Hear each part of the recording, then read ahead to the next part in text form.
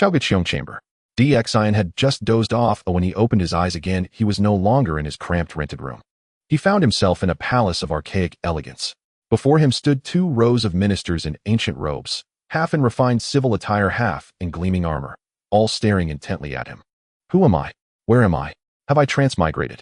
In that instant, an immense tide of memories surged into his mind, as if someone were stirring his brain violently with a pair of chopsticks, the agony unbearable. The pain came swiftly and faded just as fast, disappearing after a short while. Yet Xian, now in possession of those memories, wore a gloomy, terrifyingly dark expression. Your Majesty, Your Majesty. At that moment, low calls drifted from in front of him. Who is it? What are you shouting for? Xian raised his head and followed the sound, immediately seeing an old man with 3 long wisps of beard, gentle features, and hair and beard both snow white. This elder was Baigan the sage who oversaw all sacrifices and court music of Great Shang. Your Majesty, the Marquis of Jizhou Su, who has escorted his daughter Su Daji and is waiting outside the hall. Shall she be summoned in? Meeting Xian's gaze, Baigan hastily spoke in a reverent tone. Su Daji. At these words, Xian's face grew even darker, yet beneath that ugly expression a thick curiosity glimmered deep in his eyes. He did not belong to this world. He came from the modern era. Simply because he had ranted about someone in a game, he had inexplicably arrived in Great Shang, and of all things become history's second most notorious foolish monarch. In this era, when people spoke of depraved rulers aside from Xia Jie, the next name was his, King Zhou of Shang. Only his lot was far more miserable than brother Xia Jie's.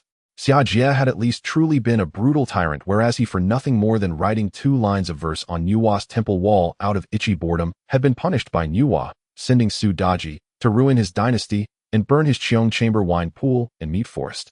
All that over skewers and wine.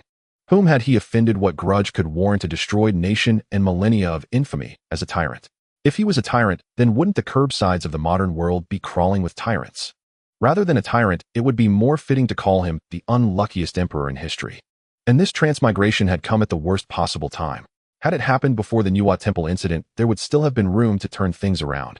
He might even have managed to cling to Nuwa Nyongyang's thigh. Now it was too late. Daji had arrived, which meant he had come after the poem was inscribed at Nuwa's temple. These people thought the one coming was Daji, but he knew full well that the real Daji had long been eaten. The one now on her way was a 9-tailed fox. Thinking of this made Xian's molars ache, yet beneath the pain, he still harbored a trace of anticipation. After all, people said fox spirits were exceedingly seductive. A Daji was a 9-tailed fox. Would she not be even more so? Ahem. Your Majesty, shall Su Hu and Daji be summoned to the hall? Seeing Xian's drifting gaze, Baigan lightly cleared his throat and spoke again. Summon her or not? At this question, Xian hesitated. At that moment, a cold mechanical voice suddenly echoed through his mind. The system has been activated. Please make your choice. 1. Summon Daji into the hall. The system will then fully activate. 2. Refuse to see Daji and send her back to Jizhou. The system will automatically unbind. System. At that word, the gloom clouding Xian's heart instantly dispersed. Having a system was excellent. That meant a turning point. He had become the protagonist. Otherwise, even having read Investiture of the Gods 300 times would not help him withstand those saints who would slaughter for the sake of a mere sliver of face, scheming against Great Shang and contending for fortune and destiny. With a system, he at least had some measure of confidence. Since she is already here, let us see her. Xian thought, his mind more agile now that he carried a system. He lifted his hand and spoke. Baigan sighed inwardly when he heard this. Just now His Majesty had hesitated. He had thought the king had repented and no longer wished to seek someone resembling Nuwa. He had not expected it to end in failure after all. At the same time, the system's voice resounded again in Xian's mind, announcing that his choice had been registered and the human emperor system fully activated, inviting him to review its rules and description. Ignoring Baigan's sigh, he focused his full attention on understanding his system. Human emperor system. Human, 1 stroke leaning, 1 stroke supporting. Stands between heaven and earth, fearing neither saints, gods, nor immortals, unbewildered by demons. Humanity shall prevail over heaven. Xian read the system introduction and let out a cold chuckle. Humanity shall prevail over heaven. The words were airy enough, yet this was a great tribulation, a struggle of Taoist lineages and destiny. Under such a tribulation, all below saints were mere ants. Even Chan's sect, the final victor, paid a grievous price. The 12 golden immortals each had their 3 flowers atop the head and 5 chi within the chest severed, who knew how many ages they would need to recover. Taishang, Laojun, and Yuanshi Tianzuan lost all face, descending personally to deal with juniors, and the 3 pure ones fell into mutual enmity. Zhao fared even worse. Once hailed as the sect of 10,000 immortals, it ended with feathers scattered everywhere. Zhao Gongming, a grand senior disciple destined for sainthood, became merely the god of wealth.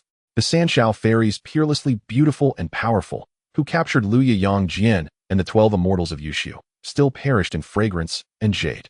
After the investiture, they were relegated to serving Bo Yikao, becoming deities in charge of children, while the mighty Hunyuan golden gourd was reduced to a chamber pot in the mortal world. As for the Western sect, though it seemed the greatest winner, its 12-petaled lotus platform that suppressed its fortune had 3 petals bitten off by the mosquito Taoist. Even with that, it could not truly flourish. In the end, it became Buddhism, yet in the prayers of the world, the credit hardly lay with its original founders. If even saints ended up like that, what of him, a so-called petty tyrant? The system responded coolly, insisting that humanity would triumph over heaven, and saints were nothing to fear, urging him not to cower. Saints are nothing much, and I'm not supposed to be afraid. Am I meant to confront them, heathen? If I truly had that ability, I'd be laughing for a lifetime. Xin was instantly exasperated with this system. This should not be called the human emperor system, it was more like a chicken soup system. Saints whose words shaped laws were practically heaven itself. Humanity shall prevail over heaven. He suspected heaven could drown him with a single mouthful of spit. At this rate, he felt he might be poisoned by this endless motivational talk. System, what functions do you actually have? The system answered it could capture the negative emotions produced in those he interacted with after being verbally berated by him. The stronger the negativity generated by his tirades, the more points the system would collect. The effects of his verbal attacks could stack without limit, and without time constraints. The more negative emotions he provoked, the richer the point rewards. Accumulated points could be used to raise his cultivation or exchange for various system tools. His current point balance 0. Xin was speechless. Human emperor system. Chicken soup system. Strip away the fancy name. This was clearly a flaming troller system. Rewarded for insulting people. Heh, was he short of such petty rewards? What he lacked was far more rewards. Inwardly, without even blinking, Xin cursed the system's mother with a cheerful grin. A chime sounded in his mind. He had gained multiple bursts of negative emotion points from the system itself, each adding up until a total of 1,000. As the thought landed, a translucent screen appeared in his mind, digits sliding across it as the balance jumped to 1,000. So it really worked. Xin's eyes lit up. At this rate, he thought he could exploit the system endlessly and shear points off it until his balance read 9 plus. But just then the system's cold voice rang out again, announcing that a bug had been detected and repaired, and that from now on it would be immune to all of the host's attacks. At the same time, it declared that his negative points had surpassed 1,000 and rewarded him with the first level of the refining essence into Qi realm. The next level would require 10,000 points. Stingy, no wait. Xin was just about to complain again when his expression suddenly changed. He could clearly feel this body, long accustomed to decay and frailty, become suddenly stronger than ever before. A terrifying power surged through his limbs. In that instant, he felt he could punch a bull to death. No, 100 bulls. The system could truly bestow a mighty, unparalleled strength out of thin air. Perhaps this era of primordial wilderness, where people slaughtered over a sliver of face, would not be so impossible to endure after all. What a fragrance! He suddenly caught a rich scent wafting through the air, like faint sandalwood, like cloying cosmetic powder, sweet, yet elegant, mingled even with the aroma of strong liquor. Interwoven, these fragrances made one's head swim. Your subject Su, who pays respects to your majesty. A low, despondent voice came from the entrance of the great hall. Xin looked up to see a middle-aged man, bare-chested, with thorny branches bound across his back, thick brows, and large eyes, his features radiating righteous integrity. Behind him stood a girl in a white gown, like a simple night dress, her hair piled like layered clouds, her apricot face and peach blossom cheeks soft as early spring hills, her slender waist like a tender willow. She was like a crabapple drunk in the sun, like pear blossoms heavy with rain, no less than a fairy descending from the ninth heaven, or Chang'e stepping out of the moon palace. When Daji parted her rosy lips, they were like a tiny cherry, the tip of her tongue releasing a soft, delightful harmony. When she turned her autumn water gaze from her curved phoenix eyes, it sent out countless delicate waves of charm. There was no doubt, this was Daji. Perfect. Daji pays respects to your majesty. Just then Daji bowed gracefully, sinking into a curtsy on the floor, her rounded curves straining against the long dress, as if about to burst through. Pity this was honey with thorns, tasting it would prick the mouth. Xin greedily let his gaze linger for a couple of breaths, then sighed inwardly, and said with a smiling squint, Daji, you are truly shamelessly alluring. As soon as his words fell, just as Xin had expected, a cold mechanical voice rang out in his mind. Invisible notifications surged one after another, each line reporting rising waves of negative emotion. Immediately, on the translucent screen in his mind, rows of numbers representing negative emotions began to scroll at high speed. Inwardly, Dxin almost cursed in astonished delight. This was a huge profit from merely one sentence. So many people contributing negative emotion to him, especially Su, who alone had given him a massive surge. It seemed this convenient father-in-law of his would be of immense use. Dxin was overjoyed. With this turncoat by his side, how could a sage fail to be born? How could great Shang fail to flourish? And how could he, Dxin, fail to become an emperor praised throughout 10,000 generations? Your Majesty. At that moment, Daji looked tenderly at Dxin. Her pearly teeth lightly bit her red lips, her eyes brimming with unshed tears, yet within them burned a scorching desire, like a little girl gazing at a beloved hairpin or a fan transfixed before an irresistible screen idol. Daji, your allure is overwhelming. Even your heavy fragrance cannot conceal the wild heat that clings to you, Dxin said, with a squinting smile, lowering his head to gaze at her. As his words fell, the translucent screen once again began to roll frantically. Yet unlike before, a flicker of unease and confusion surfaced deep within Daji's eyes.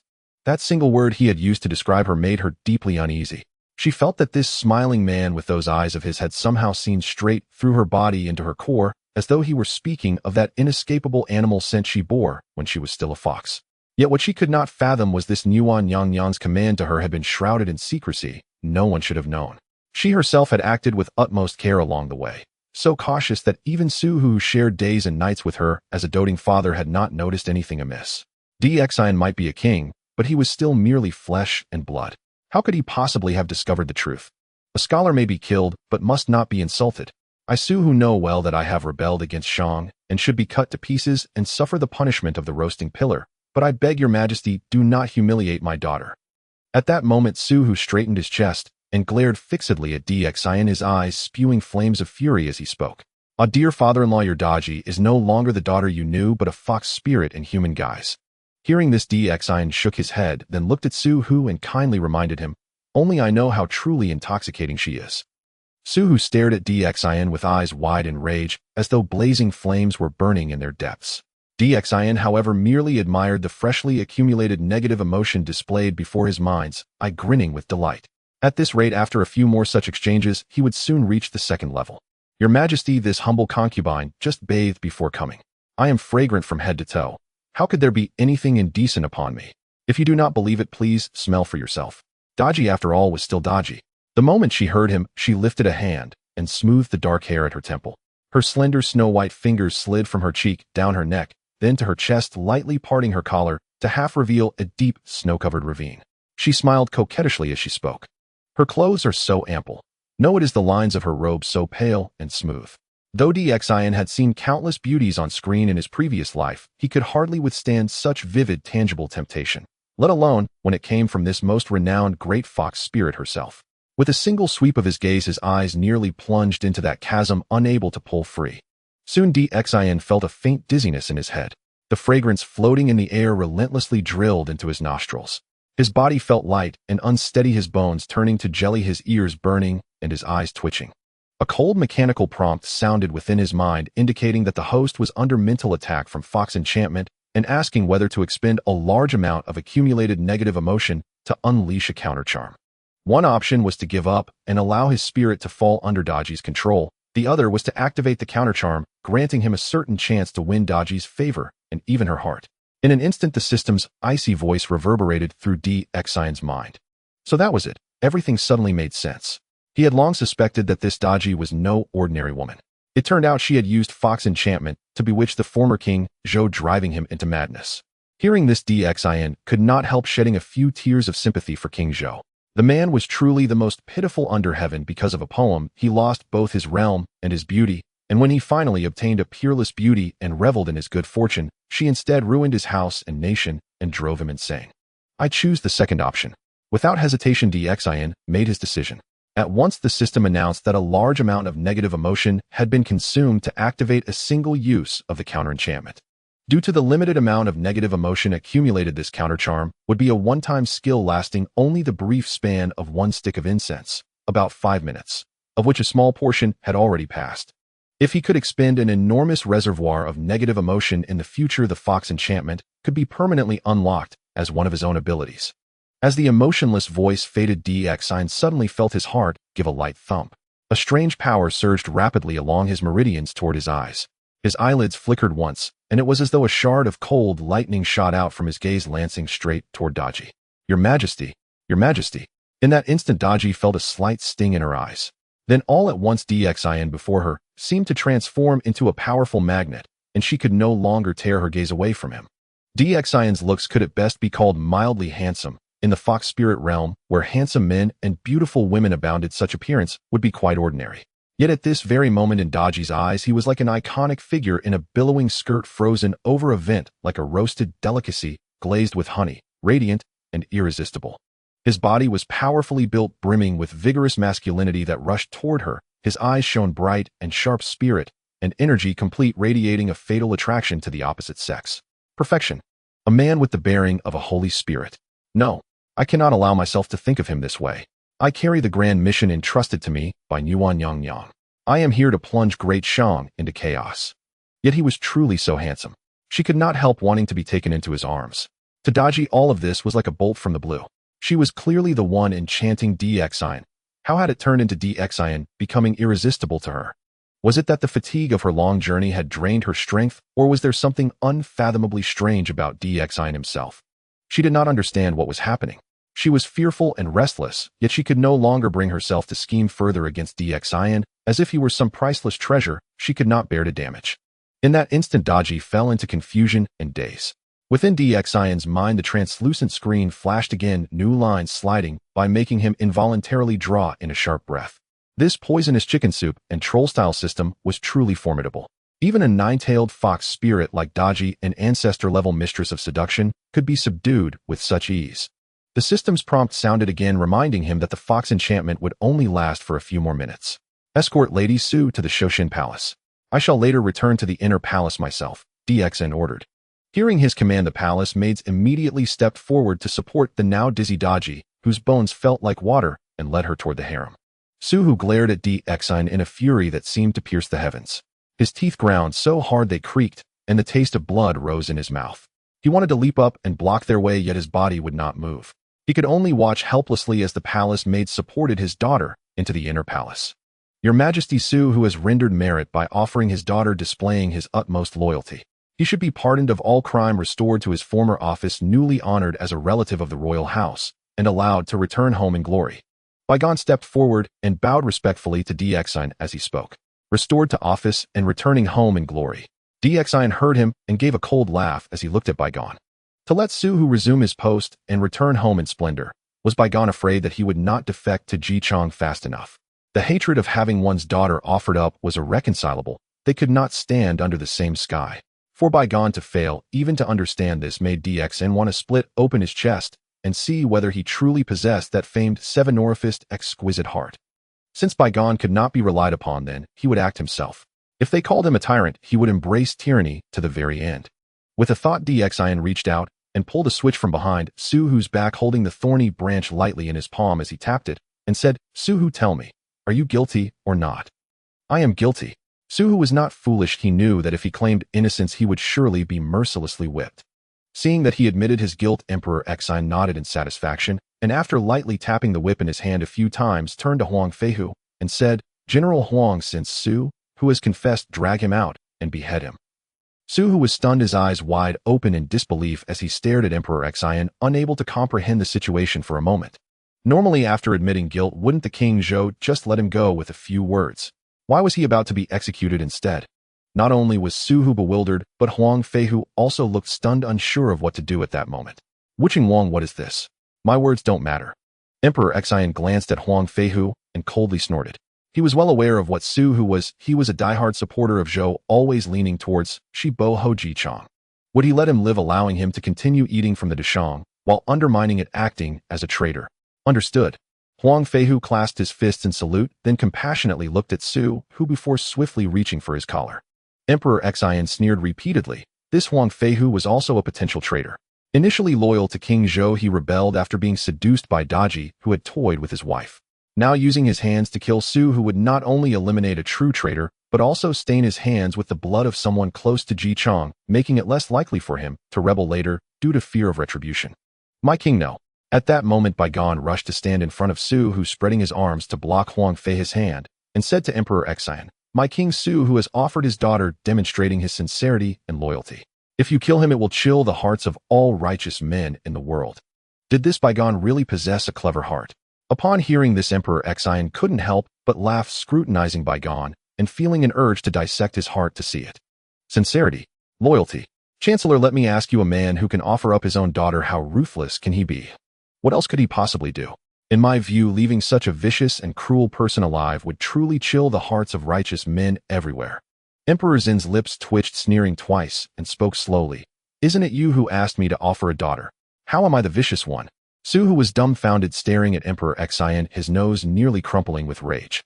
"Chancellor, you too have been left speechless by this scoundrel's cruelty, haven't you?"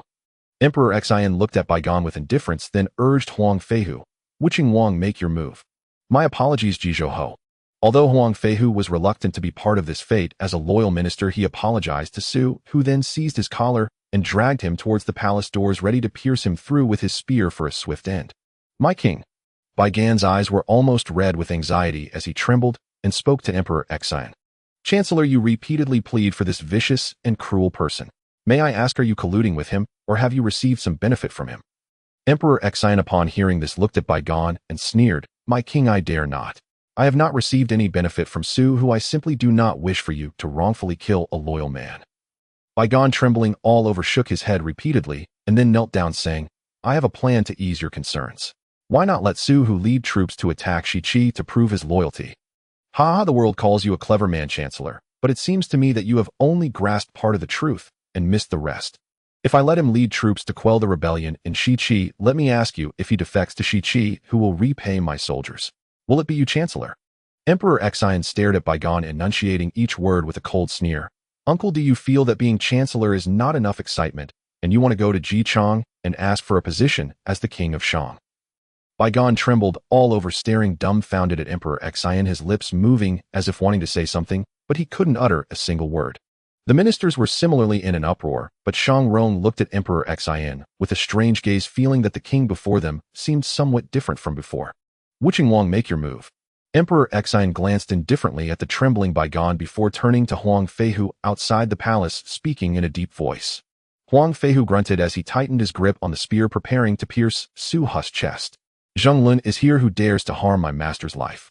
At that moment, a sudden roar echoed from the skies, followed by a middle-aged man clad in brilliant golden armor, wielding two demon-suppressing staves, riding a beast with fiery eyes descending from the heavens.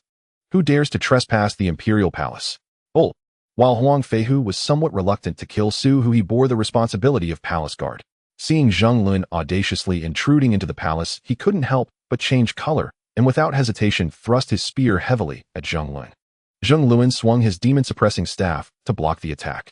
In that instant, the air trembled with an astonishing sound, sparks flying, as if a lion shook its head down a hill, or a mythical beast wagged its tail in battle. It was indeed a fierce contest. "Wuching Wang hum." Zheng Lun, feeling the pressure of the prolonged attack, changed his expression, looked up, and slammed his nose. He immediately let out a cold snort, and in that instant, two brilliant beams of white light shot out from his nose, accompanied by a cold snort that resonated throughout the land. Almost at the moment this sound rang out, everyone in the palace felt a sudden dizziness, their souls unstable.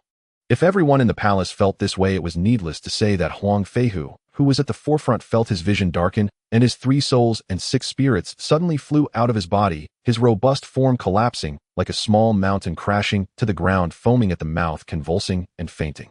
"Zheng Lun. Zheng Lun."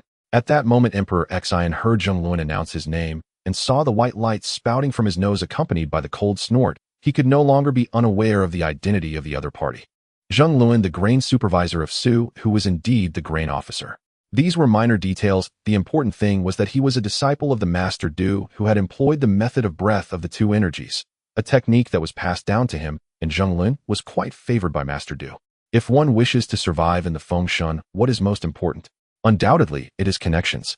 One need only look at the tales of Fengshan or Journey to the West. Those with backing and support live well, while those without deep connections or strong backing either experience a brief rise at the Fengshan platform or are smashed to pieces.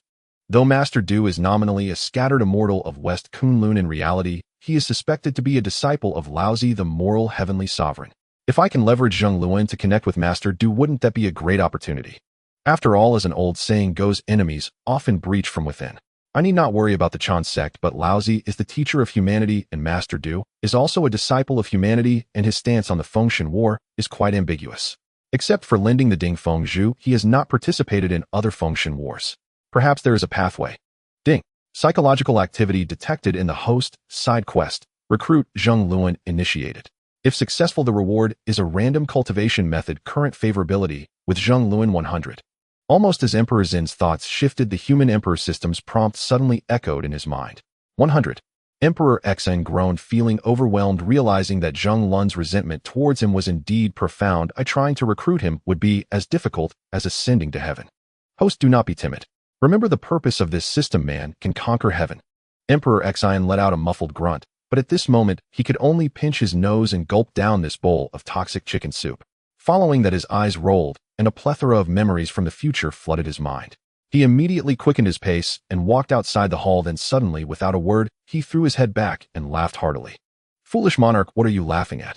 My master has even offered his daughter to you, a loyalty that the sun and moon can attest to, and yet you still intend to kill him. Zheng Luan, hearing this, immediately raised his demon-slaying staff and pointed it at Emperor Xn, shouting angrily. Zheng Lun's negative emotional value increased by 100. Emperor Xn laughed heartily, then with a turn of his eyes spoke mysteriously. Haha, General Zheng Luan, your words are erroneous. In truth, this is a test I set for Su Hu. A test? Zheng Luan looked at Emperor Xn in confusion, his eyes filled with bewilderment. There's some truth to it. Seeing Zheng Lun's expression, Emperor Zin's heart stirred, and he nodded solemnly, continuing, all of this is a test I set for Su Hu. I have heard that the Marquis of Jizhou is always loyal and upright. I wished to put him to great use, but fearing he might be taken advantage of by treacherous people, I feigned a decree asking him to offer his daughter, testing his character. To my dismay, the human heart cannot withstand such trials, and the man everyone calls loyal and upright, the Marquis of Jizhou, truly intended to offer his daughter to me for his own selfish desires. This is truly heartbreaking. Offering a daughter was merely a test, eh?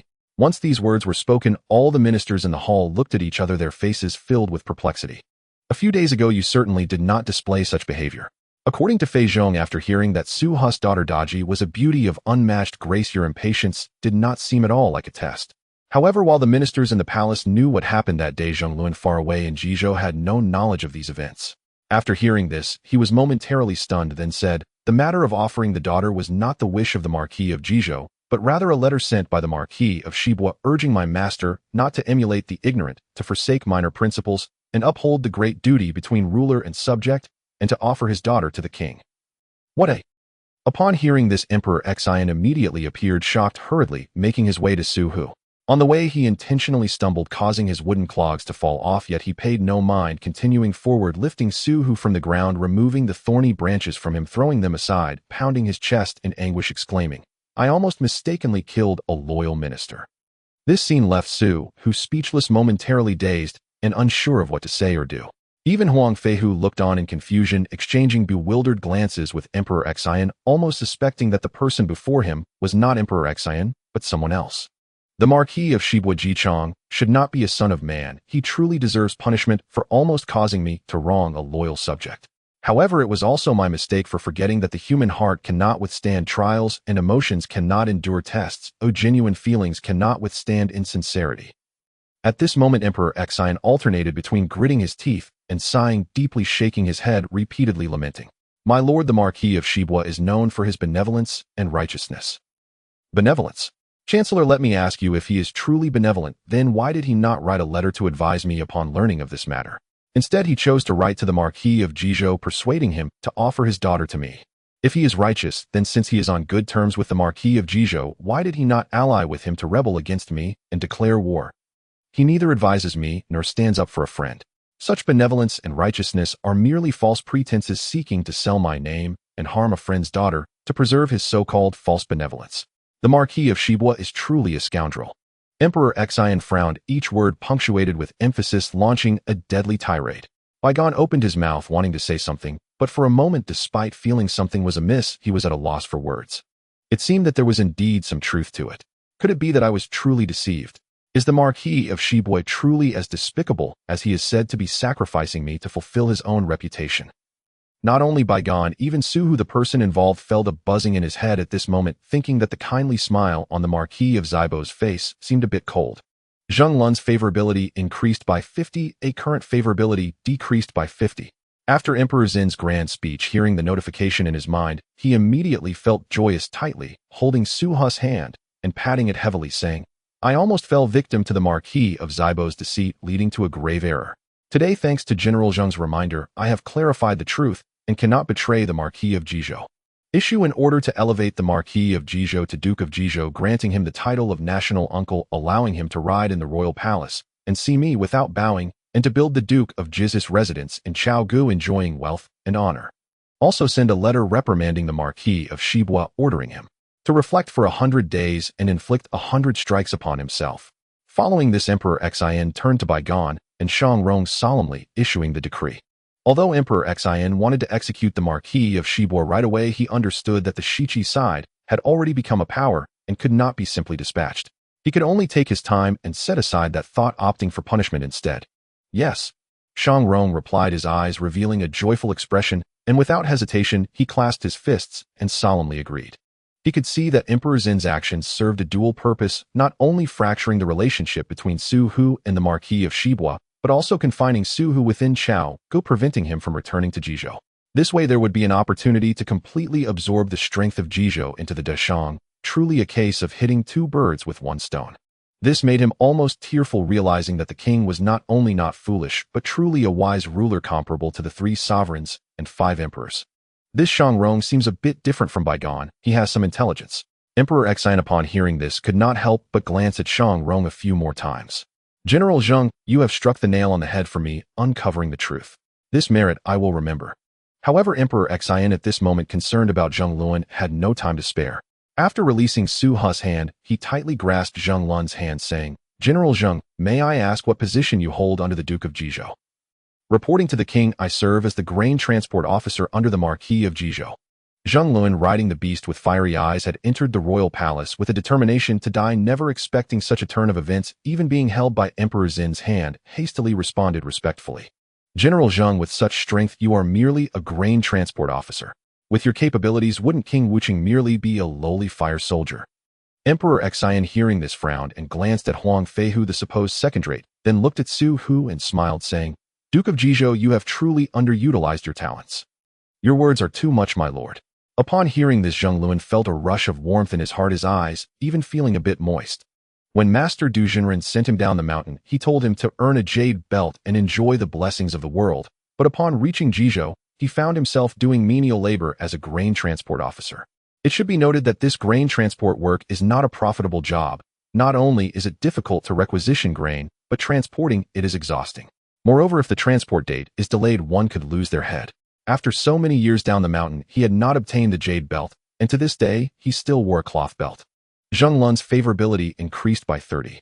"Too much. I have not said too much. General Zheng, your admonition today has awakened me. With loyalty and righteousness, I must reward you well. From today on, General Zheng Luan shall be the commander of the Inner Court's Golden Guard, promoted to Left Guard General, rewarded with 100 loads of gold and given a jade belt." Upon hearing the system notification, Emperor Zin's eyes brightened. Seizing the moment, he continued, and when he saw Zheng Luan still wearing a cloth belt, he unhesitatingly declared in a deep voice, "My lord." Upon hearing this, Zheng Luan could not help but have tears well up in his eyes, shimmering as they fell. "Come, Chancellor, this jade belt shall be given to General Zheng. Allow me to tie it personally for you." Upon hearing the words jade belt, which had such a great effect, without hesitation, Emperor Xin reached out and tore off the jade belt from Bygan's waist, regardless of Bygan's grasping at his pants, and personally tied it around Zheng Lun's waist. "I pledge to serve the king with my life." Zheng Lun's eyes brimmed with tears as he prostrated himself, sobbing uncontrollably. Zheng Lun's favorability increased by 90. Mission accomplished. The host receives a chance to draw a random secret manual reward. If Zheng Lun's favorability reaches 100, he will gain 1 point of the achievement Loyal Death of a subject and 50 merit points. If he accumulates 100 merit points, he will have a chance to forge a merit golden body. Merit value. Merit golden body. Upon hearing this, Emperor Zin's eyes immediately lit up. Merit is a good thing. Becoming a saint relies on fortune and this very thing. Sworn loyalty. As Zheng Lun's words fell, Suhu's face instantly turned pale, and a sense of urgency arose in his heart, as if his own corner was being dug away. The negative emotional value from Su Hu 500. DXIN laughed heartily, reaching out to help Zheng Luan up from the ground, saying, General Zheng, please rise quickly. From now on we shall work hand in hand strengthening the great Shang. I as your subject will surely serve you with my life. Zheng Lun's eyes shone with fervor as he nodded vigorously, pledging his oath. What did he come to this world for if not to stand out, gain recognition, enjoy wealth and glory, and earn a jade belt? Unfortunately, he was not appreciated by Su Hu back in Jizhou, merely serving as a grain officer. Now that DXIN valued him so much, being both a general and receiving a jade belt, how could he not feel grateful and develop a sense of duty? Good. General Zheng shall accompany me from now on. The defense of Chaoga City I shall entrust to you. DXIN patted Zheng Lun's shoulder and then glanced around, saying, If there is anything, report it, if not, dismiss the court. Your Majesty, I have a matter to report. The Grand Tutor has been pacifying the rebellion of Yuan Fudong in the North Sea for 15 years. I request your Majesty to worship the gods of heaven and earth tomorrow, praying for the Grand Tutor's success in restoring peace and returning to court. Baigan heard this and hurriedly clutched his sliding pants with both hands, looking at DXIN respectfully. Worship the gods of heaven and earth. Wasn't that to communicate with the gods through sacrifices? DXIN felt a surge of curiosity about the ancient rituals and immediately nodded, saying, Granted. After his words fell, everyone respectfully retreated, but Zheng Lun was about to leave when DXIN grabbed his arm, smiling. General Zheng does not need to leave. You shall accompany me henceforth. Daji was still in the rear palace, a nine-tailed fox not to be underestimated. He needed to rely on this fellow Zheng Luan to protect him from Daji's deadly claws. The negative emotional value from Huang Feihu 500. Almost instantly after the words fell, DXIN noticed a message flash across the system interface. He looked over and saw that Huang Feihu was looking very gloomy, obviously feeling that someone was threatening his position as Wuqing King, creating a sense of crisis. Unfortunately, Huang Feihu, aside from having decent bloodlines, was quite mediocre, even inferior to his five-colored divine ox. What could he possibly compare with little Luan Lun? Let's draw first and see what rewards this system will give me before going to meet Daji. DXIN thought to himself, then patted Zheng Lun's shoulder and hurried towards the rear palace. The king is infatuated with beauty and is so impatient, Great Shang is likely in danger. Unfortunately, Grand Tutor has not returned and no one can restrain the king. Baigan watched Dizin's back, sighing heavily, feeling a sense of unease in his heart. After pondering, he decided to write a letter to Wen Zhong overnight, asking him to return to Chaoga and use the golden whip to teach this foolish king a harsh lesson. At this moment, DXIN casually found a stone by the roadside and sat down, while Zheng Lun stood guard with a fierce demeanor, arms crossed, looking quite devoted. The lottery center, so this is where the random draws take place. DXIN scrolled through the system and found an option for the lottery center, which featured a large wheel with various options, a pointer, and a button. Beneath the button in the center of the wheel, there was a note that read, 1 chance to draw. 1 Chi transforms, 3 pure ones, 8-9 mystic art, 5 colored divine light, sleeve universe, empty, tranquil, marvelous method, true fire, of Samadhi, 5 elements, escape method. A glance made DXIN instantly happy if luck was on his side, and he drew 1 Chi transforms, 3 pure ones. Wouldn't his nose be bubbling with joy? Even if I have to settle for the 8-9 mystic art, that would still be great. The Great Sage, 72 transformations at will. This is every youth's dream. Without hesitation, he clicked to start the draw, and the pointer began to spin at a dizzying speed. As DXIN shouted to stop in his mind, it gradually slowed down. 1 Chi transforms, 3 pure ones. 1 Chi transforms, 3 pure ones. 8-9 mystic art. 8-9 mystic art. DXIN clenched his hands tightly, continuously cheering for the pointer in his heart, hoping it would land on the position he desired most. Thank you for participating. Damn it. DXIN almost jumped up. Oh, what the hell is this? How could this noble, grand, and magical emperor system have such a ridiculous option as thank you for participating on the wheel? Is this even feasible? What kind of game is this? After he finally seized a chance to draw, he ended up with this thank you for participating. Is this something a person would do? But it makes sense. This broken system grows through negative emotional values being so ridiculous, it was never a good thing. Congratulations, host, you've drawn thank you for participating. At this moment, a cold, emotionless voice echoed in Dizin's mind. Congratulations. How are you even human? You shouldn't be called an emperor system, you should be called a wicked system. Is this what you call a random skill? Where's the skill? DXIN scoffed repeatedly, his disdain radiating from within. At this moment, he suddenly began to worry about his life in the primordial chaos.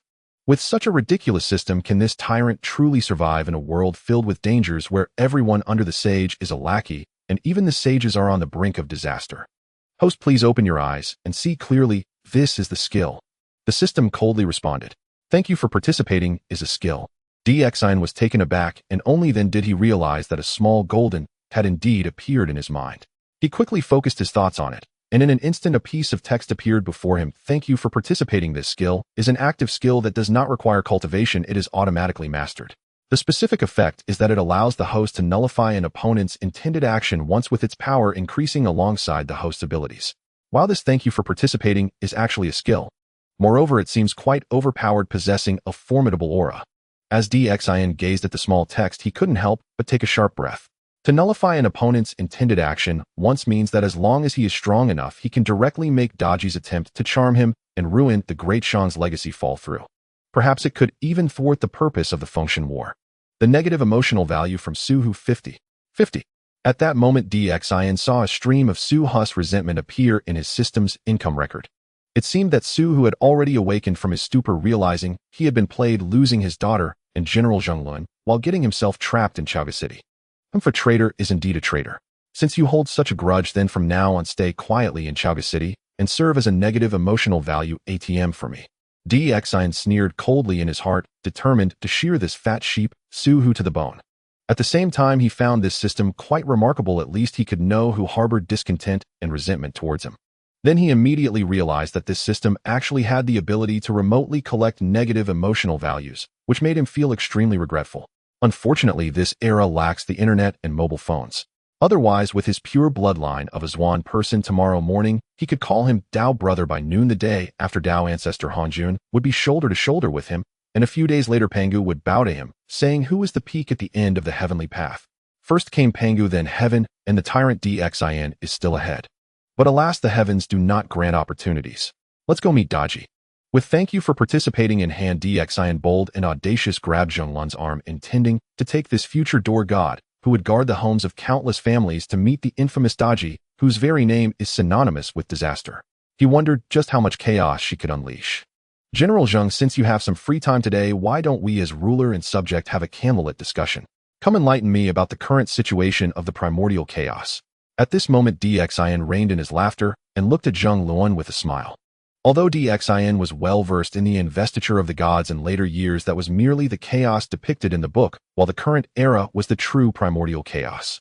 There must be many distinctions between the book and reality, and much of what was written was shrouded in ambiguity. Perhaps now he could learn more about the truths of the primordial chaos from Zheng Luan. After all, although Zheng Luan was not the most prominent character in the investiture of the gods, he was a disciple of the real man Du, and thus a true descendant of the primordial chaos's third generation. Of course, more importantly, although he currently possessed the "thank you for participating" secret method, this method might not truly be able to withstand Daji. If anything were to go wrong, it would be troublesome. Moreover, the "thank you for participating" method merely thwarted Daji's intentions. If he did not go to see Daji, the outcome would be the same as this method. Rather than that, it would be better to turn the tables and take the initiative by going to see Daji himself, thus seizing the initiative. "My lord, will you not go to see Lady Daji tonight?" Zheng Luan was taken aback upon hearing this, looking at DXIN with surprise. "To have you, my dear, is like a long-awaited rain in a drought. How can mere Daji compare to you?" With a grand wave of his hand, DXIN spoke passionately, showcasing his prowess. "My lord, I shall serve you until death." Upon hearing this, Zheng Luan's tiger eyes flared with heat, and he clasped his fists, kneeling on one knee with conviction. At this moment, he was even more certain that the rumors he had heard about DXIN and Zhizhou, being a tyrant, cruel, and indulgent, were merely the malicious fabrications of petty individuals like the Duke of Shibui Jichong. Is there truly a tyrant capable of polishing a gem like me? Is there such a tyrant who would choose to discuss the grand trends of the primordial chaos with me rather than indulge in a night of passion with a beauty like Daji? They are all liars. My lord is not a tyrant at all. He is a wise ruler, a truly wise ruler. From Zheng Luan's loyalty 95. In an instant, a system notification rolled through Dzin's mind. "Ha, rise, my dear, let us as ruler and subject share a candlelit discussion tonight and create a beautiful tale together." DXIN laughed heartily, helping Zheng Luan up, and led him to a side hall, instructing the palace maids to bring wine and food as the two chatted while drinking. Why hasn't that tyrant DXIN come to the Pepper Room Palace yet? Meanwhile, in the Pepper Room Palace, Daji gazed at the darkening sky outside, her brows tightly furrowed as she anxiously looked towards the palace gates.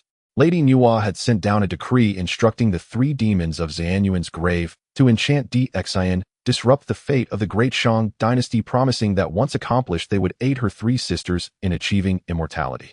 But how could it be that the rumored lecherous tyrant, upon seeing her beauty, had yet to come to the Pepper Room Palace at this moment? If Dxian does not come, how can she fulfill Lady Nuwa's task of disrupting this tyrant and ruining their dynasty? Moreover, what puzzled Daji was that during today's court session, there had been a fleeting moment of distraction when she felt her heart stir. The Fox Demon clan never experiences such stirrings. How could she break this rule? And especially towards a mere mortal like Dxian, a cruel tyrant. Your Highness, there is no need to wait any longer. The king will be discussing state matters with General Zheng tonight, having a candlelit discussion until dawn, and will not disturb you. At that moment, a young palace maid approached from outside the palace, bowing to Daji before whispering, "That tyrant isn't coming." Daji was immediately stunned to hear this, her face pale, her limbs cold, and she couldn't help but glance into the bronze mirror. Seeing herself as such a beauty, how could the tyrant who was said to be obsessed with beauty and had recited such vulgar poetry in Lady Nuwa's temple still remain unmoved? Could it be that she was mistaken? Dxian was not a tyrant, but a wise ruler. But if Dxian does not come to see her, how can she fulfill Lady Nuwa's command? If she cannot accomplish this, then what will happen with Lady Nuwa? Upon thinking of this, Daji's beautiful complexion changed, her gaze became vacant, and she shook her head repeatedly, her body involuntarily shivering. The lady in the palace of Nuwa is not as benevolent and kind as the statue in the temple. She possesses tremendous power. During the calamity of the dragon and phoenix, numerous powerful beings perished at her hands, turning to ashes. No, absolutely not. Dxian, I must take you down and make you bow beneath my pomegranate skirt. After a few shivers, Daji suddenly tightened her delicate fair fingers, her eyes revealing a determined look. Meanwhile, in the side hall, Dxian glanced at Zheng Luan, who was already drunkenly sprawled on the table before him, tapping his fingers on the tabletop, his expression quite grim. Zheng Luan was indeed a true descendant of the third generation. He might not be the most outstanding among them, but his background allowed him to see the trends of the primordial chaos more clearly than others. After the battle between the witches and the demons, although there had been a period of peaceful tranquility, the conflicts between the Chan and Jie sects had become increasingly irreconcilable. The 12 golden immortals of the Chan sect were renowned throughout the primordial chaos, each having attained the pinnacle of the great Luo golden immortal realm. The Jie sect, on the other hand, claimed to have all the immortals bowing before them, with numerous figures like the 10 heavenly lords of Golden Ao Island, the Sanchao fairies, and the first disciple, Zhao Gongming, all equally formidable.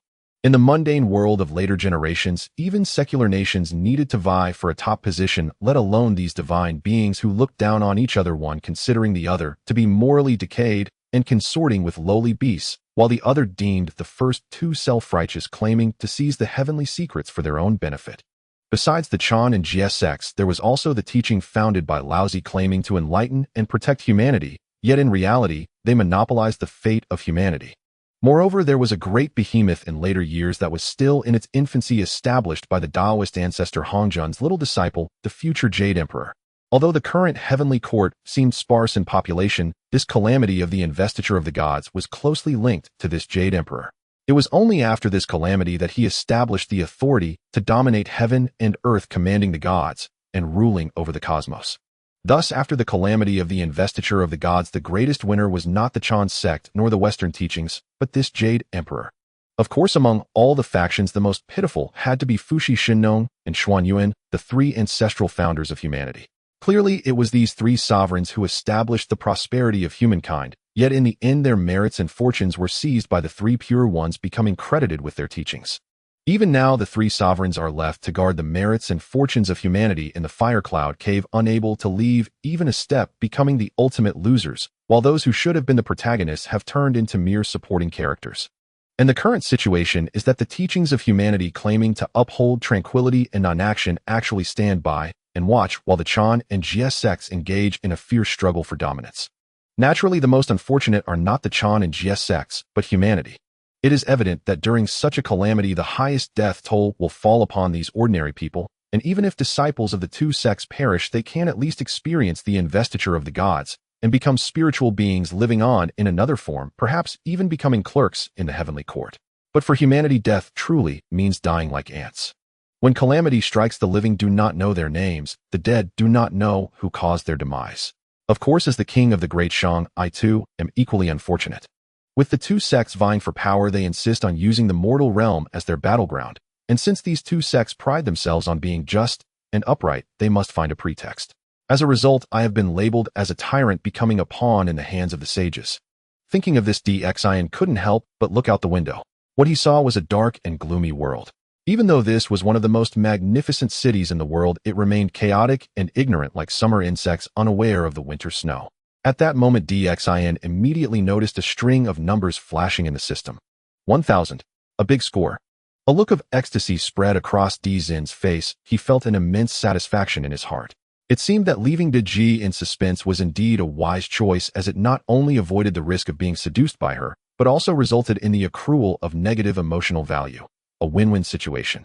Soon after, Xian saw another system notification flash through his mind. Negative emotional value from Zhou. Xian's eyes revealed confusion. Zhou was currently thousands of miles away in the North Sea, and since he had taken over this body, he hadn't had any contact with him. How could he possibly generate negative emotions? Bygone. It must be that old fool Bygone secretly reported his grievances to Zhou, otherwise it wouldn't be like this. But soon after, Xian understood the reason, his brow furrowing. One must know this was truly not a good omen, as Zhou played a crucial role in Xian's plan to survive the Fengshan War. According to the records of the Fengshan, Zhou was undoubtedly the foremost powerhouse of the Shang dynasty's local forces in the battle. Even in the later decrees of Fengshan, the primordial heavenly master evaluated Zhou, as though he has heard of the fruit of the morning, he has yet to verify the truth of the first principle. This meant that although he had only cultivated for 50 years, he had already reached the realm of 3 flowers gathering at the apex, and 5 chi returning to origin, half a foot into the level of the great Luo Golden Immortal, making him one of the top 3 in the Jiejiao's 3 generations. Moreover, besides Zhou's formidable strength, he was also the intersection point between the Shang dynasty and the Jiejiao. Both Zhao Gongming and the 10 heavenly lords were invited by him. Although the records of Fengshan indicated that Zhou was very loyal, even when King Zhou was enchanted by Daji, he had never betrayed. Letting Zhou harbor too much negative emotion was ultimately not a good thing. However, Zhou had not yet returned home, and this negative emotional value was still low, so there was room for remedy. All of this made Xian regard the system with newfound admiration. This system not only allowed him to know who had grievances against him, but also helped him prepare for potential troubles through the emergence of negative emotional values. Time passed quickly, and in the blink of an eye, it was the morning of the second day after Xian arrived in the Hongwang. "My king, the sacrificial ceremony has been prepared, and the offerings are in place. Please proceed to preside over the ritual." As dawn broke, Bygone rushed over and knocked on the door for an audience. "Granted." Xian, upon hearing this, shook off his drowsiness, nodded, and followed Bygone towards the sacrificial ceremony. Walking along the path, listening to the surrounding birds chirping and recalling the memories of the original Xian, he found these scenes very familiar, which made him sigh in his heart. To rise early and work diligently, how could this be the act of a tyrant? He was truly a wise ruler. After a moment, under Bygone's guidance, Xian arrived at the altar of the gods. At that moment, the prominent figures of the Shang dynasty, such as Huang Feihu and Shang Rong, had also gathered there. "Your Majesty, please issue an edict to present offerings to the gods." Bygone, after leading Xian onto the altar, respectfully saluted him. Xian casually nodded, but soon his peripheral vision caught sight of the scene around him. Except for the bustling crowd, he did not see any fruits or other offerings, but instead there was a group of ragged individuals kneeling on the ground ahead, looking much like wild men. Moreover, among these people there were old and young. The elderly appeared to be around 50 with white hair and nearly all their teeth missing. As for the young ones, they seemed to be infants just awakened from sleep, still whimpering, but their mothers tightly covered their mouths with their hands, fearing that their cries would disturb the prominent figures around them. In addition, Xian also noticed that every one of these kneeling individuals had faces filled with numbness, their eyes devoid of color, dazedly kneeling there, resembling pieces of decayed wood. "Where are the offerings?" Xian furrowed his brow and asked Bygone. "These human beings are the offerings we are to present to the gods." Bygone quickly pointed to the group of wooden-like people, excitement shimmering in his eyes as he spoke deliberately. "Human offerings. Human sacrifices." Upon hearing this, Xian couldn't help but shiver, and instantly numerous images of past sacrifices resurfaced in his mind. Without exception, those sacrifices had always been these human offerings. Then Xian suddenly recalled why he had penned such lascivious poetry in the palace of Nuwa that day. The reason was that the sacrifices to Nuwa had chosen human offerings, while the real Xian had always sought to eliminate this practice within the Shang dynasty, attempting to abolish human sacrifices and ensure that the human race would only worship their ancestors and no other gods. "My king, the auspicious time has come. Please issue a decree to slaughter the human offerings and sacrifice to the gods, ensuring that when Taisha achieves success and returns home, At this moment, Baigan continued to urge Dxian, swallowing hard as he spoke. What if I do not offer sacrifices? Dxian asked, looking at Baigan, his words deliberate as he coldly inquired. As a modern person, he simply could not accept such a bloody practice of sacrificing human beings as livestock, and he strongly supported the true actions of the original Dxian. What wrongs have people committed that they must go to such lengths to serve the gods, even sacrificing their lives? My king, be cautious with your words. Baigan's expression changed drastically as he looked at Dxian, trembling and trying to stop him. Please, your majesty, take back those words. Not only Baigan, but those around him such as Huang Feihu and Wei Zi also trembled in fear, staring wide-eyed at Dxian, who had voiced these 3 questions, all kneeling down and exclaiming loudly. I have grown weary of using people to serve the gods. If the gods require human lives for sacrifices, then let them not be worshipped. As soon as he finished speaking, Dxian immediately saw a long string of rolling values appear on the system interface, all of which were negative emotional values from individuals who had either defected in the Fengshan War or had become entrenched in old customs. Please, your majesty, retract those words quickly. The gods cannot be offended, otherwise if the gods turn their backs, the mandate of heaven will be lost, and our Shang dynasty will be in peril. Baigan repeatedly bowed his head, each thud resonating as blood oozed from his forehead. If I do not sacrifice lives to the gods, will they not grant me the mandate of heaven? Then who truly rules this world, me or the gods? Did Nuwa create humans to serve as livestock for their sacrifices? Dxian replied coldly, gazing at Baigan with a furrowed brow. Congratulations, host, for receiving the recognition of the Human Emperor system. Reward negative emotional value 5,000, total negative emotional value surpassing 10,000, breaking through the second layer of refining essence, and Chi obtaining the secret method Sui, Huang's tranquility method.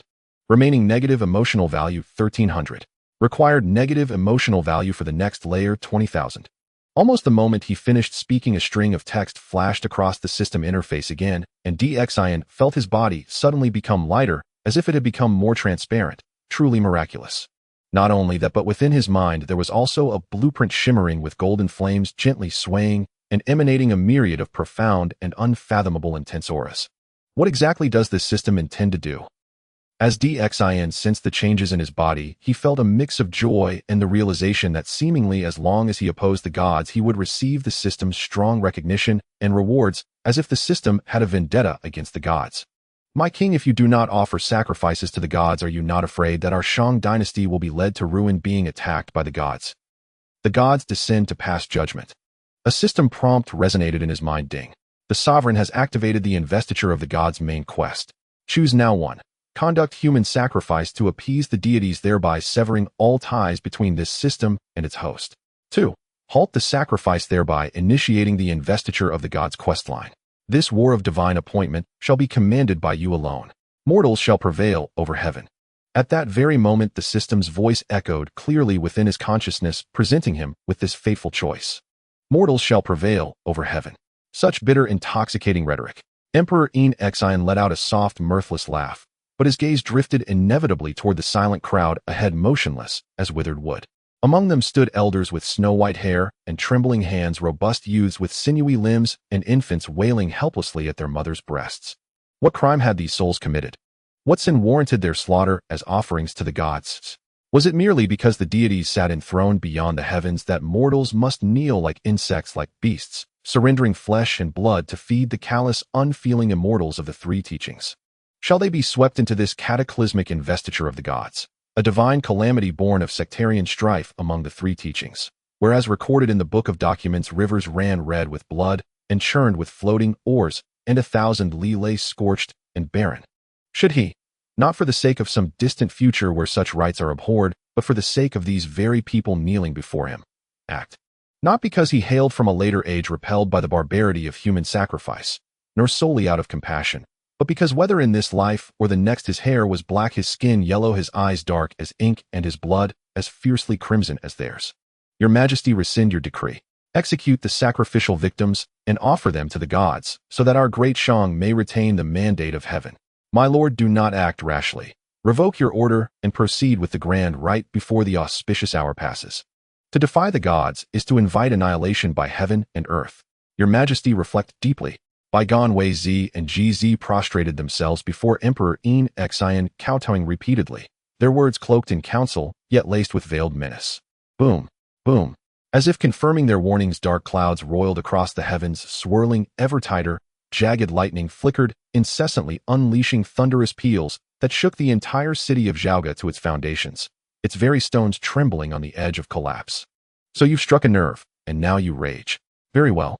This bitter draught, mortals shall prevail over heaven. I drink it gladly. Emperor Enfeoffment smiled faintly, his thoughts quiet, then lifted his eyes to Wei Zhizhi and Bai Gan, who knelt before him. Each word fell like a hammer blow. The gods bestow nothing upon mankind, yet mankind offers them everything. I am weary of worshipping deities who bring only calamity and possess no virtue whatsoever. If their blessings demand human blood, then I reject those blessings outright. And if the gods protest, I invite them to come forth and wage war upon me. If the gods protest, I invite them to come forth and wage war upon me. In that instant, Zhaoga froze. Time itself seemed suspended. No sound stirred in heaven or earth save that single thunderous declaration echoing across the cosmos, reverberating violently in every ear, shaking every body, shattering every soul. Ding. System alert. Host decision confirmed. The investiture of the gods' main quest is now fully activated. All system functions unlocked, including negative emotion value exchange and the grand lottery wheel. Negative emotion values may be redeemed for spirit treasures or random rewards. Further capabilities await discovery by the sovereign. The system's chime resonated within Enfeoffment's mind, leaving him momentarily speechless. So this system was not only opaque and treacherous, it was cunningly incomplete. Until now he had wielded only a half-functional version. True activation demanded a decisive choice. Yet, was this truly full activation? Boom. Before Enfeoffment could even examine the newly unlocked functions, a colossal, blinding bolt of lightning cleaved the sky like a celestial executioner's blade, striking the great Shang banner erected before the altar. Sparks erupted violently. The banner blackened into ash. The pole snapped cleanly in two, charred utterly to coal. Tyrant! Tyrant! Tyrant! Divine punishment has fallen. Will you still not retract your edict? Despot! When shall this day end? Let us perish together. Wei Zi and Zhi sprang upright, their ceremonial headdresses trembling, wildly white hair whipping in fury as they pointed accusingly at Emperor Enfeoffment, shouting each syllable with incandescent wrath. Negative emotion value acquired from Wei Zi 500. Negative emotion value acquired from Zhi 500. Cumulative total 2,300. Tyrant! Despot! At last, you compare me to my elder brother Jiao. Enfeoffment's gaze swept coolly over Wei Zi and Zhi before a slow, knowing smile curved his lips. Uncle, elder brother, from your words I gather you insist I must sacrifice humans to appease the gods. Is that correct? If your majesty would but repent and return to the righteous path, it is not too late. The mandate of heaven may yet favor our great Shang, and the gods will bless your majesty once more. Wei Zi and Zhi exchanged glances, then turned earnestly to Enfeoffment, pleading with desperate sincerity. Excellent. Excellent. Since uncle and elder brother care so deeply for me, and for the great Shang, such loyal devotion cannot go unrewarded. Very well, as you wish, we shall proceed with the human sacrifice. Enfeoffment's smile widened, nodding repeatedly. To recognize one's error and amend it, that is the highest virtue. I knew deep down your majesty would place the great Shang above all else. Wu Qinhuang, take uncle and elder brother away. Behead them. Offer their heads to heaven. At that moment, Enfeoffment's expression hardened. His eyes flashed with glacial coldness as he swept a contemptuous glance over Wei Zi and Zhi, offered them a perfunctory bow, and spoke calmly. Uncle and elder brother cherish the realm so dearly. I cannot possibly disappoint such selfless loyalty. Uncle, elder brother, may your journey be peaceful. Negative emotion value acquired from Wei Zi 1000. Negative emotion value acquired from Zhi 1000.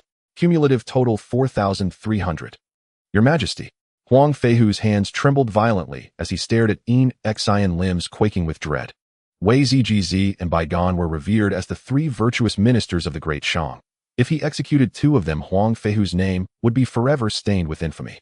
Your Majesty, please reconsider. Wei Zi and Zhi spoke only for your Majesty's sake and for the good of the great Shang. Bai Gan collapsed to the ground, kowtowing repeatedly, begging desperately for their lives. Of course I know, they serve me faithfully. Serve the great Shang wholeheartedly. Is it not precisely by honoring their loyalty that I fulfill their deepest wish? Or does Chancellor Bai Gan believe that uncle and elder brother must live, while the common people may die without consequence? Or is their loyalty to me, and to the great Shang, mere talk never tested in action? Enfeoffment gazed at Bai Gan, his expression icy and detached. Bai Gan's lips parted, yet no sound emerged. Xian gave 2 sharp mocking laughs, then turned to Huang Feihu, Wu Cheng Wang. Carry out the sentence. Do you dare defy my command? Huang Feihu bowed low, pressing his forehead hard against the floor, mute as stone, pretending deafness, feigning idiocy. General Zheng, execute the order. Xian knew instantly that Huang Feihu, the double-dealing opportunist, could not be trusted. With another scornful laugh, he turned instead to Zheng Luan and issued his command, voice low and iron-hard. Yes, Your Majesty.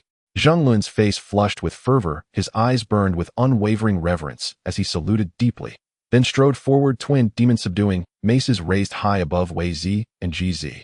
Zheng Luan was human-born, of humble origin, and for years he had witnessed countless scenes of mortals offering blood sacrifices to the gods. Something about it felt profoundly wrong, yet he could never quite name the flaw. Until now. Now Emperor Xian had shown him exactly what was wrong.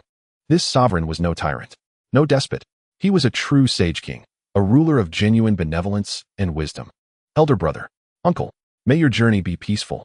Xian offered a casual dismissive bow toward Wei Zi and Ji Zi, then smiled coldly. Your loyalty to me and your devotion to the great Shang shall be remembered by me and by all our people for generations to come. Tyrant. Wei Zi and Ji Zi erupted in fury, their bodies trembling violently, their bloodshot eyes bulging as if about to burst from their sockets, glaring at Xian with searing hatred. Negative emotional energy surged 2-0 from Wei Zi and 0 from Ji Zi, cumulative total 8-0. And simultaneously the two bestowed upon Xian a staggering 4,000 units of negative emotional energy. Crack, crack. And before he could even utter the word tyrant, Zheng Luan's demon-subduing mace crashed onto his skull. With 2 sharp, brittle sounds, 2 blossoms of crimson and ivory erupted instantly, splattering across the sacrificial altar. A bloody gale swept forth, heaven and earth fell utterly silent. All ministers stood frozen, staring blankly at the chilling crimson andivory carnage upon the altar, trembling uncontrollably, cold sweat beating upon their foreheads. Is there anyone else who wishes to demonstrate loyalty to the great Shang? As my royal uncle and eldest brother just didn't. Xian glanced at the numbers flickering behind the scenes, a satisfied smile spreading across his face as he surveyed the assembly, speaking each word with deliberate weight. Indeed, being a tyrant yielded negative emotional energy faster than anything else. 1 strike netted 4,000. 2 more such blows, and he would effortlessly reach the 20,000 units required to break through to the 3rd tier of the Qi refinement cultivation realm. His gaze lingered, brief yet pointed, upon the necks of Huang Feihu and Bygone. Alas, these turncoats were all talk and no action. Merely meeting his glance sent them into convulsive shudders, heads pressed hard against the ground, breath held tight in terrified silence. Worthless cowards, Xian scoffed, shrugging coolly. Negative emotional energy surged 200 from Bygone, in 200 from Huang Feihu, in 200 from the narrative itself. Cumulative total 890. As soon as the words left his lips, Xian watched the figures behind the scenes surge and tumble, teetering on the verge of surpassing 10,000. Henceforth the great Shang abolishes human sacrifice. Should anyone dare propose its return, let them first offer themselves as tribute to the gods, then petition the emperor. Xian nodded in quiet satisfaction, scanning the hall before declaring solemnly, "And yes." The reply echoed, listless and hollow, yet several voices rang out with unusual clarity. Xian's gaze flickered toward them. Shang Rong, Fei Zhong, Fei Lian, and Eli. Fei Zhong, Fei Lian, and Eli were notorious treacherous ministers, obedient by nature, their fervent cries unsurprising. But Shang Rong, a paragon of loyalty in the investiture of the gods, famed for his death by head-bashing against the 9-section hall in protest.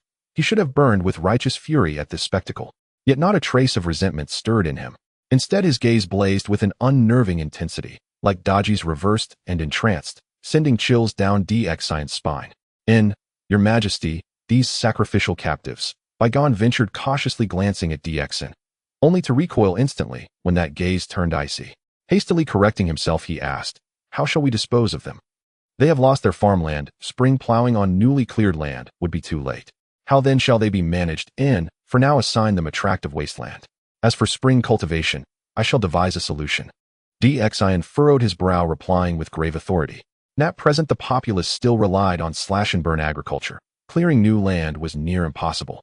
Yet for Xian, a sovereign hailing from a future age, this posed no insurmountable challenge, only a matter of diligent effort.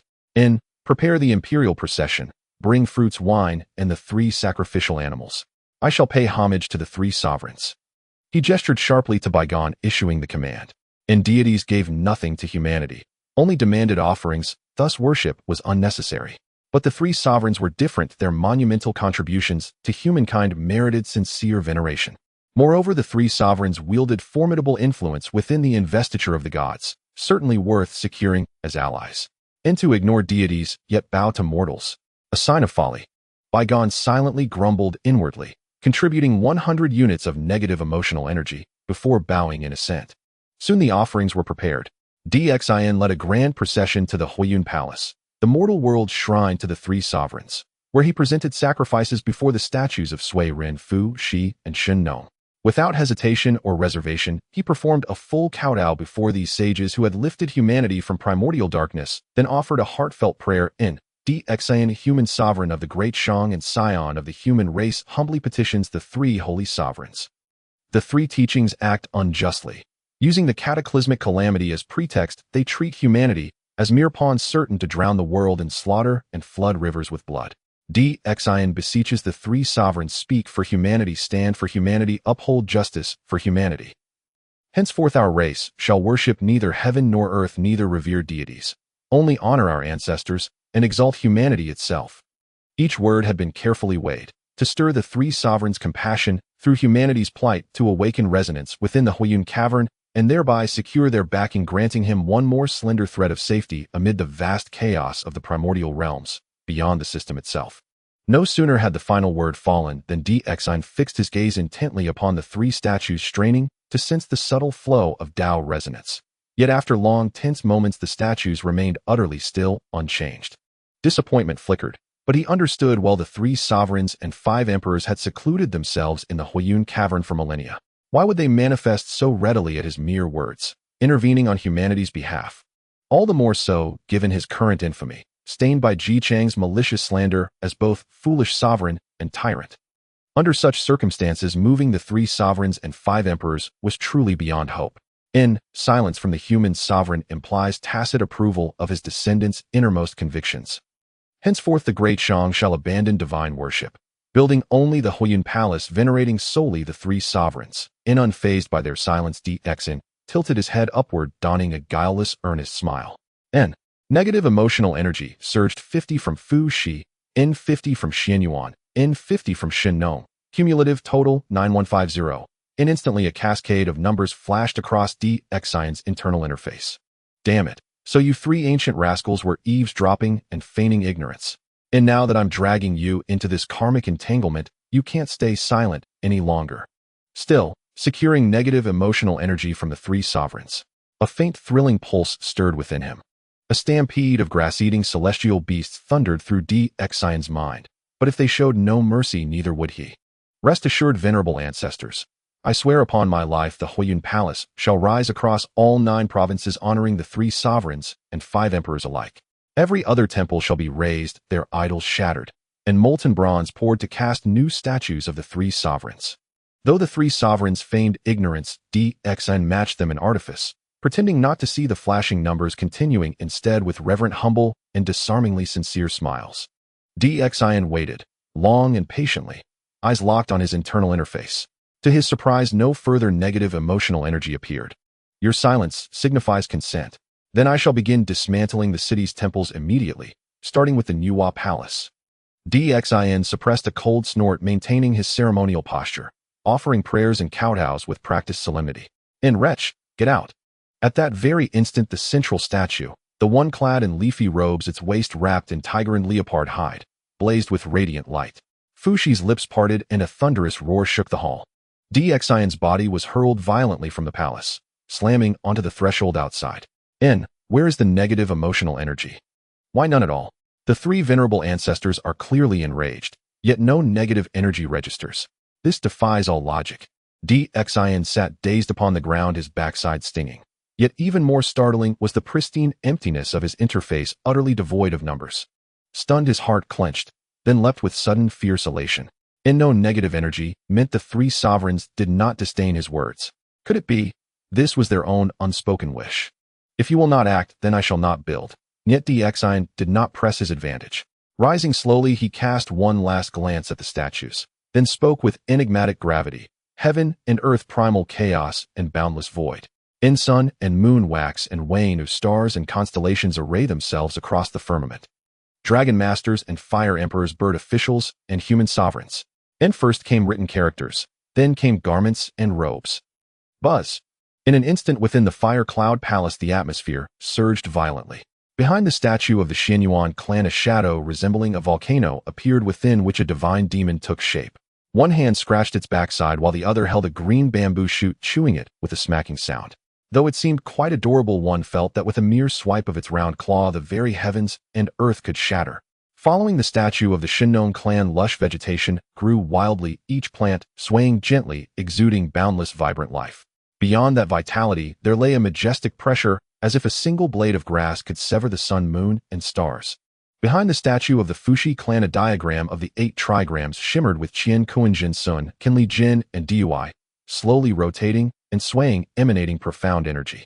With each rotation, it seemed as though small worlds were birthed, evolving through destruction and rebirth, wondrous beyond imagination. Indeed, upon witnessing this, Xin immediately burst into laughter within his heart. He knew that as long as he presented the 1,000-character classic, the 3 sovereigns and 5 emperors could not help but be moved and shaken. After all, this 1,000-character classic was written specifically for the enlightenment of children and later generations, and almost every household child could recite it. What is the essence of humanity? It is the belief of every individual, and children are the embodiment of hope. Just imagine if all the children of the world recited the virtues of the 3 sovereigns and 5 emperors, what a grand spectacle that would be. Moreover, he had even altered the 1,000-character classic, placing the virtues of the 3 sovereigns and 5 emperors right after the creation of heaven and earth. The significance of this is beyond words. Xin, I will take my leave as per the orders of the 3 holy emperors. Xin, undaunted, faced the 3 human emperors for a long while, then suddenly revealed a smile and turned to walk out of the fire cloud palace. Good things should never be revealed all at once. They must be drawn out bit by bit to maximize the benefits. Negative emotion value from the Xianyuan clan 500. Negative emotion value from the Xianyuan clan 500. Negative emotion value from the Fushi clan 500. Cumulative total 10,650. Almost at the moment he turned around, a series of numbers flashed in the system's backend, indicating a significant income. It was evident that the half-spoken 1,000-character classic had piqued the interest of the 3 sovereigns, leaving them unsatisfied and filled with resentment. This also confirmed for Xin that the 3 ancestors in the Fire Cloud Cave were likely not truly willing to remain detached from the affairs of the world as described in the tales of deification. Instead, they simply lacked the motivation to intervene or had yet to discover the benefits of involvement. As long as he provided them with sufficient benefits, why would he fear not clinging to these 3 formidable legs? Your Majesty. Meanwhile, after Xin exited the Fire Cloud Palace, Baigan looked at him with a face full of sympathy and concern. They had all clearly heard the explosive shout issued by the Fushi Emperor just moments ago. If the divine beings showed no compassion, then how could the ancestors not be moved? How could one not feel sympathy? Moreover, with even the 3 sovereigns expressing such anger, it was evident that Xin was undoubtedly a foolish and tyrannical ruler. Chancellor, I am in a good mood today. Issue a decree for a grand feast for all ministers. No one shall return until they are drunk. Upon hearing this, Xin laughed heartily, clapping Baigan on the shoulder with force, saying joyfully, a foolish ruler, to be chastised by the 3 holy emperors, and yet remain unrepentant, wanting to indulge in wine and merriment. Baigan felt a pang of sorrow and sighed repeatedly. Negative emotion value from Baigan 100. Chancellor, you do not understand my joy, but I understand your heart. Xin looked at the backend data, laughing even more joyfully, and gave Baigan's shoulder 2 hearty pats. Negative emotion value from Baigan 200. Xin gazed at the backend data, his smile widening, and suddenly thought that perhaps keeping Baigan, who always contradicted him, alongside like a negative emotion value 8 might not be so bad. Though Baigan often liked to take the opposite stance, he was quite capable in his duties. It wasn't long before the feast was laid out. However, after only a few sips of wine and bites of meat, Xin quickly lost interest. Who was he? A person from a later generation. Although he had been financially constrained at that time, he had certainly experienced the flavors of various cooking methods, not to mention the array of spices. But now in the Great Shang, even he as the supreme ruler was served nothing but tasteless roasted and boiled meat, and the wine was bland and sour, barely worthy of being called vinegar. A pool of wine. A forest of meat. A bunch of unimaginative fools. Xin looked around at the ministers who were enjoying their food and drink with delight, utterly scornful of these ignorant fellows. Your Majesty. After a few drinks, Baigon noticed DXIN frowning at the crowd and inwardly speculated that perhaps the king, after being scolded by the three holy emperors, was regretting his ways and wanted to approach him for counsel. Dismissed. As soon as DXIN saw him approaching, he suddenly stood up, kicking over the pile of utterly dark cuisine in front of him. With his hands clasped behind his back, he turned and left, intending to see what enhancements he had gained after fully unlocking the system and to explore the nuances of the Ning heart method of the Sui Emperor. From Baigon, negative emotion value 100, accumulative total 11,050. Hearing the voice of the backend data, DXIN turned back to Baigon, saying solemnly, "Chancellor, bring me a few craftsmen artisans who can create tools. I need to make a few items." "Yes." Baigon cupped his fists in acknowledgement, and then bestowed DXIN, whom he deemed lazy and indulgent, with 100 negative emotion points. Human Emperor System options: Taobao Mall spin and win income record. Upon returning to the inner palace, DXIN immediately discovered that the system in his mind had gained an additional option, a Taobao Mall. Upon opening the mall, he saw that the grid list was shrouded in gray, with only one square lit up.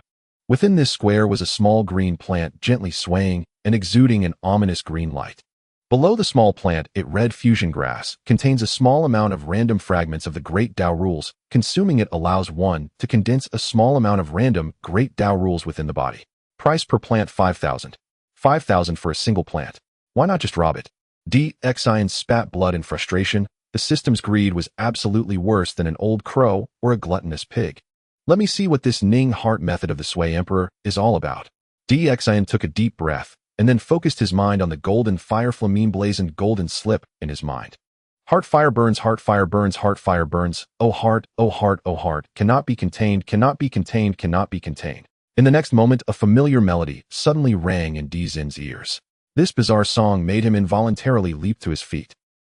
DXIN was dumbfounded, utterly confused. Who can tell me what is this nonsense? Is the Ning heart method of the Sui Emperor just this ridiculous thing? I worked so hard to have the gods come to attack me, and this is what I get in return. A useless piece of trash like this.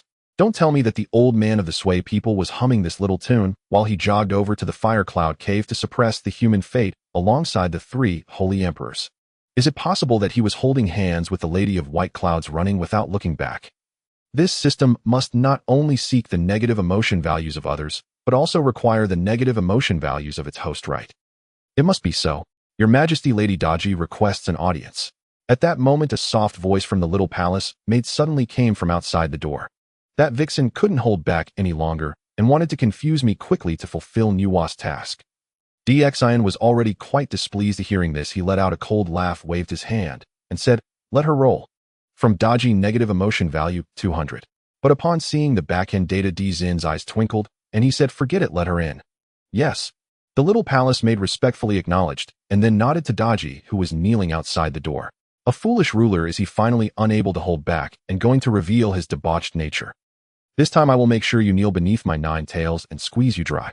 Daji, upon hearing this, swayed her enchanting figure and with a coy voice called out, "Your Majesty," as she pushed the door to enter. "I have changed my mind, you may leave." Just as Daji's hand touched the door panel, a chilling voice suddenly echoed from within the room. "Daji." From Daji, negative emotion value 500. "My lord, you are so wicked." Daji admitted with a weary, battered heart that DXIN had torn to pieces and set aflame. Yet she still pushed the door open, coquettishly fixed him with a teasing look, and spoke in a honeyed voice. As she spoke, she swept a hand through her jet hair, lightly bit her vermilion lip with pearly teeth, and let her bosom rise just so, an image that set loose 1,000 fantasies and sent a shiver up the spine. DXIN felt his vision swim, a curious dizzy lightness washed over him. My heart burns, the heart is a flame, it cannot be contained." Just then that grotesquely familiar, almost sadistic melody burst forth, and the fleeting dizziness vanished like mist. The Sui Wang Ningxin method, used like this? With such a thing, would one not be immune to Daji's seductions? Hearing that, DXIN's heart leapt. He had quite unexpectedly stumbled upon a treasure exactly suited to his need. Yet a twinge of unease followed. Would this trick be triggered every time temptation approached? If so, he fretted, he might become impotent. After all, there were no blue pills in this world. "I am not wicked," he told himself. "The truly wicked are the fox spirits in Xianyuan Fun who pluck out hearts for wine." DXIN laughed off the tangled thoughts in his mind and looked at Daji with a bright smile. A surge of negative emotion registered from Daji 500. Her heart pounded. Thump, thump. She was flustered, convinced inexplicably that DXIN had seen through her true form. How could such a licentious, flesh-bound, foolish ruler know these things? Perhaps he was putting on airs. She resolved she must capture him.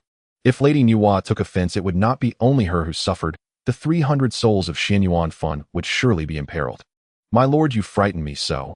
My little heart is pounding so wildly I can hardly breathe. Please press against my chest and help me catch my breath. Daji cooed, then melted into DXIN's arms, wrapping limbs around him like an octopus and taking one of his hands to press to her bosom. Shouldn't that have been my line? It felt as if I were the one being forced. Oh, but no. Indeed, I was the aggressor.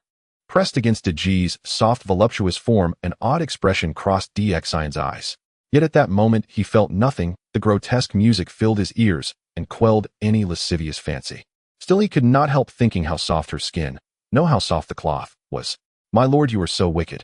Suddenly Daji pressed close to his ear. A warm breath traced his shell, then transmuted into a hot, invisible current that poured into his body. Daji meant to seize DXIN with her beguiling power and complete the errand entrusted by Goddess Nuwa. My lord, I am not merely wicked, I am most skilled at ruining men. DXIN regarded her with a playful smile and spoke. My lord, hearing him, Daji's heart leapt with delight, and she was about to bury her head in his chest. In the next instant her eyes snapped open. She gasped, the seductive light in them gone, 2 clear tears tracing down her face. It hurt so very much.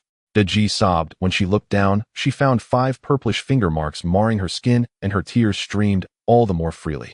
When Goddess Nuwa sent her, she had not mentioned that this decadent ruler enjoyed such things. He truly ruined people, turned them to wrecks. A fresh surge of negative emotion rose from Daji 1000. DXIN glanced at the back-end record, tightened his grip, and smiled all the more brightly. Daji, are you not able to play? He asked. Through tears Daji trembled and said, my lord, ravage me as you will. She feared pain, but she feared Goddess Nuwa's punishment, and the 300 mouths of Xianyuan even more. It is not that you cannot withstand it. Why are you crying? DXIN chuckled. I weep for the happiness I feel, for the emotion has moved me. Daji sniffled, her face streaked with tears like pear blossoms in rain, nose trembling, and pain making her snot bubble. Daji, you are truly wanton. DXIN laughed, his fingers increased their force and the emphasis in his voice deepened with intent. Feigning innocence at his innuendo, Daji trembled and continued to channel her beguiling current, directing the hot stream from her chest toward DXIN's hands.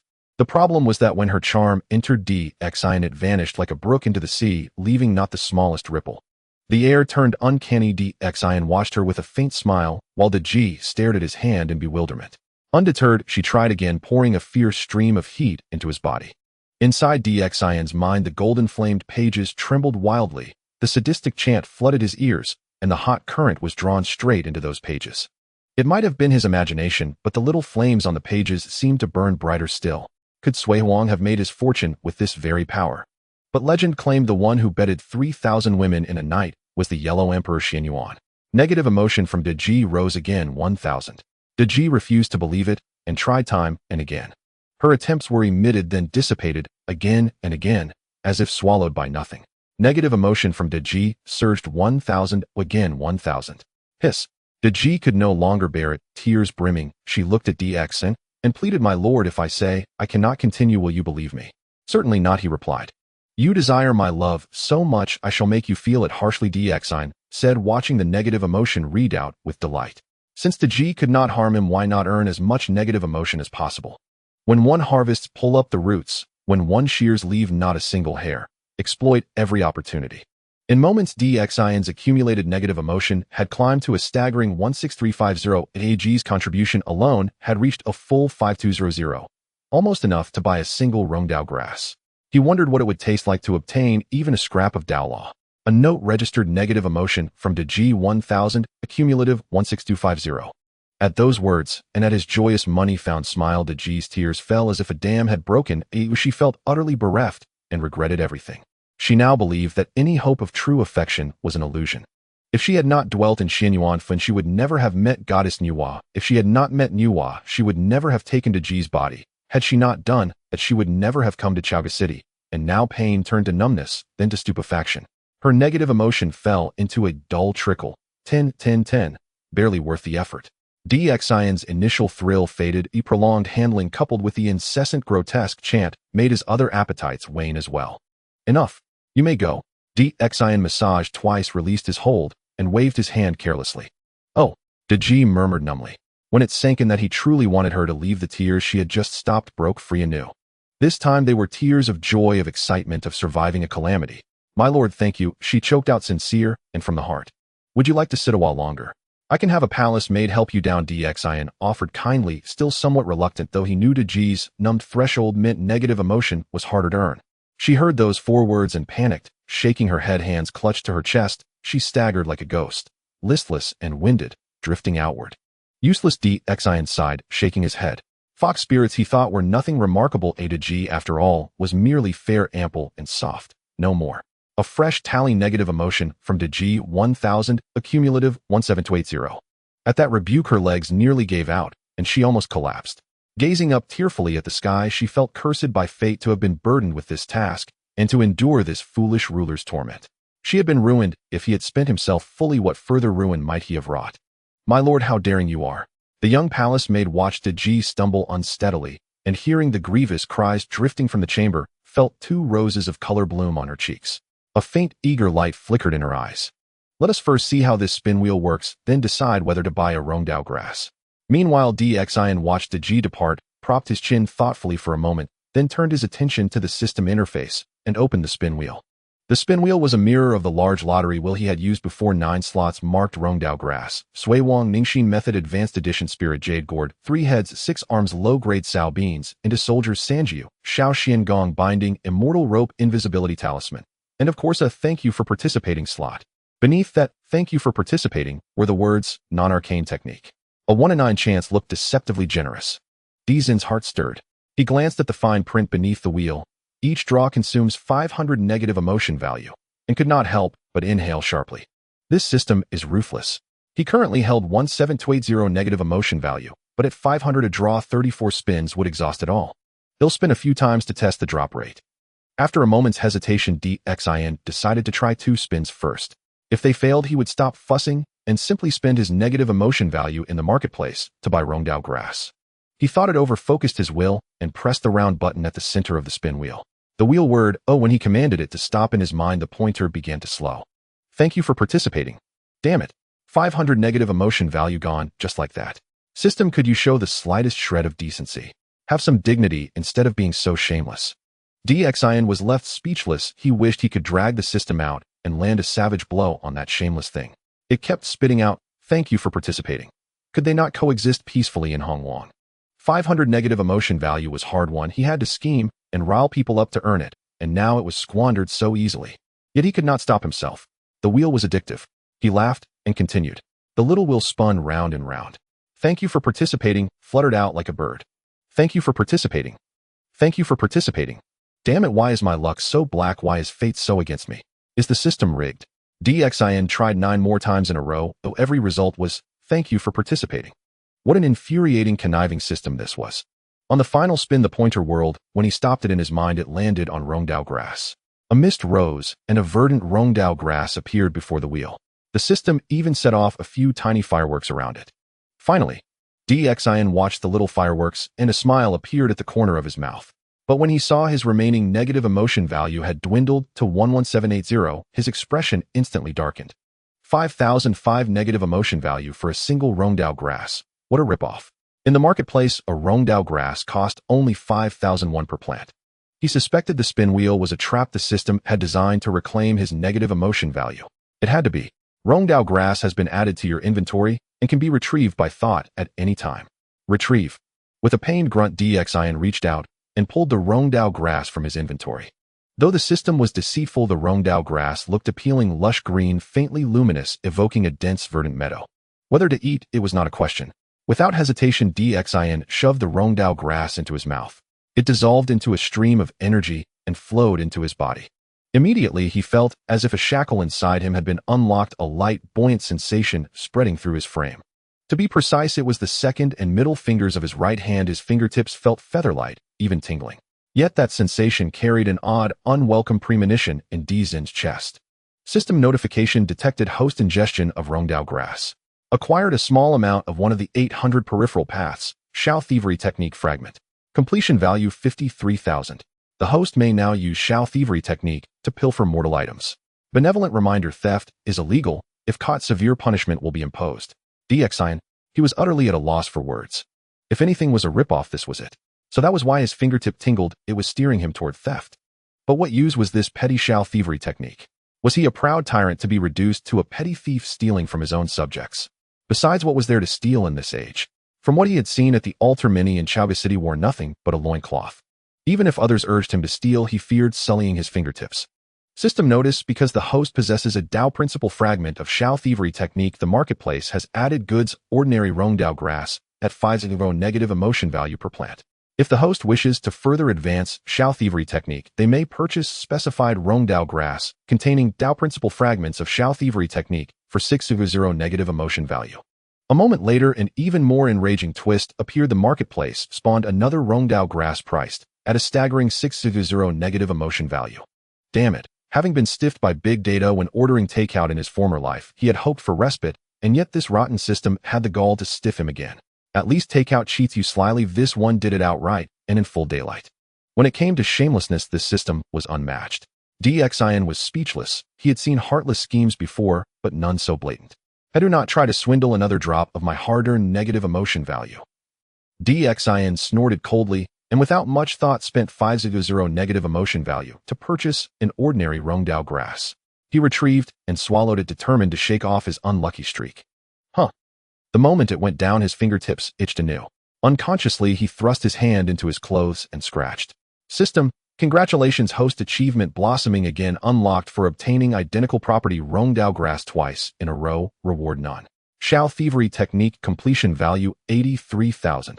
Find that it's the same Rongdao grass, but you even randomized the stats, 2 points less than last time.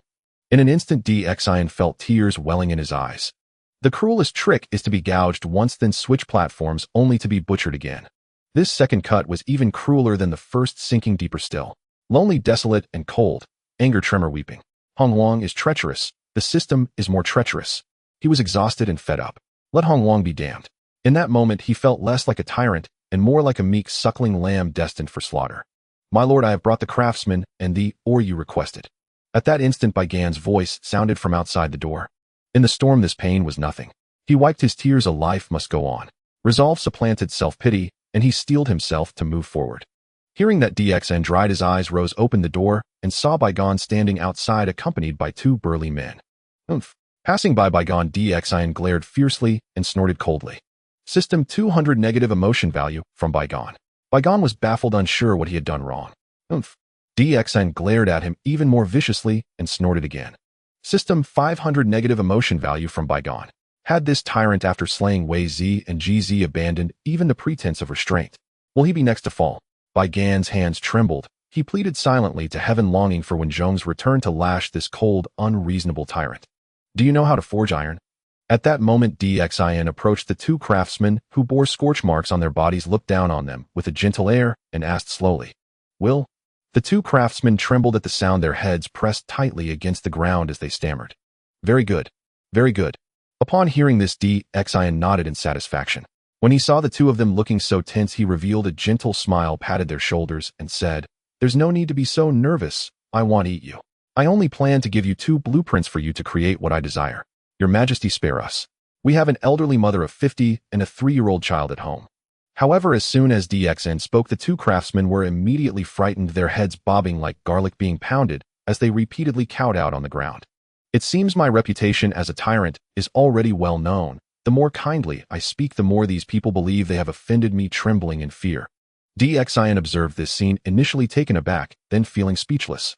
Following that, he kicked one of the craftsmen, then found a stone tablet, roughly sketched the outlines of 2 items with a charcoal pencil, and tossed it in front of them, saying, Start now according to this blueprint. Complete it within 3 days. Otherwise, I will kill your entire family. Understood. Thank you for sparing us, Your Majesty. Upon hearing DXIN's words, the 2 craftsmen finally felt relieved. Although they continued to bow their heads like pounding garlic, they obviously breathed a huge sigh of relief. Tyrant. Tyrant. Indeed, the earlier cordiality was all a ruse. His true nature is that of an utterly cruel monarch. Looking at this scene, Baigan felt heartbroken and longed to run to the ancestral temple and shed tears before his ancestors. From Baigan's negative emotional value, 250. DXIN caught a glimpse of the data in the background, immediately turned to Baigan and smiled. Chancellor, can you forge iron? I cannot, Baigan replied, honestly shaking his head. Since you can't, what are you doing here? waiting for me to invite you to dinner. Get lost. Zin's eyes widened, and he sternly reprimanded each word pronounced distinctly. From Baigan's negative emotional value, 500, cumulative value, 8,230. With this remark, the background data immediately changed, and a fresh wave of negative emotional value was smoothly incorporated into Zin's system. Your Majesty, what should be done with those people? The abandoned citizens. They are all slaves collected from various households, and now, because they are about to be sacrificed to the gods, worried families do not dare to take them back, fearing disaster. Even if we divide the wasteland among them now, it would be too late for spring plowing. If we don't reach the autumn harvest, what will we do? Baigan suppressed his anger, glaring at the tyrant and questioning loudly. Since no one wants them, then they shall belong to me. For now, feed them with the grain from the national treasury. Regarding spring plowing, I will naturally find a way in 3 days. Xian sneered, mocking Baigan's ignorance, and confidently stated, Then I will wait to see how you handle it in 3 days, Your Majesty. What do you plan to dethrone me if I can't resolve it in 3 days? Xian raised an eyebrow, responding with a teasing tone. I wouldn't dare. Baigan hurriedly lowered his head and replied. However, the additional 100 negative emotional value he provided to Xian revealed that he harbored such thoughts. If I cannot resolve it in 3 days, then everything will be decided by you from now on. Xian looked at the insincere Baigan, sneering twice, and said lightly, I wouldn't dare. Baigan shook his head repeatedly upon hearing this, yet his eyes suddenly brightened. However, if I do resolve this matter, then from now on, regardless of what I say, no matter your thoughts, you must obey, without question. How about that? Xian disdainfully glanced at the insincere Baigan and continued, Then I shall respect Your Majesty's words. Baigan's expression changed, and he nodded vigorously. He did not believe that this tyrant could successfully resolve such a significant matter as spring plowing. Thousands of slaves with 2 acres of land each would amount to 2,000 acres. Not to mention that a majority of them are elderly women and children. Even if they were all young adults, this issue could not be resolved overnight. If spring plowing fails to yield food, then don't even dream of the autumn and summer harvests. By then, if these slaves do not die from the sacrifice to the heavens, they will starve to death from lack of food. I will not keep the Chancellor for dinner. Off you go. Xian sneered twice, waving his hand at Baigan as if to shoo away a fly. After accepting the 150 points of negative emotional value he sincerely offered, he drove him out. Prepare to build the furnace. Hey, let's get started. After Baigan left, Xian turned to the 2 craftsmen and said in a deep voice.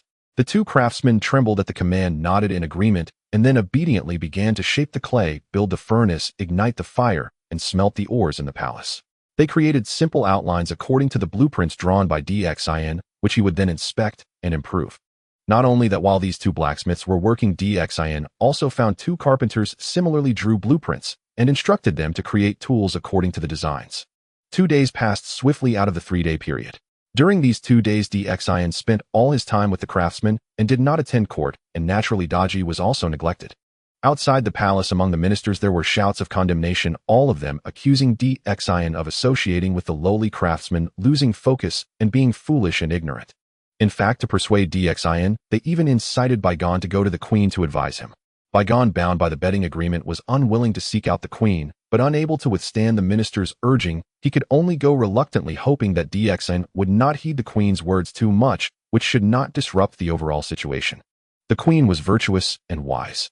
After listening to Baigan, she took her son Enfeoffment's hand and went to the palace where Xian resided. Yes, that's right. Each person is responsible for a task. Hit it hard for me. If you do well, I will reward you handsomely. As soon as the queen arrived outside the palace, she heard Zin's loud shouts from within, causing her to slightly furrow her brow. What is this? When she opened the door and saw the scene inside, the queen couldn't help but feel a moment of daze.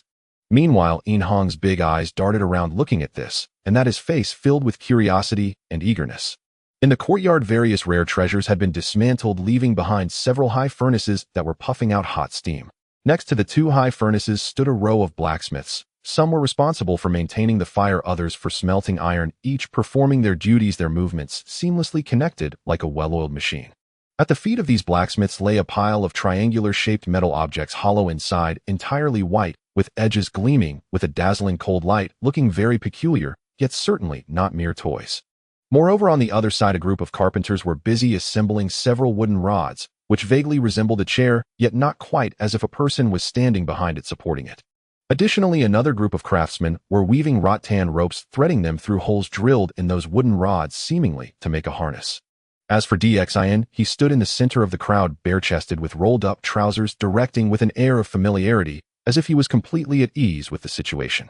This scene left the queen momentarily entranced. As far as she knew, Dxin hailed from royalty and did not understand agriculture or craftsmanship, but now how could he be so well-versed? However, at that moment, Dzin's bare upper body glistened with beads of sweat, accentuating his muscular physique, shining like honey under the sunlight, making the queen feel dizzy and her cheeks flush slightly. "Your Majesty, the queen has arrived." At that moment, a little palace maid fanning Dxin and wiping his sweat upon seeing the queen changed her expression and hurriedly whispered to Dxin. "The queen." Upon hearing this, Dxin couldn't help but furrow his brows, inwardly lamenting. He had been trying to avoid this unexpected wife who had dropped down from the heavens, yet now she had come looking for him. Queen Zhang, whose given name was Zhang Chan, was the consort of Dxin. The chronicles of the Investiture record that she was betrayed by Daji, her eyes gouged out and her hands seared, dying miserably within the Western Palace. Thereafter, she was enshrined as the Tian Star. For so famous a figure as Queen Zhang, the most tragic soul in the Investiture War, Dxin could not possibly be unaware of her fate. Yet now he occupied Dzin's body. Zhang Chan was in every outward way his queen. Although he had assumed Dzin's form and identity, the thought that Zhang Chan was Dzin's wife made him uneasy. There was an odd, nauseating sensation, as if he were courting another self, an uncanny feeling of having green fields planted atop his own head. From the moment he arrived in this primordial world, he had resisted any close contact with Queen Zhang. And yet now this convenient bride had come to him of her own accord. The king's eye for beauty was, it seemed, quite keen. This convenient bride was truly handsome. When Dxin saw Queen Zhang, his gaze could not help but stir. Queen Zhang appeared no more than 26 or 27, her figure tall and elegant, her face powdered like carved jade. Her hair was draped with pearls and gems, her features were coquettish, her movements light and graceful. Her brows arched like slender moth wings reaching toward her temples, her phoenix-like eyes shimmered like trickling streams. Born amidst silks and brocades, yet disdainful of ostentation, she possessed an air of restrained majesty that set her apart from mere pomp. Especially the delicate pendant resting against her bosom, a pale green that only accentuated the astonishing fairness of her skin. At that moment, Queen Zhang inclined herself in a courteous bow to Dxin, unaware that as she half-kneeled, the alluring hollow of her chest made it all the easier for his covetous gaze to roam. "I am occupied with a little project," Dxin said, waving carelessly and ruffling the boy Hong's hair as he came close, his smile laced with amusement. "I suppose the Chancellor sent you here, did he not? Your Majesty is discerning." "Indeed, it was the Chancellor who bade me come and gently advise your Majesty. Yet the Chancellor bears no ill will, he only fears that your Majesty's neglect of state affairs will imperil the realm." Queen Zhang spoke with tact and compassion, hastening to explain on Gan's behalf. "If that is what you think, the Chancellor surely thinks otherwise. He would rather see me cease governing altogether, so that they may brand me a feeble ruler." Dxin smiled coldly. Seeing the queen's pallor and the faint sheen of sweat at her brow, he softened, helping her to her feet. "I do not blame you, you need not worry." He continued with practiced confidence, "Believe me, I am not trifling. I am preparing something that concerns the very prosperity of our Shang realm. With these measures, how can our realm fail to flourish? How can our people not prosper?" At the last words, he threw back his head and laughed heartily, his cheeks alight with arrogant certainty. He meant that tomorrow he would astonish Gan and the others, blind them with his ingenuity and show them what a true sage king was. A true sage king. Queen Zhang watched Dxin momentarily entranced. She had not seen him so spirited in a very long time. "I suppose I have worried for nothing," she murmured, rousing herself with a faint smile. Though she did not know precisely what Dxin was planning, she felt deep in her heart that his current endeavor was not the idleness Gan accused him of. She even found that at this moment Dxin carried an unusual charm that unsettled her, an echo of the first time she had seen him. Dxin, upon noticing how she looked at him, felt a sudden shock. He had intended to avoid Queen Zhang, yet inexplicably her favor seemed to have risen, making him uneasy. Forced to smile, he waved his hand hurriedly. "Very well, then I shall take my leave with honor. Tomorrow we await your Majesty's good tidings." Queen Zhang offered a gentle nod, and holding Hong's hand, took a few steps toward the courtyard gate. Then, as if remembering something, she returned and said to Dxin, "Your Majesty, I heard that Daji wept and returned to Shoshin Palace the other day. She is new to the inner court and perhaps ignorant of many things. I beg your Majesty to show her pity and kindness and not punish her for her father's faults. I myself will comfort her." Queen Zhang was actually interceding for Daji, pleading that Dxin treat her gently.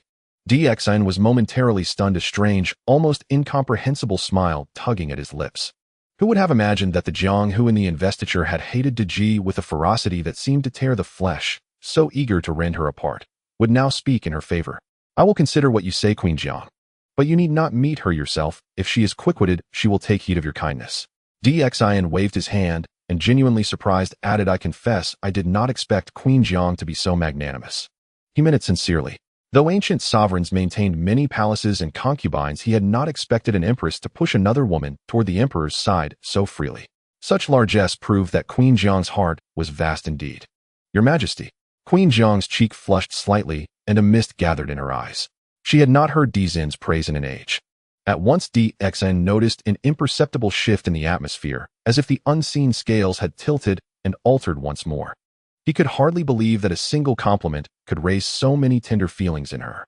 What then had the former Dixin done day after day to win such affection? Dixin fell silent. Seeing the queen's moist adoring gaze gave him a headache. He forced a smile and saw her out. Hong'er, you must grow to be as noble and upright as your father, Queen Jiang said, tousling in Hong's hair as they left the palace. I will strive to be like him, the boy answered with earnest nods, his clear eyes shining bright. Queen Jiang smiled with quiet satisfaction. Time passed swiftly, and by the third day noon had already come. Outside Chaoga the air lay still and windless.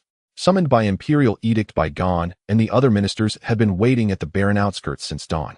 They waited and waited for Dixin, who did not appear. When pressed, the only reply was that the king was on his way. Their resentment grew. The deliberate delay fed their frustration until Dixin's calculated arrangement had piled on a vast heap of ill temper, pushing the court's negativity to unprecedented heights. Chancellor, perhaps the king fears your wager and dares not show himself. Huang Feihu whispered to Baigan. If that is so, we must press him to honor his pledge. Baigan smiled gently. Fear not, King Wuqing. I will not allow this realm to sink into the tyranny of a Xiajie. I will pour out my heart and effort to prevent that. Then he leaned to Shang Rong with a pleasant smile. Minister Shang, when the time comes, I will need you to counsel the king alongside me. A minister must not overreach the sovereign's prerogative, Shang Rong replied, calmly, his voice like still water, leaving Baigan's face to darken. Also, Chancellor, you should consider the possibility of losing. What then? Shang Rong added. Lose. Baigan waved his head with a playful smile. He had watched this king grow. He knew his strengths and his limits better than anyone. Despite Dixin's recent closeness with the artisans, what could he truly accomplish? Reclaiming 2,000 mu of land would take more than half a year to render fertile. If the farmers cannot do it, neither can Dixin. The king has arrived. A shout rose from the distance as Dixin appeared at the fields accompanied by many craftsmen and carrying boxes. You have come early, Dixin called, sweeping his gaze across the gathered faces, sullen, incensed, angry, but unwilling to speak, and chuckled. He patted Baigan's shoulder and said with a smile, Chancellor, do you know why I have come at noon? His tone was playful, his eyes glinting with mischief as he addressed the assembled ministers and laborers. Your Majesty arrives only now. Could it be because noon, when yang energy peaks, and the heavenly Tao shines most clearly, aligns perfectly with your Majesty's august station, and thus serves as celestial witness to our wagered oath? Baigan stroked his brittle, grizzled beard, then slowly spoke after a thoughtful pause. Hearing this, Huang Feihu immediately cast toward him a look of profound admiration. Truly a great sage. His words flow with logic, authority, and subtle intent, binding Emperor Xin irrevocably to the terms of the wager. Ha ha ha. You scholars truly delight in idle speculation after a full belly. Such absurdities could only spring from the Chancellor's own imagination. Upon hearing this, Emperor Xin threw back his head and roared with laughter, delivering 2 sharp, resounding claps upon Baigan's shoulders, promptly harvesting 50 points of negative emotional resonance. Before adding, eyes crinkling with mirth, I arrived at noon for a simple reason. People say misfortune strikes at dawn or dusk, but noon, neither early nor late. It simply does not happen. At that very instant, Emperor Xin watched as his system interface erupted in cascading numbers. 999 points surged forth, lifting his accumulated negative emotional resonance to 11379. Misfortune strikes at dawn or dusk. So he chooses noon, oh, precisely because nothing happens then. Preposterous. Such a remark not only unsettled Baigan and Huang Feihu, but even Shang Rong, that paragon of loyalty, who had lately begun to regard Emperor Xin with newfound respect and sincere devotion, could not suppress an inward sigh of dismay. Ha ha ha. Surely my earnest jest for your benefit is worthy of a laugh. Emperor Xin asked cheerfully, again clapping Baigan's shoulder twice. Amusing, exceedingly amusing. Baigan nodded mechanically, though his lips twitched uncontrollably. To summon so many high ministers merely for a jest. This tyrant grows ever more reckless. Since it amuses you, Chancellor, why do you not laugh? Give us a smile. Emperor Xin continued utterly unruffled. 50 points of negative emotional resonance from Bygone. With profound reluctance, Bygone forced his mouth into a strained, painful grin. Marquis Wucheng, why do you not laugh? Emperor Xin nodded approvingly, then turned with a genial smile toward Huang Feihu. 99 points of negative emotional resonance from Huang Feihu. Huang Feihu's face darkened, yet meeting Emperor Xion's gaze, and the fierce, unblinking stare of Zhang Lin standing just behind him, he hastily contorted his features into a brittle, uneasy smile. Excellent. Seeing you all so delighted, my efforts have not been in vain. Emperor Xion clapped his hands and laughed heartily. These turncoats, loyal in name, only their hearts already pledged to Shiqi. Would I not harvest their resentment like coin from an inexhaustible vault, I would scarcely deserve the title of tyrant. Your Majesty, the hour grows late. How then do you intend to assist these displaced commoners with spring plowing? After enduring a long involuntary spasm at the corner of his mouth, Bygone suppressed his inner vexation, sighed deeply, and appealed to Emperor Xion with weary entreaty. Should plowing be delayed, the imperial granaries cannot sustain them indefinitely. General, when remains engaged in suppressing rebellion, the Dongyi tribes watch hungrily from the east, the Shirong press from the west. The treasury simply cannot bear such strain. I have come precisely to resolve this matter. Emperor Xion smiled faintly, then turned to Huang Feihu beside him. Marquis Wucheng, I hear your ox is inseparable from your person. Where you go, it follows. Your mastery of ox-riding art is legendary. Tell me, have you brought your 5-color divine ox today? The one you cherish even more than your own wife. 250 points of negative emotional resonance from Huang Feihu. Huang Feihu's face turned pitch black, flames of indignation flared in his eyes. Inseparable from my person, fine. Where I go, it follows, acceptable, but more precious than my wife. What on earth would others think? Your Majesty, this subject possesses no such ox-riding art, yet the 5-color divine ox is indeed here, grazing quietly behind us. Though deeply aggrieved, Huang Feihu replied sullenly, for indeed he never parted from his ox. Moo! At the sound of its name, the 5-color divine ox instantly bellowed, galloping over with hoofs flying, snorting sharply before nuzzling its massive head insistently against Huang Feihu's chest, affectionate, clinging, almost cloying. The Marquis ox is remarkably well kept, plump, glossy, radiant with health. Clearly it receives your most devoted care. Emperor Xion observed the scene, then glanced pointedly beneath the ox's belly and flashed Huang Feihu a knowing, mischievous smile. 250 points of negative emotional resonance from Huang Feihu. Cumulative total 12028. Huang Feihu's countenance sank like storm-darkened water. Though every word rang true, a disquieting unease coiled within him, as if something fundamental between himself and his ox had subtly, irrevocably shifted. Marquis Wucheng, today I shall borrow your ox. Emperor Xion said, smiling gently. This subject's ox is never lent out. Huang Feihu began instinctively to refuse, but caught Zhang Lin's fierce, threatening glare from behind Emperor Xion, and reluctantly amended his reply. Might your Majesty enlighten this subject? What purpose requires the 5-color divine ox? To plow the fields, of course. Emperor Xion enunciated each word with deliberate calm. 1000 points of negative emotional resonance from Huang Feihu.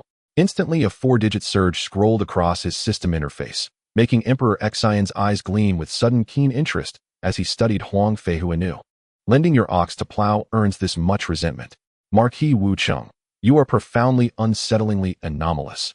The 5-color divine ox is my mount, a sacred beast, never employed for plowing. I beg your Majesty select a proper draft ox instead. Huang Feihu bowed, deeply shaking his head repeatedly. I know it is your most cherished steed, ridden daily beneath you. Yet you, Marquis Wucheng, are the Marquis of Great Shang, and therefore your ox belongs to Great Shang, duty-bound to serve its realm.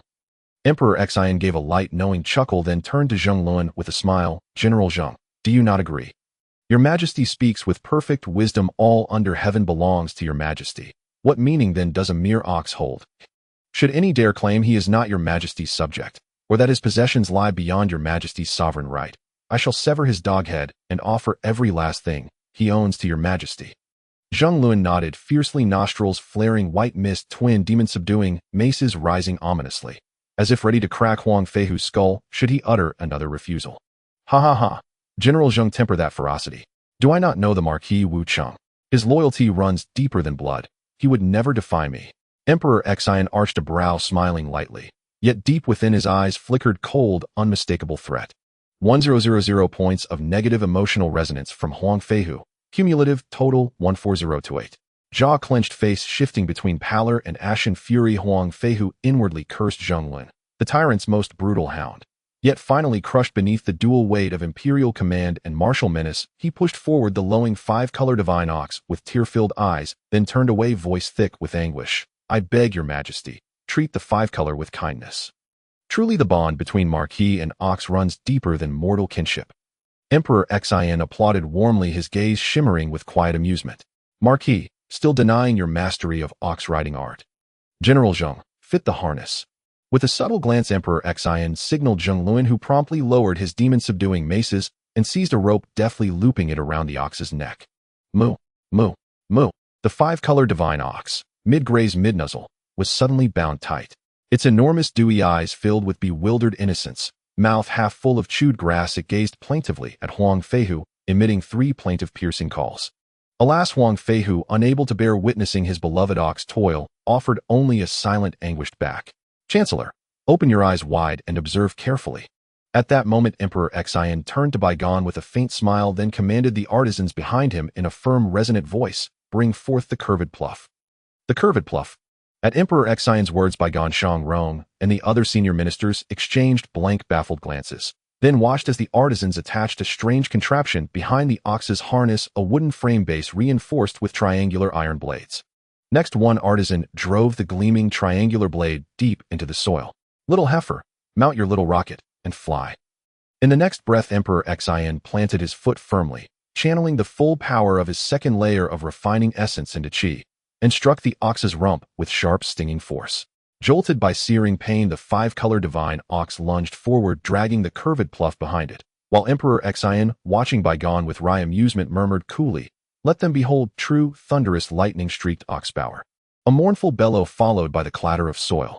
In agonized pain, the five-colored divine ox uttered heart-rending cries, dragging the Tsuyin plow and charging forward. As it ran, the triangular plowhead that had plunged into the earth tore massive swathes of brown soil from the ground. System message: Huang Feihu's negative emotion value increased by 1,000, total 15,028. Five-colored. Huang Feihu's eyes brimmed with tears as he stared at the ox bearing a large boot print on its rump, grief and fury mingling until he longed to rend Xin apart. Owning that five-colored divine ox had been his proudest boast.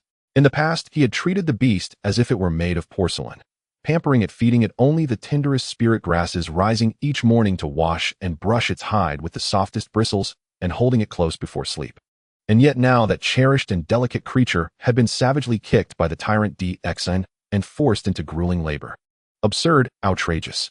Baigan heard Zin's clamorous protests and could only shake his head again and again. The tyrant grew more reckless by the day. The great Shang is imperiled. Absurd. Chancellor, are you certain? Shangrong, staring at the scene before him, let a bright gleam flash in his eyes. He sneered, then pointed to the long strip of upturned earth and asked in a low voice, tell me, Chancellor, have you ever seen anyone plow with such speed? Baigan fell silent for a moment, then stepped forward and looked. At a single glance, his expression turned grave. Just as Shangrong had said, the speed at which the five-colored divine ox and the Tsuyin plow turned the soil was plainly beyond human strength. Aside from the ox's extraordinary swiftness, another cause lay in the plow itself. The triangular head could pierce the earth with ease, and its flanks naturally flipped the loosened soil aside. More than that, 2 rows of wooden-toothed rakes followed the plow, shattering clods into dust as they passed, and drawing out weeds and stones in their teeth, leaving behind nothing but fertile loam. This. Baigan stared, imagining that with 10 such oxen, no, even with ordinary cattle, those 2,000 mu could likely be leveled in 2 or 3 days.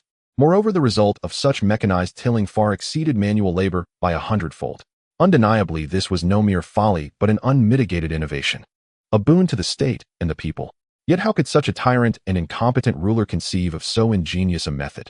System message: Baigan's negative emotion value increased by 200. Almost at the same moment, Xin watched numbers flash across his system interface and felt his nostrils flare with fury. What manner of mind did Baigan possess? He had forged a device so beneficial to the realm and the people, and yet instead of bowing in gratitude, he dare show negative emotion. Clearly, I am not the foolish tyrant. Baigan is the true, treacherous minister. And in that instant, an anomaly ripped through heaven and earth. An immense, boundless pressure arose without warning from the firmament above them. In a breath, every face changed. They looked up, thinking some peerless immortal had arrived. But when their eyes reached the clouds, their expressions shifted. There were no solitary figures aloft, but countless mystical golden lights weaving together into human outlines. Ho Ji clutching ears of grain, with a joyful smile, Shinong stooping to sample herbs, testing their flavors and medicinal properties. Each luminous semblance was a venerable ancestor who had made indelible contributions to humanity's way of agriculture. Then they saw even more golden lights slowly congealing on the cloud, as if to form yet another human likeness. That hazy, familiar silhouette stirred a sense of recognition in them, though for a moment none could recall exactly whom it resembled. "Sire, the great king's bearing. Is that not his likeness?" Kenid Fei Zhong cried out, pointing at the clouds. All eyes followed. On the cloud a golden figure was slowly coagulating, only a fraction less radiant than Ho Ji or Shinong. It was unmistakably Xin, and beside him the golden image had even taken the form of the five-colored divine ox. But the tableau was unbecoming. It depicted Xin delivering a harsh kick to the ox's rump, forcing it to pull the Ziyuan plow. System message: Huang Fei. His negative emotion value increased by 299. That is clearly my ox. Why is it arrayed beside him? Huang Fei, who clenched his fingers' teeth, gritted with indignation, wishing the image were of him cradling the five-colored divine ox. He longed with all his heart to see himself in place of that impious scene. Then a proclamation rang out: Xin invented the Ziyuan plow and brought convenience to farming. His merit is boundless. The heavenly Tao takes notice and engraves his likeness, memorializing him for all the countless beings of future ages to revere. A cold, remorseless voice like rolling thunder echoed through heaven and earth. That voice carried a weight as vast as a mountain, making every heart tremble and breath catch. It was the authority of the heavenly Tao. This was the might of heaven itself, an authority above all things, above every cultivator. In the next instant, the golden lights converged into the figure of an old man in hemp robes, majestic beyond measure, eyes half closed. "Hail the Tao ancestor!" At the apparition, everyone except Xin changed color and dropped to their knees in reverent obeisance. This manifestation was none other than a projection of Tao ancestor Hongjun, the master of Zixiao Palace. Could this indeed be Hongjun? Xin gazed upon that seemingly ordinary yet all-encompassing presence and felt the heavens and earth contract beneath its stare. The Tao ancestor loomed like a colossus, rendering Xin an infinitesimal ant, stirring an inexplicable despair within him. He knew that the arbiter behind the Fengshen calamity was this very Tao ancestor. If he would alter that judgment and rewrite history, he would have to face him. Man can triumph over heaven, yet the heaven to be defeated here was this very being. As if sensing Xin's failure to kneel, the projection's overwhelming pressure burst forth like a breached river, cascading down upon Xin's body. The terrifying force jolted Xin, and he fell to his knees, blood spattering from his mouth, his face drained of color, and his breath feeble. So this is the Tao ancestor's pressure. He spat through clenched teeth. "Hongjun, today you force me to kneel, mark my words. One day I will make you kneel before me and teach you what it is to abase yourself." Despite his weakened state, his hands tightened, and a blaze of wrath kindled in his eyes as he swore an oath in the depths of his heart. Sensing that Xin had finally knelt, the Tao ancestor Hongjun's projection flicked a finger. In an instant, 4 shafts of golden light descended, and the projection vanished. The largest beam plunged into Xin's crown, cloaking him in golden radiance and dispelling his collapse. His cultivation rose at once. Another smaller shaft leapt into the 5-colored divine ox, lending its multicolored hide an added shimmer of gold that made it seem sacred. The ox joyfully lowed and blinked with delight at the golden cloud at its feet. A third light settled upon the Ziyuan plow, bestowing a faint golden gleam to its blade and sharpening it with a holy edge. The fourth became a rain of golden light that bathed the craftsmen who had forged the plow, filling their spirits with vigor and strengthening their bodies. Startled and uncomprehending, they could only grin foolishly. Within Xin's mind, the system chimed, "Congratulations, host, by creating the Ziyuan plow you have unlocked the farming Tao achievement and received heavenly Tao merit." As the host sensed the acquisition of 5,000 merit points from the Tao, the system added an additional 2,000 merit points, granting the host one opportunity to mold a merit body. The host could choose the body part themselves, or the system would select randomly. However, due to the host's low merit points, only items up to 2 feet in length could be created, so the host was advised to choose wisely. The system's prompt echoed repeatedly in Xin's mind. Big Shorts. Without any hesitation, Xin made his choice, his eyes not even blinking. What could possibly be more important than his little brother? Even though the heart fire was burning with deafening demonic sounds, his little brother had temporarily lost its power. However, no one should be mistreated, especially not it. Buzz. As Xin made his choice, he immediately felt waves of merit energy surging beneath his dantian. following that it slowly formed a thin pair of four-cornered big shorts in his flesh, just enough to protect the front, while leaving his backside exposed to the wind. Though it may look a bit ugly, nonetheless the safety of my little brother has greatly increased. Moreover, it seemed that my soul had also undergone some changes. Xian glanced at it with satisfaction, feeling a sense of pride in his heart. He also noticed that his soul seemed to have achieved a form of sublimation, possessing a light and restless sensation, as if it wanted to leap out of his body. Undoubtedly, this indicated that his soul had been nourished by the merit of the Tao, and after breaking through to the third layer of the refining Qi stage, it was on the verge of achieving the transformation into the spirit realm, with his primordial spirit about to be formed. Once the primordial spirit leapt out from the 7 orifices, it would signify that he had successfully entered the spirit transformation realm. The system detected that the host's cultivation had risen to the third layer of refining Qi, and that the host needed 50,000 negative emotional points to break through to the first layer of the spirit transformation realm, currently accumulating 15,527. After casting a glance at the system back in Xian, felt as if a bucket of cold water had been poured over his heart, which was still warm from acquiring the merit of the Tao. Damn it! The negative emotional points required were an astronomical leap from before. Where would he find the remaining 35,000 negative emotional points? Even if he tortured Bygone, it wouldn't yield so many points, right? Moo! Moo! Moo! At that moment, the colorful divine ox had already rushed to him, dragging the curved plow, its large head rushing towards him in a frenzied, yet sweet manner.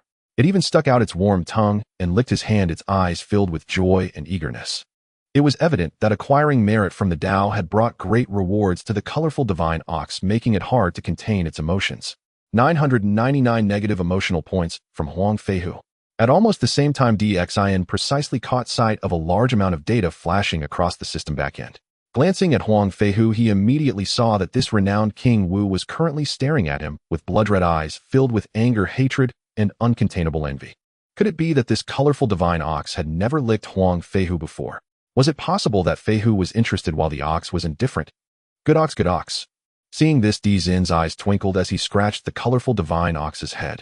Then smiling, he looked at Huang Feihu and said, King Wu, I didn't expect your ox's tongue to feel so delicate, and after licking its skin is even a bit glistening. Such a good ox, such a good ox. 2,999 negative emotional points from Huang Feihu accumulated to 19,525. The moment the words fell, a brand new value soared through the system back in, marking Xian's highest single income since acquiring the system. Hiss! Xian's eyes sparkled with excitement. At the same time, he couldn't help but feel a bit of sympathy for Huang Feihu, who had been raising this ox for so long and had never even been licked by it. How much of a failure must that be? In the future, the mortal realm will have lickers, and the primal chaos will have ox lickers. The lineage of licking continues. Good ox. Keep plowing. Looking at Huang Feihu's despondent eyes as if his heart had turned to ashes, Xian patted the colorful divine ox's rear and laughed. Moo! The colorful divine ox called out shyly to Xian, then quickly dragged the curved plow racing through the fields. Whether it was an illusion or not, as the colorful divine ox passed by, Xian saw that Huang Feihu's lifeless eyes seemed to flicker with 2 glimmers of light for just a moment, but unfortunately they extinguished just as quickly. The colorful divine ox was very obedient and hardworking. After being nourished by the merit of the Tao, it could fly with the plow, almost ready to take off. Especially when Xian cheered for it, it raised its head and mooed loudly, full of enthusiasm, its little tail wagging, drenched in sweat. Huang Feihu's gaze grew dimmer, and his complexion increasingly pale, as if the fire of life had been extinguished by a bucket of foot-washing water. Meanwhile, in a certain obscure corner of the central divine continent, amidst swirling clouds of fiery brilliance, 2 old men and a middle-aged man stood by a water pool at the entrance of a hidden village. However, what appeared in that water pool was not water, but a scene of Xian cheering for the colorful divine ox, with soil flying everywhere as fertile fields took shape. What do you 2 friends think? The middle-aged man in a yellow robe looked at this scene and clasped his fists toward the 2 old men in red and green robes, inquiring. His voice was calm and had a sense of friendliness, but beneath that friendliness lay a heavy pressure, like bearing the weight of the heavens.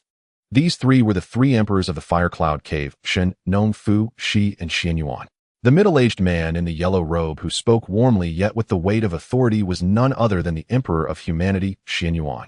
After hearing his words, Shen Nong and Fu Shi exchanged glances, then looked at Xian in the water pool.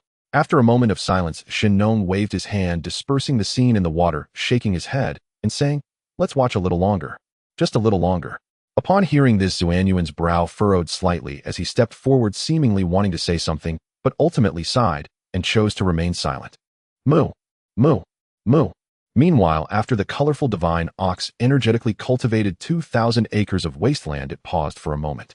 Seeing that no merit from the Tao was forthcoming, it wagged its tail and ran to Dzin's side, its big eyes filled with curiosity and anticipation. This time there isn't any, but next time I'll find you again. Dxin looked at the colorful divine ox now covered in glistening sweat and couldn't help but feel touched. He patted its head and spoke gently. Feihu may be a bad tiger, but this ox is a good one. No wonder Feihu could lick it 100 times, but the divine ox remained unmoved. Moo moo moo. Although the colorful divine ox felt a bit disappointed, it didn't dwell on it too much. It licked Dzin's finger, glanced at Huang Feihu, and then wagged its little tail, slipping behind Dxin and avoiding Huang Feihu. It was evident that this fellow had become addicted to the merit of the Tao and wanted to follow Dxin to see if it could gain some more merit points, hoping to measure up to its predecessor, who followed lousy. 2999 negative emotional points from Huang Feihu. Colorful you. Huang Feihu saw this scene, and his originally dim eyes became even duller, turning to ashes. He muttered to himself, his voice filled with sorrow. Moo moo moo. The colorful divine ox tilted its head and called out 3 times to Huang Feihu, its bewildered gaze seemingly asking, "Who are you? Who are you calling? What do you want?" 3999 negative emotional points from Huang Feihu accumulated to 22,525. Upon hearing this, Huang Feihu felt as if he had been struck in the chest by a giant hammer. While simultaneously refreshing Dzin's record for the maximum single negative emotional points, his face turned paper white, completely losing its color, and he staggered back, blood spitting from his mouth. After raising the ox for so many years, to think it was taken away right under his nose. It seems that not only lick dogs, but also lick oxen meet a terrible end, ending up with nothing after the last lick. I never realized that Huang Feihu was actually the biggest fat sheep. In just a little while, I have harvested 11,000 negative emotion points from him. One person is worth 3 Bijians. Emperor Xian looked at Huang Feihu with a much gentler gaze. Where could one find such a good accomplice? Good bull, how could King Wuching abandon you after raising you? Go back to his side. With that thought, Emperor Xian patted the head of the multicolored divine bull and spoke earnestly. Of course, harvesting the sheep must follow the principles of sustainable development, especially with a super wealthy individual like Huang Feihu. If I were to strip him clean at once, it would be a tremendous waste. I must nurture him, harvesting bit by bit, allowing him to continuously challenge himself and break his own records. For the great prosperity of commerce, rise up, King Wuching. Moo. The multicolored divine bull glanced at Emperor Xian after hearing this, then drooped its head dejectedly, dragging its tail back to Huang Feihu, yet its big watery eyes were still fixed on Emperor Xian, clearly showing that while it was physically beside Huang, its heart was with Zhou. Moo. Seeing the multicolored divine bull return to him, Huang Feihu was overwhelmed with joy and tears. As he reached out to touch the bull, it kicked him hard in the back, causing him to stumble and fall on his knees, clutching his belly as tears streamed down his cheeks. Negative emotion points from Huang Feihu, 500. Emperor Xian frowned as he glanced at the backstage. I kindly helped you, and you only gave me this little negative emotion points. How disappointing. Since you are disappointing, I will have to whip you as this tyrant. Bull, if you ever miss me in the future, come to the palace to see me anytime. With that thought, Emperor Xian immediately looked at Huang Feihu, speaking slowly with a stern reprimand. Moo moo moo. As Emperor Xian finished speaking, the once dispirited multicolored divine bull, with its previously dull expression, perked up its ears, staring at Emperor Xian, nodding its head vigorously, its little tail wagging excitedly. Negative emotion points from Huang Feihu, 999. In that instant, Huang Feihu heard the sound of a crack, the sound of a heart breaking, while simultaneously offering his love to Emperor Xian. Not even a 4-digit number, King Wuching, you still aren't giving enough. It's also my fault as the tyrant for not whipping you hard enough. Unfortunately, having gotten used to 4-digit numbers, and the fact that Huang Feihu keeps breaking records, seeing this value now stirred no ripples in Emperor Zin's heart. He turned his gaze and said, from now on you shall stay at King Wuching's home for meals and lodging, coming to the palace during the day to accompany me as my mount. Moo moo moo.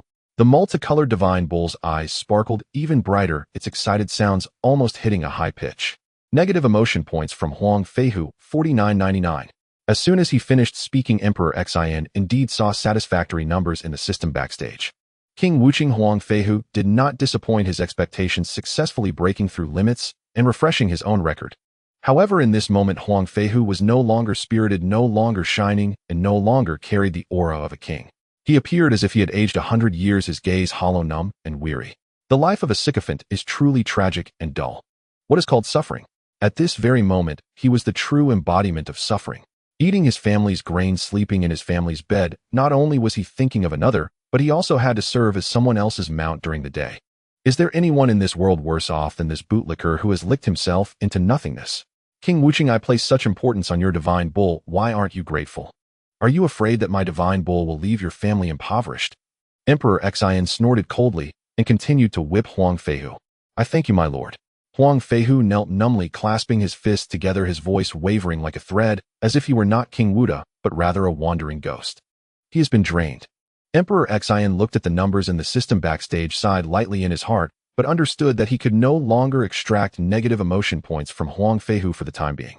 He turned to Baigan and smilingly said, Chancellor, the result is out. You should fulfill your promise now. Negative emotion points from Baigan 999, accumulative value 30,023.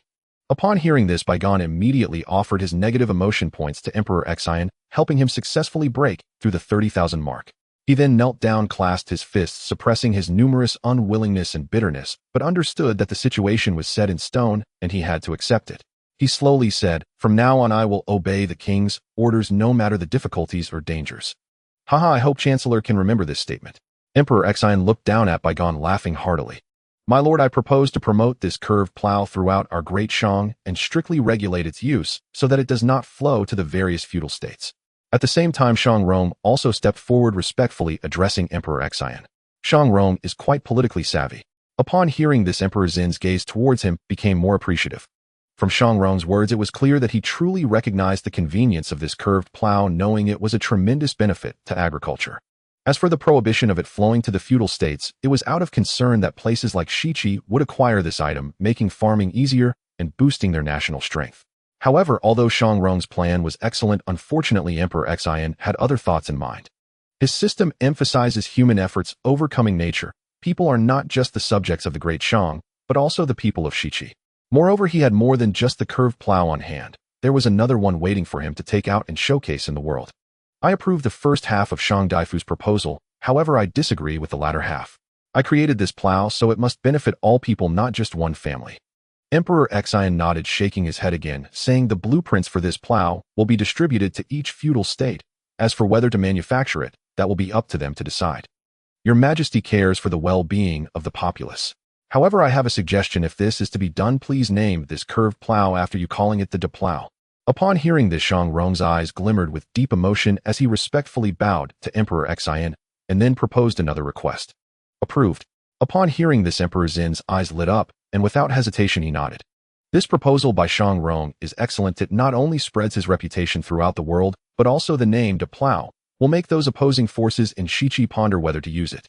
After all, if they use it, they will have to spread Emperor Zin's good name, but if they do not, they will be left far behind by the Great Shang.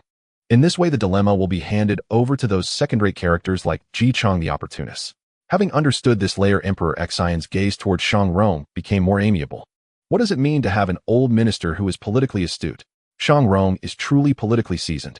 This is the kind of minister that should be utilized for the great prosperity of commerce. Promote Shang Rong to Chancellor. With this in mind, Emperor Xian looked at Shang Rong, smiled slightly, and bestowed a reward. When he noticed Baigan looking at him in shock, his face filled with astonishment, he hesitated momentarily, then said, As for Baigan, retain this position. From now on, Shang Rong will be the right chancellor, and Baigan will be the left chancellor. I thank you, my lord. From now on, I will dedicate myself wholeheartedly to serve you. Upon hearing this, Shang Rong knelt down, bowing respectfully to Emperor Xian, his face full of barely concealed joy. Negative emotion points from Baigan 1999. At the same time, Baigan's negative emotion points also entered Emperor Zin's pocket, and his face appeared quite grim. His lips moved for a long time, but thinking of the wager, he ultimately remained silent. The various ministers around also displayed different expressions. Some felt pity for Baigan, while others rejoiced for Shang Rong. However, everyone understood that the winds in Chaoga City were about to change. With both chancellors in the court, it was unprecedented, not to mention that in present-day Shang the right chancellor was esteemed, meaning Shang Rong was the main chancellor, while Baigan was merely the deputy chancellor. Report to the king: a Taoist is at the palace gate claiming to present a sword to you. That Taoist possesses remarkable abilities, and we dare not drive him away. Just then a fast horse arrived from the direction of Chaoga City. A guard dismounted and respectfully reported to Emperor Xian. A Taoist, presenting a sword. Upon hearing this, Emperor Zin's eyes suddenly narrowed. At first he felt nervous, then deep excitement showed in his gaze. After waiting for so long, I have finally awaited this big shot. Yun Zhongzi, the first golden immortal of the Chan sect, the great master of alchemy in the primordial era, known in later generations as the foremost figure of the primordial mountain village. There is also a saying that Yun Zhongzi is the reincarnation of the first red cloud in heaven and earth which attained enlightenment. His profound blessings stem from the need for the heavenly Tao to compensate for the regrets of his previous life, when he was deceived by the most trusted master who took away his saintly status alongside Kunping.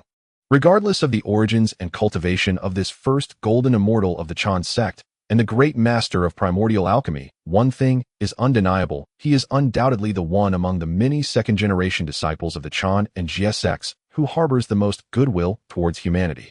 The reason is quite simple. Whether it is the 12 golden immortals of the Chan sect or the 10 heavenly lords of the Jie sect, they have all committed endless killings, creating a tumultuous calamity during the Fengshan calamity. Yet only this golden immortal chose to take action against Daji from the very beginning, attempting to avert disaster. From the moment he saw Daji, Xin had already foreseen the moment when Yun Zhongzi would present his sword to slay Daji. During this time he had been preparing for it, and coincidentally today, Yun Zhongzi had arrived. "Return to Chaoga," Xin said in a deep voice without hesitation to the crowd. After speaking, he turned to Zheng Luan and said, "General Zheng, bring the deed plow with you." After finishing his words, Xin waved at the multicolored divine ox. Moo! Seeing this, the multicolored divine ox let out an excited low roar and rushed to Dzin's side. Once he obediently mounted on its back, the ox stomped its 4 feet, and golden clouds appeared lifting it, and Dxn rapidly toward Chaoga City. Zheng Lun, witnessing this, reached out to grab the deed plow, which had received the blessings of the heavenly Tao, and rode the fiery-eyed golden beast following swiftly to Chaoga City. "That is my ox." Huang Feihu looked at the multicolored divine ox that had raced away. Although he was already numb to such feelings, he couldn't help but feel his heart clench painfully with an urge to spit blood. Baigan looked at Huang Feihu with sympathy, sighing deeply in his heart. Despite his minor contributions, the tyrant remained a tyrant, even seizing his subordinates' mounts. How tyrannical could one be? From Huang Feihu's negative emotional value 99. From Baigan's negative emotional value 199, cumulative total 32,320. Xin traversed the road, and the system background reported 2 bland negative emotional values. Having grown accustomed to the gourmet delicacies contributed by Huang Feihu, he naturally looked down upon such plain fare, glancing at it before casting it aside. A moment later, the multicolored divine ox arrived at the front of the palace in Chaoga City. Xin focused his gaze and saw a middle-aged Taoist standing at the dripping eaves, holding a flower basket in his left hand and a whisk in his right, dressed in a light blue Taoist robe with wide sleeves. This Taoist could only be the first golden immortal of the Chan sect. Seeing Yun Zhongzi, Xin wasted no time, dismounted from the multicolored divine ox, and with a smile walked briskly towards him. "Your Majesty, I bow to you." Yun Zhongzi, seeing Xin descending from the sky on the multicolored divine ox, couldn't help but feel momentarily dazed. After a brief pause, he regained his composure and bowed to Xin. "Ha ha, Senior Yun, there is no need for such formalities. Please rise quickly." Xin hurriedly extended his hand to support Yun Zhongzi, laughing heartily. "Your Majesty, you recognize me, I..." Yun Zhongzi was taken aback, looking at Xin in surprise. As far as he knew, Xin was just a mortal. How could he possibly know this Chan immortal? No, something is off. How did this Xin reach the 3rd level of refining essence into Qi, almost stepping into the realm of refining Qi into spirit? But in the next moment, he noticed that the Xin before him was somewhat different from what he had imagined. "Haha, I not only know your name, Senior, but I also know why you have come." Xin chuckled, then turned to the side, saying, "Senior, please come inside. I happen to have some little things I would like you to appreciate. Let us talk as we walk." After finishing his words, Xin didn't give Yun Zhongzi a chance to speak further. He grabbed his arm and strode into the palace. From Yun Zhongzi's negative emotional value 50. "I wonder, Your Majesty, what do you think I have come for?" Yun Zhongzi truly did not expect that all the words he had previously thought would be of no use at this moment. While feeling speechless, he couldn't help but be curious, asking Xin. "Senior has come naturally for that fox spirit." Xin did not hide anything, smiling mysteriously, he boldly said. From Yun Zhongzi's negative emotional value 99. Yun Zhongzi stared blankly at Xin, and for a moment his head buzzed. He had originally planned a long string of words contemplating how to persuade this legendary tyrant, but unexpectedly, before he could even speak, Xin had revealed his intentions, and furthermore his demeanor was incredibly calm, as if the fox spirit were nothing more than a blade of grass. However, he simply could not comprehend how DXIN knew the details about Daji. Moreover, since DXIN was aware of Daji's background, why did he still see the overwhelming demonic aura within Chaoga City when he was collecting herbs on the peak? The heart is as free as white clouds, and the intention flows like water from east to west. How could such a high figure as senior also lose composure? DXIN looked at Yun Zongzi's expression, secretly amused, but on his face, he feigned a look of confusion and asked him, "Strange, strange, strange." Yun Zongzi fixed his gaze on DXIN, repeating the word strange 3 times, then continued, "Since your majesty knows that Daji is a fox spirit, why allow her to reside within Chaoga City? Are you not afraid of being bewitched by her? Does senior think I resemble someone who would be bewitched?" DXIN laughed heartily and countered. Of course, this was also directed at Yun Zongzi. If it were any of the other 12 golden immortals of the Chan sect, DXIN would never dare to respond in this manner, or he would likely be turned to ashes immediately. From Yun Zongzi's negative emotional value 99, Yun Zongzi was left speechless, obediently delivering more negative emotional value. Furthermore, upon careful observation, he found that although the demonic aura of that fox spirit surged within Chaoga City, it exhibited signs of decline, as if that fox spirit had recently suffered a heavy blow and was now in a state of disarray. All of this made him involuntarily click his tongue in wonder. He needed to know that he had previously deduced the origins of that fox spirit. Aside from the demonic aura of Xianyuan's grave, he sensed a trace of the saintly Tao rhythm, which was anything but ordinary. How could such a demonic being be created by someone? Especially, it seemed to have been created by this mere refining essence in a Qi realm. Considering that even the actions of a saint could be obstructed, the only explanation was that behind DXIN there must also be a saint, though he did not know whether it was his own master or his senior uncle. Or perhaps those two from the west. After all, with the calamity approaching, even a saint must be cautious in their calculations. It seems that I have overthought it. Yun Zongzi, unable to comprehend, did not wish to dwell further. After smiling, he turned to DXIN and said, "I saw the blessings of the heavenly Tao falling outside the city just now. I wonder what has transpired. I casually created a few things but did not expect that the heavens would respond and bestow some blessings of the heavenly Tao." DXIN chuckled lightly, explaining. From Yun Zongzi's negative emotional value 199. This time Yun Zongzi's negative emotional value finally increased to 3 digits. The blessings of the heavenly Tao are incredibly precious. They cannot simply be obtained at will. At least Yun Zongzi had refined countless items, yet very few had attracted the blessings of the heavenly Tao. Yet the so-called tyrant of the world had created something that attracted the blessings of the heavenly Tao, which could not be considered anything but strange.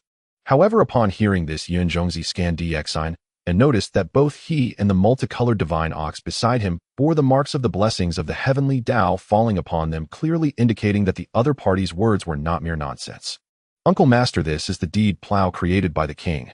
At this moment, seeing DXIN give him a look, Zheng Lun hastily stepped forward, holding the deed plow and looking at Yun Zongzi. "So it is a disciple under my brother Du." After glancing at Zheng Lun, Yun Zongzi calculated a bit in his heart and quickly understood his origins. After smiling slightly and nodding, his gaze fell upon the deed plow stained with blessings of the heavenly Tao, and after a brief inspection, he asked curiously, "What is this item used for?" "This deed plow is for farming. 1 ox and 1 person can plow dozens of acres in a day." DXIN chuckled lightly, pointing at the deed plow and giving a detailed introduction to Yun Zongzi. "So it is a treasure for farming. This is indeed a valuable tool. With this, countless lives can be sustained." Yun Zongzi, who adored refining tools and was not picky about their nature, found himself intrigued despite it being merely an ordinary item. He examined it repeatedly, praising DXIN's ingenuity and creativity, and then expressed some regret, saying, "Unfortunately, the method of refining this item is too rudimentary. It is not a spiritual treasure and lacks significant power, making it difficult to ascend to the realm of saints. Senior, on this point, I must respectfully disagree." Hearing this, DXIN shook his head, recalling the line he had prepared to present to Yun Zongzi over the past few days, and smiled, saying, "I believe that the path of the saints is no different from the daily needs of the common people. The path of the sage is no different from the daily necessities of the common people." Upon hearing this, Yun Zongzi suddenly fell silent, his gaze fixated on DXIN, his expression shifting with uncertainty.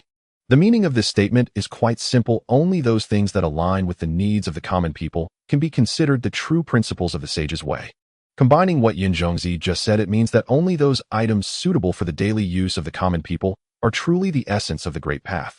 Undoubtedly, this saying by the great Confucian Wang Jin from the Taizhou school in the Ming dynasty does not quite apply to this era where sages are elevated above all and everyone else is seen as mere ants. However, if it were to be said to the 12 golden immortals of the Chan sect or the 10 heavenly monarchs of the Jie sect, they would certainly scoff at it, and might even take action to make DXIN understand what it means that under the sage all are mere lackeys. Yet for someone like Yun Zhongzi who truly considers the lives and deaths of mortals and cannot bear to see living beings suffer, this notion holds immense weight. In the past, when he forged magical treasures, he sought nothing but immense power, attempting to create treasures that surpassed the essence of the imitators. However, he had never considered what benefits the magical items he crafted could bring to the world. At this moment, Dizin's words made him realize a brand new perspective. Haha, little Wang, just spoke casually. There's no need for you to take it to heart. Come, I happen to have a little gadget to show you. DXIN knew that with his current status and cultivation, he could only inspire some insights in Yun Zhongzi's heart, and it was impossible for him to pull him to his side at once and cling to the thigh of this foremost fortune and virtue golden immortal of the Chan sect. He chuckled, pulling Yun Zhongzi along as they continued towards the palace. Upon hearing this, Yun Zhongzi no longer insisted on leaving after offering his sword, eager to see what DXIN had come up with. How prepared are you all? Upon entering the palace, DXIN glanced at a few young palace maids and said in a deep voice, "We have already followed the king's orders to prepare the pork rock candy, Sichuan pepper, and green onions and ginger." The young palace maids immediately bowed respectfully to DXIN upon hearing this. DXIN nodded, then looked at Yun Zhongzi and said with a smile, "Please wait a moment, making this will take some effort." "No problem, I have plenty of time." Yun Zhongzi replied, intrigued by the ingredients the palace maids mentioned, curious to know what kind of daily necessities DXIN was concocting. Hearing this, DXIN felt relieved and then led Yun Zhongzi to the kitchen, nodding in satisfaction at the assembled stove. He then blanched the pieces of wild boar meat mixed with ginger, garlic, and Sichuan pepper, as the strong gamey smell of the wild boar meat was too overpowering to subdue without blanching. Unexpectedly, this fellow, despite being a king, was surprisingly skilled in matters of the kitchen.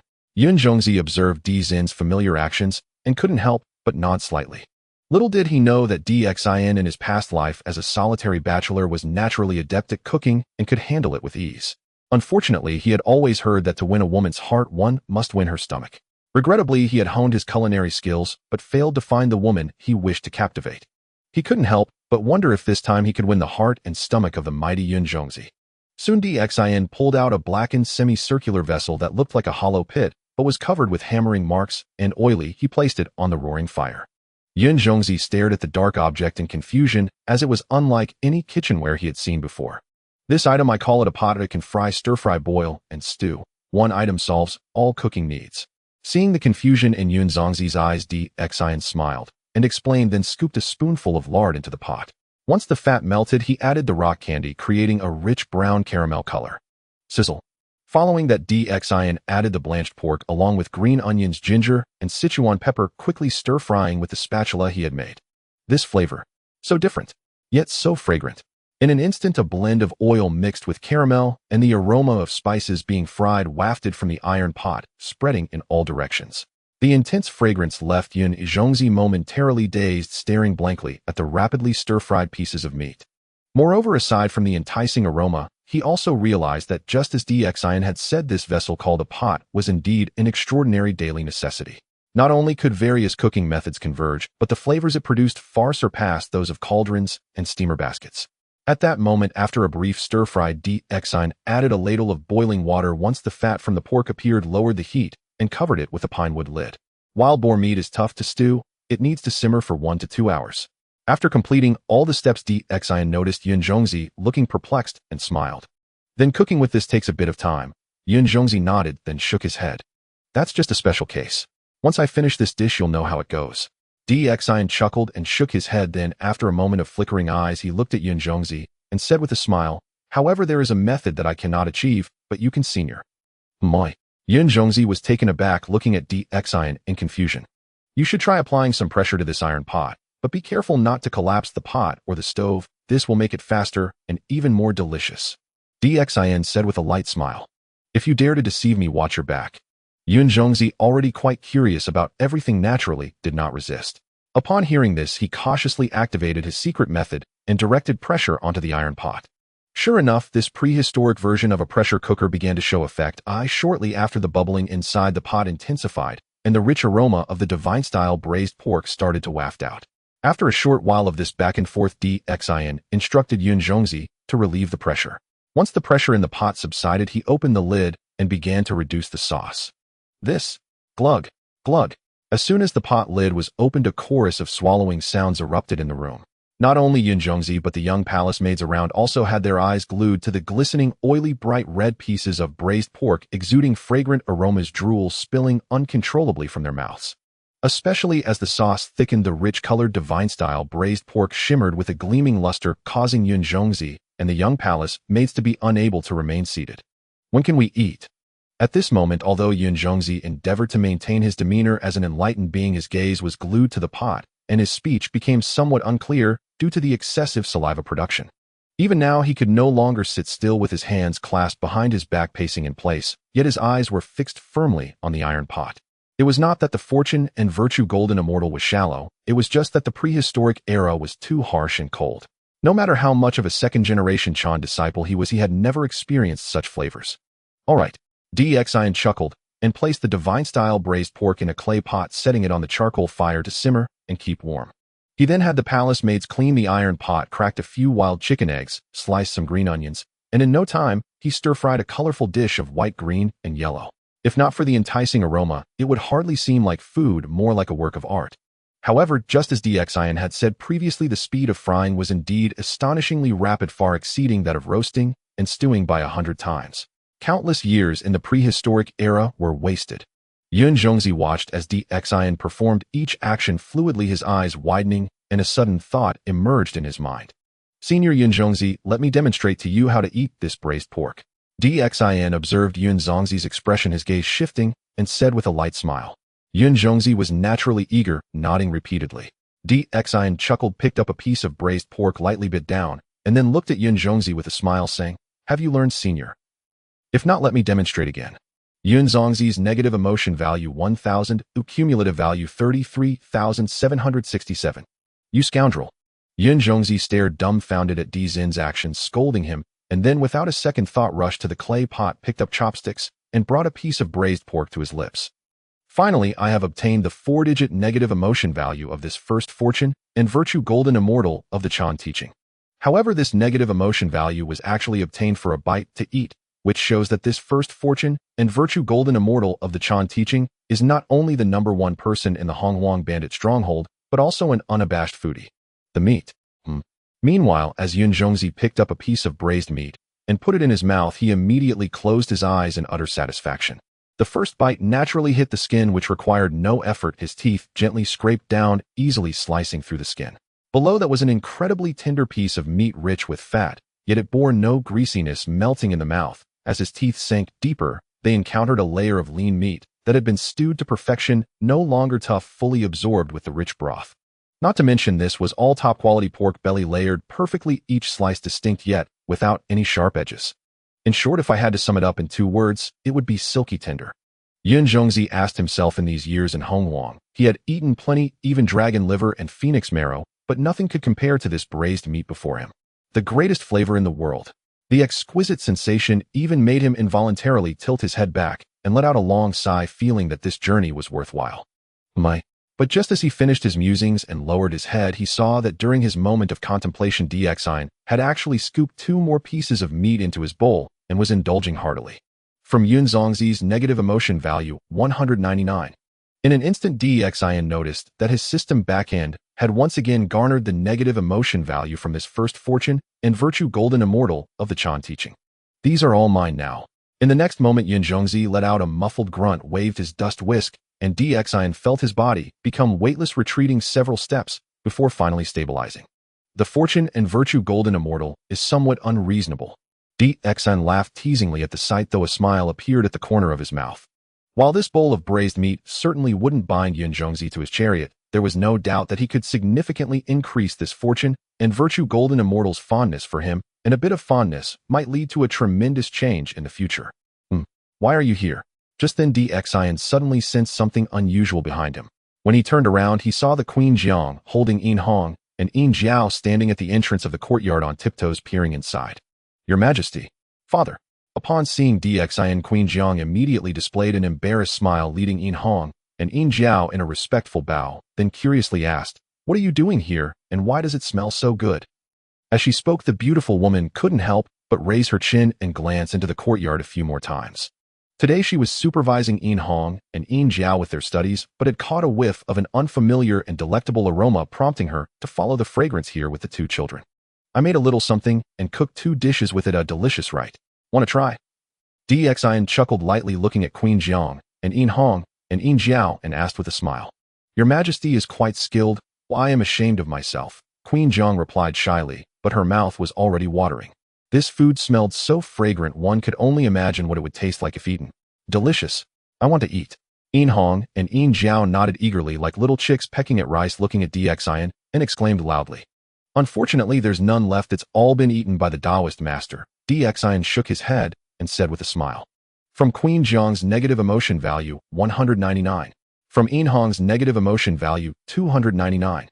From Yin Jiao's negative emotion value, 250, cumulative value 34,714. In an instant, Xin was pleased to see a series of data changes appear in the system backend. Unfortunately, this system was not sensitive enough to sense the negative emotion values generated due to himself. Otherwise, with the negative emotions of Queen Jiang, Yin Hong, and Yin Jiao towards Yun Zhongzi, they would surely exceed the 40,000 mark at this moment. Buzz. Just then a powerful aura suddenly appeared in the world, so familiar as countless golden clouds gathered. Following that, beams of golden light fell down, landing on Xin and the craftsman forging iron pots. Sensing that the host had received heavenly Tao merit value 2,999, the system added a reward 500. It had automatically crafted a golden body from the merit value based on the host's previous suggestion. At the same time, a prompt from the system immediately sounded in Dzin's mind.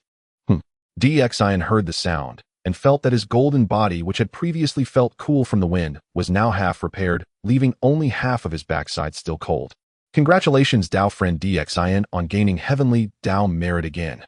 At this moment, Yun Zhongzi had also finished the jar of braised meat with his greasy mouth, congratulating Xin. "Ha, it's just a little skill, nothing to speak of." Xin shook his head, humbly replied, then continued to Yun Zhongzi, saying, "Such a high-level expert like you must have long been accustomed to the heavenly Tao merits, right? May I ask how your merit golden body is now?" "Naturally, I have long been accustomed to it. A bit of heavenly Tao merit is nothing." Yun Zhongzi cleared his throat lightly, then raised his head as if very nonchalant, and continued, "Dao friend Xin, do you have any extra iron pots? If so, could you lend me one?" "No iron pots, but I do have plenty of black pots. I wonder if you want them." Xin snorted inwardly, but before he could speak, Yin Hong pointed at Yun Zhongzi and said, "You Taoists are very rude, eating our family's meat and still wanting our pot." Upon hearing this, Yun Zhongzi's face turned bright red. Children speak without thinking. Xin laughed heartily and then looked at Yin Hong, saying, "Hong, you have misunderstood the Taoist. He is the first fortune and virtue golden immortal of the Chan, teaching a grandmaster of artifact forging in Hongwang, possessing countless treasures, and is most generous. A drop of kindness must be repaid with an ocean of gratitude. How could he eat our meat and take our pot without any expression of gratitude? He will surely compensate us with value 1,000 times greater. Senior, wouldn't you agree?" From Yun Zhongzi's negative emotion value, 999. Yun Zhongzi stared blankly at Xin, thinking, "What the hell, repay with an ocean of gratitude? I just ate 2 pieces of wild boar meat. Do you expect me to sell myself to you?" Father looked quickly. The Taoist uncle's face has turned yellow. At the same time, Yin Jiao pointed at Yun Zhongzi and said to Xin, "Nonsense, that's just the Taoist applying wax to guard against the cold."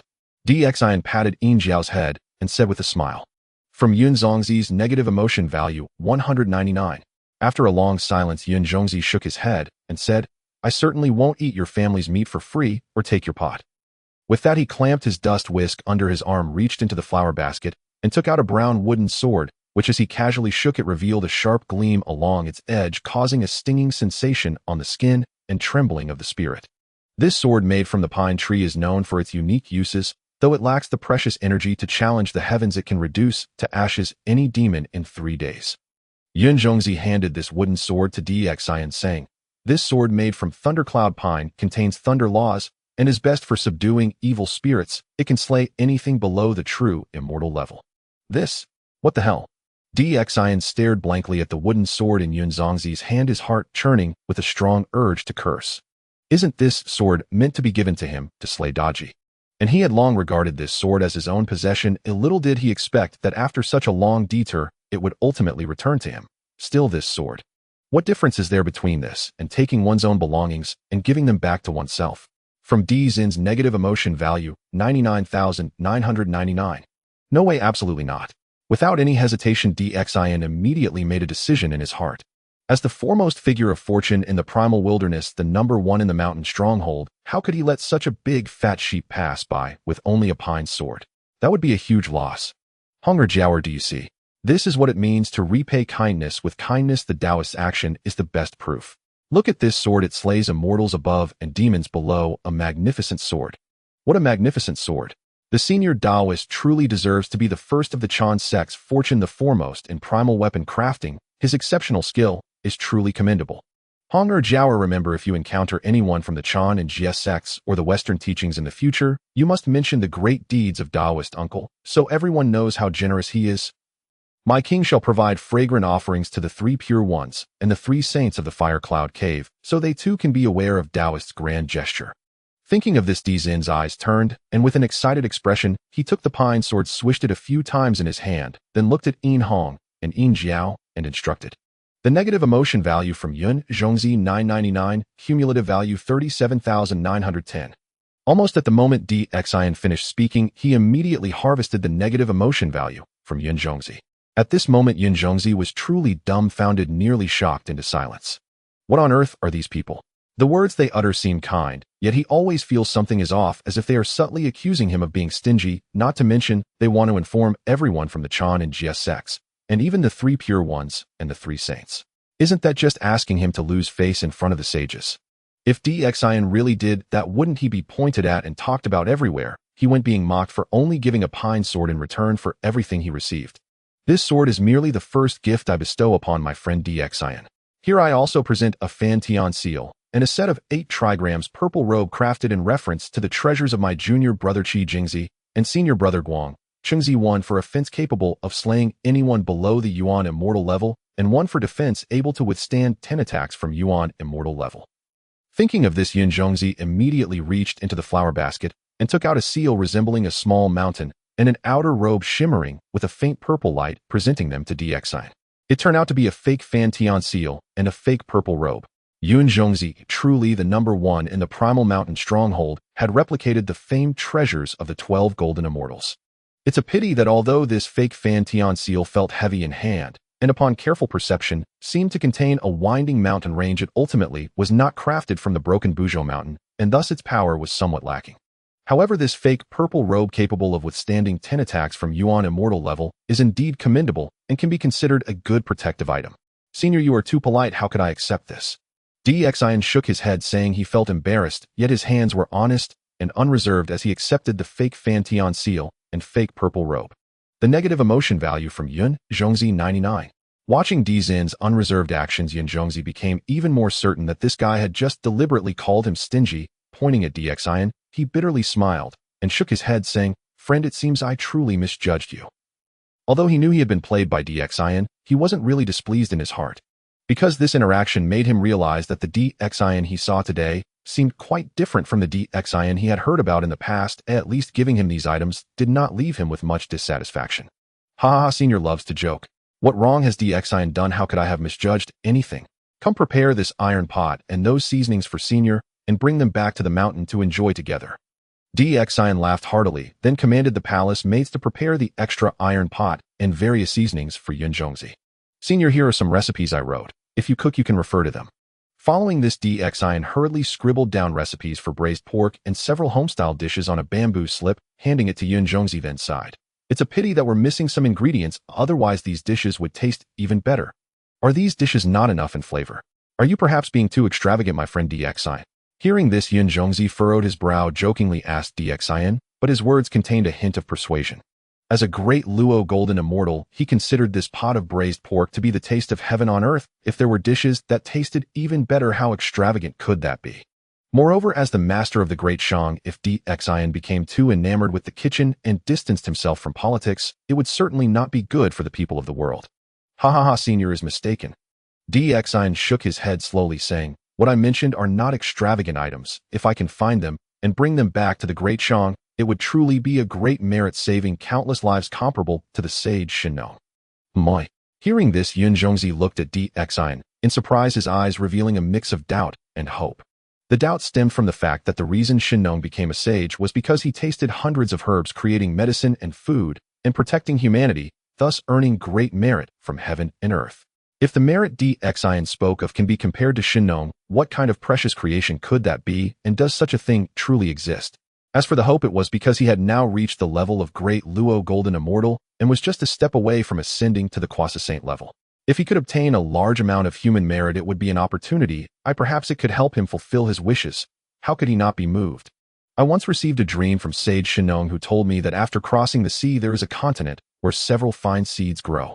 One of them grows in the ground. Its roots can be eaten. Because its roots resemble beans and grow in clusters deep underground, it is called potato, which can be used for cooking or as food. There is another kind similar to the potato, but it can grow on vines under the ground with one stem producing dozens of pounds of food. Moreover, whether the soil is fertile or barren does not affect its growth. It can even survive disasters in a bad year. Besides these two, there is another fine seed with slender branches entirely green that bears clusters the size of a palm. Those clusters have hairy things which are yellow-green when unripe and turn black when ripe. If you peel off the skin, the seeds inside are as big as several grains of millet, and they are more resistant to cold with many wonderful uses. Dxian chuckled, attributing everything to Sage Shinnong, and continued. And those potatoes are the perfect match for braised pork. You will know once you taste them, senior. What he spoke of were the three great tools for benefiting the people that the time travelers sought upon returning to history. However, the travelers he read about needed to travel by ship across the sea to obtain these three great tools, while he could summon immortals to fly there. Since it was revealed in a dream by Sage Shinnong, how do you know it tastes so good? Did you perhaps taste it in your dream? Hearing this, Yun Zhongzi looked at Dxian and asked with a light laugh. Senior, you truly are a senior to even know that I tasted it in a dream. Dxian exclaimed, looking at Yun Zhongzi with admiration, clapping in praise, his eyes filled with deep respect. There is another item shaped like a point which is green when unripe and turns red when ripe, about the length of a finger. Its taste is spicy, similar to that of the Sisyphus jujuba, but without the many off flavors. Is this item also edible? Yun Zhongzi looked at Dxian with suspicion, asking. That won't do. Dxian shook his head and said, however, this item is a vegetable that can remove dampness and drive away the cold, and is a marvelous seasoning. Chili peppers cannot constitute a meal, but with them one can easily finish 3 large bowls. Moreover, without chili peppers, how could there be Sichuan and Hunan cuisine, and how could one enjoy hot pot? After all, being in the primal wilderness with such great pressure, it is truly difficult to persist without enjoying a few hot pots to relieve the stress. Thinking of the red, spicy, and oily appearance, Dxian couldn't help but salivate uncontrollably from the corner of his mouth. All right, I understand. I will look into it and see if everything is truly as miraculous as you say. Yun Zhongzi nodded slightly, his gaze shifting. At this moment, to be frank, he was indeed somewhat moved. After all, if what Dxian said was true, it would undoubtedly be a great merit. Moreover, even without the merit, if there truly existed a vine that could yield several tens of pounds of good grain, it could certainly help countless lives, giving the suffering human race a greater chance to survive through the calamities. Although Dzin's claims seemed rather absurd, things he had never heard or seen, who could say for certain that such things as Dxian described did not exist in this world? Although he did not know how Dxian came to learn of these things, since he described them so in detail, perhaps such things truly existed in this world. Then I will first thank you on behalf of all living beings, senior. Dxian, upon hearing this, without a moment's hesitation, immediately bowed sincerely to Yun Zhongzi. It is known that potatoes, sweet potatoes, and corn, while all coarse grains, are high-yield and adaptable crops. Not to mention, in this era, wheat and rice actually do not differ much from coarse grains in taste. Not to mention anything else, the white flour pancakes that this king eats are so gritty that compared to the future it feels as if someone is sanding the throat with sandpaper. That is unnecessary, but if you deceive me, I will not let you off easily. Yun Zhongzi chuckled and shook his head, then raised his hand and patted Dzin's shoulder, preparing to leave. Senior, want you stay a little longer. I feel we have an affinity and would like to get closer. Dxian said, affectionately grabbing Yun Zhongzi's arm while his gaze was fixed on the basket of treasures. After quite some time, he had only knocked out 3 spiritual treasures, which made him feel somewhat insufficient, wanting to see if he could produce more. I think what you wish to get closer to isn't me, but those spiritual treasures in my basket. Yun Zhongzi scoffed, coldly snorting. Senior, your foresight is remarkable. You could guess that. Impressive. Since you are so formidable, how could there be no place for you among the 6 saints of this world? Dxin raised his eyebrows, pretending to be simple-minded. I will not stoop to your level. From Yun Zhongzi's negative emotion value, 199. Hearing such hurtful words, Yun Zhongzi coldly snorted twice, then tossed the basket into the air and leaped up, floating towards the distant ocean, which he had clearly piqued his interest in. In present-day North America, there should be no living beings, right? Moreover, such a grand figure as Yun Zhongzi shouldn't get lost, right? Dxin watched Yun Zhongzi's retreating figure, feeling a bit uneasy and worried, but soon these foreboding emotions dissipated. As the foremost fortune and virtue, golden immortal, the magnitude of this opportunity and fortune is beyond his imagination. Entrusting these matters to Yun Zhongzi is truly the best choice. Moreover, it is more important that Yun Zhongzi's journey to the distant ocean involves these matters. Perhaps history will change once again, and he will no longer take Lei Zhenzi as a disciple, allowing Wenzhong to avoid the tragic fate of being burned to death by the pillar of divine fire at Julong Ridge. Daoist uncle is a celestial who rides the clouds. At this moment, Yin Hong and Yin Jiao gazed at Yun Zhongzi riding away on clouds, their bright eyes filled with deep longing and expectation. You two will also become such people one day, Dxin said with a smile, patting Yin Hong and Yin Jiao's heads. Really? Yin Hong and Yin Jiao's eyes immediately sparkled with even greater brightness, looking at Dxin with anticipation. Ha ha, of course I'm just teasing you. First grow up well, whether you can become celestial beings will depend on the future. Dxin laughed heartily. From Yin Hong's negative emotion value, 99. From Yin Jiao's negative emotion value, 99. Upon hearing this, Yin Hong and Yin Jiao instantly showed expressions of disappointment and melancholy, especially Yin Jiao, whose eyes turned red and seemed on the verge of tears. Come, your father will make you the braised pork that Daoist uncle just had, Dxin said with a smile, ruffling the two little ones' hair. As expected, children prioritize food above all else. Soon they forgot about becoming immortals and busily followed Dxin, chopping meat and tending to the fire, in no time becoming two little black faces. In fact, for a moment Dxin had the thought of having Yin Hong and Yin Jiao follow Yun Zhongzi to cultivate, but after a moment's hesitation, he abandoned the idea. Firstly, Yun Zhongzi now had other tasks assigned by him and could not care for these two little ones. Secondly, the two children each had their own opportunities as recorded in the Investiture of the Gods, one learned under Qi Jingzi and the other under Guang Qingzi. Although his arrival would prevent them from facing persecution and being hunted by him, who could predict what the future would hold? Moreover, following him, their achievements would not necessarily be inferior to those originally in the Investiture of the Gods. The veins of the Investiture of the Gods have already shown a ripple. May this be the spark that ignites a great wave. In his heart, Dxin pondered slightly. He understood well that with Yun Zhongzi's arrival and departure, his determination to defy the heavens had taken its first small step. Meanwhile, looking at Dxin cooking with Yin Hong and Yin Jiao, Queen Jiang's eyes sparkled with uncontainable joy. It had been a long time since she had seen Dxin so lively with the children. The feeling of family is truly wonderful. Speaking of which, it seems the king hasn't been with me for a long time. Upon this thought, two blushes suddenly appeared on Queen Jiang's cheeks, but her eyes were filled with expectation. System prompt from Queen Jiang's loyalty and affection 5, total 90. Completing the task of the concubine's infatuation achievement will yield a random reward. Oh! Upon hearing this reminder, Dxin hurriedly turned to look at Queen Jiang and instantly saw her gazing at him with a face full of infatuation, her cheeks flushed. This is definitely a very dangerous signal. After a moment, the braised pork was served and the family of four enjoyed a hearty meal together. Soon Yin Hong and Yin Jiao ran off to play, leaving only Dxin and Queen Jiang sitting face to face. However, the fiery gaze of Queen Jiang made Dxin feel as if he were sitting on pins and needles. Such a beautiful woman cannot be said to be unappealing, but if something were to happen, he always felt it would be somewhat bizarre. Speaking of which, foxes are much better, less worry, and no need to think too much. I wonder what the taste of a fox is like. My king, it has been a long time since. Just as Dxin was lost in thought, Queen Jiang looked at him, with eyes full of water, her head bowed to her chest, her voice as soft as a mosquito's. Your Majesty, with strong enemies lurking and the people suffering, how can you be so trivial and still think of such matters? Dxin sighed heavily upon seeing her gaze, speaking earnestly to Queen Jiang.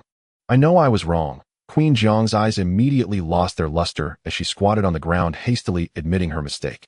From Queen Jiang's negative emotion value 299, cumulative value 38,904. Dxin nodded in satisfaction, looking down at Queen Jiang, wanting to say something, but as he looked down, he saw that after just having eaten, Queen Jiang, perhaps feeling a bit hot, had her collar opened unusually wide, the peaks rising and falling, the valleys deep and snowy, even with cold plum blossoms standing proudly. This scene made DXIN momentarily transfixed, and then he couldn't help but reach out. My king. Queen Zhang felt something unusual and was momentarily taken aback, but the dim light in her eyes instantly brightened, her voice trembling slightly. A negative emotional value from Jiang Wangfei 66, cumulative value 38,970. At almost the same time, a message from Jiang Wangfei appeared in Dizin's mind, reflecting the king's heart, like the rain of June. It falls as soon as it is said, but it is truly wonderful. Father, mother. However, just then the sudden shouts of Yin Hong and Yin Jiao came from outside the door. These two little rascals. Upon hearing Dizin's expression immediately changed, quickly retracting his hand and muttering a low curse. At this moment, he genuinely felt grateful to Yin Jiao and Yin Hong. If it weren't for these two little rascals, what would have happened between him and Jiang Wangfei would have truly been irretrievable. Yet he had not expected that he would be unable to resist temptation so easily. It was just a glance, and yet he couldn't hold on. It seems that even though he had already reached a state of seeing everything as non-existent, the fire within his heart still burned brightly. Of course, this also indicated one thing: the kidneys of this body were quite good. No need for kidney tonics. My king, daytime. Well, it's not very appropriate. While adjusting her clothes, Jiang Wangfei shyly glanced at DXIN and found it hard to utter the words indulging in lust, speaking softly instead. Who said I want to indulge during the day?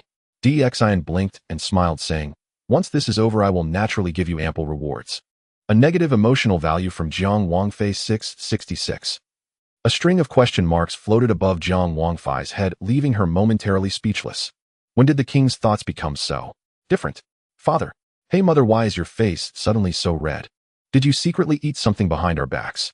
At this moment, Yin Jiao and Yin Hong had run over, and upon seeing Jiang Wangfei's flushed cheeks, they suspiciously stared at her, their noses sniffing around her, trying to figure out whether their father and mother had secretly eaten something good without them. Lift your bottoms. 10 slaps each. But just then Dizin's face turned stern, and he spoke slowly and firmly.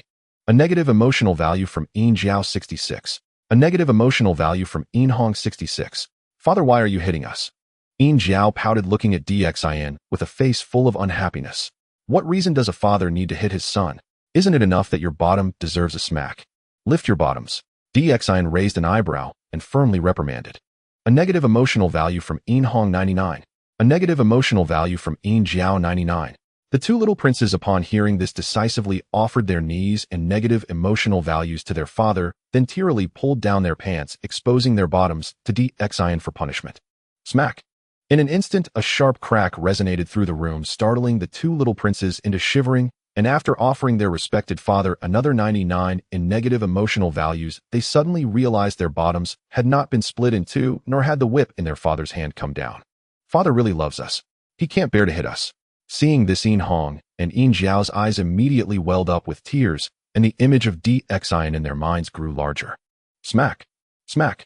But just as they felt warm, Dizin's hand came down hard on the two little rascals' bottoms, producing two crisp sounds that made them scream out, feeling as if their behinds were about to split into 8 pieces.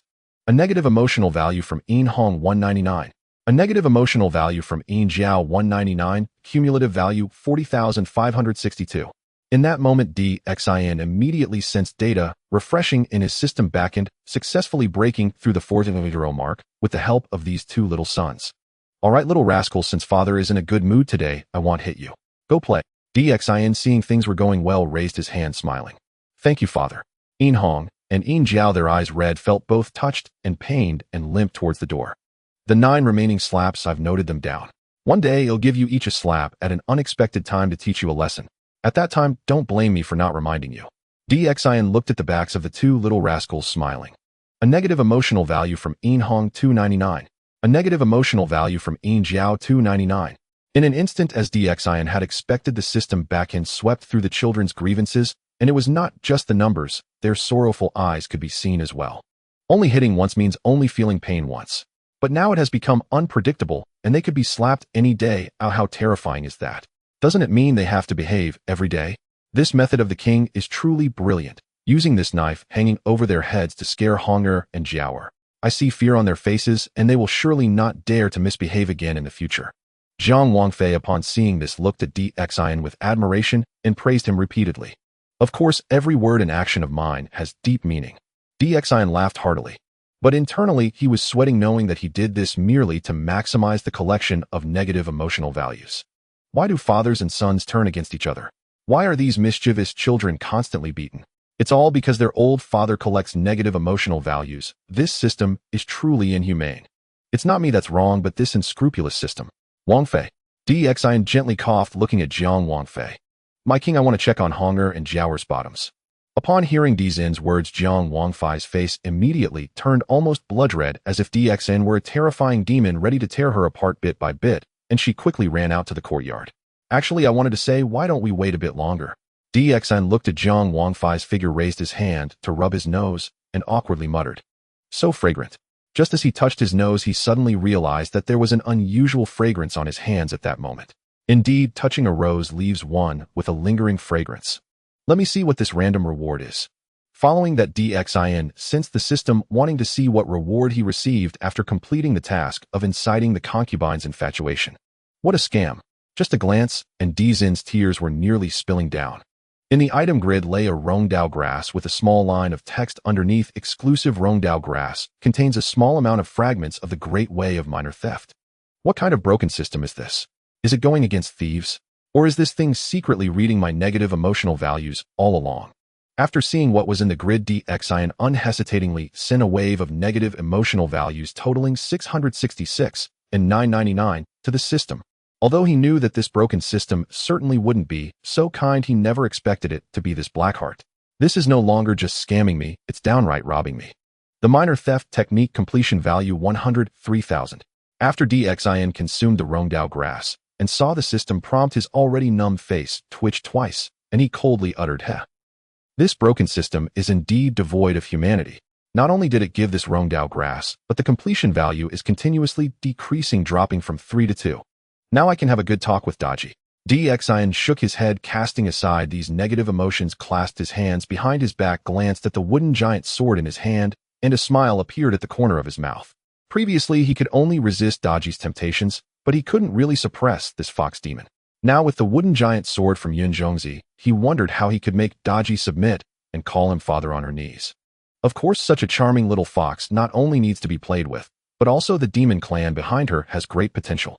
After all, the Qingxiu fox lineage is quite prominent among the demon clan, and although the current demon clan is fragmented and mixed in with various major powers, if utilized properly, it remains a formidable force that cannot be underestimated, at least making the future Fengshen calamity even more chaotic.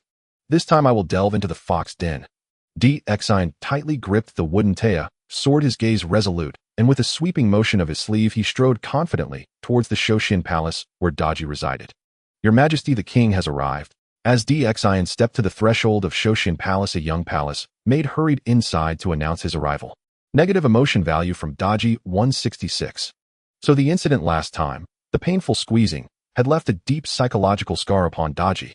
Upon seeing the number flash across his inner interface, Dixin's lips curved into an inscrutable smile, and his confidence in this visit surged anew. What does this tyrant intend now? Daji clutched her chest with both hands, her brows knotted tightly. Her body shuddered violently, gripped by an overwhelming sense of dread. The bruises from that last assault had yet to fade. The finger-shaped contusions remained vividly etched upon her skin. And now this tyrant had returned. Could it be that one storm had barely subsided before another was already gathering? If he dared repeat such a vile act, she would sink her fangs deep into him. Let him learn once and for all that Daji was no helpless prey to be toyed with. This humble consort greets your Majesty. At that moment, spotting Dixin's entrance, Daji immediately dipped into a graceful curtsy, then with coquettish charm cradled her bosom and cast him a sultry glance. I've scarcely recovered, yet your Majesty returns to tease me again. Truly you know nothing of cherishing beauty or tending to fragility. Ha! My beloved consort, what nonsense you speak. I come today bearing a rare treasure, one I wish most earnestly to share with you. Dixin laughed heartily, his gaze alight with quiet mystery as he spoke. Negative emotion value from Daji 99. At his words, Daji instantly unleashed a fresh wave of negative emotion toward Dixin. How could she not suspect treachery? This tyrant never acted out of kindness. His generosity always concealed a viper's fang. Behold, what is this? Seeing the fluctuating data in his system interface, Dixin swiftly raised the hand he'd kept hidden behind his back and waved it playfully before Daji's eyes. It was a chicken leg, richly aromatic, mouth-wateringly golden. At the sight, Daji's saliva spilled unbidden from her lips in a glistening cascade. Indeed, it had been ages since she'd tasted chicken, ever since leaving Xianyuan Mound. For a fox, especially a fox spirit, to go without chicken was a sorrow beyond measure. My beloved consort, what say you of this leg? Is it fragrant? Do you long to taste it? Dian swayed the morsel before her, smiling gently. Your Majesty truly cherishes this humble consort. Knowing full well how dearly I love this delicacy, you've brought it especially for me. Her eyes never blinked, riveted upon the chicken leg in Dian's hand. With languid grace and seductive allure, she lightly bit her lower lip, its crimson hue glistening like crushed pomegranate, rendering her visage achingly tender and irresistible. So my consort favors chicken too, Dian murmured inwardly, confirming at last that foxes, and especially fox spirits, held an eternal instinctive fondness for poultry. Smiling knowingly, he added, then pray watch closely as I eat. Savor it with your eyes alone, and let that suffice to quell your hunger. With those words, he brought the leg to his lips and tore off a generous bite. Negative emotion value from Daji 66. 66. 66. Instantly, a rapid cascade of numbers flickered across his interface, and Daji's face turned ashen, drained of all color. He knew her craving, and yet chose to feast before her very eyes, forcing her only to watch. Such exquisite torment was indeed the hallmark of a tyrant, though perhaps more accurately of a tyrant who specialized in torturing foxes. Delicious, yet rather fatty. What enraged her further was that he didn't merely eat. He performed it with theatrical relish, smacking his lips with thunderous, deliberate gusto. That spectacle made her mouth water so fiercely it seemed her saliva might surge forth in a torrent 3,000 feet long. Negative emotion value from Daji 99. 99. 99. Cumulative total 41754. Grr. Teeth clenched, her canine fangs elongated visibly beyond her lips. Murderous light flared in her eyes. In that instant, she forgot Nuwa's command and prepared to deliver the tyrant Dian a lesson he would never forget. My beloved consort, what do you intend? Seeing Daji lunge forward, Dian showed not a trace of fear. Instead, he offered a faint, tranquil smile and revealed from behind his back the towering Somu-juk sword. This, my consort, is the true treasure I wish to share with you. Zheng. Almost the moment Dian finished speaking, the Somu-juk sword erupted in a resonant, soaring chime, like the cry of a celestial dragon, its reverberations sweeping outward in all directions. A dense, palpable sword intent descended, sealing the space around them, as though within an inescapable cage of blades, every inch of air now sharp with lethal precision. At that terrifying chime, Daji felt as though 10,000 razor-edged swords had materialized in an instant, each tip poised against the slender alabaster column of her throat. Her delicate, blushing face bleached bone white, her breath hitched ragged and unsteady. Zheng. A second crystalline tremor rang forth from the Somu-juk sword. Thump. Overwhelmed by the sword's oppressive aura, Daji's knees buckled. She collapsed onto the floor, trembling uncontrollably.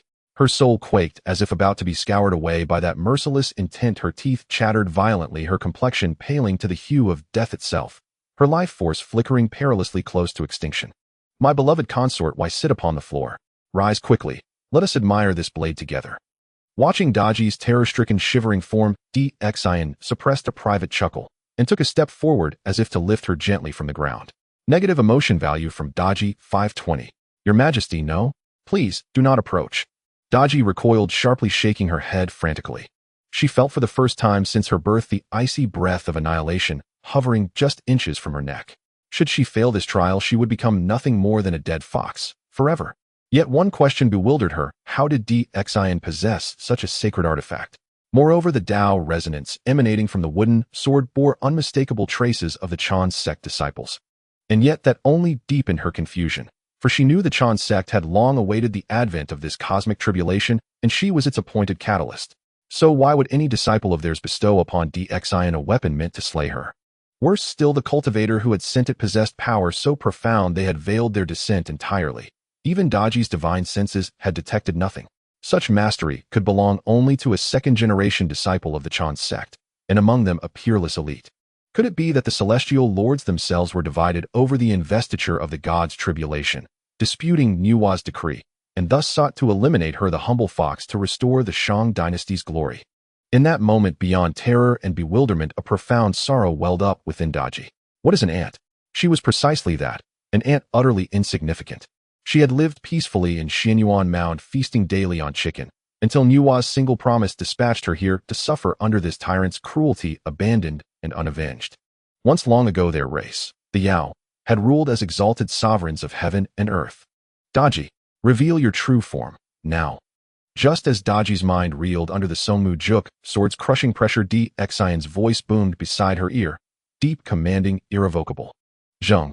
Simultaneously the sword chimed once more, its intent descending like a mountain crashing down upon Daji with unbearable weight. Yu. In an instant Daji emitted a high keening cry. Her human form dissolved, robes fell away. As she collapsed into her true shape, a snow-white fox, 9 magnificent luxuriant tails swaying behind her. 1, 2, 3, 9. Indeed, a 9-tailed fox. DXIN counted each tail slowly, then smiled faintly. Yu. Trembling violently, Daji lifted her large ruby-red eyes toward DXIN. Wide with raw, unguarded fear, her cheeks flushed with desperate unease. In that instant she knew with absolute certainty DXIN had known her true nature from the very beginning. But how? How had he uncovered her secret? Had a sage of the Chan sect revealed it to him? If so, then a vast, intricate game was unfolding behind the veil, and she, this little fox, was but a minuscule, disposable piece upon its board. Daji, do you even know your transgression? Emperor Exine stood aloft, gazing down upon Daji as she manifested her true form, a 9-tailed fox, and spoke each word with grave, deliberate weight. Daji knows her fault. Trembling Daji nodded meekly, her eyes brimming with desperate entreaty. No, you are mistaken. You have done nothing wrong. At these words Emperor Exine vigorously shook his head and declared, voice low and resounding. Daji's face clouded with bewilderment, her lips parted, yet no sound emerged. She was utterly at a loss. She had expected him to demand where she had erred, yet instead he claimed she was wrong and yet was not. Your purpose in coming to Chaoga is known to this sovereign. You arrived under promise and mandate to corrupt and shatter my realm. His gaze pierced like cold lightning, his bearing radiated sovereign might as he sneered. He truly knew everything. In that instant icy dread flooded Daji's limbs, and her body quaked uncontrollably. She felt increasingly as though she stood upon an invisible cosmic chessboard, her every step forward or back dictated not by will but by unseen hands. As for that promise, I surmise it was to grant you cultivation fulfillment, was it not? A deeper enigma veiled Emperor Exine's expression as he spoke slowly. How could he possibly know? Daji was utterly stunned. The words he uttered echoed exactly those spoken to her by Lady Nuwa. How did you learn this? Daji whispered, voice trembling. Haha. Emperor Exine remained silent. Only 2 chilling hollow laughs escaped his lips. Deliberate silence. Veiled ambiguity. Profound inscrutability. Inviting speculation. A grand celestial stratagem. Deception perfected. The highest art of deception lies precisely here, saying nothing at all, yet compelling the other to imagine exactly what one intends them to believe. He must be backed by a sage lord. Instantly upon hearing that laughter, a bold conviction surged through Daji's mind. Foolish little fox, you think you've gained advantage yet remain blissfully unaware that death already looms at your throat. Emperor Exine observed her trembling form with a cold, mirthless smile, then continued, do you truly believe that by plunging my realm into chaos you shall attain cultivation fulfillment? Wrong. Utterly catastrophically wrong. In my judgment, the moment my Shang dynasty falls, that shall be the hour of your annihilation. You lie? She promised me. Daji recoiled violently, shaking her head. Promised? Ha ha ha. Emperor Exine threw back his head in thunderous laughter, leaned forward, and locked eyes with Daji. Let me ask you this, you came here under her command to ruin my Shang realm. So tell me, upon whom shall fall the karmic consequences and spiritual debts incurred? Upon you, or upon her? When the cosmic calamity descends, all heavens and 10,000 races, countless sentient beings, shall be drawn into its maelstrom. Slaughter rages, karmic burdens coalesce into tribulation itself. Do you truly believe she would bear such weight? Daji shuddered violently from head to toe. Within her gaze the horrifying tableau Emperor Exine described already unfolded. Before she had only yearned to descend into the mortal world, to seduce this tyrant, incite his cruelty, and watch the realm crumble, believing then she would ascend. She had forgotten dynastic collapse, imperial succession, and cosmic upheaval generate karmic debt beyond reckoning. Would Lady Nuwa truly shoulder such immense karmic burden? Her status is exalted beyond measure. If she pledged her word, how could she renege? It cannot be, it must not be. Daji shook her head, repeatedly, panic twisting her features. Yet even as she spoke, she sensed her own words were hollow, mere self-soothing whispers. Is that so? Emperor Exine watched her with a faint knowing smile and said softly, then why did she not act herself? If her word were truly unbreakable, the Eastern sovereign would never have perished. If her word were unbreakable, the Eastern sovereign would never have perished. At Emperor Exine's words, Daji's ears roared as if struck by thunder. Her mind churned like a storm-tossed ocean. What Emperor Exine voiced was the very question haunting every Yao. Unspoken, unfathomable, and too perilous ever to utter aloud. During the cosmic calamity of the Wu and Yao clans, both races fought to extinction, every mighty being was consumed. Yet she alone remained detached, watching impassively, as both clans annihilated each other, paving the way for humanity's ascendance. Even long after that calamity faded into legend, deep within the hearts of surviving Yao lingered quiet resentment, that she in cold indifference safeguarded only her own sagehood, while abandoning her kin to slaughter. The Eastern sovereignty's bond with Lady Nuwa far surpassed anything Daji could claim, yet even he was cast aside. Then why should she be spared? Daji fell utterly mute. Her entire frame convulsed like a sieve, cold sweat poured from her fur until her pelt clung drenched and heavy. Nuwa Huang is betraying me. She means for me to die. How blasphemous, to harbor such thoughts of her. Yet the moment this notion surfaced, her sweat intensified. Yet the harder she tried to suppress it, the more fiercely it sprouted unbidden, like spring bamboo, piercing soil, tormenting her spirit. I am doomed. Utterly, irrevocably doomed. What cultivation fulfillment? Merely a euphemism for death. At last despair dulled Daji's gaze, her heart turned to ash. Before her mind's eye bloomed a grim vision, her pelt rolled in dust, disheveled and bloodstained, crying out to heaven and earth, receiving no answer. This mortal world holds no worth. When hares perish, hunting dogs are boiled. When birds vanish, fine bows are stowed away. Daji, you are unforgivably foolish. Your end draws nigh. Emperor Xin watched her, laughing coldly, mockery dripping from every syllable. His words struck home. Daji's eyes dimmed completely. She offered not even a trace of negative emotion to feed his awareness. She now understood with chilling clarity that so-called cultivation fulfillment was a cruel jest. What awaited her was the full weight of karmic debt, borne solely by her, condemned to die as a scapegoat, reduced to ashes without remnant. Yet fortune smiles upon you, little fox. This day I shall show you a path to salvation. At that moment Emperor Xin regarded Daji with a gentle smile, his eyes sincere and warm as he spoke lightly. Oh. Daji, numb and hollow, let out a brittle mocking laugh. Do you truly believe you can protect me? Her spirit was shattered. She no longer even deigned to address him as Your Majesty. Cannot I shield you? But tell me, do you doubt whether the one behind me can? How else do you suppose I know these truths?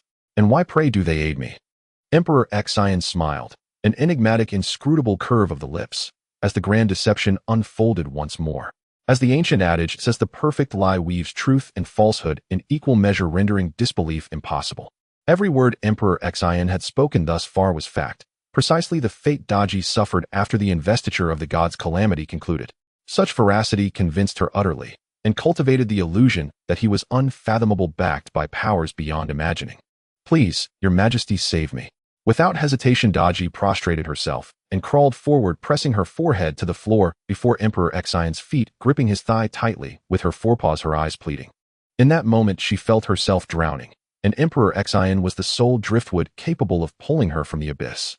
Swear a heavenly Tao oath, eternally across all lifetimes, never to betray me, henceforth obey only my commands, and I shall deliver you from suffering and secure your survival. Emperor Xion glanced down at Daji with detached authority and spoke calmly. Her surrender, this reversal of the original investiture of the god's narrative, was nothing short of epical. This moment admitted no margin for error. Daji raised her gaze to Emperor Xion, her expression shifting, hesitation warring within her. Choose him or remain loyal to her. She knew her decision would reshape the very course of her existence. If you refuse and seek death instead, I shall not compel you. Emperor Xion smiled faintly, voice serene, yet the towering Songmu Juek sword in his hand pressed down with the crushing weight of a mountain. Your Majesty. Daji's gaze lingered on him, complex, conflicted. Then with a sigh of utter resignation, she lifted her head toward the heavens and swore the heavenly Tao oath, eternal loyalty, absolute fidelity. Trembling, she murmured, Your Majesty, command me as you will. Almost at the instant Daji spoke, the currents of destiny that flowed through heaven and earth quivered ever so slightly. Meanwhile, in Hua Huang Gong Yuhua, her human torso coiled like a serpent as she quietly contemplated the mysteries of creation, abruptly opened her eyes. After a subtle calculation with her fingers, she wore a puzzled look and murmured, Cheng Tang's fortune should have run out. Why is there an extra strand? Has some fellow cultivator interfered? She calculated more carefully and found no trace of a sage's intervention. Cheng Tang founded the realm. Deshang has held 500 years of national fortune. Some fluctuations are only natural. Nonetheless, fate cannot be contravened. Once the three demons enact their stratagems, even if Deshang's fortune gains an extra stretch, they can divide and dissipate it, whittling it away. Nuwa soon regained her composure, closed her eyes, and dismissed the anomaly, content to wait until Wu Wang's campaign against Zhou concluded and the investiture of the gods was settled, thereby securing her own merit. As in the wake of the old Wu Yao War, there was little to surprise one. In Shou Xiangong, Dxin watched Daji prostrate at his feet. At her words, he threw back his head and laughed aloud. The primordial world I command has at last taken its first stride. At least from this moment on, Dxin told himself he could no longer be bewitched by Daji and would not be driven to those absurd cruelties of old, scorching, gouging, evisceration, and the like. You three from Enfeoffment, what is your relationship with the Yao clan? And what is the present state of the Yao? Dxin asked Daji, each word deliberate. If one wished to stir the investiture of the gods, it would not be unreasonable to make use of the Yao. After all, there remain many formidable figures among them. For example, Luya the Taoist, the Jiejiao's Wuyun, Xian adherents of Chanjiao. Daji answered plainly, since Donghuang's fall, the Yao have had no single leader and fractured into many factions. Some took refuge under Chanjiao or Jiejiao, some turned to the Western faith, others went to Beiju Luzhou, and some, like the Enfeoffment, three demons live scattered about.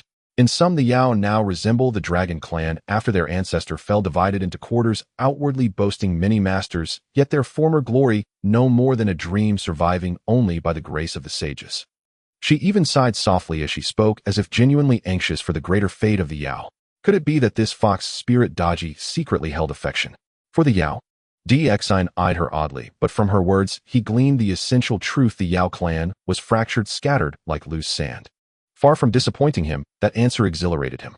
The more chaotic the Yao were, the easier it would be for him to meddle, to entangle them, and recruit their strength for his own ends. If he could seize the Wu clan as well, he would not hesitate to turn them into his vanguard. With Yao and Wu united, they could unleash a tempest that would rend the very heavens and earth. Moreover, from Daji's words, he detected that the Enfeoffment three demons might have ties to the dragon houses of the four seas. Can you reach the dragon clan? At that thought, Dxin regarded Daji and asked in a low voice, my Enfeoffment three demons have some acquaintance with Donghai Longgong.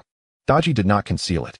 She nodded and said, Enfeoffment Huangdi was close to the dragon clan. Their descendants sometimes come to Enfeoffment to sweep and pay respects at his tomb. I have met Donghai Longgong's eldest princess Aou several times. We took to one another. Donghai Longgong's eldest princess Aou. Dxin gave a slight nod and felt no doubt at her words. The bond between the Enfeoffment house and the dragon clan was indeed notable. Enfeoffment Huangdi once rode a dragon to ascend to Huayundong and became one of the three sage emperors. It was therefore not surprising that the younger generation of the Donghai dragon clan would come to tend and venerate his burial mound. Donghai dragon clan's eldest princess. Donghai dragon clan. At the name his gaze shifted, a faint familiar sensation stirred within him. Yes, the Donghai dragon clan's ill days are not far off. As the thought formed, a mocking, amused smile curled at his lips.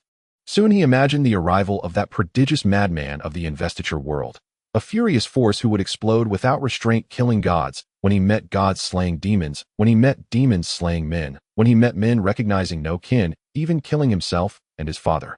Once such a figure appeared, the dragon's ill fortunes would begin. Those who had been sheltered by heaven and the Western faith and still dreamt of past dominion would learn to the disciples of the three teachings they were now no more than oversized loaches and worms. All the same, this could be turned to advantage. Though the dragon's present might did not match the masters of the three teachings, their deep reserves remained abundant. Was it the dragon clan's martial strength he coveted? Not merely. What truly whetted his appetite were the wondrous treasures hidden within the dragon lineage's depths. Very well. Soon send word to your two younger sisters and bring them to Chaoga. I have matters for you to handle. From this day forth, the three of you shall be my envoys among the Yao. Seek out their masters and swell my forces. At that moment, Dxin was certain Daji had turned her back on Hua Huanggong and submitted to him. He looked at her and spoke lightly. Daji hurriedly protested, my lord, if you wish to mobilize the Yao, that will be difficult. In the old war between the Wu and the Yao, humanity took the advantage. Many of their kin still nurse grievances against our kind. Dxin smiled with inscrutable amusement and replied, is that so? What if I told you that I am not only the human sovereign, but also the Yao emperor? At the two words, Yao emperor, Daji's mind felt struck by thunder, a frantic ringing that would not cease. She knew the title Yao emperor was not to be bandied about. Though the Yao had declined, many powerful figures remained, and none would dare assume that title lightly.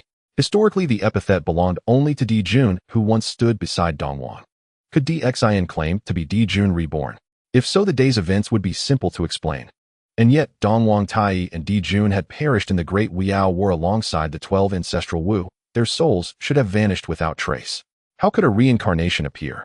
Rest assured, if I say it, I have means to prove it, Dxin told the doubtful look on Daji's face with a smile both confident and unfathomable. There were reasons he chose to claim the mantle of Dijun's rebirth, reasons he would not disclose to Daji. He waved his hand, sheathing the Songmu Juk sword, and said to Daji, "Return to your human form." "Yes, great king."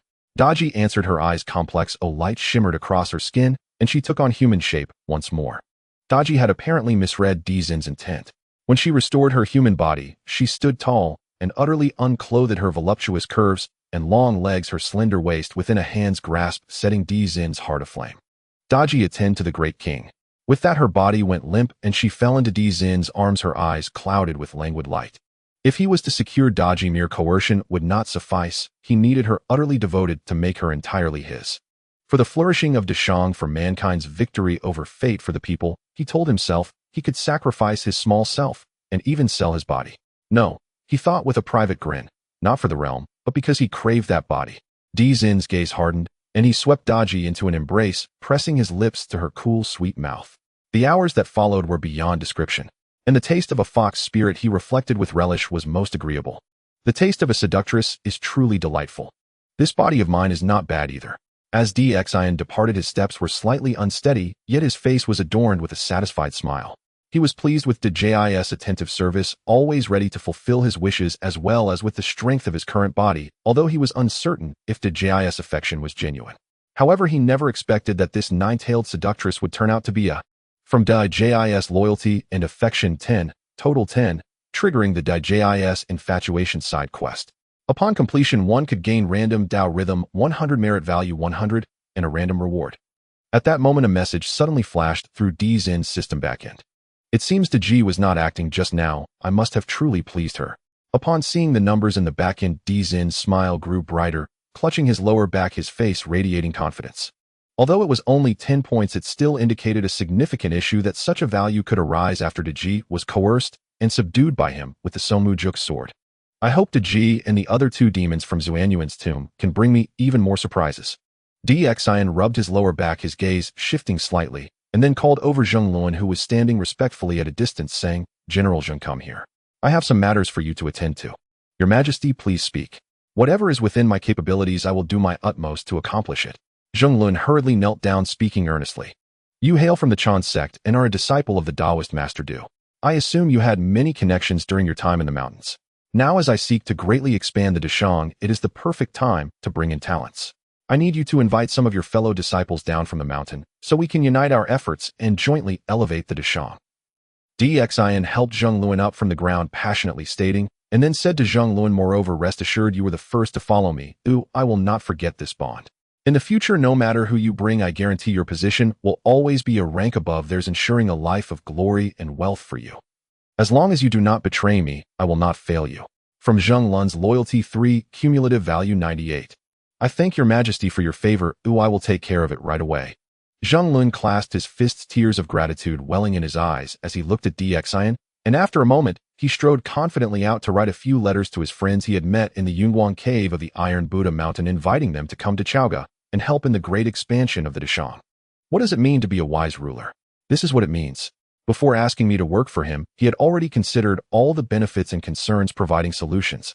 Such a monarch makes it hard for one not to be utterly devoted, willing to give everything to work for him. I just need 2 more points to reach 100 and earn the loyalty of a true subject. Dxin watched Zheng Luan's retreating figure, his expression growing even more satisfied. He understood that to get others to help, one must satisfy their preferences. Be it women, men, wealth, or power, one must provide abundantly. Moreover, it is even more crucial to distrust those who are not employed and to trust those who are avoiding indecisiveness and constant changes of orders. I hope Zheng Luan does not disappoint me and can recruit some remarkable third-generation disciples. Following this, Dxin silently wished. As for the second-generation disciples, he knew he need not even think about them for now. These individuals were all at the level of the Luo Jinxian, and some had even reached the level of half-saint. They were not to be trifled with, living as long as the heavens, and thus would not easily engage in karma. With the calamity approaching, everyone felt a sense of urgency to avoid karma. So how could they recklessly involve themselves? Until the situation became clearer, how could these individuals blindly tie their lives to the war chariot of the Dashang? Take Yun Zhongzi for instance. If asked to help fetch potatoes, corn, sweet potatoes, and peppers from across the ocean, he would assist. However, if it were to offer him a position of worship to help restore the Dashang, even though this fortunate golden immortal has a favorable impression of humanity, he would most likely not hesitate to withdraw immediately. For beneath the saints, everyone else is but an ant. No one wishes to partake in matters of uncertain life and death. Next, after gathering his thoughts, Xin surveyed his surroundings and suddenly revealed a smile, giving birth to an even bolder idea. Since I have already allowed the Ziyuan plow and iron pot to appear in this world in advance, then perhaps allowing some other things to emerge early would not be amiss. With this thought, Xin clasped his hands behind his back and dispatched a cadre of forbidden troops to summon Bygone to court. As for himself, he contemplated how to use the accumulated 42524 negative emotion value in the system, whether to keep it until he breaks through to the refinement stage, or to use it for a lottery to see if he could draw something useful. Forget it, I, a non-lucky individual, should honestly focus on breaking through to the refinement stage first. As for the future negative emotion value, I will keep half for the breakthrough and half for the lottery exchange. However, just glancing at the roulette, Xin couldn't help but recall the last time he had 10 consecutive draws, only managing to obtain a single Ruan Dao grass, causing him to shudder as he dismissed the thought. Nevertheless, he did find that while the system was a bit of a scam, it was at least intelligent. At the very least, the disturbing Su Huangning meditation would only appear when sensing an external attack, not as he had feared, singing a high-pitched song, whenever he touched a woman, leading to a situation where the king remained silent, while the woman wept, earning him the title of a tyrant. Meanwhile, Zheng Luan had already left the palace. As he stepped out the grand door, he noticed Su Hu hiding in a corner, peeking around as if spying on something. Master. Upon seeing this, Zheng Luan couldn't help but feel puzzled and approached Su Hu, clasping his fists as he spoke. General Zheng, you have endured much. As soon as Su Hu saw Zheng Luan, tears immediately streamed down his face uncontrollably. In recent days, the more he thought about it, the more despondent he became. A capable general had fallen into Dzin's hands. He found it hard to bear and thought to come to the palace to find an opportunity to meet Zheng Luan and rectify the situation. Master, why speak such words? The king treats Zheng Luan exceedingly well, providing clothing and food. How could there be any talk of suffering? Since you are able to come here, it seems the king treats you well too, without making things difficult for you, allowing you to come and go as you please. Such generosity truly signifies the benevolence of a wise ruler. Su Hu chuckled, shaking his head. Was Zheng Luan not brainwashed by that tyrant Xin? Upon hearing this, Su Hu felt momentarily dazed and forced a bitter smile, saying, I can only move around Chaoga, but cannot return to Jizhou. Where is this talk of freedom? From Su Hu's negative emotion value 199. Almost simultaneously, Xin immediately noticed a data flash in the system backend. His brow furrowed slightly, then he realized that it must be Su Hu, this traitor, encountering Zheng Luan, attempting to play a scheme of discord. His heart immediately tightened, and he thought to send someone to call Zheng Luan back, but then reconsidered and suppressed that thought. What is meant for him cannot be taken away. If this guy Zheng Luan wants to act as a traitor, it would indicate that he is no longer useful. After all, he had the human emperor system in his hands. Simply by observing Su Hu's negative emotion value, he could know the outcome of their interactions. Master, that is not correct. You rebelled against the Dashang, the king defeated you, but did not kill you, leaving your life intact. Isn't this a sign of great benevolence? Isn't this freedom? Zheng Luan frowned, looking at Su Hu with displeasure. Upon hearing this, Su Hu became even more awkward and more convinced that Zheng Luan had indeed been brainwashed by Xin, focusing solely on that tyrant. Although he wanted to refute, he feared that he might anger Zheng Luan and drive him away, making it even more impossible for him to return to Jizhou. General, may I ask what task the tyrant? The king has for you now that you've been released from the palace. If it is burdensome, you need not speak of it. With this thought, he put on a smiling face, just about to say the word tyrant, but upon seeing Zheng Luan frown, he hurriedly changed his words, then sighed deeply, his eyes brimming with tears, saying, What can Su Hu do now that I am utterly powerless? Even though I am a minister and a duke of Jizhou, I have no real power to provide what you desire. Master, why must you say such things? I, Zheng Luan, will always remember your kindness, never to be forgotten. Zheng Luan, being a man of righteousness, couldn't bear to see Su Hu's tearful expression upon hearing those words. He hurriedly bowed respectfully to Su Hu. I knew it, General, you are a grateful person. Su Hu felt hope at once upon hearing this, tightly gripping Zheng Luan's arm, and said excitedly, Without my master, how could I have met the great king, and how would I have such fortune today? At that moment, Zheng Luan gave Su Hu a strange look and continued slowly. The negative emotional value from Su Hu increased by 299. Su Hu chuckled awkwardly. The brightness that had just flickered in his eyes dimmed instantly. It turned out that in Zheng Lun's eyes this so-called appreciation was merely using him to meet DXI. He realized that his master was just a tool. In fact, what the Great King has me do is not a secret. It wouldn't hurt to tell you, Master. The Great King yearns for talented individuals and aims to revive the Dashang.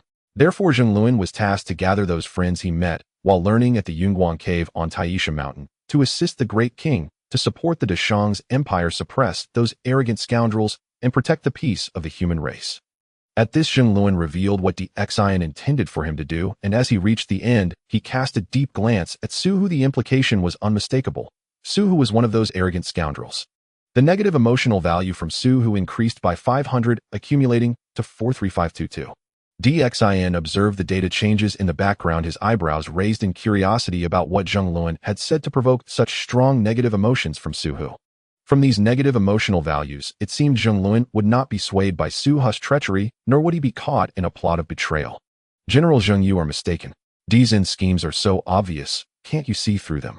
Consider this: why would that tyrant want you to contact your friends? This isn't a yearning for talent, it's to undermine you. Once those people arrive, he will cast you aside. If among your friends there is someone stronger than you, do you think he would still treat you so well? Su Hu suppressed the urge to curse furiously, putting on a concerned expression for Zheng Luan, trying to advise him earnestly. While speaking, Su Hu couldn't help but sneer inwardly, a cunning glint in his eyes, as he felt he had finally grasped Dizin's flaw. Even if he couldn't bring Zheng Luan back to his senses, he could create a rift between them. What Su Hu didn't expect was that upon hearing his words, Zheng Luan remained calm and looked at him, sneering 3 times. Su Hu was left puzzled by Zheng Luan's laughter, 3 question marks hovering above his head. He couldn't understand what was so funny about his words. Zhizhou Gong, I appreciate your previous assistance, so I do not wish to speak harshly to you. However, I did not expect that you would resort to such extremes to sow discord between me and the Great King. Let me tell you, the Great King has already stated that no matter whom I recommend to the Dashang, he will not forget our bond as the first to follow him. He guarantees that my status will always be a level above others, allowing me a life of wealth and honor, and as long as I do not betray him, he will not betray me. At this moment, Zheng Luan's face was filled with anger, his eyes blazing with fire as he glared at Su Hu and shouted sternly. How could that tyrant say such words? Did he already guess that I would come to sow discord between Zheng Luan? This DXIN is not a tyrant, he is clearly a treacherous villain. Su Hu was left speechless, stunned to the point where his ears buzzed, his head nearly exploding in disbelief. Zhizhou Gong, I acknowledge your previous support, thus I call you master. However, today our bond is severed. My only master is the Great King. From now on, please show some respect, and do not disturb me again. Zheng Luan pointed at Su Hu, speaking emphatically and angrily. As he spoke, his fury was so intense that he used a huffing technique, shaking Su Hu to his core, nearly causing his soul to leap from his body. With that, Zheng Luan ignored Su Hu any further, urged his fiery-eyed beast, and turned to leave. General Zheng. General Zheng. Seeing this, Su Hu hurriedly chased after him, hoping to persuade Zheng Luan with kind words to change his mind and continue to be of use to him. Zhizhou Gong, please show some respect. Zheng Luan did not look back, coldly stating, by the way, I must inform you that Lady Daji has already attended to the Great King today, and from her expression, she seems exceptionally pleased with the heavenly favor. I hope you can learn from her. Daji has attended to him, and she is exceptionally pleased. I lost a general, and now a woman. Damn that tyrant. Upon hearing this, Su Hu immediately felt a buzzing in his ears, golden stars flashing before his eyes, and after a violent tremor, he opened his mouth and spat out a mouthful of old blood, splattering the ground. The negative emotional value from Su Hu increased by 1999, accumulating to 45521. Loyalty from Zheng Luan increased by 2, total 100. Congratulations, host, for completing the loyal task of a minister. From now on, Zheng Luan will remain loyal to the Dashang faction, never to rebel again. Achievement points, 1 merit points 50. The merit points have been automatically converted to form the merit golden body. At almost the same time, DXIN received 2 notifications in his mind. Zheng Luan is indeed loyal. It seems he is truly valuable. DXIN nodded slightly, gently tapping the table, his eyes revealing a look of appreciation and excitement. Since Zheng Luan, a future general of the Western Qi, can show such loyalty, others may not be any different.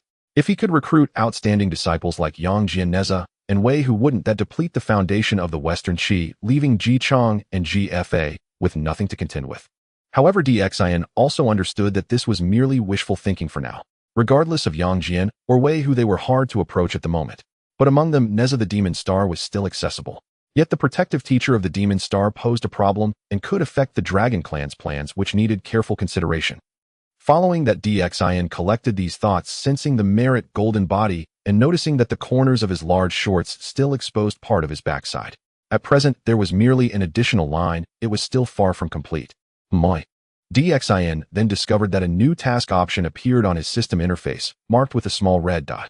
Upon clicking, he immediately saw a task window with the text, "The affection of the consort, 11 loyalty of the minister, 11, followed by a button to claim rewards.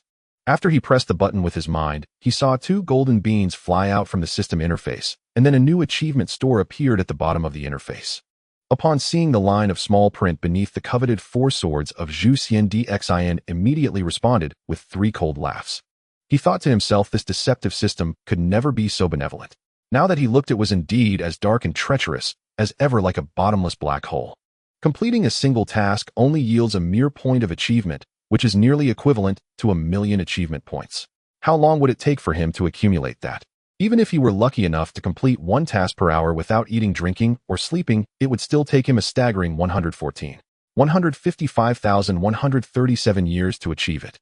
And the premise is that he must live that long. Historically, systems have always exploited people. The ancients truly did not deceive me. Xin sighed deeply, exiting the interface, waiting for Baigan's arrival to extract some negative emotional points from this old fellow, hoping to smoothly break through the 5 of a 0 barrier and ascend to the realm of Qi transformation, becoming a Qi transformation cultivator. Meanwhile, at Baigan's residence, everyone, we cannot sit idly any longer.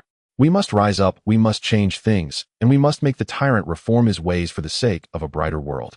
I have already written to Master One, and soon he will return to the court with the golden whips to chastise the tyrant, making him repent and understand reverence for the divine, ensuring the longevity of our nation. Baigan stood in the center of the hall, observing those around him. After stirring them with a few impassioned words, he suddenly heard faint sobs.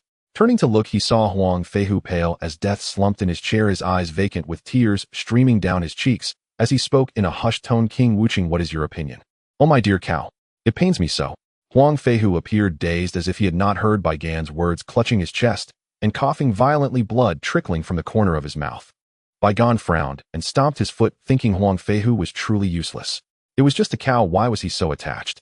However, he couldn't help but recall the legends surrounding King Wuching in the past, tales of his love for cattle surpassing even that for his wives, and the stories of his midnight forays into the cattle pen.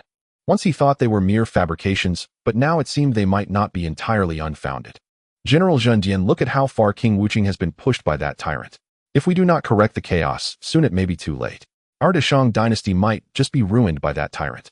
Although Baigan felt somewhat speechless, Huang Feihu's expression was exactly what he needed. Seeing this, he patted his chest, and with tears in his eyes addressed the 2 brothers Fong Bai and Fong Xiang.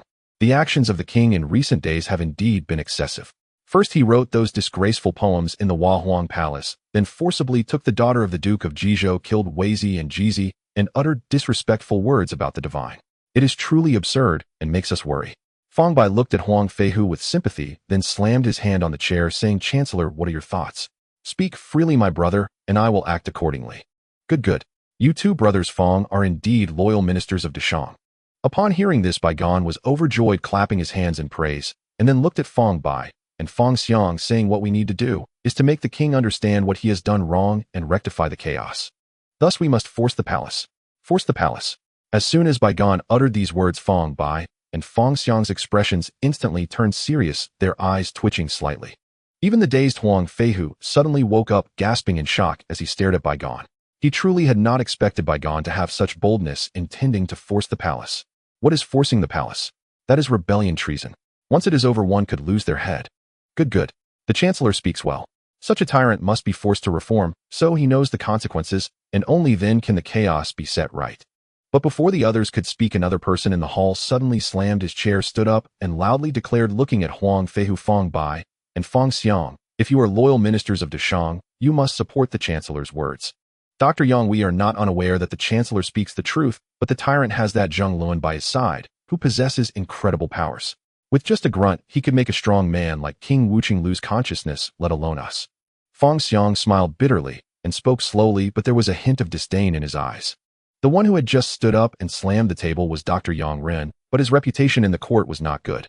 He often exaggerated to attract attention, criticizing the fallen state today and predicting chaos tomorrow. Anyone who opposed him would be deemed a traitor, and his position as a doctor was obtained through his sharp tongue. Haha, I have a friend who just came from the western Kunlun to Chaoga. With him around, that Zheng Luan is not worth mentioning. Hearing this, Yang Ren chuckled lightly, then clapped his hands loudly, saying, Brother Fei Xiong, please come out. It turned out they had already made plans.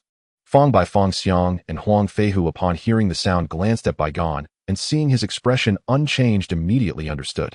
Baigan was already aware of all these matters, and even this Brother Fei Xiong was likely invited by Baigan himself, merely using Yang Ren to draw him out.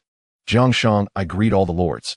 At that moment, an old Taoist with white hair and beard, clad in a blue Taoist robe, appeared to be over 70 years old, but had a robust build and a rosy complexion without a single wrinkle.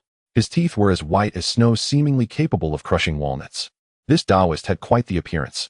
Whether it was Huang Feihu or the brothers Fong Bai and Fong Xiang, after glancing at Jiang Shang, they all secretly praised him.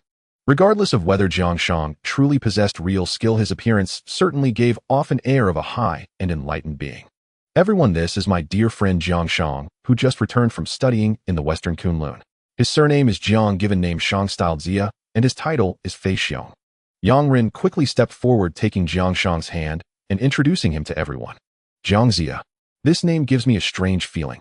As soon as the name was spoken, Huang Feihu felt a slight stir in his heart, vaguely sensing that this name seemed to have some connection to him, though he did not know him. Zia, what skills have you acquired during your studies in the western Kunlun? Fong Bai scrutinized Jiang Zia and inquired in a deep voice. I have cultivated on Kunlun Mountain for 60 years, mastering the art of fire and thunder, and I am proficient in all. The true fire of Samadhi can also be utilized. With my iron mouth, I can uncover the fates of men, and my strange eyes are adept at observing the failures and successes of the world. Hearing this, Jiang Zia stroked his beard and smiled slightly, replying solemnly, Ha ha, Taoist, your words are quite bold. Why don't you help the Chancellor predict what will happen to him? Fong Bai laughed heartily, looking at Jiang Zia. Jiang Zia lightly gestured with his fingers, and then looked at Baigan, smiling. In a moment, someone will come from the palace to summon the Chancellor, and it is of great importance. Ha, you Taoist really talk nonsense. I have heard it said that there are no court matters today, and that tyrant is indulging in Daji. How could he come to find the Chancellor? Fong Bai shook his head, repeatedly scoffing at Jiang Zia's words. Huang Feihu also remained skeptical. Knock, knock, knock. At that moment, a loud knocking sound suddenly came from outside the courtyard, followed by the sound of the door opening. Soon after, a servant rushed into the hall respectfully, saying, I report to you, Chancellor, the palace has sent someone to summon you. Upon hearing this, whether it was Fong Xiang, Fong Bai, or Huang Feihu, they all displayed expressions of shock, looking at Jiang Zia in disbelief. No one expected that Jiang Zia's skill in divination was so powerful. In a matter of moments, he had made an accurate prediction, truly a remarkable feat. Such abilities without doubt stemmed from the western Kunlun. Perhaps he could indeed subdue Zheng Luan. Chancellor, go receive the edict and listen to what the tyrant has to say. If he changes his mind, that would be good. If he stirs up more trouble. Fong Bai pondered for a moment, looking at Baigan, and said slowly, then we shall enlist Zia's help to force the palace. All right, I will first go see what trouble that tyrant is causing. Baigan nodded affirmatively, then clasped his fist toward Jiang Zia and walked out. Zia, do you think the Chancellor will bring back good news or bad news? After watching Baigan depart, Fong Bai cupped his hands toward Jiang Zia and inquired. I fear it may not be good news. I have a faint glimpse of the heavenly secrets. Perhaps it will lead to suffering for the people and waste of resources. Jiang Zia sighed, his face full of concern for the nation and its people. Hearing this, Fong Bai, Fong Xiang, Yang Ren, and Huang Feihu sighed deeply, as well sharing the same premonition that Baigan's journey was unlikely to yield good news. Brother Zia, aside from this absolute judgment technique, could you show us some of your other abilities? Perhaps the true fire of Samadhi or something similar. It's not that we don't trust you, Brother Zia, but Zheng Lun's powers are quite formidable, so we must consider all possibilities. Huang Feihu clasped his hands toward Jiang Zia and asked. This is no difficulty. Jiang Zia laughed heartily, then stomped his foot firmly on the ground. In an instant, a fierce wind howled through the hall, sand and stones flew and flames boiled. Soon 5 spirits with faces of 5 colors and fierce fangs emerged, looking exceptionally fierce. These 5 are the 5 divine spirits I have subdued, possessing immense strength and the ability to manipulate sand and fire. After introducing them to the crowd, Jiang Zia pointed at a spirit with a waxy blue complexion and said, It is the water spirit, and ordinary flames cannot harm it. Feel free to try. Huang Feihu, upon hearing this, immediately picked up a candlestick and aimed it at the water spirit. However, the flame extinguished upon contact, and when he tried again with a torch it too was snuffed out, leaving the onlookers amazed. Now let us see this true fire of samadhi. Jiang Zia chuckled, then with a glare of fierce flame erupted from his eyes and fell upon the water spirit. As soon as it touched, the flames roared to life, and the water spirit screamed miserably on the verge of collapse. The other 4 spirits were frightened to the core, hurriedly kneeling on the ground, repeatedly bowing to Jiang Zia and pleading, "Brother Zia, please cease your power." Huang Feihu said upon witnessing the scene. Hearing this, Jiang Zia opened his mouth, inhaling the true fire of samadhi back into his body, and in that brief moment the water spirit was already gasping for breath. With Brother Zia's assistance, how can we worry about failing in our grand endeavors? Yang Ren laughed heartily, clapping and praising continuously, as if he could already envision Zheng Lun falling to this true fire. Jiang Zia stood tall and chuckled, his face filled with an inscrutable expression. "May I ask where these spirits came from, and what they did to be captured by Brother Zia?" At that moment, Fong Bai glanced at the trembling 5 divine spirits and curiously asked Jiang Zia, "These 5 nuisances have their nest beneath the backyard of a friend of mine. My friend wanted to build a small building in the yard which happened to be above their nest, and these 5 nuisances repeatedly caused trouble, destroying my friend's building as soon as it was erected. Upon learning of this, I captured them."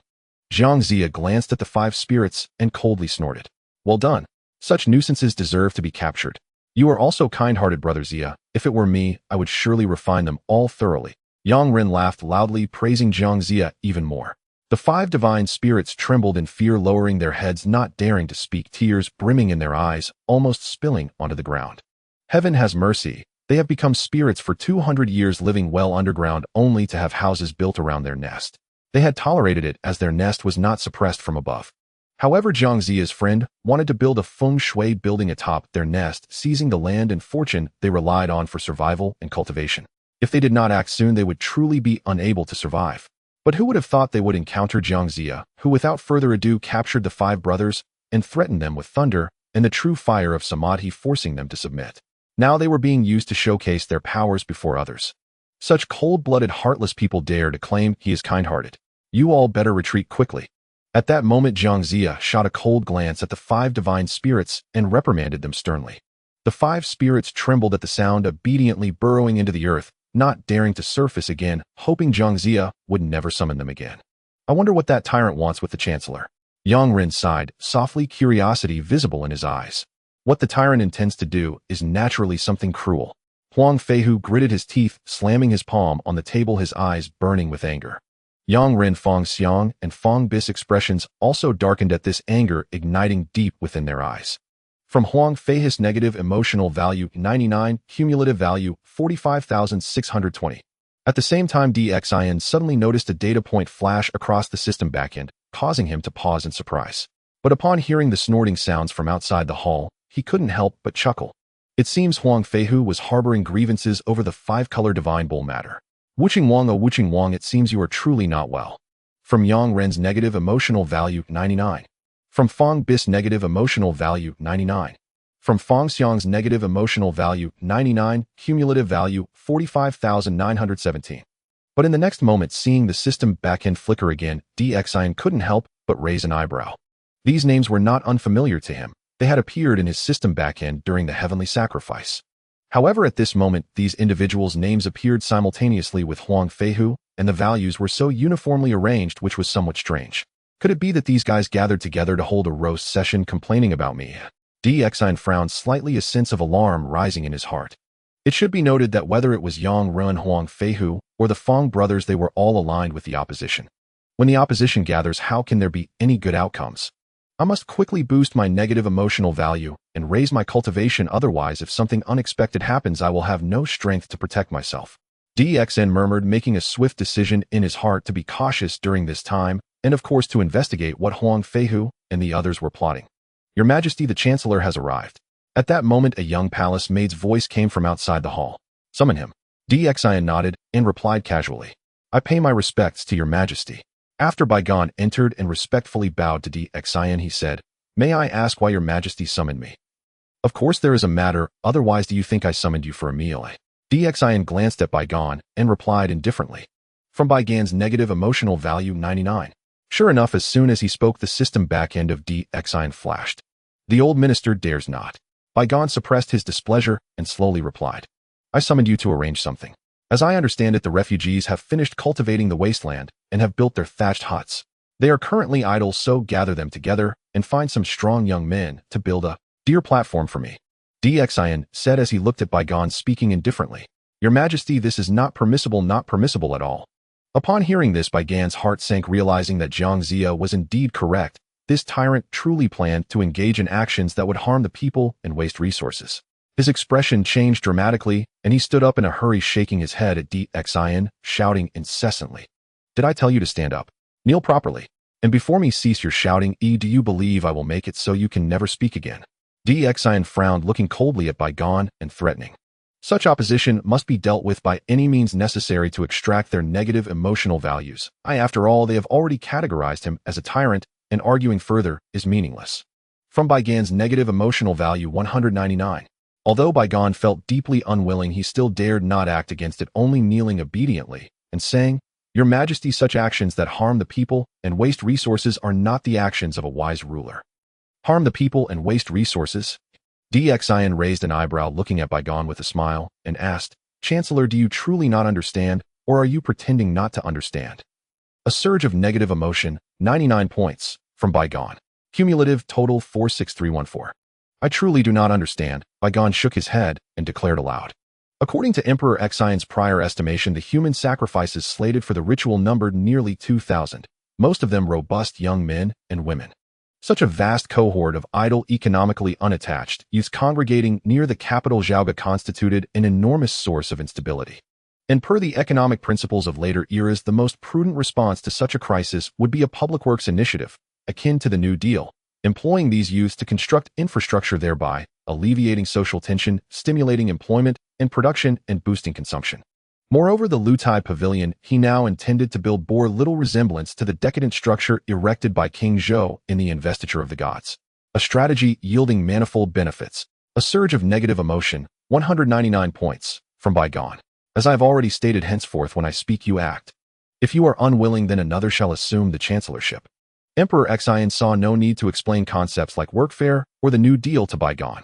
With a lofty, dismissive glance, he flicked his wrist and sent the prepared architectural plans fluttering down at Baigon's feet. Trembling, Baigon stooped to retrieve the scroll and nearly fainted on the spot. There, rendered in meticulous detail, stood row upon row of identical two-story residences, each fed by a diverted watercourse flowing from beyond Zhaoga. Within every courtyard, a perfectly square pond had been designed, its purpose inscrutable. Yet one phrase alone captured the essence of it all: wanton extravagance. Tyrant, tyrant, the Shang dynasty's glory shall crumble beneath your rule. Grief and despair tore through Baigon's heart as he envisioned Zhaoga's citizens drowning in suffering. A coup, this must be done. In that instant, the resolve to stage a palace coup surged violently within him, to storm the imperial palace and subdue the deluded sovereign. A surge of negative emotion, 999 points, from Baigon. The venerable chancellor harbors profound resentment indeed. Observing Baigon's whole body trembling, Emperor Xian arched a brow, then pressed his advantage. The plans are yours. Still lingering. Do you intend to dine at my table? No meal was prepared for you. Your humble servant takes his leave. Consumed by the fire of rebellion and seizing the pretext to depart, Baigon whirled and strode toward the hall's exit. Not a single point of negative emotion registered. This defied reason. Emperor Xian stared baffled, scanning his interface twice, only to confirm the absence of any new data from Baigon. When anomalies arise, treachery follows. That Baigon withheld his resentment. That was deeply unnatural. Halt. Without hesitation, Emperor Xian commanded, voice low and commanding. Your Majesty, what further matter requires attention? Baigon asked, bewildered. I see your beard has turned white, Chancellor. Truly age has claimed you, Emperor Xian replied, smiling warmly, his tone thick with feigned sympathy. Has this tyrant finally awakened his conscience, recognizing my lifelong devotion, my blood and soul poured into the Shang realm? Perhaps I should not rush the coup, but instead guide him gently with wisdom. Baigon's heart swelled with warmth at those words.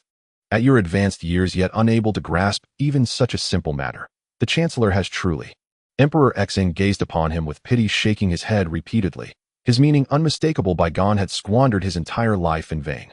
Fury erupted within Baigon. His entire frame trembled violently. Had he not long been hailed as a paragon of virtue? When had he ever endured such humiliation? He had gravely misjudged this tyrant. Not only was he decadent and profligate, but he held not the slightest reverence for his senior ministers. A coup. tomorrow without fail. A surge of negative emotion, 1999 points, from bygone. Cumulative total, 49511. Emperor Xian glanced at the interface, smiled in quiet satisfaction, and waved dismissively. Very well, Chancellor. You may go. Your humble servant takes his leave. Bygone panted heavily, shot Emperor Xian a venomous glare, and strode fiercely toward the palace gates. Chancellor, wait. But after only 2 steps, Emperor Xian's voice echoed behind him. Clenching his jaw, Bygone spun around and bowed deeply with clasped fists. Nothing urgent. I merely wish to call your name, Emperor Xian said, arching a brow with a playful smile. A coup, tomorrow without delay. There could be no more waiting. Bygone shuddered twice, then bolted for the gate, his pace accelerating sharply. Strange, still no negative emotion registered. Had the last extraction been too forceful? Had he bruised the sheep? It seemed he must record this lesson. Shearing wool demands gentleness. Never push the sheep to utter despair. Emperor Xian surveyed the interface, still frozen at 49511. He raised a brow in mild astonishment, then inwardly cautioned himself. Yet Bygone had already vanished beyond sight, beyond recall, and further emotional extraction from him appeared unlikely. With a soft sigh, Emperor Xian resolved to rest, awakening at dawn to resume gathering negative emotion, pushing past the 50,000 threshold and achieving the spirit refinement realm. A coup tomorrow. Not a moment longer can we endure this tyrant's decadence, his contempt for elders, his slander that my life has been wasted. Emerging from the palace, Bygone confronted Huang Feihu Fong, Bai Fong Xiang Yang Ren, and Jiang Zia, who awaited him in the grand hall. A coup tomorrow, he declared, voice ringing out. A surge of negative emotion, 99 points, from Bygone, from Huang Feihu, from Yang Ren, from Fong Xiang, from Fong Bai, cumulative total 50006. The host may now choose to ascend to the spirit refinement realm or proceed with system exchange. In that very instant, Emperor Xian watched a cascade of data flash across his interface, shattering the 50,000 barrier. Something was amiss, deeply amiss. These men were not acting independently. A single glance revealed the truth. All negative emotion values arrived simultaneously, within microseconds of one another. What did that imply? That they were gathered together, right now? In this era, with no late-night skewers, karaoke bathhouses, or saunas, the sole plausible reason for such a nocturnal assembly among high-ranking Shang officials was conspiracy. Bygone, is he preparing a coup? Like lightning cleaving darkness, the phrase flashed into Emperor Xian's mind, the same term he'd seen countless times in historical dramas and novels. His pulse leapt. The Xuanwu Gate incident, the candlelight and axe shadows, the Jingnan campaign, all surged forth in dizzying succession. His post-transmigration actions had clearly crossed the red line for conservative loyalists like Bygone, Yang Ren, and Fong Bai, especially the executions of Prince Wei Zi and Prince Ji, which had ignited their deepest fears and spurred them to teach this tyrant a harsh lesson. Since you have branded me a tyrant, then let me show you what true tyranny looks like. Emperor Xian's lips curled into a cold smile. His fingers clenched, instinctively preparing to expend the accumulated negative emotion to ascend to the spirit refinement realm, ready to deliver a devastating surprise when the traitors stormed the palace. A surge of negative emotion, 99 points, from Jiang Zia. System alert, special quest detected. Eradicate the traitorous advisor. Reward spirit refinement realm tier 2, 100 merit points. Traitor hunter achievement, 100 points. Random reward, 1 artifact of earthly origin.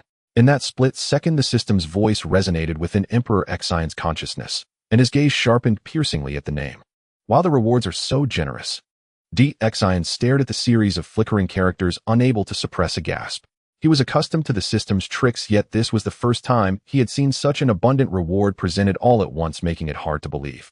However, he couldn't shake the feeling that there was a strong killing intent hidden within the system's voice this time, whether it was just his illusion or not. Jiang Zia has already arrived in Chaoga. What surprised Xian was that he hadn't expected Jiang Zia to appear this early. After all, according to the events in Function, Jiang Zia's appearance and the burning of the Peepa's spirit happened later in the story, yet he had not expected him to show up now. But this wasn't too surprising. According to the records in Function, Jiang Zia did stay in Chaoga for a while after descending from the mountain, which he had overlooked. Fortunately, the system's backend could monitor negative emotion values. Otherwise, he might have overlooked this formidable character from Function, and he would be in trouble. In the Function calamity, it appeared that the phrase, "Fellow Taoist, please stay," from Shun Gongbao triggered a major catastrophe between the Chan and Jie sects, escalating the war, but in reality, Jiang Zia's instigation was the key factor. Because without Jiang Zia, this calamity would have merely been a contest of spells among the third-generation disciples of the Chan and Jie sects. However, due to his persuasion, even the second-generation disciples of the Chan sect were pulled into the fray, causing the calamity to expand infinitely, leading to even greater suffering and bloodshed. Moreover, even if we disregard his ability to instigate, his character is not virtuous either. According to the records in Enfeoffment, the guard Hu Sheng at Jiaming Pass intended to surrender to avoid casualties among soldiers and civilians, but due to the Fire Spirit Mother's influence, he delayed his surrender. After the Fire Spirit Mother perished, Hu Sheng sent another message to surrender. Initially, Zhang Zia said he would forgive him, but later claimed Hu Sheng was fickle and untrustworthy, executing him after his surrender. Truly a hypocritical villain. Not only that, but Zhang Zia was ruthless not just to himself, but also showed no mercy to his family. After arriving in Chaoga, he was introduced by Song Yiren to marry the Ma family. After marriage, he neglected to earn a living, which drew criticism from the Ma family. Later, he proposed a divorce. After achieving success in the campaign against Zhou, when the Ma family sought him at the government office, he disdainfully rejected her, with once spilled water cannot be recovered, accusing her of being materialistic and ultimately driving her to her death. Little did he know, when a couple marries, they should consider their shared life. Oh, what fault did the Ma family have? As if that wasn't enough, after the Ma family died, Zhang Zia still harbored a narrow-minded attitude, pretentiously claiming to cherish old feelings, ordaining the Ma family as a deity only to bestow upon her the title of Ma star, subjecting her to eternal shame and a tarnished reputation. Such a person who disregards the lives of his own kin, who is adept at instigation, a hypocrite and narrow-minded, is not just a villain, but a true traitor. After the Enfeoffment incident, the reason why the primordial heavenly master did not allow him to ascend to godhood was likely that the disciples of the Chan and Jie sects had realized the truth and would come to slay him, inciting conflict. Thus, he was dismissed with the excuse of no celestial affinity. However, despite being a detestable traitor, Zhang Zia's strength cannot be underestimated. Though he had average talent and was a second-generation disciple of the Chan sect, after 40 years of cultivation, he had not reached the realm of a Deluo golden immortal with 5 energies in his chest and 3 flowers atop his head, nor had he even reached the immortal realm. However, according to Enfeoffment, his ability to freeze Mount Qi indicates that he at least possesses the power of the Qi refinement realm. Otherwise, the likes of Baigon and Yang Run wouldn't be considering using his means to force a palace coup. Nonetheless, this is also good. These second-rate characters, stubborn old men and traitors, could never imagine that he was already fully aware of their schemes. Since these people want to force a coup, let's employ the mantis stalking the cicada, unaware of the oriole behind, to catch all the second-rate characters and traitors in one fell swoop. Although without Zhang Zia, there should still be Wang Zia and Li Zia to lead the Enfeoffment calamity. Who can say that a change wouldn't be better? The concentration of negative emotion values among these people indicates that the palace coup will happen soon, and after breaking through, he should seek out Daji. Dizin's thoughts shifted, and he immediately decided to consult Daji. After all, this nine-tailed fox wasn't just skilled in bed, she had some tricks up her sleeve as well. Such a significant ally shouldn't be wasted. Moreover, he could take this opportunity to see if Daji's phrase, "please feel free to command," applies only in bed or anywhere else. Choose to break through the Qi refinement realm. The system has detected the host's choice to break through the Qi refinement realm. Cost 50,000, remaining value 6. As soon as the system's words fell, Xin felt his magical power surge within him, like layers of ripples rapidly spreading in all directions, coursing through every meridian in his body, like the melting ice in spring converging into a torrent ready to sweep everything away. For the first time, Xin experienced the pain brought on by cultivation, as if countless shackles within him were being shattered by this flood. After breaking through, he felt an extreme sense of clarity and comfort. Like a flood finally converging into the sea, his magical power ultimately surged into his dantian, and amidst the interweaving, Xin suddenly felt something light and agile within him break free from its shackles and leap forcefully, escaping its constraints. In the next moment, Xin felt the world before him suddenly change, becoming brighter than ever. Moreover, he could see countless spiritual energy veins flowing slowly between heaven and earth. Next, he saw his physical body seated cross-legged on the ground below. His primordial spirit had exited his body. This is the most significant characteristic of the Qi refinement realm. Not only that, but Xin felt a powerful force within his primordial spirit, as if a torrent was surging, accumulating, and was about to erupt like a mountain flood. That overwhelming strength even made him feel as if he could grasp everything in his hands. This entire experience filled Dizin's heart with joy from growing stronger. He was well aware that in the world of Enfeoffment, the law of the jungle prevails, and to escape the calamity, one could only rely on the sages. Similarly, whether it was Daji or Zhang Lun, or even the 3 Saints Emperor in the Fire Cloud Cave, no one could be relied upon. The only one he could depend on was himself. Since this world is as it is then, let's grow stronger. Let myself become a ball of fire. Perhaps today I am merely a spark, but one day I will ignite a prairie fire burning the heavens and illuminating this dark world dominated by the ancestor and the 6 saints. Ding. Congratulations to the host for breaking through the Qi refinement realm, unlocking basic escape techniques, basic 5-element techniques, basic thunder techniques, basic talismans. At that moment, a golden booklet flew out in his mind, making him feel as if he had gained new knowledge. When he slightly opened his hand, a purple glowing thunderball appeared in his palm, radiating unmatched power. Although this thunder technique was merely basic, its might was quite impressive.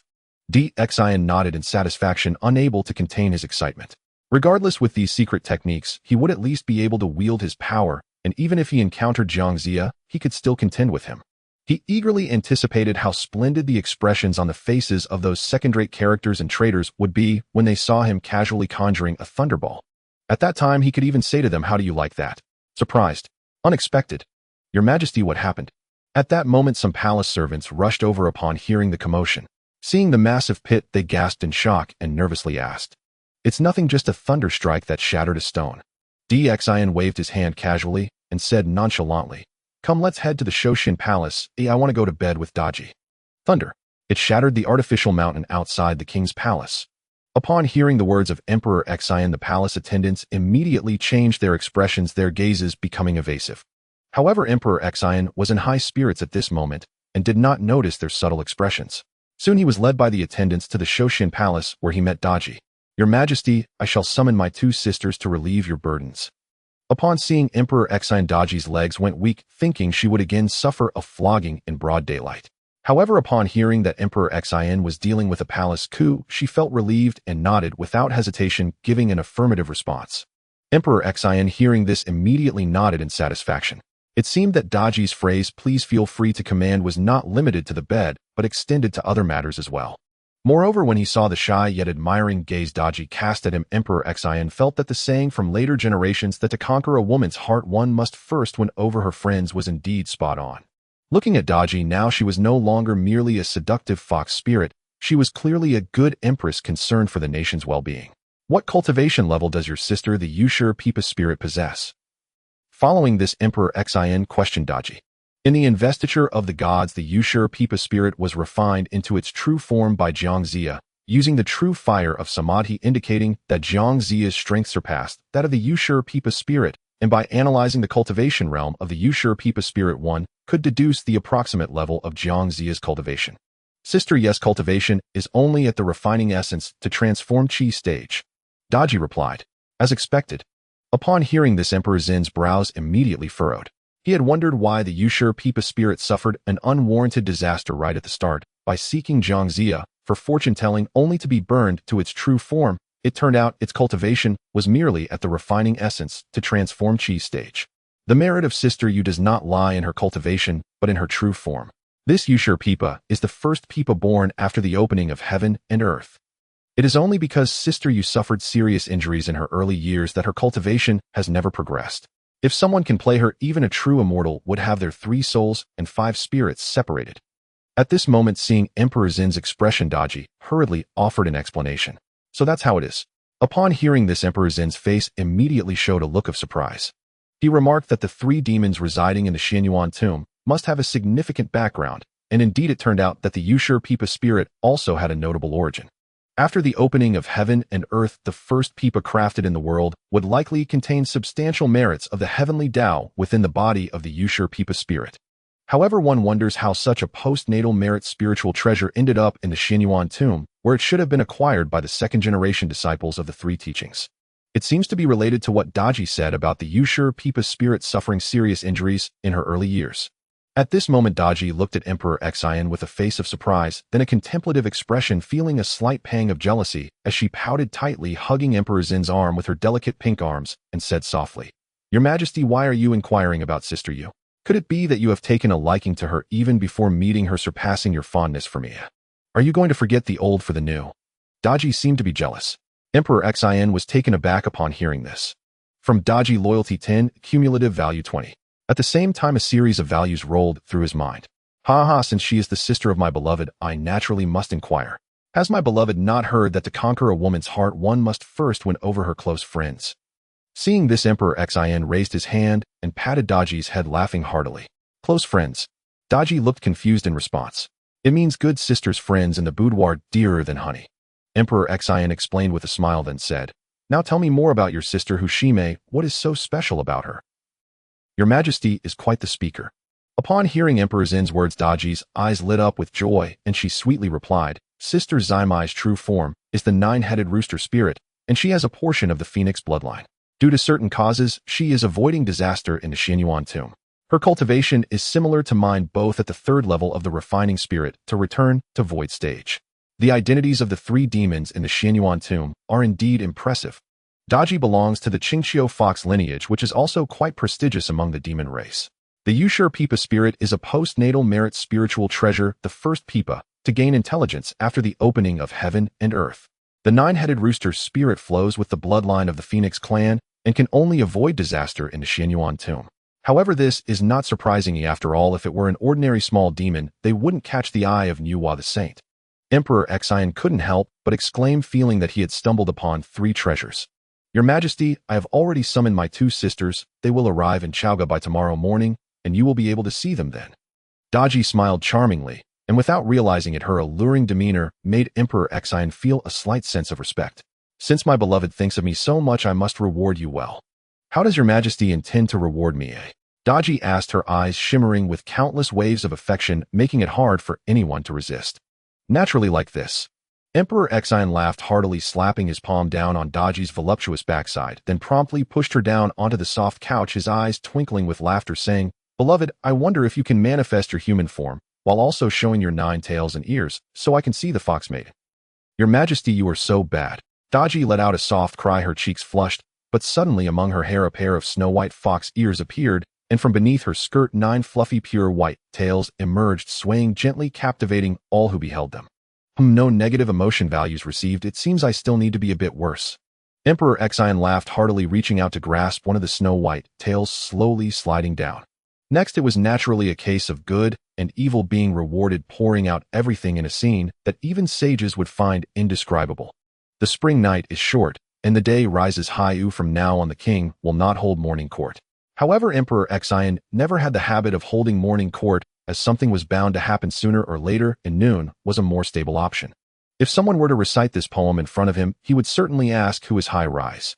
Why does the name suggest that the king is daring to face difficulties?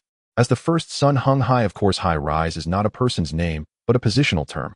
Last night, he had already written several letters sent via secret methods to several friends he met at Enfeoffment Cave in Taisha Mountain, inviting them to come to Chaoga and asking their friends to join as well. And in the letter, he praised Emperor Xin as a rare virtuous ruler under heaven and earth.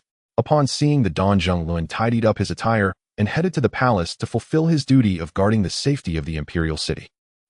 As soon as he stepped out the door, he saw a white-haired Taoist standing at the entrance, quietly gazing at him. You there, Taoist, step aside quickly. Upon seeing this Taoist, Zhonglun immediately felt something was off and coldly reprimanded, activating his fiery eyes and beast. Goodness, Zhonglun, you are truly audacious. Seeing your uncle, you don't even bow quickly. This Taoist could only be Jiang Zia. Upon hearing Zhonglun's words, he coldly snorted. Uncle. Zhonglun furrowed his brows upon hearing this, revealing a look of confusion. I am Jiangshang Jiangzia, a disciple under the primordial heavenly sovereign of the Yushu Palace in the west. Jiangzia declared his lineage, raised 2 fingers pointed at Zhonglun, and coldly shouted, Did Master Du teach you all those skills just for you to assist a tyrant like Emperor Xin in his misdeeds? In light of the unity of the Taoist sect, if you have any self-awareness, you should leave Chaoga, immediately return to Taisha Mountain and Enfeoffment Cave and apologize to Master Du for punishment. Otherwise, I will certainly go to Master Du to report you and see how he will deal with you severely. Haha, I thought who it was. Turns out it's a disciple from Yushu Palace. Upon hearing Jiang Zia's words, Zhonglun threw his head back and laughed heartily. Then, with his eyes gleaming, he looked at Jiang Zia and coldly said, Among my master's brothers in Yushu Palace, there are only the 12 golden immortals. What are you, Jiang Zia, to dare call yourself my uncle? Don't you fear that the wind might break your big tongue? Arrogant whelp. Today I shall seize you and deliver you to the Yunguang Cave on Taicha Mountain, where senior brother Dui will mete out severe punishment. Jiang Zia's cheeks flushed alternately pale and livid upon hearing Zhonglun's words. Who do you think you are, daring to call yourself my senior uncle? and he spoke coldly through clenched teeth.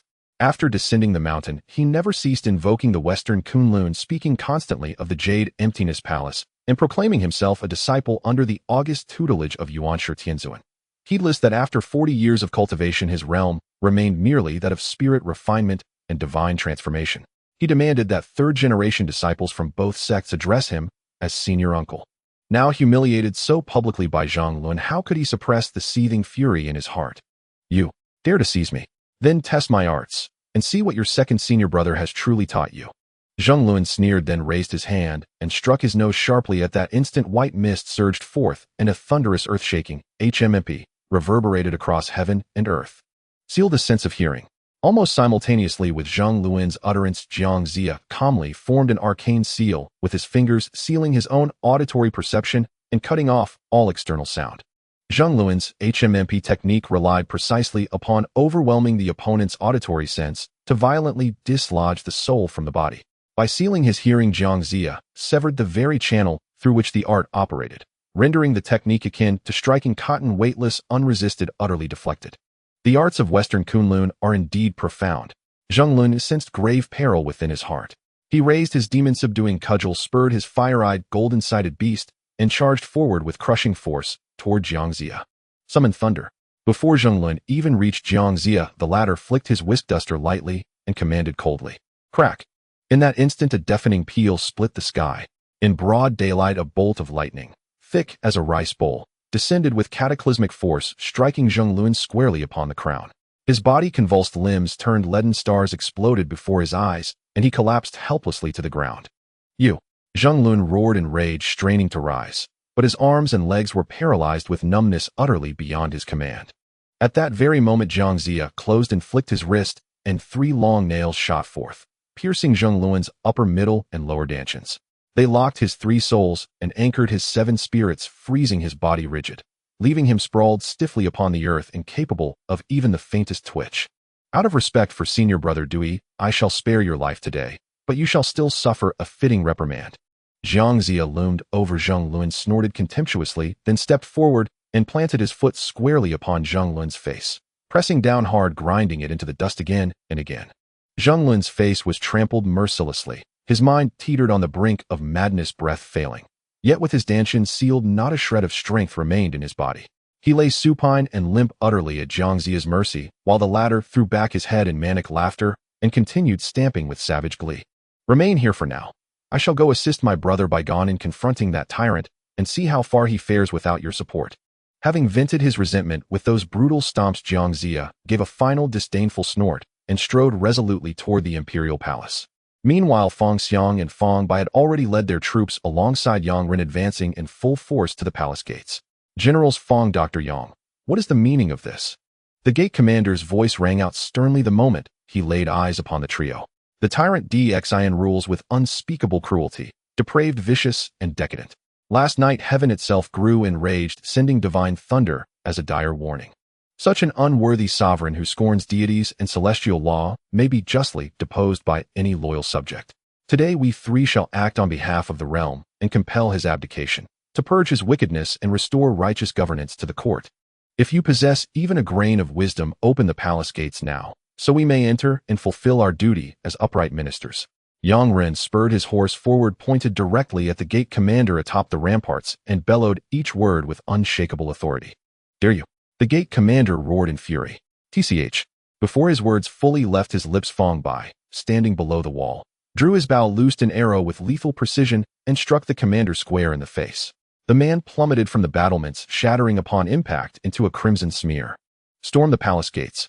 Seize the king, and compel his moral redemption. At the sight, Yang Ren raised his arm high and cried out. He led the soldiers of Feng Bai and Feng Xiang forward, deploying siege engines as they surged into the palace compound.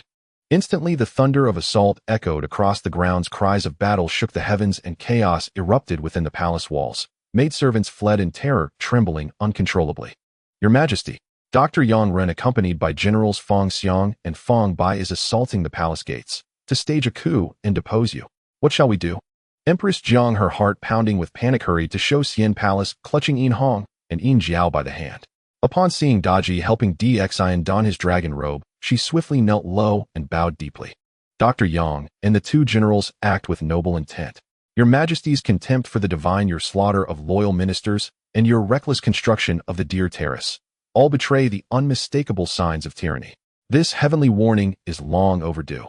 In my humble view, your Majesty ought to don sackcloth and thorns and proceed barefoot to the palace gates to beg forgiveness from the people, from the gods, and from heaven itself. Before Xin could utter a word, a woman clad in yellow robes entered, broad-faced with upturned brows and an air of ruthless ferocity. She spoke slowly, each syllable sharp as a blade. How wretched your Majesty's judgment truly is. At the sight of her, Xin's brow furrowed deeply. Lady Huang, what manner of speech is this? Are ministers committing treason simply because they seek to depose the king, making the king himself at fault? Empress Jiang turned sharply toward the woman and rebuked her loudly. So, she is Huang Feihu's younger sister. No wonder. Xin let out a cold, knowing laugh. He recalled that when he first took her as a consort, it was not for her beauty or virtue, but for her lineage. He had sought her hand to placate the conservative faction. And Lady Huang, emboldened by her brother's prestige, had grown accustomed to unchecked arrogance, even refusing to defer to Empress Jiang herself. If your Majesty bears no fault, why would ministers dare mount a coup? Sister, let me remind you, a virtuous wife ensures her husband errs less. Had you been truly wise and dutiful, His Majesty would never have fallen to this pass.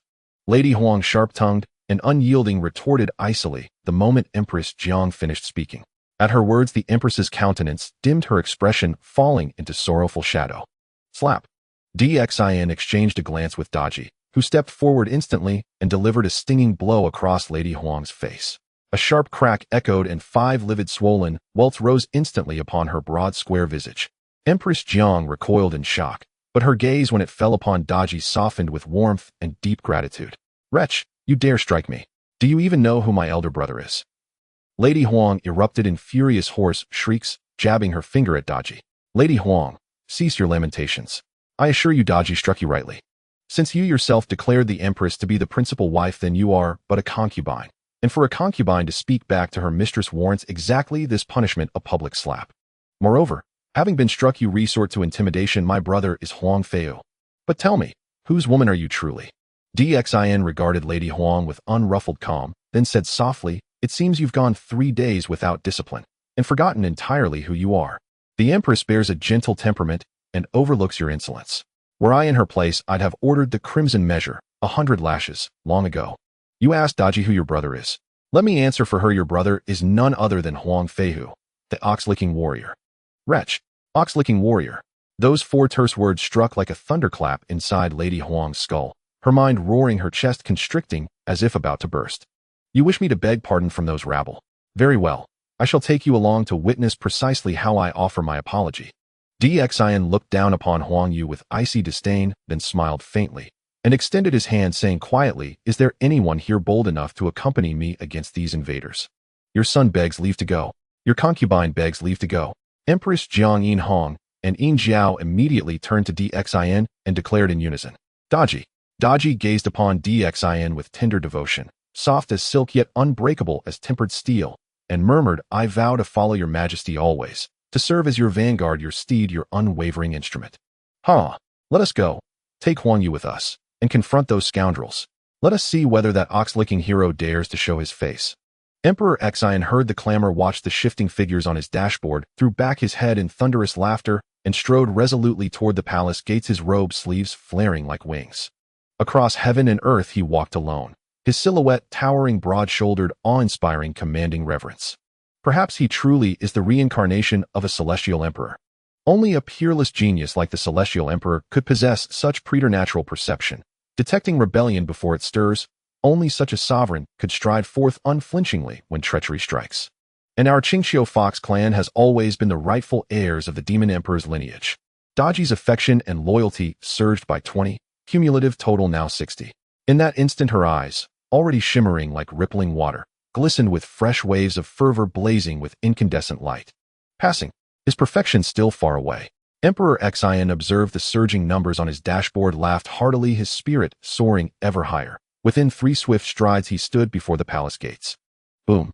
The moment the group reached the palace gates, the colossal doors shattered under the cataclysmic impact, splintering into fragments, crashing to the ground, and unleashing a tempest of dust. Soldiers, all of you, search thoroughly. Pay special attention to beneath beds and inside cabinets. Seize the tyrant alive.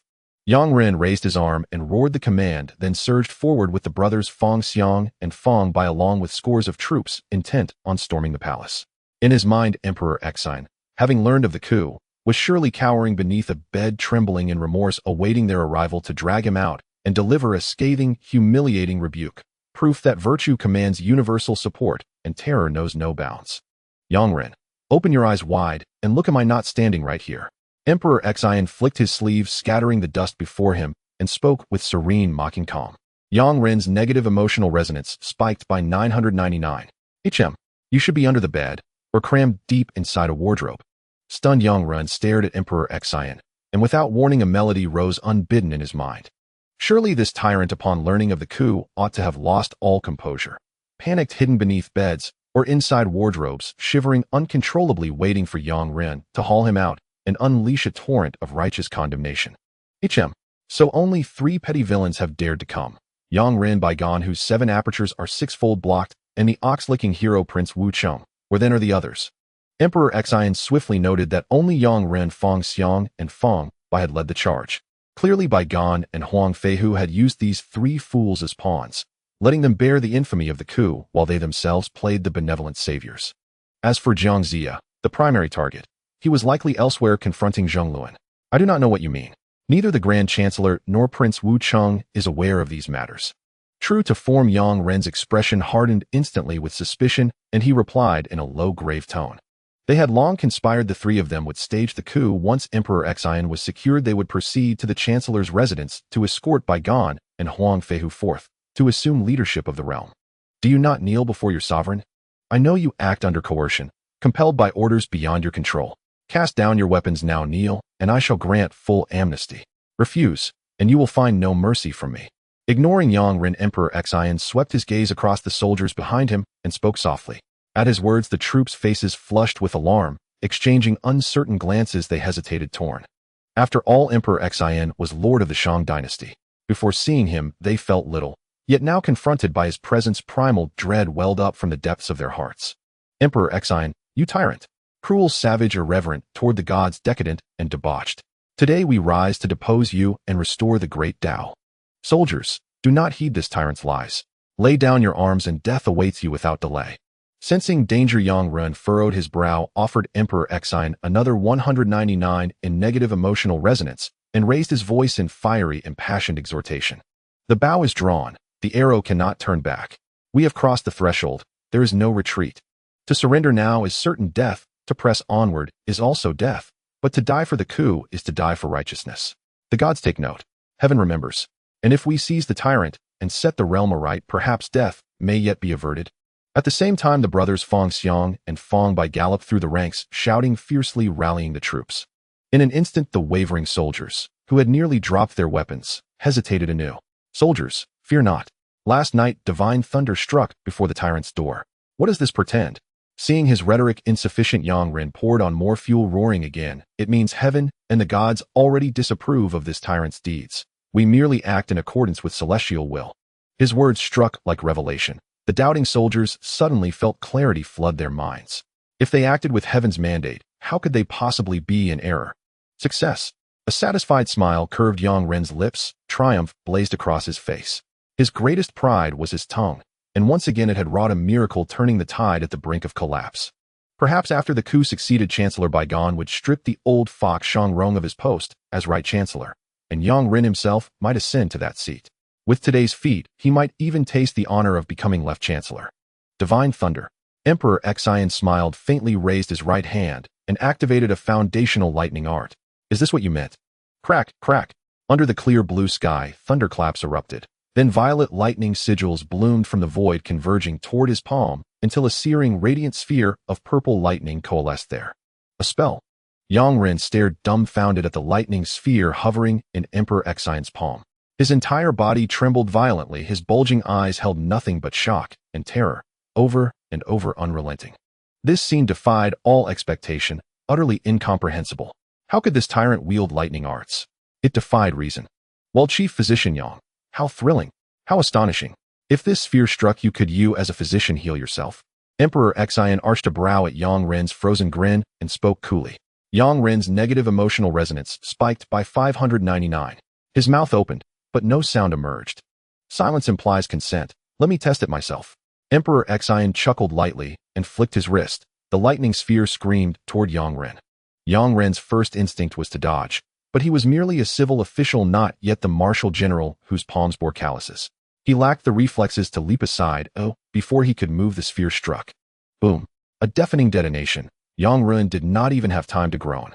Leaving behind 999 points of negative emotional resonance, his body blackened into charcoal and collapsed lifelessly onto the ground.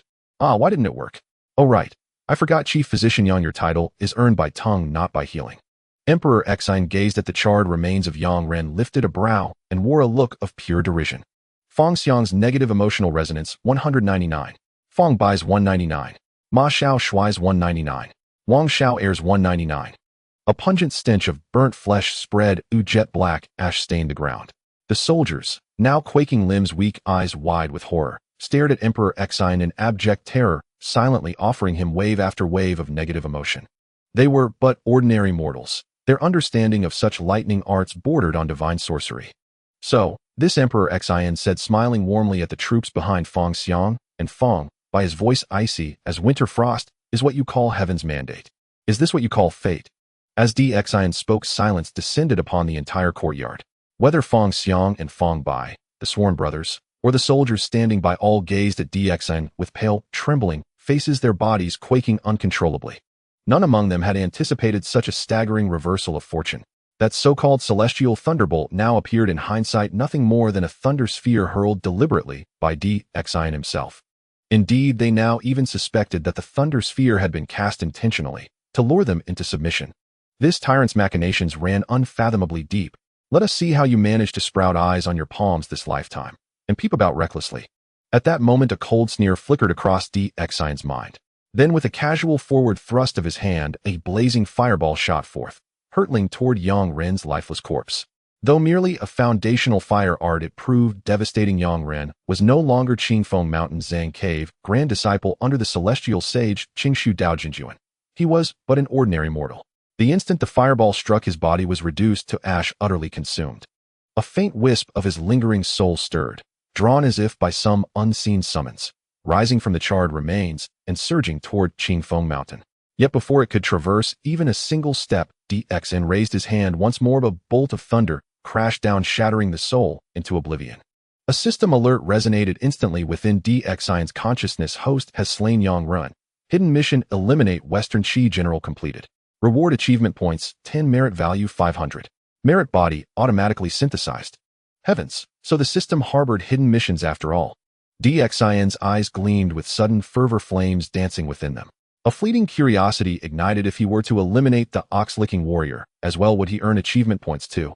Alas, Huang Feihu was nowhere in sight. Yet though Huang Feihu was absent, the brothers Fong Bai and Fong Xiang stood right before him.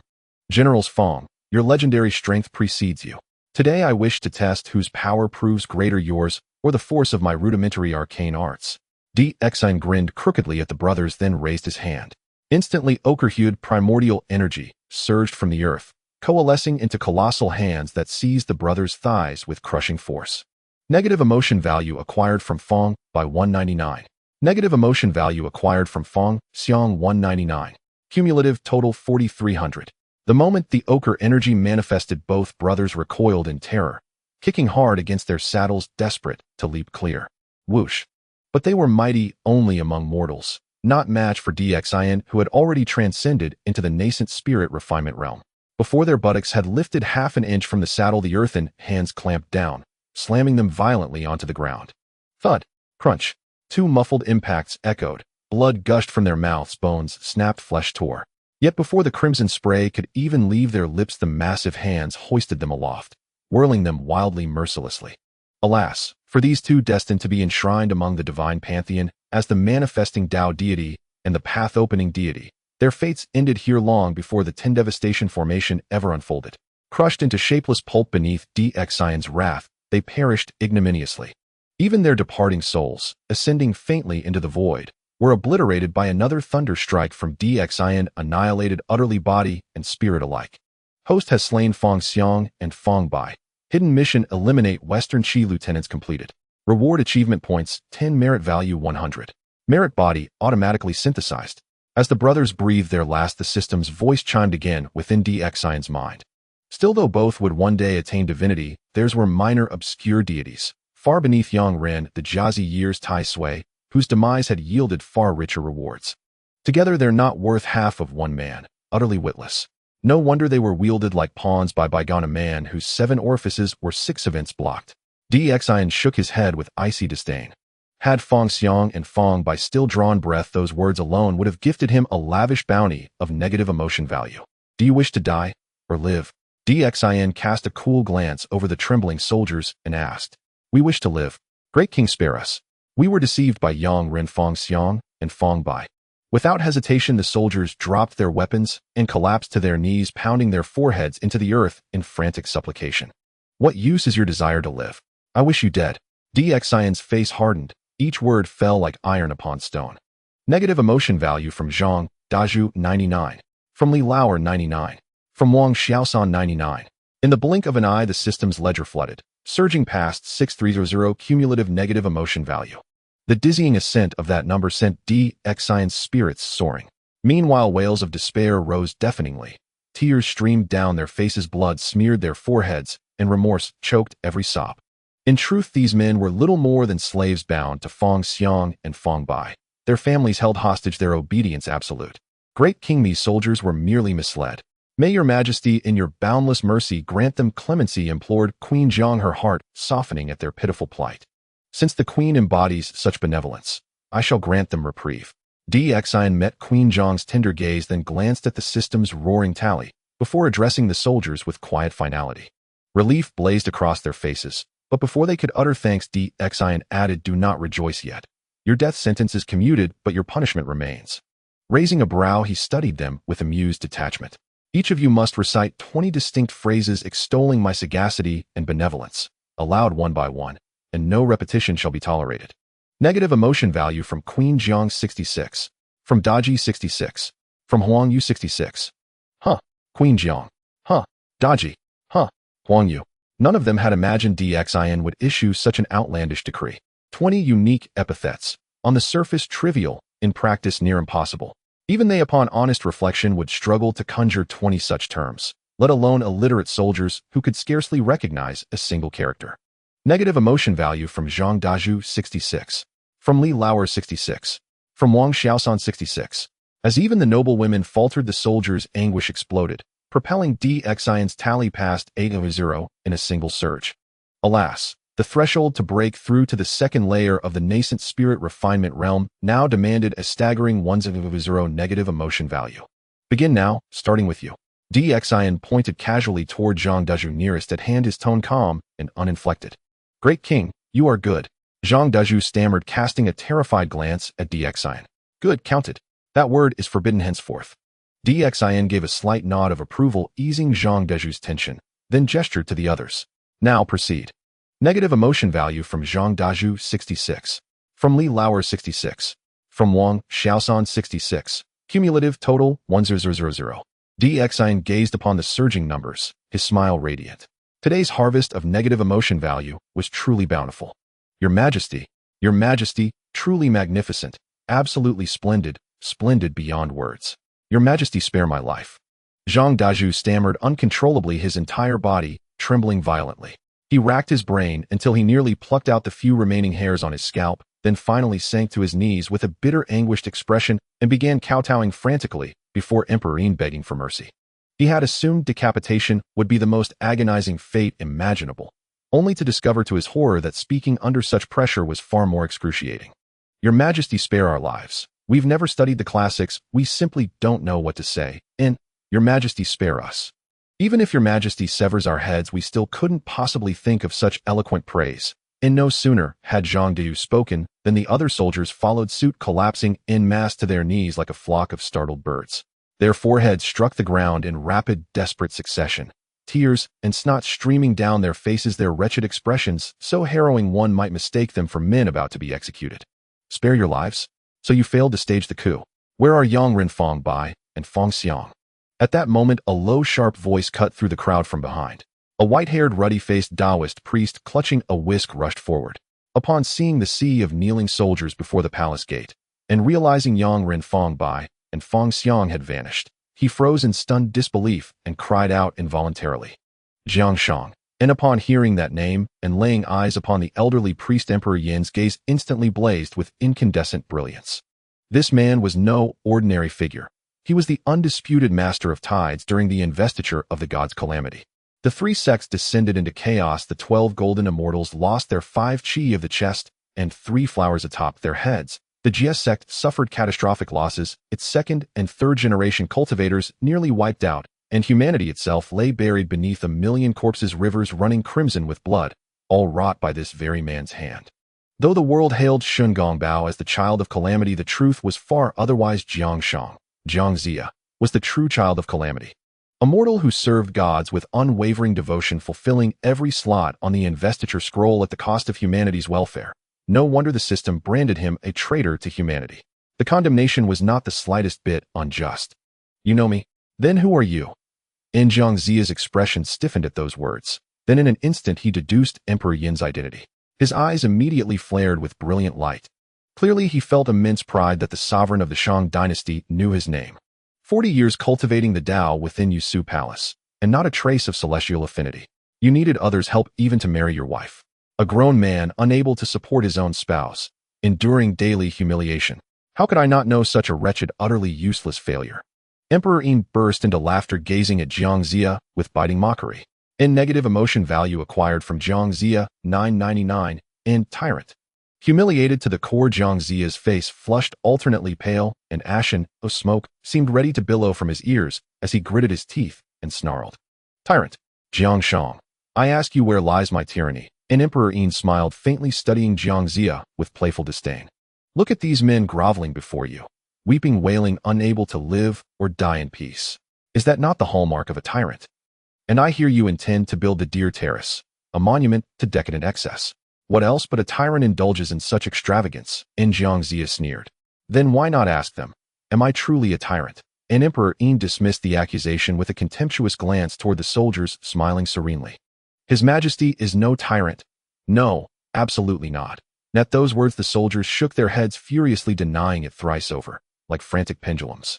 And Jiang Zia. In negative emotion value acquired from Jiang Zia, 699. In, fear not this tyrant. Today I, Jiang Shang, shall stand as your advocate. This tyrant cannot harm you. Speak boldly, denounce his crimes. And after a moment's pause, Jiang Zia rallied the soldiers with fiery rhetoric, urging them to rise up and hurl furious accusations at Emperor Yin. His Majesty truly is no tyrant. No, absolutely not. He is merely somewhat vexing. And yet Zhang Daji and the others continued shaking their heads like frantic pendulums, delivering yet another triple denial. They had seen clearly now. Had Emperor Yin wished to execute them, he would have done so long ago. And so no, he was no tyrant. Merely vexing. In truth, profoundly, exquisitely vexing. Negative emotion value acquired from Jiang Zia, 799. As Zhang Daji finished speaking, Jiang Zia's face darkened instantly, as though struck deep in the chest by a crushing blow. Where was the furious denunciation? And where the thunderous condemnation? Could mere vexation qualify as tyranny? Jiang Zia was nearly beside himself. With a cold, mirthless laugh he declared, "Do not fear. You are all too terrified by this tyrant to speak truthfully. Yes, that must be it. Rest assured, today I, Jiang Zia, shall champion your cause." And Emperor Yin stared wordlessly at Jiang Zia for several moments, inwardly seething. This man possessed an unparalleled gift, not for cultivation nor strategy, but for inventing ever more ingenious rationalizations to soothe his own conscience. Fortunately, he lacked a sovereign's mandate system capable of harvesting negative emotion values. Otherwise, his acquisition rate would rival Emperor Yin's own. Moreover, Emperor Yin noted that Jiang Zia's temper flared with astonishing intensity.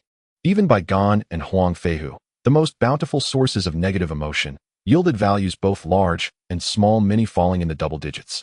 But Jiang Zia, his output began firmly in the triple digits, and always the highest tier. Today I, Jiang Shang, shall uphold heaven's justice and subdue this tyrant. In with that, Jiang Zia flicked his whisk, formed a sword finger seal, and activated Thunder Art.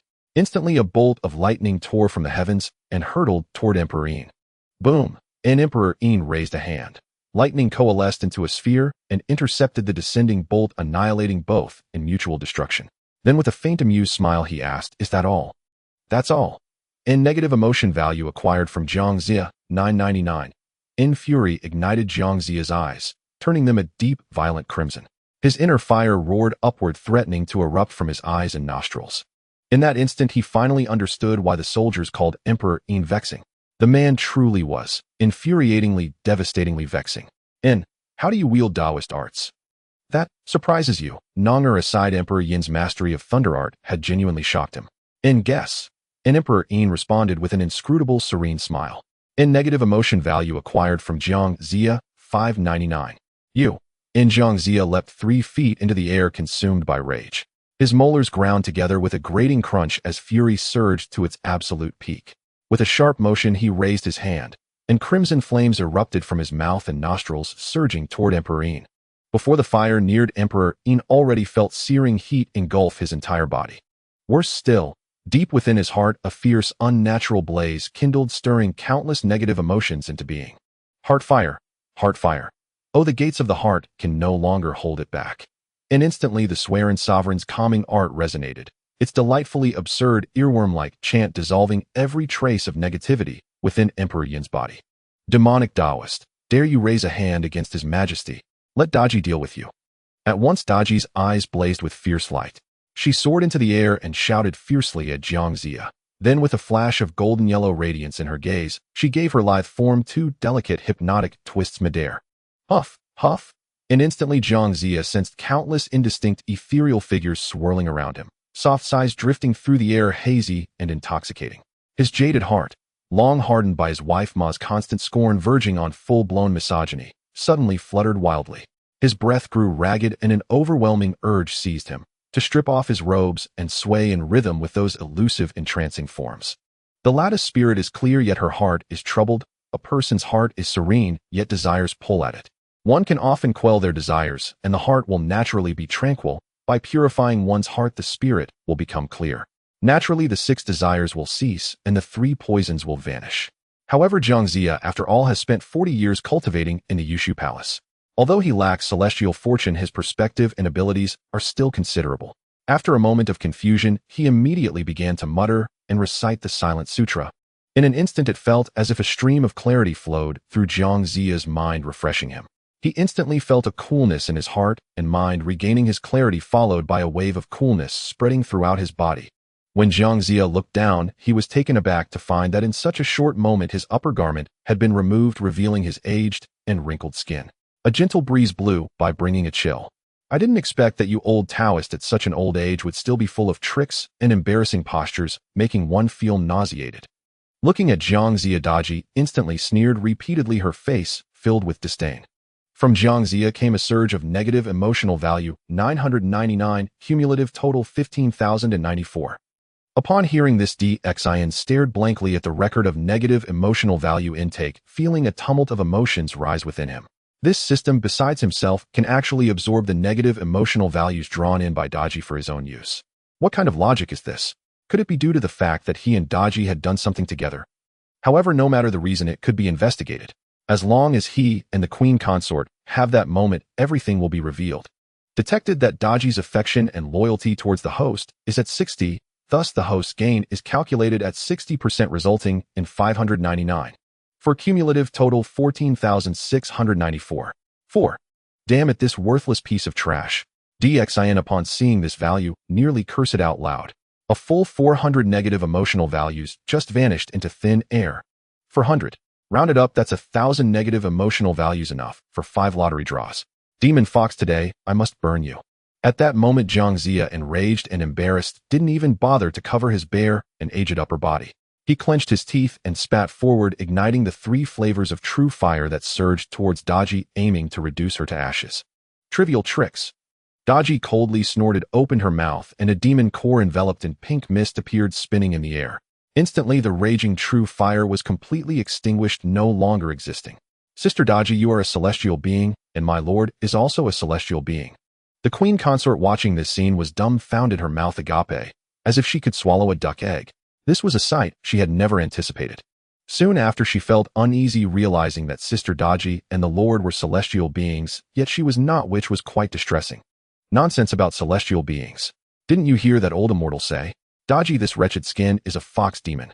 A tyrant and a fox seductress, indeed a match made in heaven. The 600 years of the Shang dynasty's foundation is about to be ruined by this pair of dog lovers. Huang Yu disdainfully spat, sneering. Just then. But before Huang Yu could finish her sentence, she felt a flash before her eyes, followed by a sharp pain on her cheek. She looked closely and was shocked to see the queen consort had raised her hand and gave her a heavy slap. You dare to hit me. Huang Yu, unable to believe it, covered her face, shocked more than when she heard that Daji was a fox spirit. After so many years in the palace, the Jiang queen consort, she knew couldn't bear to step on an ant, yet now she actually slapped her. Could it be that she had also been tainted by the tyrant and turned bad? Huang Yu, let me tell you, if you dare to insult the Lord and Sister Daji again, I will slap you. No, I will bestow upon you a length of red satin. The queen consort glared fiercely at Huang Yu, speaking each word slowly.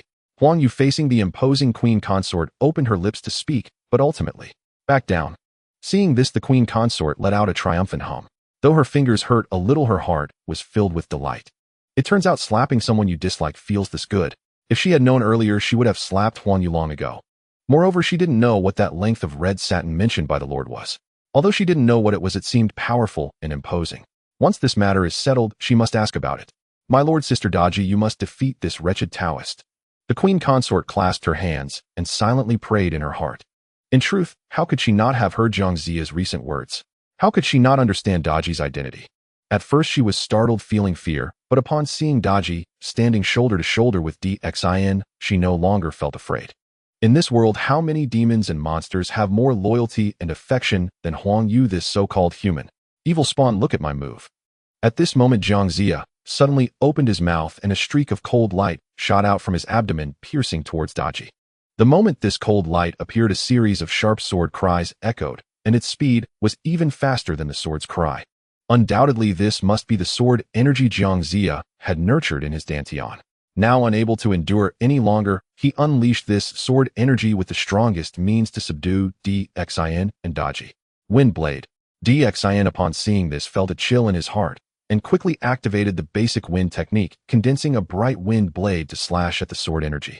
However, Zhang Ziya, after all, was a disciple from the Yushu Palace, and the intricacy of his cultivation far surpassed the basic techniques possessed by Xin.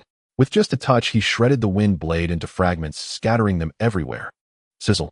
Immediately after, the sword energy shattered the wind blade and struck Daji's demon core, slicing a small gap in it, causing Daji's face to lose all color, her form to sag, and blood to spurt from her mouth. I seal for 1,000 miles. Evil creature, die. Seeing his strike succeed, Zhang Ziya's face instantly revealed joy as he promptly activated the secret technique once more. In an instant, a chill enveloped the world and streams of blue energy converged upon Daji, intending to freeze her into ice. You seek death. Xin, furious, swung the giant wooden sword towards Zhang Ziya, while simultaneously summoning the sky-overturning seal crashing down upon him. How can the spiritual treasure of senior brother Yun Zhongzi be in your hands? Zhang Ziya, upon seeing this sky-overturning seal, felt his heart sink and displayed an anxious expression. He understood that this was not the true sky-overturning seal, but in this world only that senior brother Yun Zhongzi could refine a replica of such power. However, he could not comprehend how the sky-overturning seal of senior brother Yun Zhongzi ended up in the hands of Xin. After all, during his time in the West Kunlun, he had heard that many third-generation disciples had sought this seal from him, but failed to obtain it. Yet now it was in the hands of this tyrant Xin. Especially when combined with Zin's understanding of his experiences, Zhang Ziya suddenly had a bold guess in his heart: could the traitor among the Chan sect be this senior brother Yun Zhongzi? Boom. This move was exceptionally swift, and these two treasures, although not genuine, were indeed formidable. Especially when the sky-overturning seal descended, it swelled in the wind, transforming into a small mountain, heavily crashing down on Zhang Ziya, aiming to crush him into meat paste. How troublesome. Zhang Ziya realized the situation and thought it was indeed difficult to escape the impact of the sky-overturning seal with his strength. At that moment, Xin sensed a pause in the Zhenfantian seal, and his expression turned solemn. Zhang Ziya, no matter how one looks at it, is the child of calamity during the Fengshen tribulation, chosen by the saints to become a deity. It is even possible that this was arranged by Hong Jun behind the scenes. Naturally, he possesses the protective power of the Taoist resonance. Now sensing that the Fanteon seal was about to strike down, this protective power of the Daos resonance instinctively activated to safeguard Jiang Ziya's safety. The Fanteon seal actually did not come crashing down. Jiang Ziya was overwhelmed with joy at this sight, and without a moment's hesitation quickly turned around, activating his escape technique to flee into the distance. 5 road gods block him for me. Not only that, as he fled, Jiang Ziya also unhesitatingly summoned the 5 road gods, attempting to use their lives to hinder DXIN. As the 5 road gods appeared, a fierce wind swept through the world with flying sand and stones, and waves of malevolent flames surged, swirling black smoke.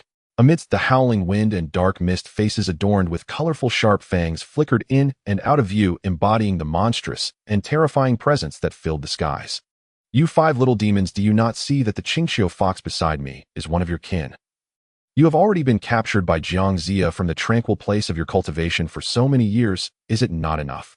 Do you wish to sacrifice your lives for him today and not seek revenge? Seeing the 5 grim faces, DXIN immediately understood what was happening and shouted sternly at the faces emerging from the cursed fire and black smoke. Upon hearing this, the 5 road gods paused, sensing the Qingxiu fox aura emanating from Daji. Brothers, this Jiang Ziya is ungrateful. He has captured us from our tranquil place and now wants to use our lives to exchange for his own. How can we endure this? If we do not act now, when shall we? The water road god, after a change in expression, shouted repeatedly amidst the gusts of demonic wind. Water brother speaks wisely. This Jiang Ziya is unreasonable, treating us like ants. Today we must stop him. Upon hearing this shout, the other 4 road gods immediately echoed in unison, and then the demonic wind directed towards DXIN swiftly changed course. In an instant, the monstrous wind, black smoke, and vile flames surged towards Jiang Ziya's fleeing position, intending to block him and hand him over to DXIN for execution with the Fanteon seal. Negative emotion value from Jiang Ziya, 1999. This is suffering. This tyrant truly deserves to die. Jiang Ziya lamented as he watched this scene, frantically executing his escape technique. Under the protection of the Daos resonance, he immediately felt his thoughts become clear, as if he had boundless strength. His escape technique allowed him to traverse the heavens and earth, making it somewhat difficult for DXIN to pursue. How dare you harm my sister? Just then, from a distance, a sharp cry rang out, followed by a girl clad in colorful feathered garments, her hair styled in 2 tufts, appearing to be only 14 or 15 years old. Yet her malevolence surpassed even Daji's. With fiery anger in her eyes, a brilliant light emanated from the red feathers on her attire. Screech! In an instant, a loud cry echoed as a massive fire phoenix soared down, landing before Jiang Ziya, its overwhelming flames surging forth and halting Jiang Ziya's escape. Monsters, you shall perish! Jiang Ziya thought he could successfully escape, but little did he expect to encounter such a calamity. He couldn't help but curse angrily, yet tears streamed down his face at this moment, feeling as if he would be reduced to ashes in this inferno. Decades of hard work would be destroyed in an instant, and the wealth promised by his master upon descent would vanish like smoke. However, just as these words fell, he suddenly sensed a strange energy and power within him, moving swiftly, making him feel as though his body could transform into flames. If he were to dive into this inferno, he could roam freely throughout the world. Heavenly Lord above, if I escape this calamity, I shall certainly prostrate in gratitude. Jiang Ziya, sensing this change, was filled with immense joy.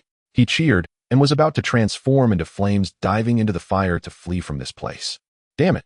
DXIN frowned upon seeing this. If Jiang Ziya escaped, it would be difficult to capture him again in the future. However, under the protection of the Daos resonance, attempting to take this fellow's life with the Enfeoffment seal would indeed be quite challenging. At that moment, DXIN suddenly saw a girl standing not far away, dressed in a purple robe with an incredibly beautiful appearance, short hair, and carrying a peepaw on her back. She looked like a natural, naive girl who had stepped out of an anime and was helplessly watching this scene. This naive girl could only be the Yushi Peepa spirit. At this moment, DXIN couldn't help but sigh. No wonder the King of Zhou was so enchanted during the function. As someone who had seen countless sights and was already fed up with the influences of the modern world, he found it hard to bear, let alone these ancient people who had never experienced the world. Little Peepa, come with me. Lend me your body so I can play a tune. At this moment, upon seeing the Yushi Peepa spirit, DXIN was overjoyed, reaching out towards her, speaking in a deep voice. Although the protection of the Daos resonance is remarkable, the Yushi Peepa spirit is a treasure of postnatal merit, the first Peepa created after the opening of the heavens. With her merit, she might be able to break through this protection and take Jiang Ziya's life. Negative emotion value from Yulinglong 1. As Dzin's words fell, a value flashed across the system's backend, but what left DXIN dumbfounded was that this negative emotion value was surprisingly low. However, this was understandable. The Yushur Pipa spirit was originally a treasure of postnatal merit, pure-hearted and fond of lively scenes. Otherwise, she wouldn't have been captivated by the excitement of Jiang Ziya's fortune-telling upon arriving in Chaoga City, only to be trapped by him and burned into her true form. From Dizin's perspective, now the matter of Jiang Ziya refining the Yushur Pipa spirit may not have been as simple as merely eliminating demons.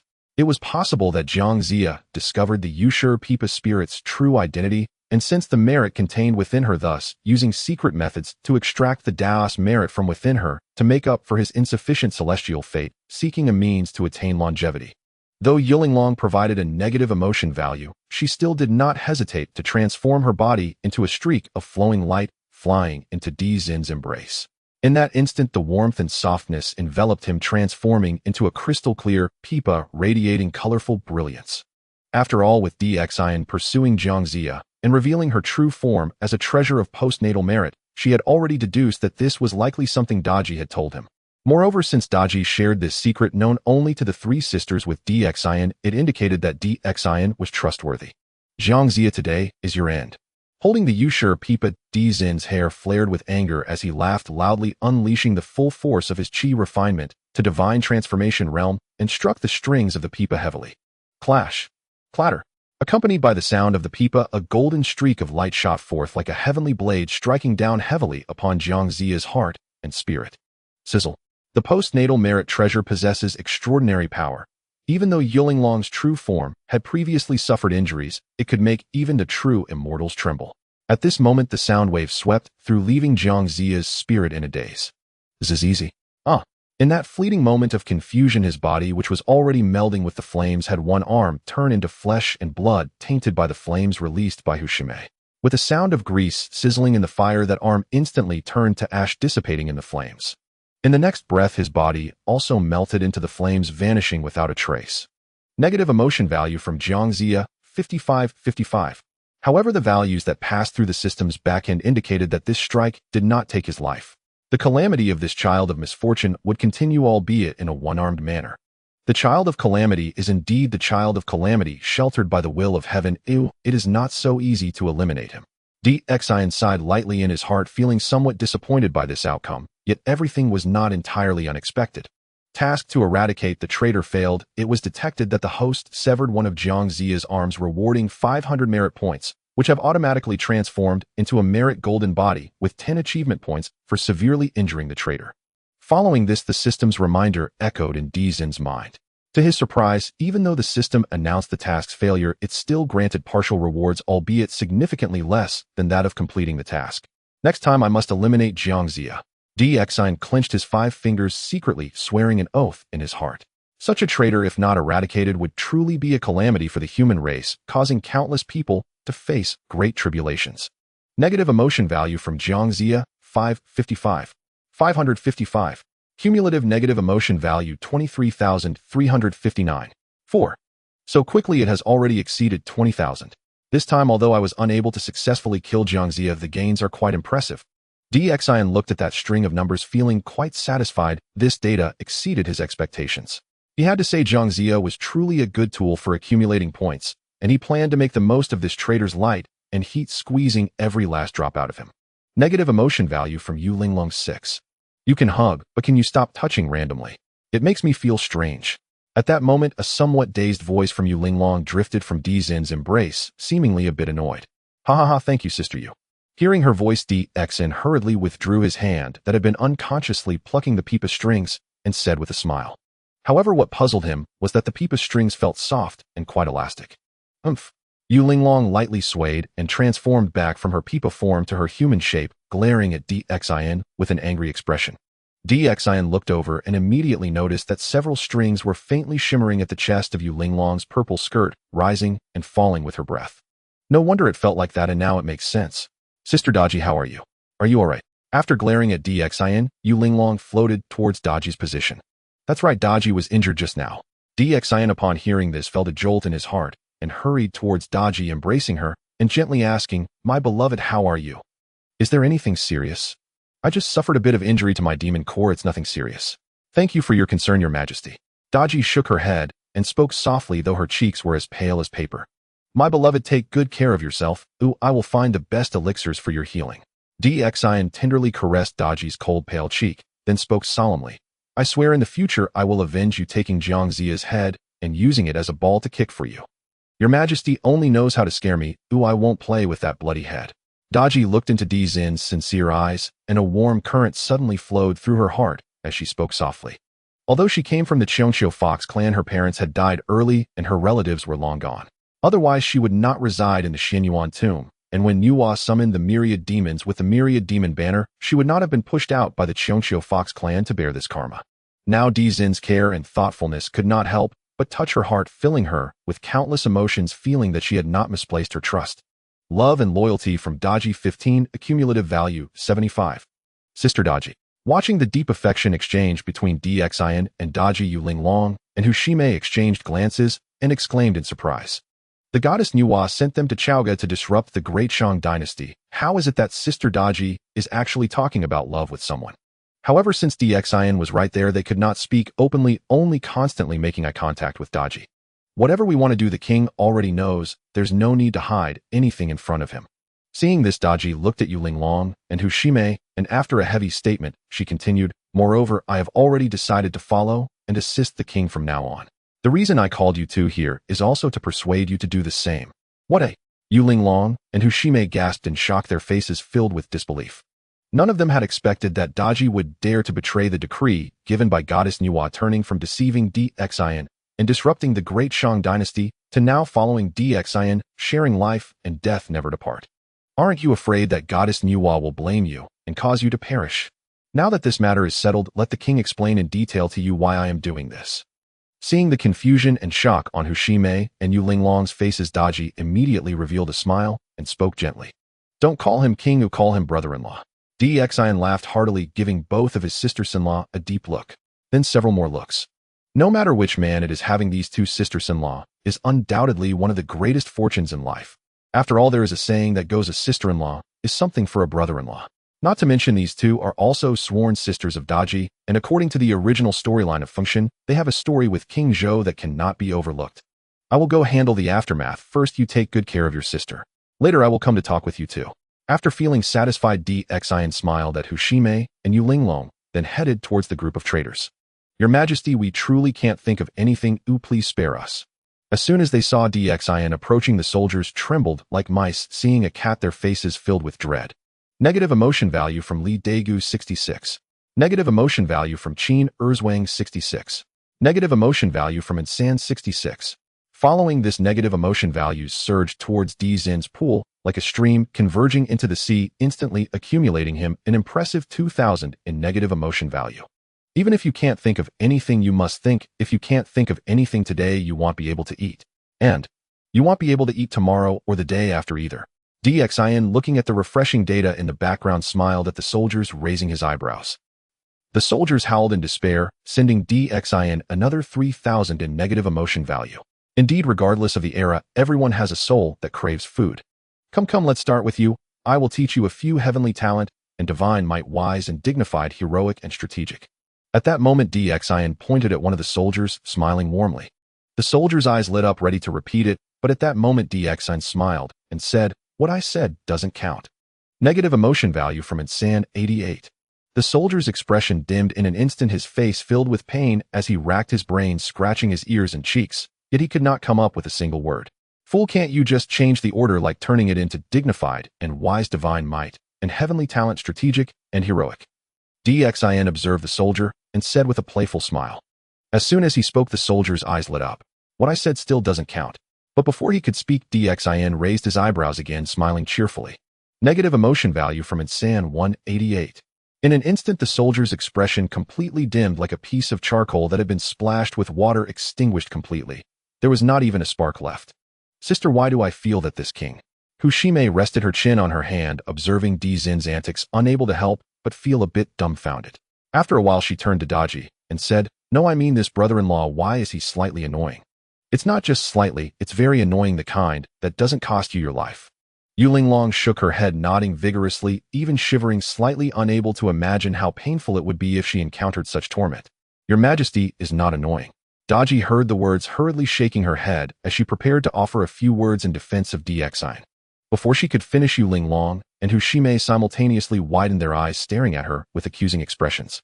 Daji, unnerved by their stares, faltered and corrected herself, although your majesty can be exasperating. He is nevertheless a good king, a good man. Those who are angered by him were incited by that stinking Taoist and his followers to force the court, yet the great king did not execute them. He merely disciplined them. If Dxian heard such words, he would be left speechless, sighing to the heavens that doing nothing could still earn him a reputation as a good man, a shame to the name of tyrant. So that was how it was. In that light, though Dxian could be trying, these people had it coming, and he could indeed be seen as a merciful man. At that moment, upon hearing Daji's defense, Yu Linglong and Hu Zimai's gazes shifted subtly. Yet what puzzled them was this: if Dxian were truly merciful, why would Nuwa have sent those who would ruin his realm, and why had he scrawled so indecent a poem upon Nuwa's mural? One thing was undeniable from Daji's ardent defense of Dxian: they could tell that their elder sister had perhaps truly fallen for him. Meanwhile, when Dxian discovered that the data his system had been collecting had dwindled, it became clear that the soldiers, so often exasperated, had grown numb and could no longer supply much in the way of rancor. Very well. I am in a generous mood today, I will pardon you this once. However, though your capital crimes are forgiven, your living offenses shall not go unpunished. From this day forward you will live, eat, and labor alongside those I have pardoned. When Lu Tai is completed, your freedom shall be restored. Seeing this, Dxian ceased tormenting the soldiers and spoke to them in a grave tone. The soldiers cried, "Your Majesty, thank you for sparing our lives." At those words, the soldiers breathed as one, feeling as if spared from catastrophe, and bowed repeatedly before Dxian. They understood the punishment well. Given their crimes, keeping one life was a stroke of luck, forced labor was preferable to death, and the promise of freedom, once the work was done, gave them hope. Of course, besides labor, you must study. When Lu Tai is finished, I will not merely ask each of you to speak 5 praises of me. I shall require each of you to write 10 distinct phrases extolling my clemency in sparing your lives. I shall conduct random inspections, he added with a smile as he regarded them.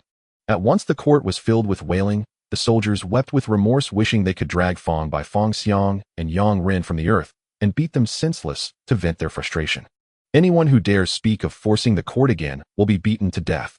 Then Dxian asked one more thing: have any of you seen Huang Feihu or Bygone? Dxian looked upon the soldiers, tears still streaking some faces, and inquired in a stern voice. He knew that Fong Xiang, Fong Bai, and Yang Ren alone would not have had such audacity. There must be supporters behind them, and Huang Feihu and Bygone were the prime suspects. Bygone in particular aroused suspicion, for the matter of Lu Tai had been confided only to him. Yet Yang Ren and the Fong brothers somehow knew of it. Your Majesty, we came to aid you, and yet allowed rebel scum to disturb you. We deserve 1,000 deaths. The soldiers cried. At that moment, cries from beyond the palace gate heralded Bygone and Huang Feihu. The two rode and hastily leapt from their horses, faces frantic, and bowed repeatedly before Dxian. Bygone was especially tearful, beating his chest and stamping his feet, as if cursing his parents for not giving him extra legs to have arrived sooner.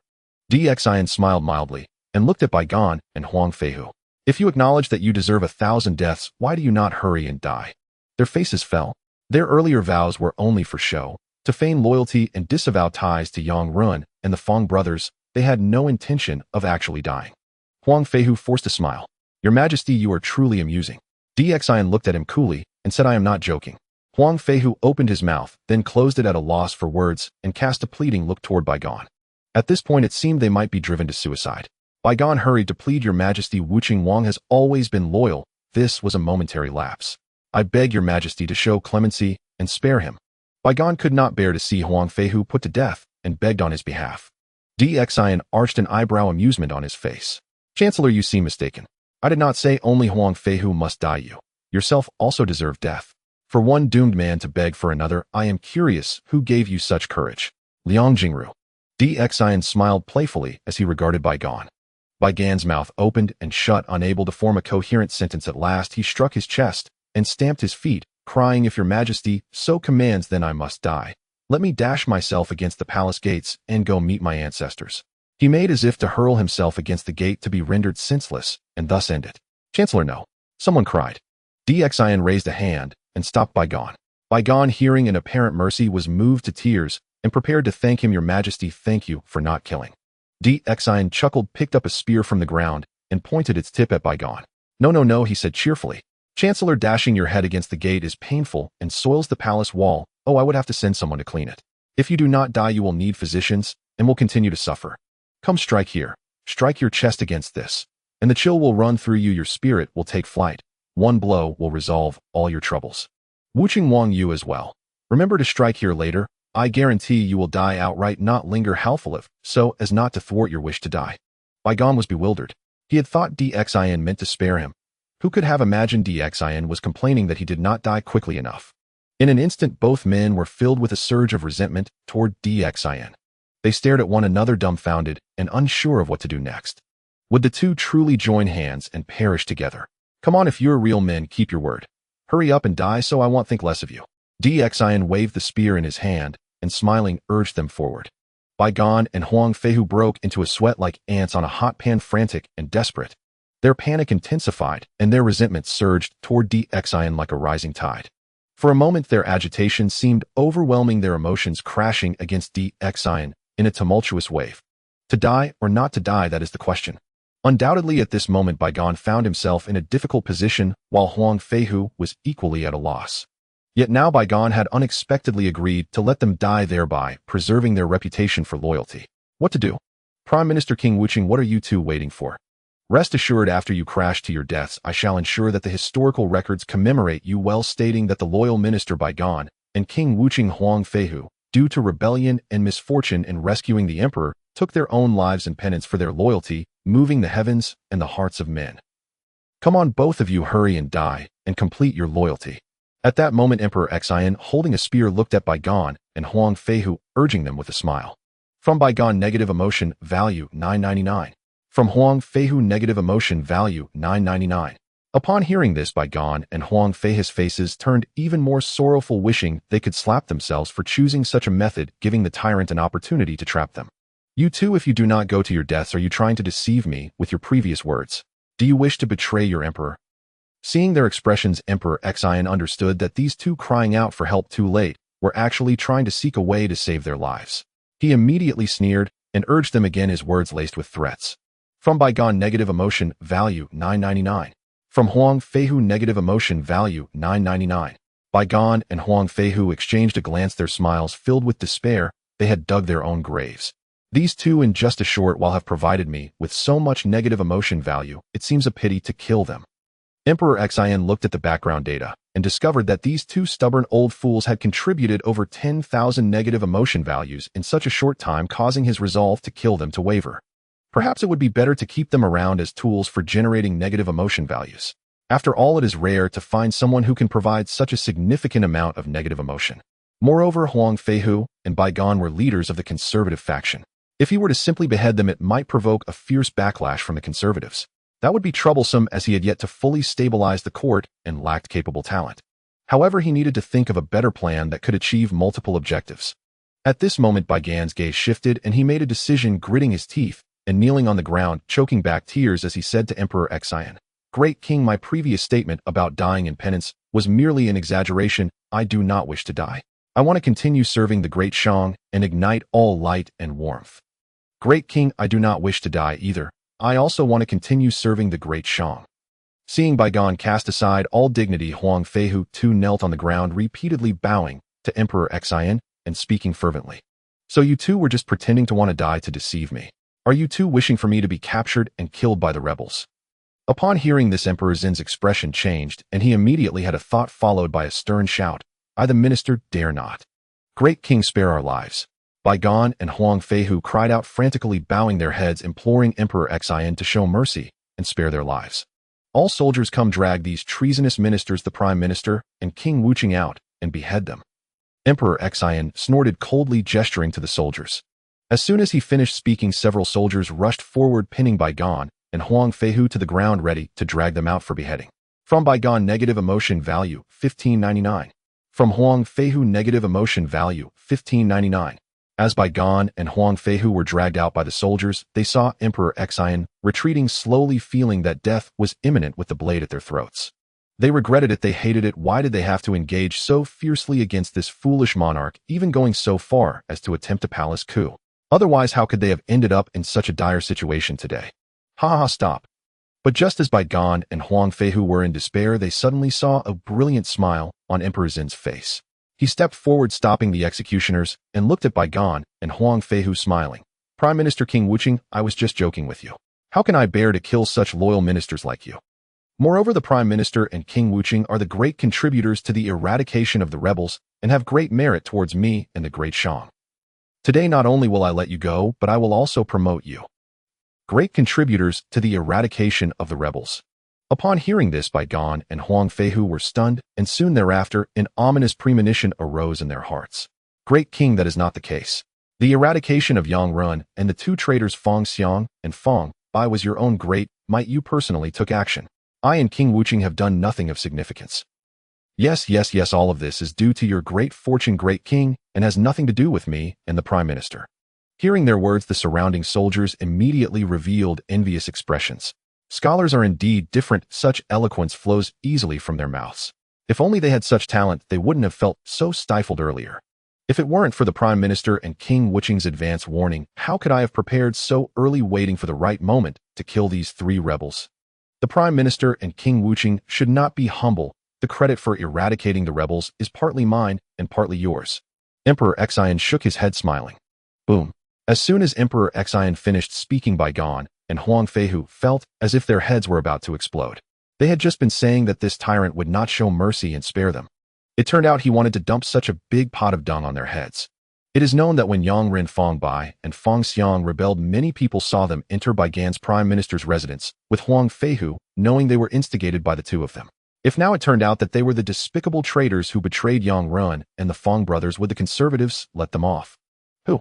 Almost simultaneously, the soldiers erupted in a frenzy, realizing that the morning's palace coup, such a secret matter, did not seem to alarm Emperor Xian at all. It turned out that Bai Gan and Huang Feihu had betrayed them, leaking secrets to become Emperor Xin's loyal subjects.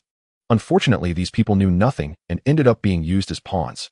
Creak, creak. In an instant, the sounds of gritting teeth filled the air, and all the soldiers' eyes were glaring at Huang Feihu and Bai Gan as if they wished to tear them to shreds. From Bai Gan, negative emotion value, 1999. From Huang Feihu, negative emotion value, 1999, total 49,590. The chilling sounds of grinding teeth, fierce eyes, and perked ears made Bai Gan and Huang Feihu exchange glances immediately, giving rise to the same thought: they had been played by this tyrant. Not only that, but they had been played openly, with their identities as conservative opponents turned into that of ungrateful traitors and loyal minions of Emperor Xian. Prime Minister and King Wucheng, you two, unwilling to bear the name of traitors, still seek to protect my safety. How could I possibly kill such loyal ministers like you? The negative emotional value from Bai Gan, 2000. The negative emotional value from Huang Feihu, 2000. Xian, filled with gratitude and tears, spoke, and Bai Gan and Huang Feihu felt as if a bucket of bitter and astringent yellow lotus had been overturned in their hearts. The bitterness and sourness need not be mentioned. How did these two, who were supposed to confront the palace and be true loyalists, become devoted followers of the tyrant, even willing to sacrifice their own reputations? Undoubtedly, they knew that if they truly accepted this dirty pot of blame, their reputations in the city of Chaoga would be utterly ruined from then on, especially among the conservatives, where they would be like rats crossing the street, hated and despised by all. When did this tyrant become so cunning, playing them both in circles? My king. Bai Gan looked up bitterly, gazing at Xian, wanting to argue a bit more. There is no need for you to say anything more. I know your heart.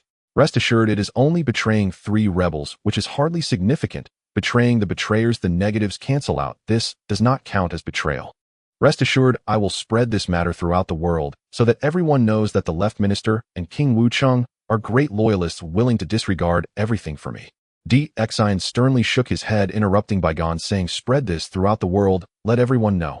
In that moment, Bai Gan and Huang Feihu felt as if they had completely lost the will to live.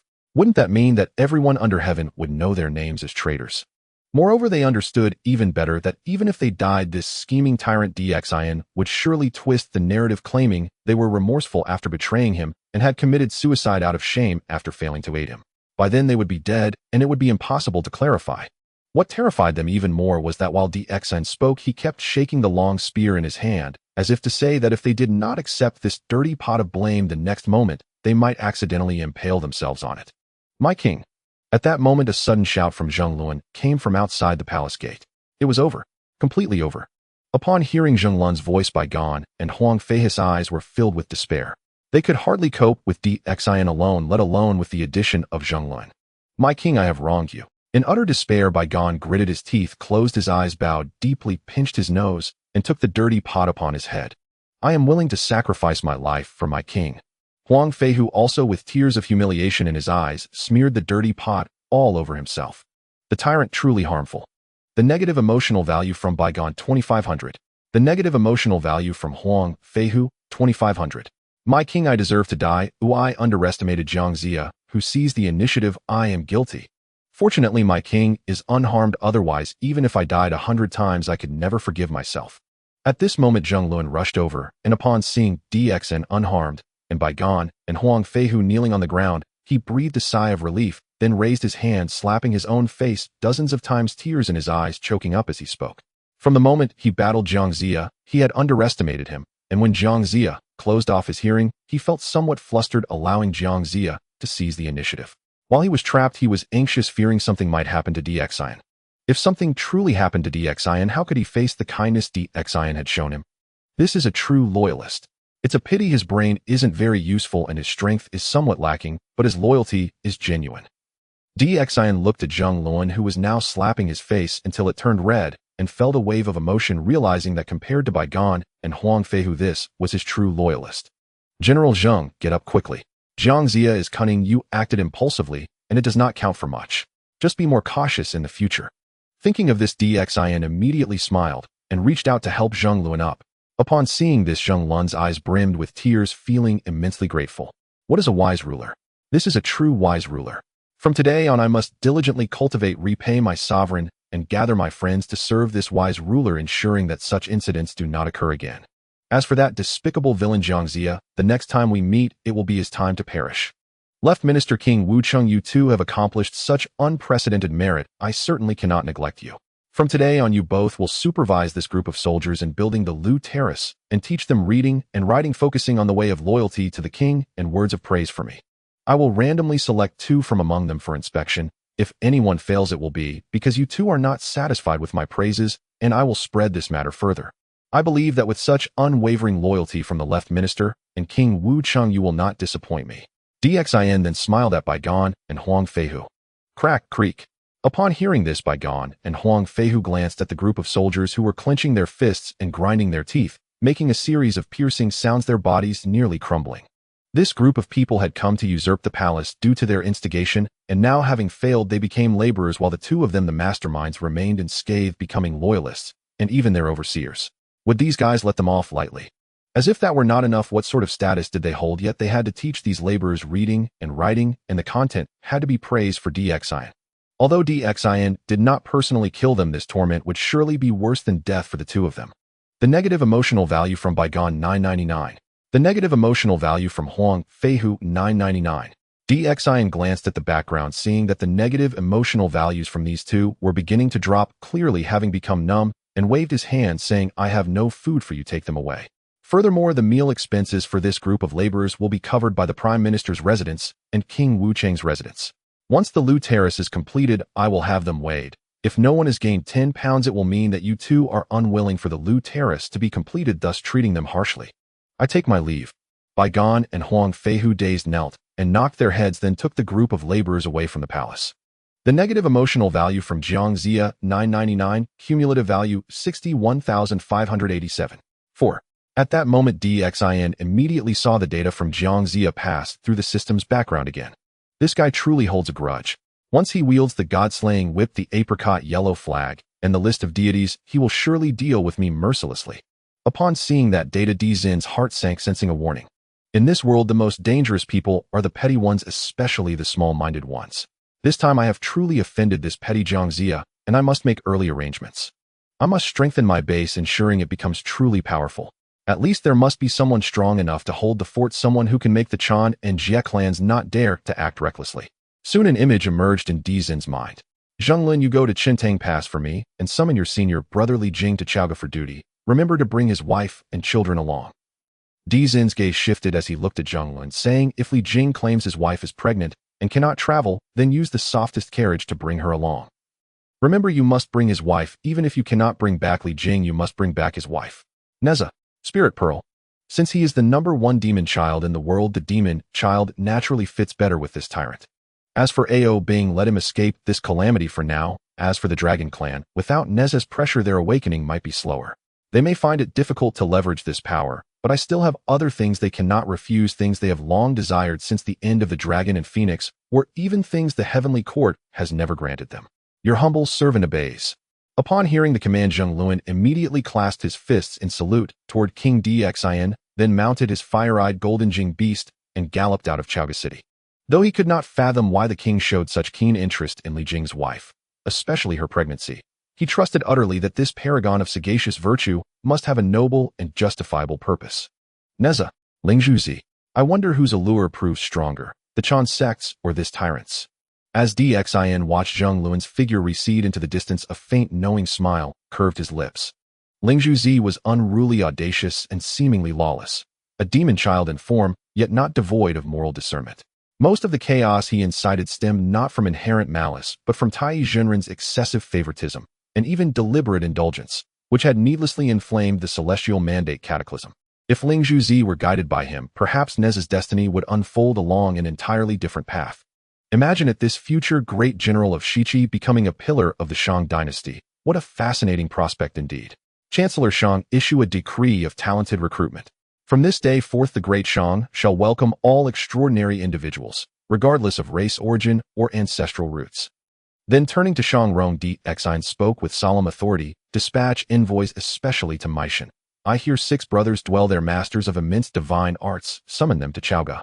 Also bring Kong Xian, the garrison commander of Sanshan Pass, to the capital. Should he refuse, utter but a single word to him, Feng. Meishan, of course, was home to the 6 Meishan demons. Lesser figures like Jin Daixing and Zhu Zizhen need not be mentioned, but Yuan Hong was undeniably formidable. During the Investiture of the Gods War, he fought Yang Jian, the Chan sect's strongest 3rd-generation cultivator, to a standstill. Only when Yuan, a celestial sovereign, intervened, with the primordial spirit treasure, the landscapian state, painting, was Yuan Hong finally subdued.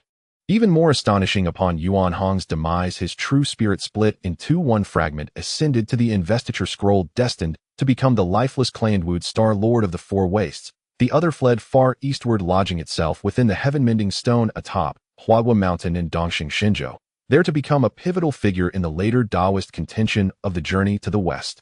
At that very thought, a sudden suspicion stirred within Xin. Had Nuwa, recognizing Yuan Hong's exceptional power, deliberately orchestrated that fragment's flight to Huahua Mountain, to subtly influence the future journey to the west conflict.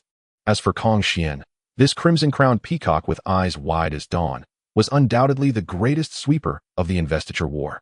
His 5-colored divine light radiating from his tail feathers swept away all opposition without exception. This ability surpassed even the Luo Bao money, the first coin forged after creation, rendering it utterly insignificant. It swept living beings' spirit treasures alike. Even Randeng Buddha, the future Western Buddha and deputy patriarch of the Chan sect, fled in panic, his 24C stabilizing pearls, plucked from Zhao Gongming, easily stripped from his grasp. Though Kong Xian ultimately fell before Zhuanti Doran, whose 7-jeweled golden tree shattered his dermic body, Zhuanti himself was no ordinary foe, a celestial sovereign co-patriarch of the Western religion. That Kong Xian forced him to deploy such a primordial spirit treasure testified to the sheer staggering magnitude of his power. Such martial prowess placed him squarely on par with the 2nd-generation senior disciples of the Chan Jie and Western religions. Now Kong Xian had descended into the mortal realm to cultivate his heart and undergo tribulation, serving as garrison commander at Sanshan Pass. To overlook such a peerless warrior would be sheer folly, to let a luminous pearl gather dust in obscurity. The reason behind the single word Feng was simple. The world's first peacock carried the bloodline of the Feng Huang clan, indeed a particularly pure strain of true phoenix essence.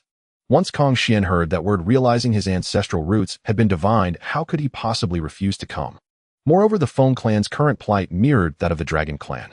Kong Xian's descent was no mere spiritual trial. It was also a calculated endeavor to amass merit, much as the Dragon clan sought redemption through allegiance to the celestial court, thereby cleansing the karmic sins incurred during the ancient Dragon Feng cataclysm, the calamity that shattered heaven and earth and drowned the world in suffering. The Chan sect would not bestow such merit. The Jie sect lacked the means. When Zhuanti later converted him, he surely promised, upon the Western religion's ascendance, that merit would cleanse his sins and restore the Feng clan's glory. That promise Zhuanti could make, and so could he. Your humble servant obeys your decree. Shang Rong, though perplexed, bowed deeply and acquiesced. Hearing this, Xin nodded with quiet satisfaction. With Yuan Hong and Kong Xian and Chaoga no disciple from the Chan Jie or Western religions, even their most exalted elders, could claim unchallenged supremacy. As for the celestial sovereigns themselves, they rarely intervened, directly wary of entangling themselves in mortal causality. Then he could act freely, boldly pursuing whatever he willed. Little sister Shimei, little sister Linglong, you're both looking splendid today. Having issued his commands, Xian approached Hu Shimei and Yu Linglong. He glanced left at the petite mountain-peaked maiden, then right at the graceful, naturally serene beauty, and smiled well pleased. Hu Shimei and Yu Linglong pay homage to elder brother-in-law. At his greeting, the two exchanged a glance, then performed a formal bow. No need for such formality, dear sisters. We are family after all. Xian laughed heartily, taking each by the hand and gently raising them up. Almost instantly, a system notification flashed in his mind. Affection loyalty from Daji increased by 5, cumulative total 80. He blinked in surprise, then understood. Daji truly regarded Hu Shimei and Yu Linglong as sisters of the blood. His words had moved her deeply. Elder brother-in-law, elder sister didn't explain clearly earlier. Please tell us, why did she abandon the arrangement made by her, that lady? Hu Shimei, ever forthright, furrowed her brow and asked directly. Rest assured, dear sisters, I share profound love and trust with Daji and would never harm her. Or you. Let me explain. With a soft laugh, Xian repeated to them precisely what he had told Daji. That lady. She schemed with such ruthless cruelty. We believed she truly intended to grant us enlightenment. How utterly. At first dismissive, Hu Shimei and Yu Linglong grew increasingly grave as Xian spoke. Hu Shimei erupted in fury, ready to cry, unworthy of humanity, but caught herself mid-breath, tongue-tied and silent. After all, a celestial sovereign's soul roamed freely across the cosmos, harmonized with the heavenly Tao itself. A careless word might awaken immediate awareness and invite celestial retribution from which there was no escape. What shall we do? Perhaps we should hide, somewhere remote, for 10,000 years. Maybe she'll simply forget us. Yu Linglong, flustered and helpless, turned to Xian with tearful, pleading eyes. Hide? As if hiding were so easy. If she willed it, fleeing to the ends of heaven and earth would avail nothing, Hu Shimei retorted coldly. We cannot hide, and we dare not act. What then is to be done? Elder brother-in-law, tell us. Yu Linglong's head spun out, tears welled as she clutched Xian's hand tightly. Fear not, dear sisters, I stand here. Such a fate will not befall you. What she cannot grant you, I will. Xian spoke with quiet confidence, his voice calm and assured. Though his voice was soft, and his cultivation modest, the unshakable composure in his tone eased Hu Shimei's and Yu Linglong's hearts in ways they could not explain. Affection loyalty from Hu Shimei increased by 5, cumulative total 5. Affection loyalty from Yu Linglong increased by 10, cumulative total 10. A cascade of data scrolled across Xian's inner interface. Glancing briefly, he found himself glancing sidelong at Yu Linglong, who had granted 5 more points than Hu Shimei, and mused inwardly, perhaps the loot performance accelerated her affection. The jade pipa could be played often, but how then might he deepen Hu Shimei's affection? Surely not by catching earthworms for her. Yet if he did, would such affection even hold any meaning? Sisters, I trust His Majesty implicitly. If he has spoken it, then he shall surely forge a brilliant path forward for us all. For now remain in Chaoga and wait. Soon you shall see precisely what manner of sovereign he is and understand why my faith in him runs so deep.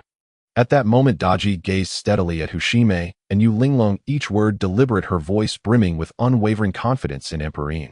Though Hu Shimei hesitated briefly, she deeply trusted Daji. Having heard her speak thus, she nodded in quiet assent. Yu Linglong, meanwhile, eagerly bobbed her head again, and again, her face blossoming into a radiant smile. To her, life was already perfect. Someone else would handle the burdensome calculations while she roamed freely, savoring the bustle, plucking melodies on her zither in idle moments. In her eyes, Emperor had now become the finest elder brother-in-law in all the world, nay, the very paragon of elder brothers-in-law whose protection enfolded her like celestial grace. You sisters have not seen one another in several days. Go enjoy your reunion. This evening your elder brother-in-law shall prepare a feast for you. Emperor waved cheerfully. Then, as Daji led Hu Shimei and Yu Linglong away laughing and chatting, he suddenly recalled something he wished to say to Hu Shimei. Yet the words faltered on his lips, his gaze flickered, and he swallowed them back silently. Your Majesty, this humble consort takes her leave. Simultaneously, Queen Jiang performed a graceful kowtow before Emperor. Just as she prepared to depart, her expression shifted, brightening with sudden excitement and curiosity. Your Majesty, she asked, what precisely is the Wenzhong Crimson? I should very much like to learn it. Somehow she imagined herself raising a hand, declaring coolly, then bestow upon so-and-so the Wenzhong Crimson. A line that resonated with unmistakable awe-inspiring authority. Could it be that the blood of a mad queen slumbered dormant, yet potent within Queen Zhong's very lineage? Upon hearing her, Emperor Yin clicked his teeth, drew in a sharp breath, and smiled warmly. The one zhang crimson, as its name implies, employs a crimson feather exactly 1 zhang in length, gently tickling the condemned from crown to sole inch by agonizing inch ever so slowly. Queen Zhang shuddered violently. A mere feather's touch upon the soles was terrifying enough, but a full zhang long plume tracing the entire length of the body. The sensation would surely scatter one's 3 souls and 7 spirits with a single stroke. My queen, as sovereign mistress of the inner court, your cultivation lies in virtue and ritual, not in such trivial petty arts. There is no need to master them. Emperor Yin hastily added, his tone firm. What if in time his harem came to include a queen who casually dispensed the 1 zhang crimson at whim? Then, before even resolving the divine investiture of the gods, he might find himself embroiled in a treacherous drama rivaling the legend of Zheng Huan. Was it not said that the emperor in the legend of Zheng Huan met his end? Poison no less. This humble consort remembers well. Your Majesty's instruction is deeply cherished. Queen Zhang's face flushed instantly with remorse as she bowed her apology to Emperor Yin. Glancing toward the direction where Daji and the 2 young ladies had departed, her cheeks bloomed with twin clouds of crimson. She lowered her gaze to her own restless toes and murmured, voice soft as a mosquito's whisper, "This humble consort humbly requests your Majesty's presence in Weiyang Palace this evening, to impart your wisdom more thoroughly, so that this consort may never again err. This evening, to listen to instruction. Queen Zhang, you are most certainly not yourself. You do not crave His Majesty's teachings. You crave His Majesty's very being." Emperor Yin fixed her with a stern, righteous gaze and declared gravely, "My queen, do you truly believe your thoughts escape my notice?" This humble consort confesses her fault. "It is only because I observed Sister Daji." At his words, Queen Zhang trembled visibly, her face falling with unmistakable disappointment, and yet she hastened to prostrate herself in penitence. "But I adore it." Before she could finish, Emperor Yin burst into hearty laughter. 3 enormous question marks hovered above Queen Zhang's head as she bestowed 66 points of negative emotional energy upon Emperor Yin.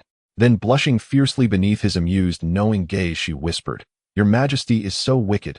You delight only in teasing me. This consort shall await your Majesty in Weiyang Palace tonight, to receive your meticulous, thorough instruction," and fled, cheeks burning, toward the palace. System, make me monstrous. Emperor Yin sighed deeply. Unwittingly, he had come to place the acquisition of negative emotional energy above all else, his first instinct in every circumstance. Even amid such blissful fortune, he still found himself compelled to provoke just once more. Very well. Tonight he would indeed bestow upon Queen Zhang an exceptionally thorough, most instructive evening. His eyes lingered appreciatively upon her retreating figure, graceful, statuesque, abundantly curved, igniting a sudden fierce heat within his chest. Next, he would allocate half of this 61653 for negative emotional energy. For the lottery draw. Suppressing the fire in his heart, Emperor Yin surveyed the immense reservoir of negative emotional energy amassed in merely half a day, and felt his pulse quicken anew. He strode swiftly back to his private chambers, eager to discover whether, after accumulating so much in so short a time, fortune might finally favor him, whether he might at last prove himself a true lucky sovereign. He resolved without hesitation, retaining 31653.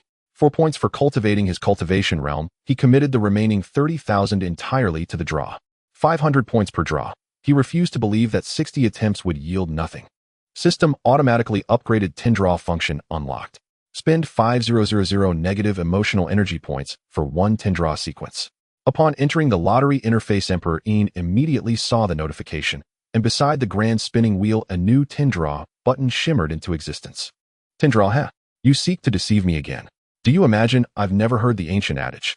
10 draw ruins lives, single draw births miracles. Single draw is eternal divinity. At the sight, Emperor Yin sneered thrice, and without pause selected the single draw option. Thank you for participating. Thank you for participating.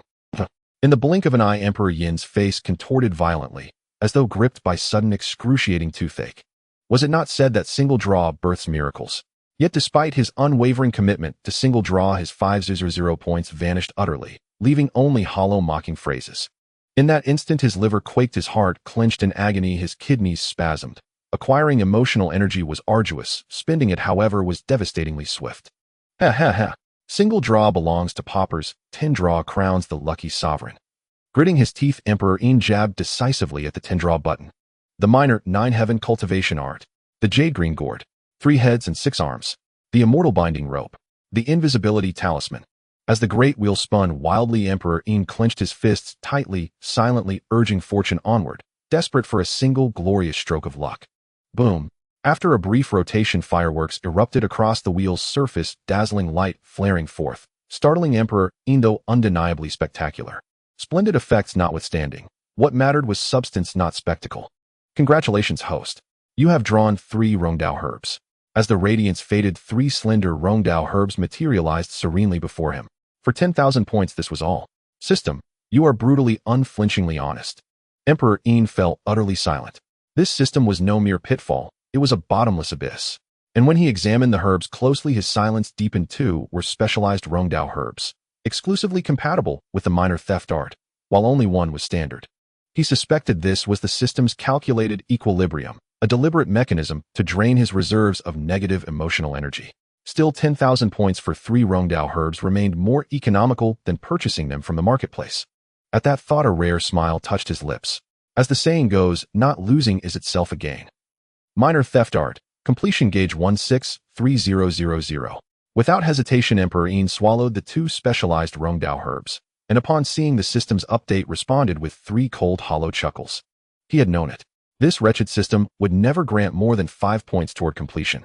Grant me a fragment of a supreme Tao principle, something magnificent. He focused his will intently, then swallowed the standard Rongdao herb, praying for something extraordinary, at least something grounded in reality. Congratulations, host. Achievement, Thrice Bloomed Plum unlocked. Minor theft art completion gauge increased by 5. Total 213,000.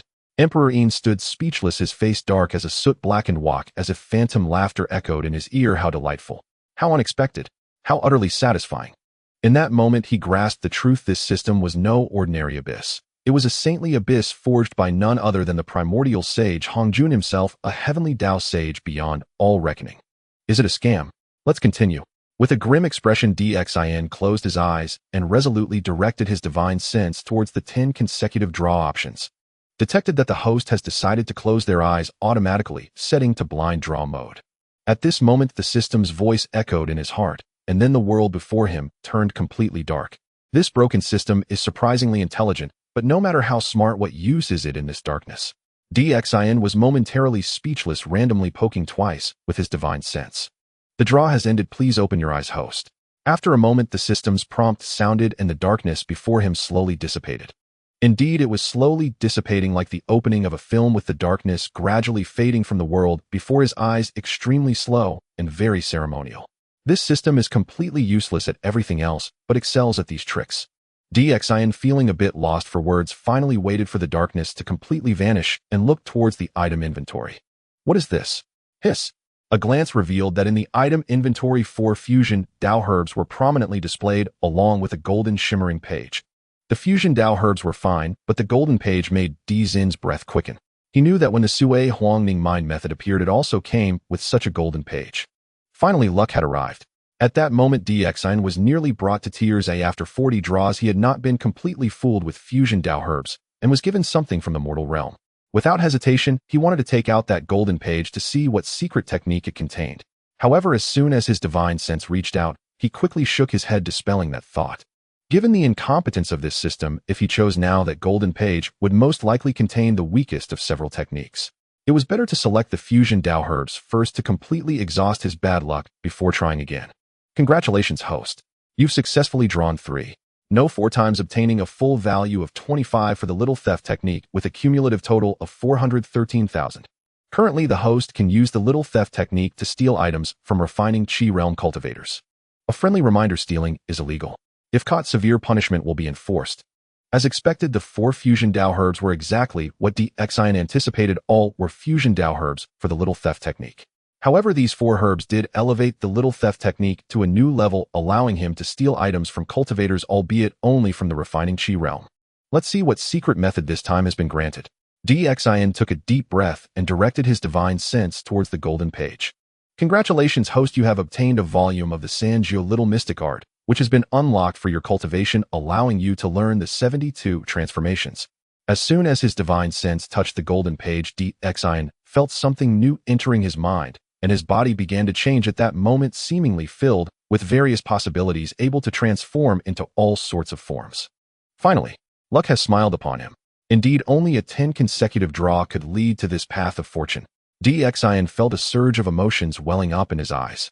The Sanjiu little mystic art was precisely the technique he desired most.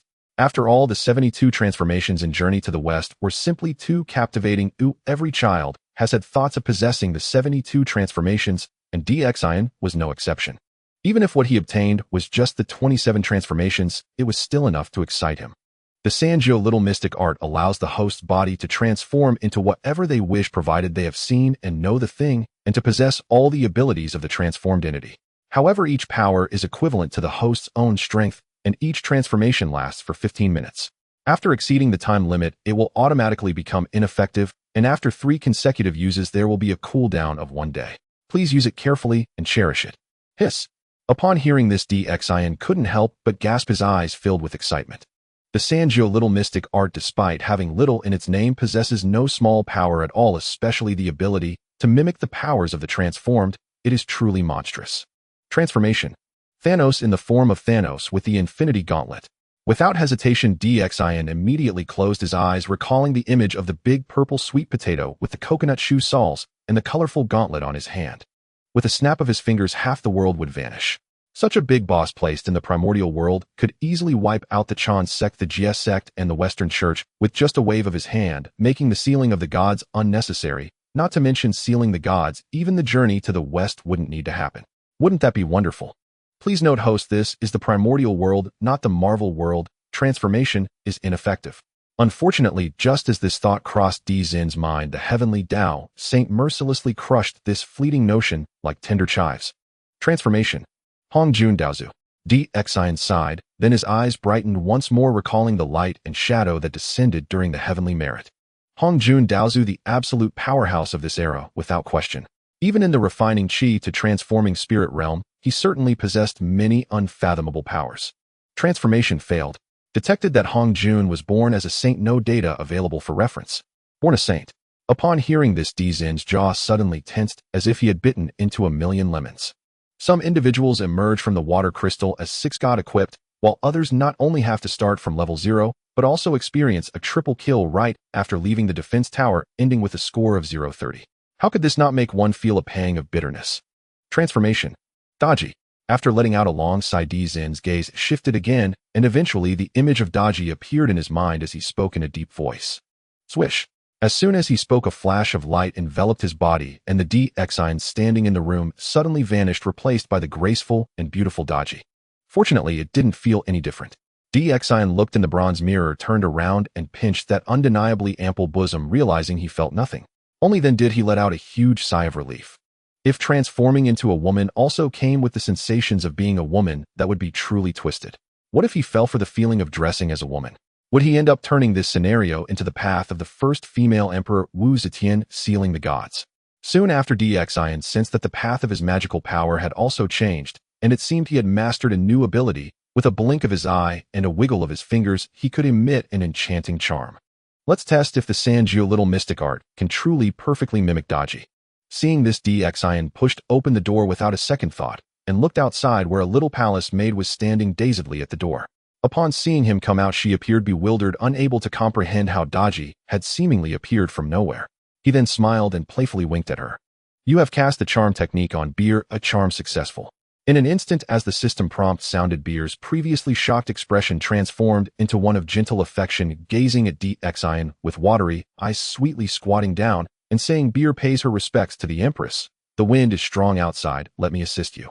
With that, Beer hurriedly ran over to support Dian's arm, and in a seemingly innocent manner, she even rubbed against it several times. Upon sensing that Dian had noticed, she blushed and smiled, her eyes shimmering like a pool of overflowing spring water. I charm my little palace maid.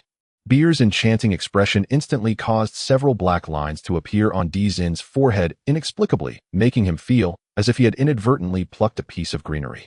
Undoubtedly, the Sanjiu little mystic art, as the system stated, can indeed perfectly replicate the abilities of the transformed. This is simply extraordinary. Your Highness. At that moment, Beer's small expression became even more enchanting, her eyes brimming with tears, and the intensity of her affection grew ever stronger. Though the sensation was quite pleasant, there was an eerie feeling in Dian's heart as he sensed that the green hue above his head seemed to deepen. Ahem. Beer, what are you doing? Without any hesitation, he immediately reverted to his true form, coughing twice forcefully, as he looked at Beer and spoke in a deep voice. Beer froze at the sound, glancing around and discovering no sign of Daji. Upon looking up again, she saw that stern face and 3 large question marks floated above her head. From Buyer's negative emotion value 199. Your Highness, where is your Highness? It was clearly your Highness just now. Beer looked at DXIN in confusion, dazed, and even lifted her hand to rub her eyes vigorously. She clearly saw that the person who had just appeared before her was Daji. How did it suddenly turn into King DXIN? What, your Highness? The moment you saw me, you rushed over, grabbing my arm and calling me your Highness. Are you perhaps confused from sleep? DXIN coughed, forcefully reprimanding her. It was clearly. Beer's eyes reddened, and just then she realized her chest was still pressed against DXIN's arm.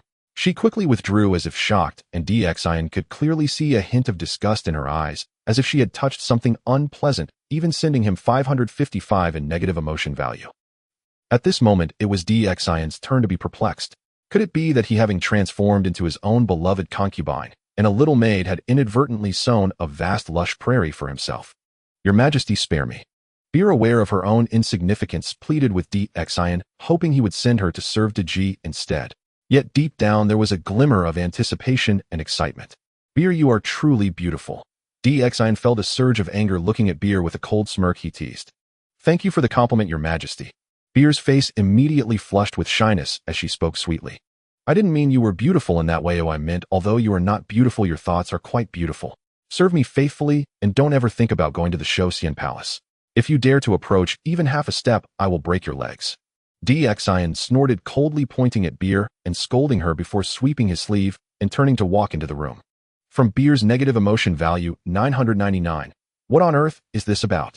Almost the instant he turned around, DXIN stared at the data changes in the system backend, utterly speechless, placing a hand on his forehead and shaking his head slightly. He felt that this Sanjiao Shao Xiangong should be used with caution, especially to avoid turning into Daji. Fortunately, this is just the little maid Beer. What if it were someone else? Then it would be troublesome. But this Sanjiao Shao Xiangong is indeed quite marvelous, capable of mimicking reality, truly unfathomable. If Sanjiao Shao Xiangong is so extraordinary, is the Sui Huang Ning heart method truly just a grotesque piece called Heart Fire Burns? As he thought of this, DXIN couldn't help but feel a stirring in his heart. Once he activated this technique, when the intense and exhilarating grotesque melody erupted, a mysterious smile appeared at the corner of his mouth. Yes, that's right, the Sui Huang Ning heart method is indeed just a grotesque melody. Time continued to pass, and shortly thereafter, as night fell, DXIN took a large pot with a lid heading towards Daji's Shosian Palace. Your Majesty, what is this? Daji looked at the large pot being carried by 2 little maids, her face filled with confusion, unsure of what DXIN had brought. My beloved, what I brought is naturally your favorite dish. DXIN laughed heartily, casting a peculiar glance at the 9-headed pheasant essence before lifting the pot lid. In an instant, a strong aroma quickly enveloped the Shosian Palace. Wow, it smells so good. Yu Linglong's eyes lit up as she gulped, rushing to the front of the pot. What is this? It smells so good. Daji gazed at the pot filled with glistening dishes mixed with wood ear mushrooms and day lilies, emanating a fragrant aroma, and couldn't help but swallow. Although she had always lived in the Xinyuan grave due to her fox nature, she sometimes sneaked into the nearby human territories to a snack. However, in those human settlements, she had never encountered a dish with such a rich aroma. Not only that, but she also felt that this flavor seemed somewhat familiar. However, blended with so many fragrances, she couldn't quite distinguish it for a moment. I know, dear concubine, you love chicken, so I made this pot of Huang Minji. Dear concubine, please try it. DXIN laughed heartily, pushing the pot towards Daji, but suddenly remembering something, he looked at Hushime in shock, saying, Sister Shime, I'm truly sorry, I forgot about your true form.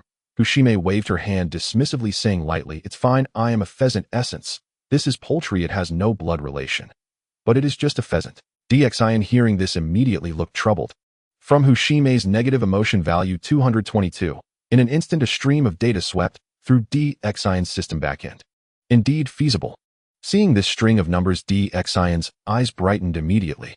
When he had told Daji he would prepare something delicious for her that night, he thought about the fact that Hushime was the 9-headed pheasant essence and wanted to ask if she had any psychological barriers regarding eating chicken.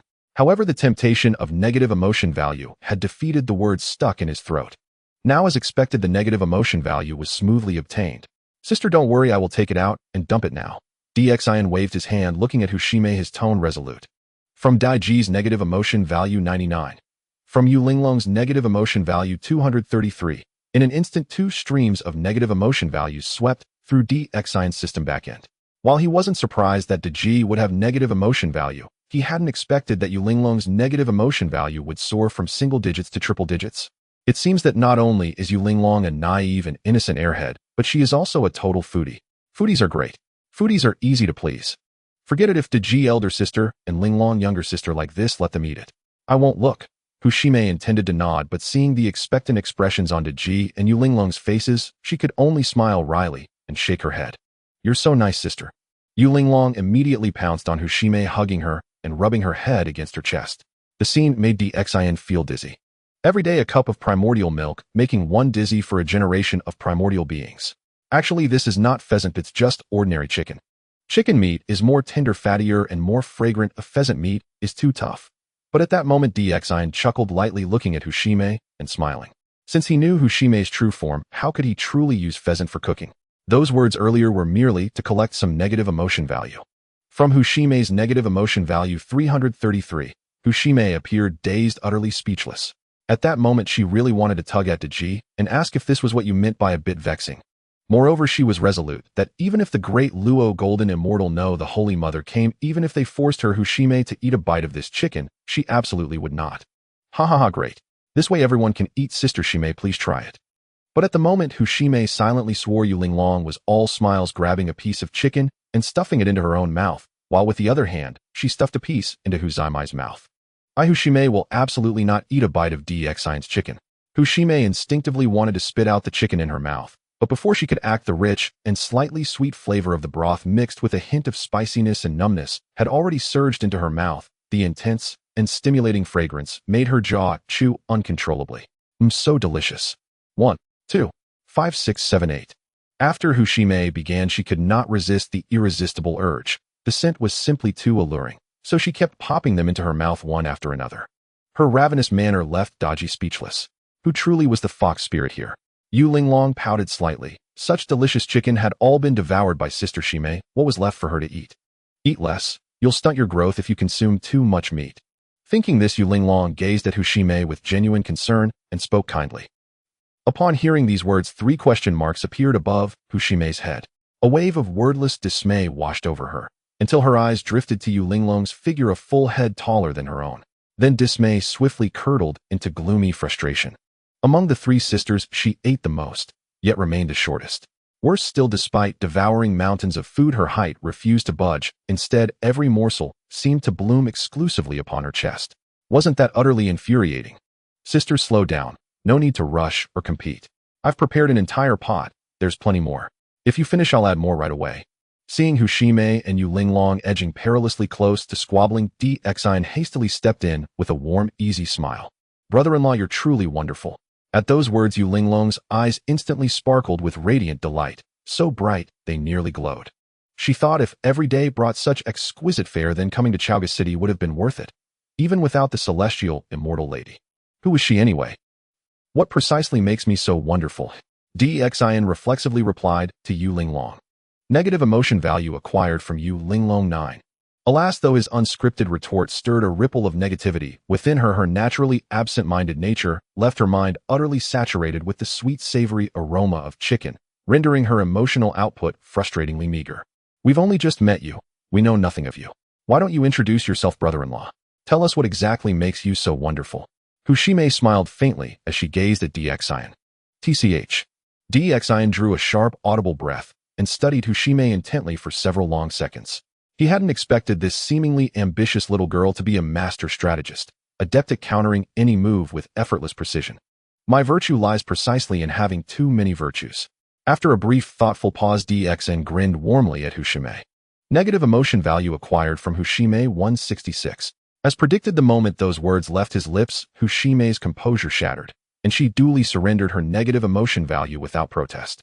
Yet this small exchange kindled a subtle calculation in DXIN's mind once he completed tonight's instruction of Queen Jiang, and, if she, like Daji, accepted his guidance and purification, could channel her accumulated negative emotions toward him, then his next target would be unmistakable, Hushime. This 9-headed pheasant spirit possessed extraordinary potential to help him max out his system.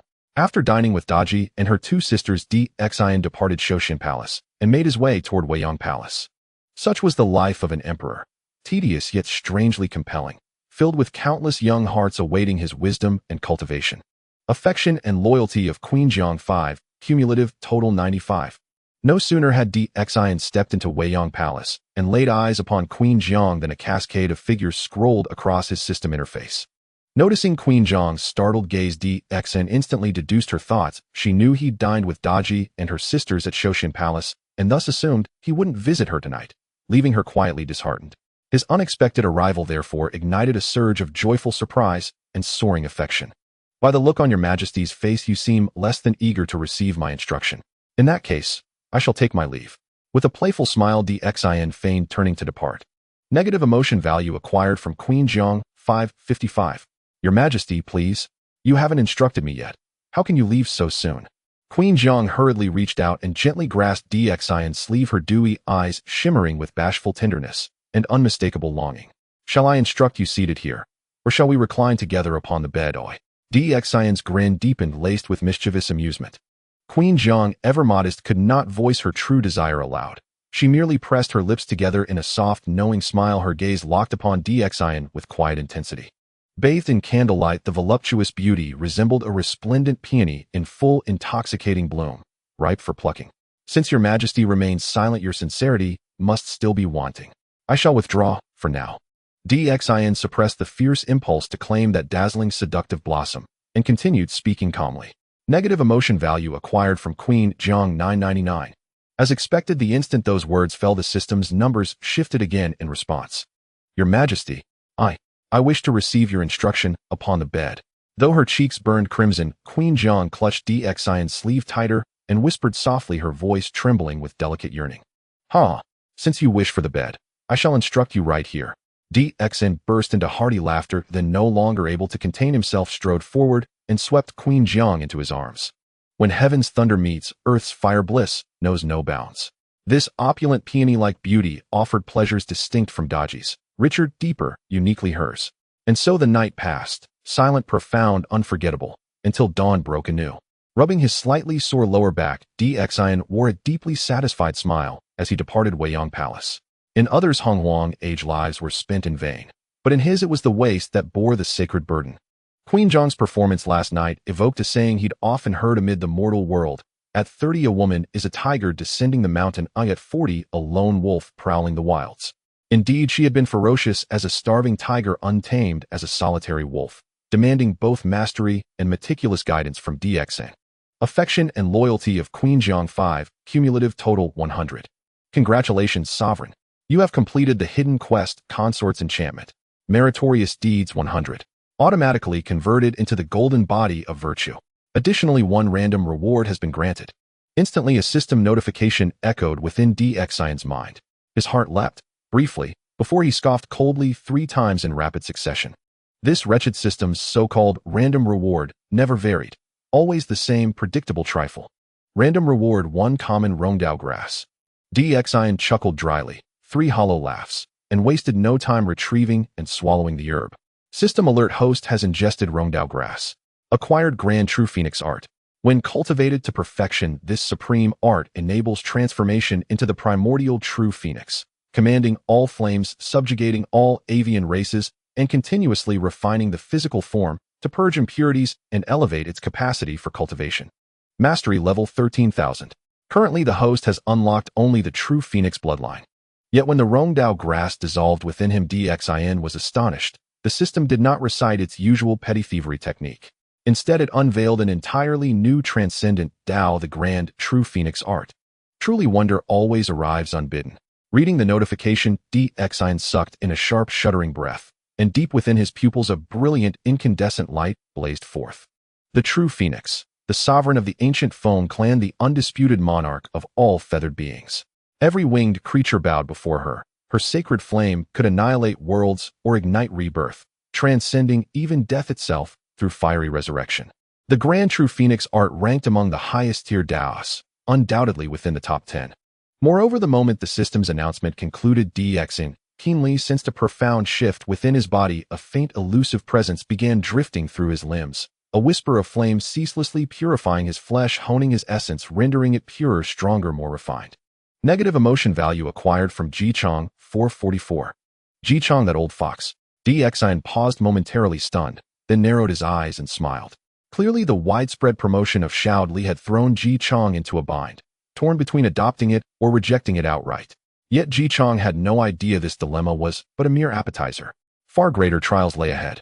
Proceed to Lutai. I wish to inspect the construction progress. Emperor Xin issued the order with solemn gravity, then mounted his five-color divine ox and rode forth with his imperial guard toward the Lutai construction site. The Lutai construction site lay just beyond the city of Chaoga in a serene, picturesque locale nestled among mountains and streams. Upon arrival, Emperor Xin found vast numbers of displaced commoners and former rebel soldiers laboring diligently under the supervision of Baigan and Huang Feihu, following the architectural plans he had provided. Some were erecting dwellings, others diverted water channels. The scene brimmed with fervent energy and industrious zeal.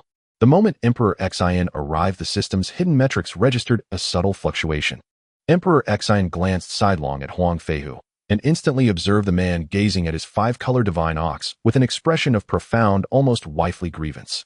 Huang Feihu could hardly suppress his resentment. The five-color divine ox now departed each dawn and returned each dusk, not to its own stable, but to Huang Feihu's residence, where it freely grazed, slept, and feasted upon tender dew-kissed grass shoots that Huang Feihu himself had painstakingly gathered. When Huang Feihu, emboldened by affection, reached out to stroke it, the beast defiantly kicked him away. To think, he had nurtured this ox with such devotion, yet it now spurned him, abandoning home daily for another's keeping. How could his heart not ache with sorrow? This project is utterly chaotic. Ignoring Huang Feihu, Emperor Xin surveyed the worksite and immediately discerned that, though the laborers toiled with fiery enthusiasm, they lacked any coherent division of labor. One man began mixing mortar only to abandon it moments later to divert water, creating disorder without rhythm or structure. Such disarray demanded immediate reform, otherwise completion would linger until the year of the monkey, or beyond. And without Lutai completed, how could he enact the grand design he had long envisioned? Emperor Xin shook his head, then commanded in a voice both deep and commanding, "Cease all work, now." At once every laborer halted, knelt, and bowed reverently before him. Who assigned your tasks? Emperor Xin swept his gaze across the assembly and asked coolly. Your Majesty, it was I, Baigan hastily replied, adding proudly, I oversaw the construction of the late king's mausoleum and the imperial palace. As he spoke, a flicker of smug self-satisfaction crossed his face, followed by a defiant glance toward Emperor Xin. In this age, orchestrating such monumental projects with precision was widely regarded as the mark of supreme wisdom. Indeed, it was precisely these two achievements that had earned him the honored title of Great Sage. Who else in the entire Shang dynasty possessed such unparalleled mastery? No wonder the palace's craftsmanship is so shoddy. So it was you who built it. Emperor Xin cast Baigan a look of undisguised disdain, his tone dripping with contempt. Baigan flushed crimson, with rage glaring furiously at Emperor Xin. He would not tolerate doubt, especially regarding the very skill he held most dear. If your Majesty lacks faith in my abilities, then dismiss me outright, and appoint another worthy minister instead, Baigan declared coldly, his words edged with veiled threat. He had studied the Lutai blueprints. Such a colossal undertaking, he believed, could be managed competently by no one but himself. He expected the tyrant to falter, to grasp his indispensability, and beg him to stay. Instead, Emperor Xin smiled warmly and said, Excellent. You've shown admirable self-awareness. Saves me the trouble of dismissing you myself. From this day forward, you shall no longer oversee this project. Otherwise, outsiders witnessing this disarray might well conclude our great Shang dynasty has no capable men left. To Baigan's dismay, Emperor Xin showed no trace of panic, only the unburdened relief of one who had just resolved a vexing problem. His cheerful demeanor infuriated Baigan deeply. Tyrant, once you bar me from this task, you'll soon realize the magnitude of your folly. Within 2 days, your wretched Lutai will descend into utter chaos. Nothing will get done. After a brief surge of fury, Baigan sneered inwardly. Since the tyrant refused his service, he would simply stand aside and watch with cold satisfaction as the Lutai devolved into a tangled, barren worksite where not even a single tree took root. Step forward. Any among you skilled in masonry, bricklaying, those of exceptional strength, step forward as well. Those versed in horticulture, planting, and tending flora, come forward too. And those with no craft whatsoever, stand together as well. Emperor Xin addressed the kneeling crowd of displaced people and soldiers with calm authority. Almost instantly, amid murmurs and shifting, the chaotic mass coalesced into several distinct clusters. Very well. From each group step forward 15 individuals, Emperor Xin pointed decisively. Henceforth, each group shall assume responsibility for a specific task, working exclusively within your area of expertise. Those with no skills shall be evenly distributed among all teams to learn on the job. All labor shall proceed in strict sequence. Until your turn arrives, assist with auxiliary duties, transporting sandstone and other materials. Begin now. Yes, Your Majesty. The crowd responded with unified deference and immediately set to work according to his instructions. As foreseen, this reorganization transformed the disorderly throng into a model of disciplined efficiency. Each worker functioned like a precise gear, interlocking seamlessly into a vast harmonious machine, flowing with the quiet inevitability of a river. Chancellor, do you not find the sight markedly improved? Emperor Xin observed the newly tranquil and orderly worksite, turning to Baigan with a faint knowing smile. Baigan grunted wordlessly, bestowing upon Emperor Xin 444 points of seething resentment. Yet beneath his narrowed eyes something else flickered reluctant recognition. Though conservative by nature, Baigan was no fool. He perceived clearly that Emperor Xion's method, deceptively simple, would dramatically amplify the craftsman's productivity. After all, when each person performed only what they knew best, mastery and speed followed naturally. Yet what puzzled him deeply was why he, a man of refined intellect, had never conceived such an approach, while the so-called tyrant had. Of course, the method must be too simple. Brilliant minds like his overlooked it precisely because it seemed trivial, whereas the tyrant, lazy and uninspired, stumbled upon it purely to spare himself effort. What Baigan did not know was that 99% of humanity's greatest inventions arose, not from noble ambition, but from the universal honorable desire to labor less. To wish for ease is never a flaw. Inertia resides in all things. To devise ways of resting without sacrificing efficacy, that is the true engine of civilizational progress. Your Majesty, I petition that this methodology be adopted for the forging of military arms.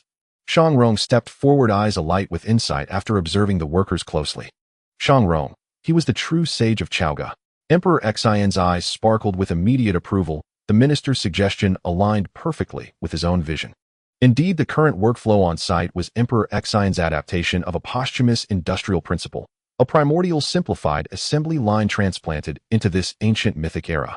And this assembly line logic extended far beyond Lutai. It applied equally to weapon manufacturing, spirit artifact refinement, pill alchemy, and more. Granted.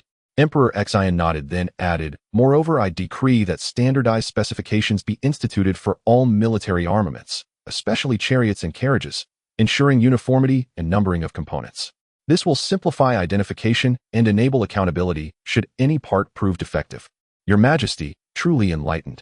Shang Rong's eyes blazed with renewed brilliance as he performed a full kowtow, his heart swelling with awe. His Majesty possesses the sagacity of Cheng Tang himself. After Cheng Tang has the Shang dynasty at last produced another sovereign whose virtue rivals that of the 3 sovereigns and 5 emperors. Craftsmen illiterate as they are, how can they be expected to engrave characters on their creations? Baigan coldly chuckled, 3 times pouring a bucket of cold water over Xin and Shang Rong. Shang Rong's expression immediately darkened upon hearing this. What Baigan said was indeed true. Craftsmen mostly relied on their experience and could not read. Although Dzin's idea was a good one, promoting it further would be exceedingly difficult. They don't need to inscribe anything complicated, just a number will suffice.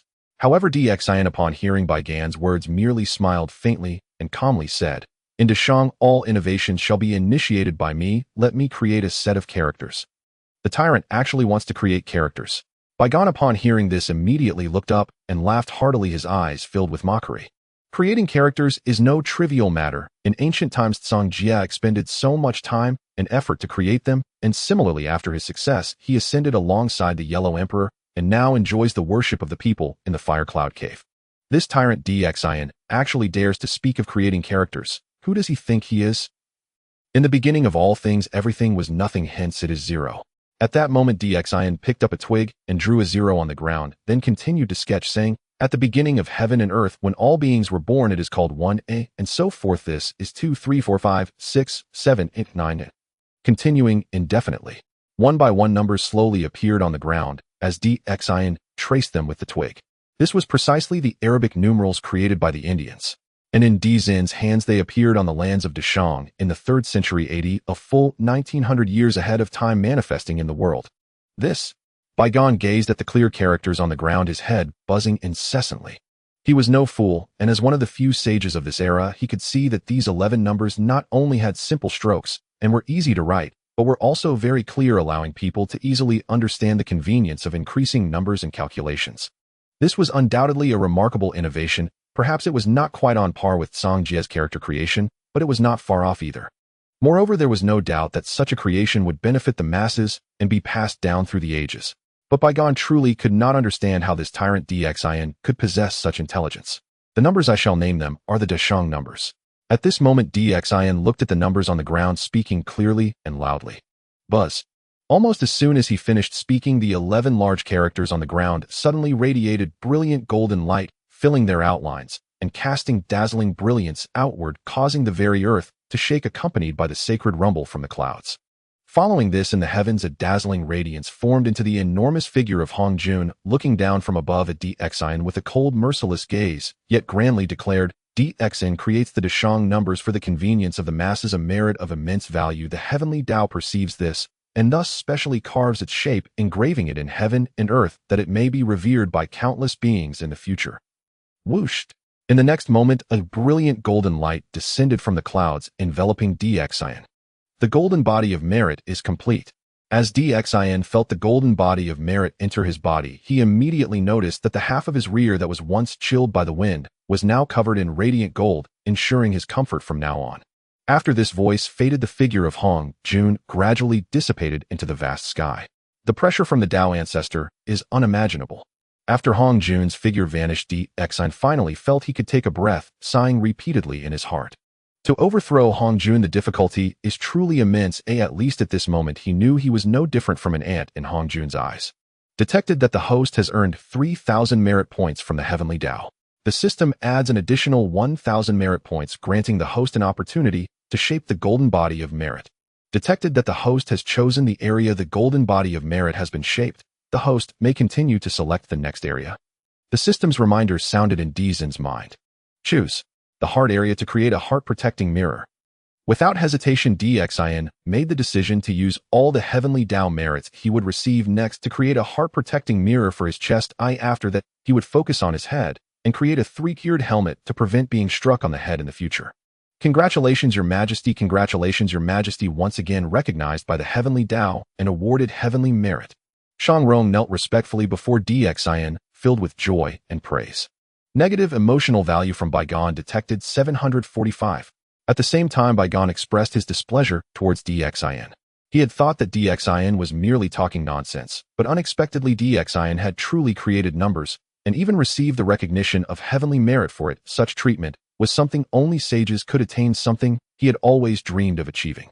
This great sage had not earned heavenly merit, yet this tyrant Dxin had leaving him feeling frustrated. Chancellor, since you are no longer responsible for the construction of the deer platform, you will now be in charge of teaching the craftsmen to learn these characters. Moreover, besides these characters, I want you to teach them other characters as well and help them compile their experiences into books. After seeing the system's data, Dxin chuckled coldly and looked at Baigan, saying blandly, Craftsmen are merely humble folk. They possess a few clever techniques, but how can they write books? Your Majesty, please retract your command.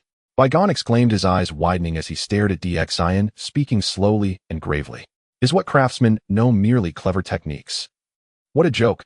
Let me ask you, did the 3 holy emperors of old not ignite the flame, build houses, create bows and arrows, and cultivate the wastelands using similar methods to the craftsmen? What craftsmen inherit are merely the methods passed down from the 3 holy emperors. Do you, Chancellor, view the 3 holy emperors as merely clever techniques? Dxin had already anticipated Baigan's reaction and coldly laughed at him. Why did the history of Huaxia become impoverished and weak in later periods? A significant reason was the disdain for craftsmanship and the belief that craftsmen were merely engaging in clever tricks unworthy of great respect, as suggested by Baigan. But this line of thought is profoundly mistaken. Countless facts in later generations have proven that it is these individuals who create advanced productive forces leading humanity's progress. Moreover, among craftsmen, because they possess certain techniques, they often hide them, creating insurmountable barriers with practices like passing knowledge only to male descendants. What Dxin wanted Baigan to do was to compile these craftsmen's secrets into books, making them accessible for more people to learn and improve. Of course, there would be no need for these craftsmen to worry about losing their proprietary rights, as measures would naturally follow. In short, what Dxin aimed to do was to reverse the public's perception of craftsmen, integrating culture, craftsmanship, and agriculture, starting with Dashang. I dare not. Upon hearing Dxian invoke the three holy emperors, Baigon felt a wave of helplessness and dared not say anything about clever techniques, only shaking his head repeatedly and saying he dared not, though in his heart he silently added 745 negative emotional value towards Dxian. However, I have one question for your majesty. Even if you compile the craftsman's experiences into a collection, it is currently difficult to inscribe on bamboo slips, making dissemination a challenge. While contributing, Baigon did not forget to douse Dxian with cold water. You need not worry about these matters, Chancellor. I have my own plans.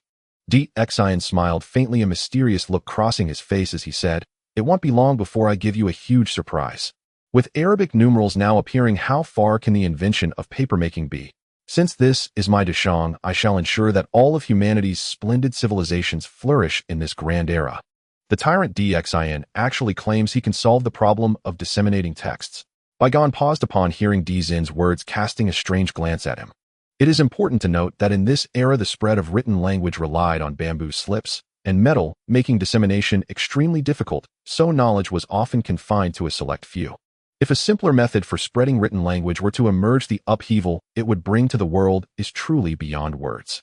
Moreover, the one who masters this method of overcoming the difficulties of text dissemination would not only gain the merits of the heavenly Tao, but also occupy a position of great righteousness. For others, spreading any information is as difficult as ascending to the heavens. They can only rely on oral transmission, yet he can simply toss out a few texts and effortlessly resolve the issue. Impossible. That tyrant Dxian must not possess such abilities. However, recalling the appearance of the show de plough as well as the iron pot that even he bought for his own home, and the aroma of stir-fried dishes wafting from every household at noon and night in Chaoga City, along with the failed palace coup and the recent emergence of this strange script, his heart suddenly hesitated. Had such things that had never happened before truly occurred, and could it be that Dxian genuinely possesses such abilities? Negative emotional value from Ji Chong, 99. Negative emotional value from Bo Yikao, 99. Negative emotional value from GFA, 99. At this moment, Dxian discovered that a string of negative emotional values was scrolling through the system backend precisely from the 3G family members of Shichi. The emergence of the show de plough seems to have indeed brought quite a bit of trouble to Shichi.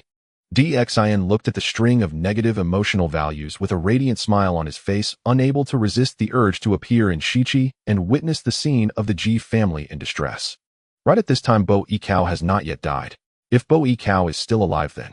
Suddenly Dzin's eyes lit up as he thought of something, and his smile grew even brighter as he turned to Shang Rong, saying, "Minister Shang, draft an edict. The son of the Marquis of Shibwa, Bo Yikao, possesses a noble fate and has a reputation for virtue. Thus, I decree that the Marquis of Shibwa shall honor him with the rights of the Yin, establishing Bo Yikao as the heir of the Marquis of Shibwa to inherit the position in due time. The third son of the Marquis of Shibwa, Ji Dan, is proficient in both civil and military affairs, and is appointed as the general of chariots and cavalry in charge of the military affairs of Shichi. I obey the edict." Shang Rong was momentarily stunned. Although he did not understand why Dxian acted this way, he still nodded in agreement. Baigon looked at the brilliant smile on Dzin's face, and his heart suddenly sank.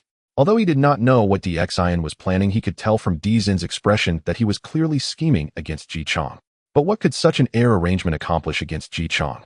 Ji Chong, I truly wish to see what expression you will wear when you witness your three sons turning against each other, and when the world discovers that you cannot even manage your own family. What basis will you have to earn the praises of your virtue? Dxian coldly laughed within his heart, eagerly anticipating the scene that would unfold in Shichi City once his scheme of eliminating three foes with one peach was set in motion. Bo Yikao, whether in the records of the Investiture of the Gods or in history, is mentioned very little. The most he is known for is his filial piety, as mentioned in the Investiture, where it is said that he accompanied Ji Chong as a hostage in Chaoga and was ultimately made into meat porridge devoured by Ji Chong and later regurgitated like a rabbit. As for GFA, according to the records in the Investiture of the Gods and historical content, he is undoubtedly a person of great ambition or extreme aspiration. Of course, Ji Dan, the brother of GFA, is also a formidable character. The name Ji Dan may sound unfamiliar, but if replaced with the name Duke Zhou, everyone would find it quite familiar. According to historical records, King Wu passed away 2 years after his campaign against Zhou, and Duke Zhou acted as regent. During his regency, something quite interesting occurred. Ji Chong and Duke Zhou's 2 younger brothers, Guanshu and Kai Shu, actually conspired with Wu Geng, the son of Dxian, to revolt. 2 royal families of the Zhou dynasty conspired against Duke Zhou alongside the former royal family And the reason for this is certainly not due to their madness, but rather because they perceived Duke Zhou's intentions to usurp the throne from King Cheng. In the past, Ji Dan had no legitimate status, so he could not replace GFA and seize the throne. But now with DXIN appointing Bo Yikao as the heir and Ji Dan as the general of chariots and cavalry, yet not bestowing a title upon GFA, Ji Dan now has a legitimate cause to contend with GFA. 9 sons vie for succession, tarnishing Kangxis' reputation for a lifetime. 3 sons vie for succession, and let us see what face Ji Chong has left to continue claiming the title of the world's greatest virtuous man. Meanwhile, in Shichi City, thousands of miles away from Chaoga City. Father, I believe the show to plow is indeed a tool that benefits the common people. Promoting it would not be detrimental, but rather would allow the people of Shichi to live and work in peace. Bo Yikao looked at the various blueprints and samples of the show to plow, clapping his hands in admiration as he spoke to Ji Chong. He could envision that once the show to plow is widely promoted, there would be no wasteland around Shichi, or in the territory of the Marquis of Shibua, only fertile fields. But big brother, have you considered how to explain the term showda to the people? All along we have told the populace that DXIN is a debauched and shameless tyrant, yet now we ask them to use a plow invented by a tyrant to till their fields. Do you think they will not doubt what we previously said? I believe we should seal this plow and even destroy the blueprints and control the borders of Shichi, strictly prohibiting this plow from entering. Before Ji Chong could speak, GFA, broad-shouldered and stern-faced, coldly interjected. Second brother, your words may not be appropriate. Father has always been known for his virtue and benevolence towards the people. Now, with such a tool to benefit the populace, how can we seal it away? If word gets out, how will the world criticize our father? Are you trying to ruin father's reputation? As soon as GFA finished speaking, Ji Dan, with his squinting eyes and cold demeanor, sneered and retorted. GFA, what nonsense are you spouting? My loyalty to our father is as clear as day, and the gods bear witness. GFA erupted in fury, reaching for Ji Dan's neck. Second brother, third brother, are you two bickering without regard for our father and me, your elder brother? Bo Yikao suddenly stood up, sternly addressing GFA and Ji Dan. Big brother, what do you mean by that? How could we not regard you? Are we not allowed to speak if you make a mistake? Upon hearing this, GFA and Ji Dan immediately turned their attacks towards Bo Yikao. Silence. Everyone be quiet. Ji Chong, overwhelmed by the noise, slammed the table and shouted. As his words fell, the room instantly fell silent. Ji Chong glanced at his 3 sons, who no longer spoke, but bore expressions of resentment, and let out a long sigh in his heart. In other families, they would be eager to have a good son, but he had the misfortune of having 3. Yet there was only one family fortune, and with 3 good sons, it was quite the predicament. Fortunately, there is still the common enemy of DXIN, who otherwise Shichi City would have erupted in chaos long ago. What we seek in Shichi is the mandate of heaven and the hatred of the people towards DXIN. This is the lifeblood of our Ji family. Just as Feier suggested, we will seal the show to plow, destroy the blueprints, and close the borders. No one is allowed to bring the show to plow into our territory, or else there will be no mercy. Then Ji Chong surveyed his 3 sons, speaking each word slowly and firmly. Father, if we do this, won't our people in Shichi suffer? Bo Yikao quickly countered. They will only suffer temporarily, but once our Ji family replaces DXIN, they will naturally prosper. Their sacrifices are worth it. Ji Chong shook his head, revealing a compassionate expression as he spoke slowly, as if everything he did was for the good of the people of Shichi. Ji Dan furrowed his brows, wanting to say something, but before he could speak, Ji Chong shot him a glance and said firmly, my decision is made, it shall be done this way. Feier, you will handle this matter. Make sure it is done well, and absolutely do not allow the show to plow to appear within the borders of Shichi. Yes, father. GFA, upon hearing this, cast a smug glance at Bo Yikao and Ji Dan. Bo Yikao and Ji Dan looked at his arrogant demeanor, their brows furrowing. After exchanging glances, a shared sense of intense anger arose within them, as they both thought father is always so biased. Very well, the matter stands as arranged. You 2 brothers shall assist GFA in carrying it out. Ji Chong waved his hand, spoke in a low tone to Bo Yikao and Ji Dan, then turned and walked toward the inner hall. Elder brother, third brother, remember father's words. Lend me your strength, and do not bring me trouble or hindrance. After Ji Chong departed, GFA glared arrogantly at Bo Yikao and Ji Dan and sneered. Bo Yikao emitted a muffled grunt and said nothing, yet he could not help feeling that as the eldest son, his lot had become unbearably dull, every matter now bent to his younger brother's schemes. Second brother, the Marquis esteems you, but do not forget your own station. You are merely the second son. The eldest is father, the king's legitimate firstborn, the destined head of the Ji lineage, and the future Shiboho. You and I are but his subjects. But do not tell me you intend to seize the elder's position. Ji Dan snorted twice, looked at GFA with an inscrutable smile, then with a teasing tone cupped his hand to Bo Ikao and said, "Elder brother, since what we have done displeases the king, there is no need to stay here and cause more trouble. Recently, a few new singing girls have arrived at my residence. You should go sample them." "Very well." Bo Ikao felt a warmth in his chest at Ji Dan's words, glanced gratefully at his brother, and the two of them linked arms and strode away. "Second son, you are only a second son. No matter how much father favors you, you will remain the elder's subject." GFA watched their departing figures, his fingers cracking as he clenched his hand, eyes blazing as if with fire. Beneath his rage, however, a warning sprouted. After all, as Ji Dan had said, tradition held that the eldest son inherited the great estate. As the second son, he truly had no rightful claim to the position of Shiboho, unless he could by some means turn from second son into first. A daring thought flashed into Jifa's mind, but he shivered and immediately dismissed it. He knew their father had won the world's praise by the name of benevolence. If blood were to boil between brothers, the king, ever mindful of that virtue, would not hesitate to slay even his beloved son to preserve his reputation. After all, the thing their father loved above all was not any child, but his good name among the people. Fortunately, their father had not yet formally established a successor. There remained space for maneuver. "Shichi will be mine. This realm will be mine." GFA tightened his grip, a dazzling smile blooming on his face, convinced he alone was chosen by destiny. As for Bo Ikao and Ji Dan, they were nothing.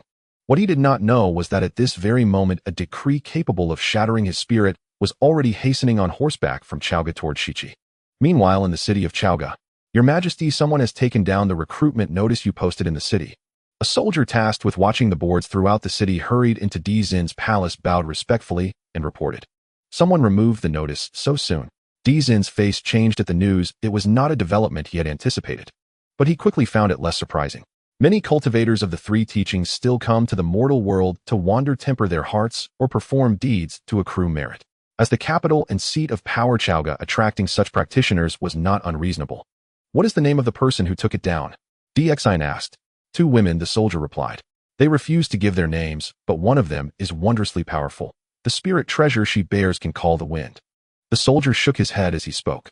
"A spirit treasure that can summon wind." At the words, Di Zin's expression altered, his eyes brightening with a sudden radiance.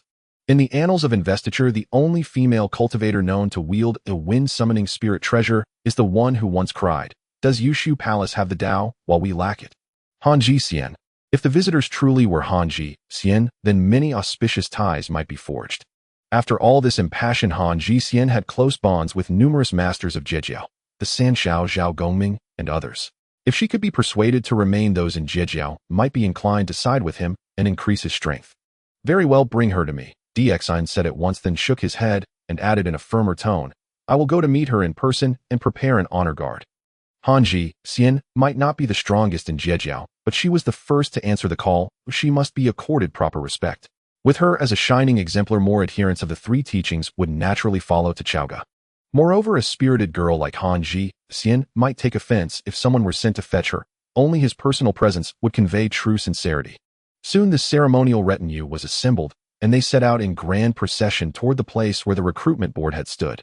Before long, DXIN arrived beneath the board, and to his astonishment found not one, but two women standing there, one in a riot of colorful skirts, slender and graceful, a plump little cloth pouch tied at her waist, the other a maiden in a pale green robe, jade hairpin of verdant hue fixed in her hair, grass sandals of fresh green on her feet. Her emerald attire made her complexion seem whiter, still her youthful innocence all the more pronounced. Perched upon the green-clad girl's shoulder was a small, many-colored bird, trilling in sweet, winding notes, as if taking part in their conversation. The one with the little pouch must be Hanji Xian. Who then is this one adorned entirely in green? DXIN watched the chattering girls with some puzzlement, and then suddenly a look of comprehension dawned in his eyes. Could the girl clad in green be the famed Bai Xiao Xianzi? In the Investiture tales, when Hanji Xian pleaded for the golden Jiao shears for Zhao Gongming, it was Bai Xiao who assisted. Clearly the two were closely allied.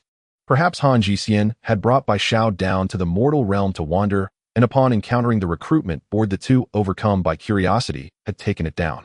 The more he pondered, the more plausible it seemed. After all, only these two in the legends possessed such impetuous natures. Seeing Bai Xiao and Hanji Xian in the bloom of youth and innocent cheer, he could not help but recall the Investiture war. Hanji Xian had been restrained by Cihang Daoist with a windbag, and then Zhang Zia struck her with the god whip, smashing her skull until brain matter burst forth. While Bai Xiao, for her audacity in swinging a sword at Yuanshi Tianzuan, had her blade knocked away by He Tongzi, and in his wrath Yuanshi sealed both her and the flower-feathered bird into a treasure box and refined them into a bloody elixir. The memory stirred in him both pity and regret. You? Why do you regard us with such a strange look, as if because you are the reigning human emperor we dare not do anything to you? At that, Bai Xiao, seeing pity and lament in Di Zin's gaze, snorted, strode forward, and fixed him with an angry glare as she demanded. Indeed, Bai Xiao, who once dared raise her sword against the sage, was as fiery and impetuous as ever. Xian listened to her sharp rebuke and grew ever more convinced that the green-clad maiden was the Bai Xiao of the San Shao. Though the human emperor did not belong to the three teachings, he enjoyed the protection of the three sage emperors of Huiyun Cave. With the current momentum favoring humanity, even a mighty figure like Yun Zhongzi would treat him courteously. Only someone as brazen as Bai Xiao, who had dared strike at Yuanshi, would be so bold. He smiled lightly, cupped his hands toward her, and said, Bai Xiao Xinzi, you jest. With your cultivation, subduing me would be simple indeed. Yet tell me this. If you were to deal with me and return to San Xian Dao, how would Yun Xiao Xinzi treat you? Or if Yun Xiao Xinzi learned that you and Han Ji Xian had come down to the mortal world to play, how would she handle you? As the negative emotion value from Bai Xiao surged to 222, a string of numbers flashed through the system back in the moment Xian spoke. Indeed, it was Bai Xiao. At that instant, upon seeing the value, Xian was entirely certain of the person's identity. The system never made mistakes in this regard. How did you know who we sisters are? Bai Xiao looked at Xian suspiciously, her eyes sparkling as if to see through his very being. She truly did not understand how this earthly emperor knew her true identity. After all, she and Han Ji had only heard by chance about an absurd emperor in the mortal realm who had the audacity to compose lewd poetry in the presence of the mother of all. Hence, they wanted to see what kind of person dared to set their sights on a saint. Their departure from the three immortal islands was extremely secretive and did not disturb the still secluded Yun Xiao and Xiong Xiao, nor did their fellow disciples and sisters in the Jie sect have any idea. Yet unexpectedly, upon arriving at Chaoga City, their identities were already recognized by Xian. He, with such exceptional grace and fame spreading across the world, if I, as your emperor, could not tell who you are, wouldn't that make me a blind man? Xian chuckled, yet his tone was filled with sincerity. Are we really that famous in the mortal realm? Unsurprisingly, Bai Xiao and Han Ji exchanged glances upon hearing Di Zin's serious tone, unable to suppress their pride, while also feeling curious. You must understand, due to Yun Xiao's restrictions, she rarely left the three immortal islands, and thus was unaware of how she was known.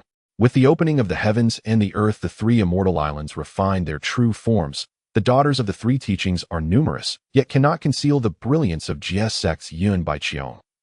The three immortal sisters of the three immortal islands are renowned. Who doesn't know them?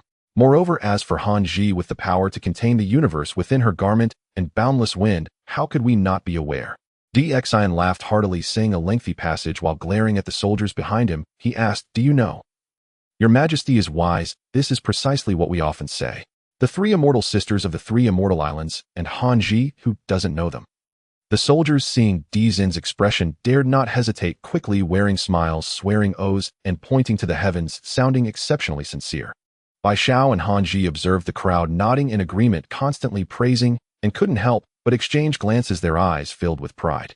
Unexpectedly, despite their daily cultivation on the three immortal islands, there were still so many remarkable reputations in the mortal realm. Moreover, Di Zin's earlier words even placed them, the three sisters, at the forefront of the daughters of the three teachings, which made her heart bloom with joy. The people here really do have charming words. Then why did you look at me like that just now? I feel as if you pity and lament us. However, Bai Xiao then looked at Xian with suspicion, though the earlier questioning tone faded, replaced by curiosity. Of course I lament that Bai Xiao and Han Ji, with such unparalleled beauty, remain on the three immortal islands. The world knows of their names, yet seldom sees them, hence I feel pity. Xian couldn't reveal that he lamented their deaths, sighing deeply before continuing. If the three immortal sisters and all the fairies could frequently walk among mortals and perform meritorious deeds, wouldn't the world not only praise your beauty, but also commend your kindness? So that's how it is, you certainly think things through. Upon hearing this, Bai Xiao's suspicion dissipated, and after a blossoming smile akin to spring flowers, she continued, However, you are mistaken. My sister and I are both innate beings, and do not lack in this trivial merit. Fairy is mistaken. Do not underestimate this merit. Without innate treasures to guard oneself, one still needs merit to protect their body, to avoid being affected by some evil schemes. Xian shook his head, speaking with a tone of persuasion. The deaths of Zhao Gongming and the three immortals could be considered the greatest regret in the investiture of the gods. You must understand that Zhao Gongming initially went out only to stop the fierce battle. Otherwise, he wouldn't have uttered the words green bamboo, yellow whiskers, white shallots, Confucian cap, and Taoist shoes, white lotus, red flowers, white lotus roots, blue lotus leaves. The three teachings are originally one family. But unfortunately, he happened to encounter Ran Dang the instigator, leading to the loss of the 24 sea-quieting pearls, which drew the three immortals into the fray. Their deaths further led to the entrance of the heavenly master, and the three teachings saints intervened, resulting in great suffering for the beings. If he could leverage Bai Xiao to successfully guide Zhao Gongming and the three immortals to escape from the investiture of the gods, then it would not only aid him, but also minimize the disaster of the investiture, thereby increasing his chances of overturning the primordial chaos and initiating the human era. You, a mere earthly emperor, understand all this. Bai Xiao scoffed, teasing him. These words are not mine, but what my friend Yun Zhongzi revealed during his recent visit to Chaoga while we were chatting casually. According to him, many immortals of the Chan teaching are currently discussing how to accumulate more merit for themselves. Xian anticipated Bai Xiao's question and immediately countered with one. I certainly have noticed. Bai Xiao, not wanting to admit her ignorance, immediately nodded with a profound expression as if everything was under her control. Xian watched Bai Xiao, who despite having lived for thousands of years still possessed a youthful heart and yet pretended to act mature. He couldn't help but chuckle inwardly, yet he still praised, saying, Fairy Bai Xiao is indeed clever and will certainly not be unaware. However, what the two of you may not know is that my friend Yun Zhongzi is currently working for me, helping me find things to do, good deeds for the world, and accumulate some merit for himself. Yun Zhongzi is actually assisting Xian.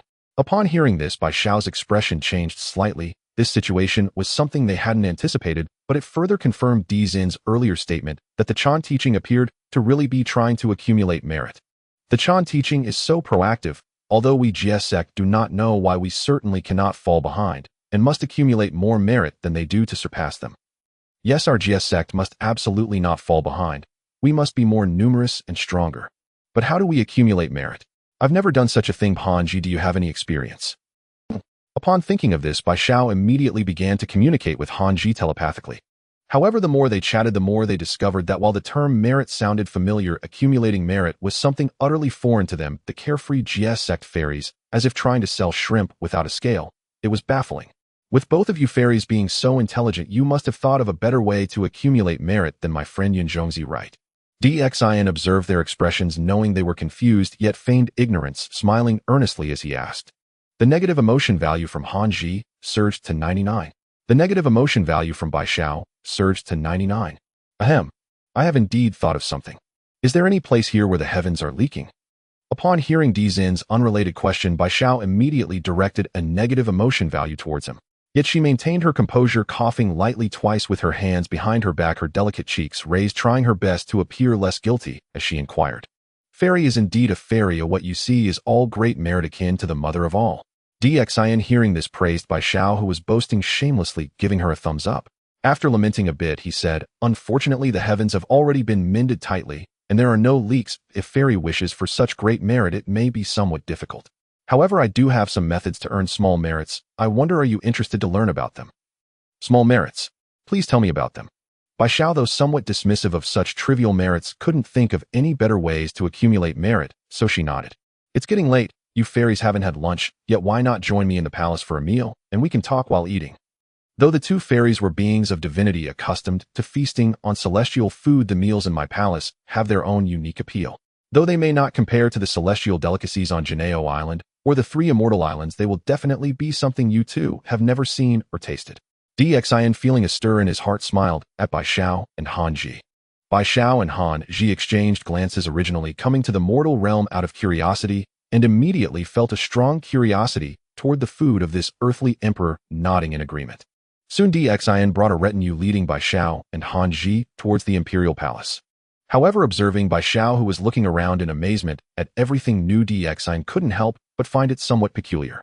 Though this fairy probably had lived for thousands of years, her wide-eyed curiosity gave him the strange impression that at this moment he had become the quirky uncle who lured little girls into his home with a small goldfish.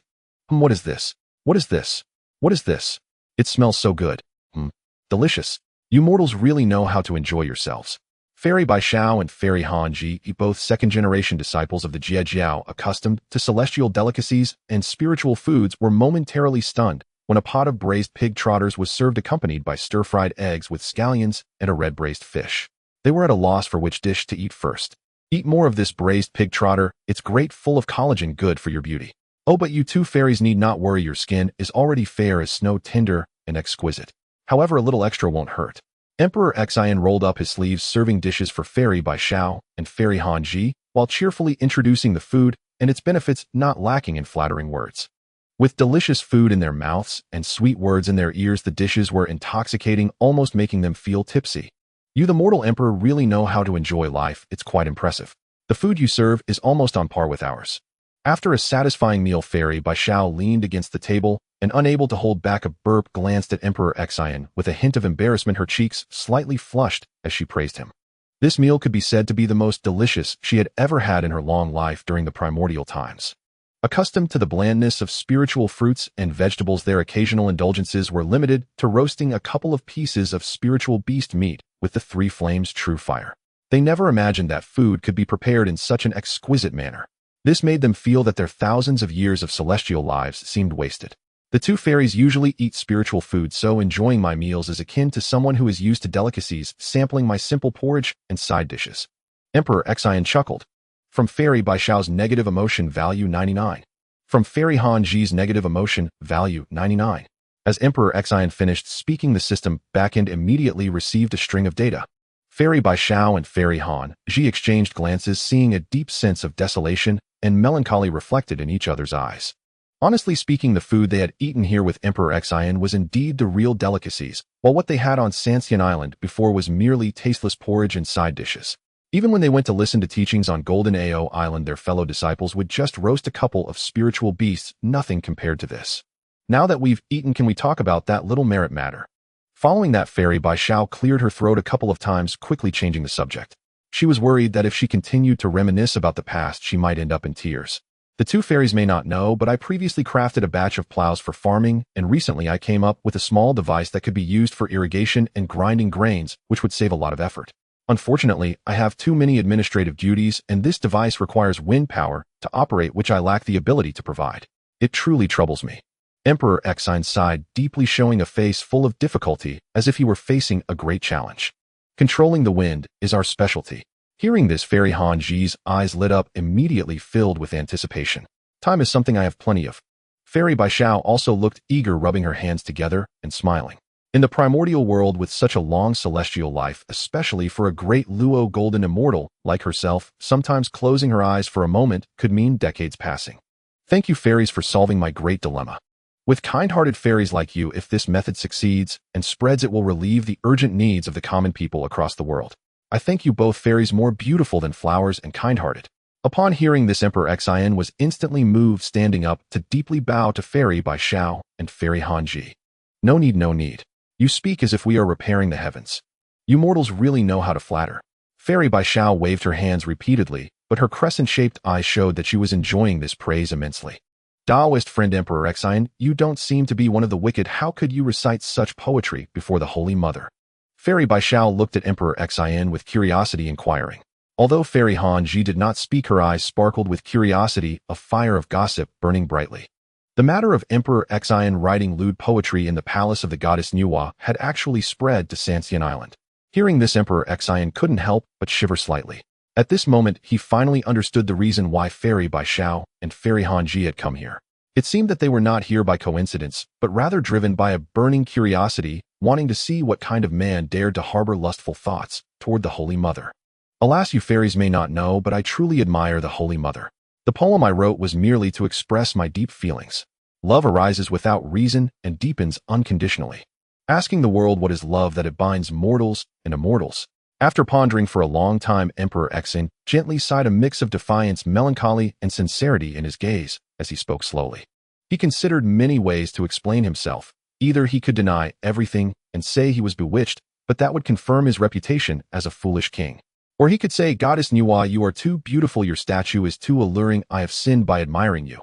But that would imply disparaging the Holy Mother's statue. Therefore, it was better to openly admit that he indeed felt admiration and wrote that poem.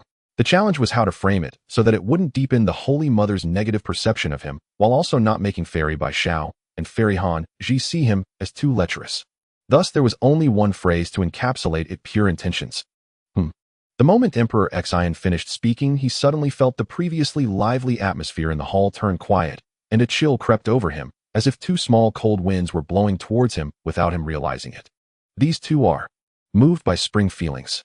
Old man Tang Xianzu and Old man Jin really didn't deceive me. Following the source of that chill, Emperor Xian quickly discovered that Fairy Bai Xiao and Fairy Han Ji were gazing at him with deep admiration mixed with a hint of longing. It was evident that these 2,000 sapphire-souled single fairies had been deeply affected by the words of Old Man Tang Xianzu and Old Man Jin, stirring their hearts and causing waves within. These mortals, their food is so delicious and their words are so pleasing. Fairy Bai Xiao thought to herself, suddenly feeling as if she had come to this mortal realm too late. Alas, I've been overthinking again. There's such a huge gap between mortals and immortals, not to mention, she's a holy mother. Emperor Xian sighed, softly shaking his head, then changing the subject, said, Fairies, here are the blueprints for the windmill, I'll leave them with you. Once the two succeed, I will prepare a new dish for the fairies, as thin as bamboo membrane, tender as spring buds, fragrant as flowers in April. After eating it for 3 months, you won't remember the taste of rice. Clatter.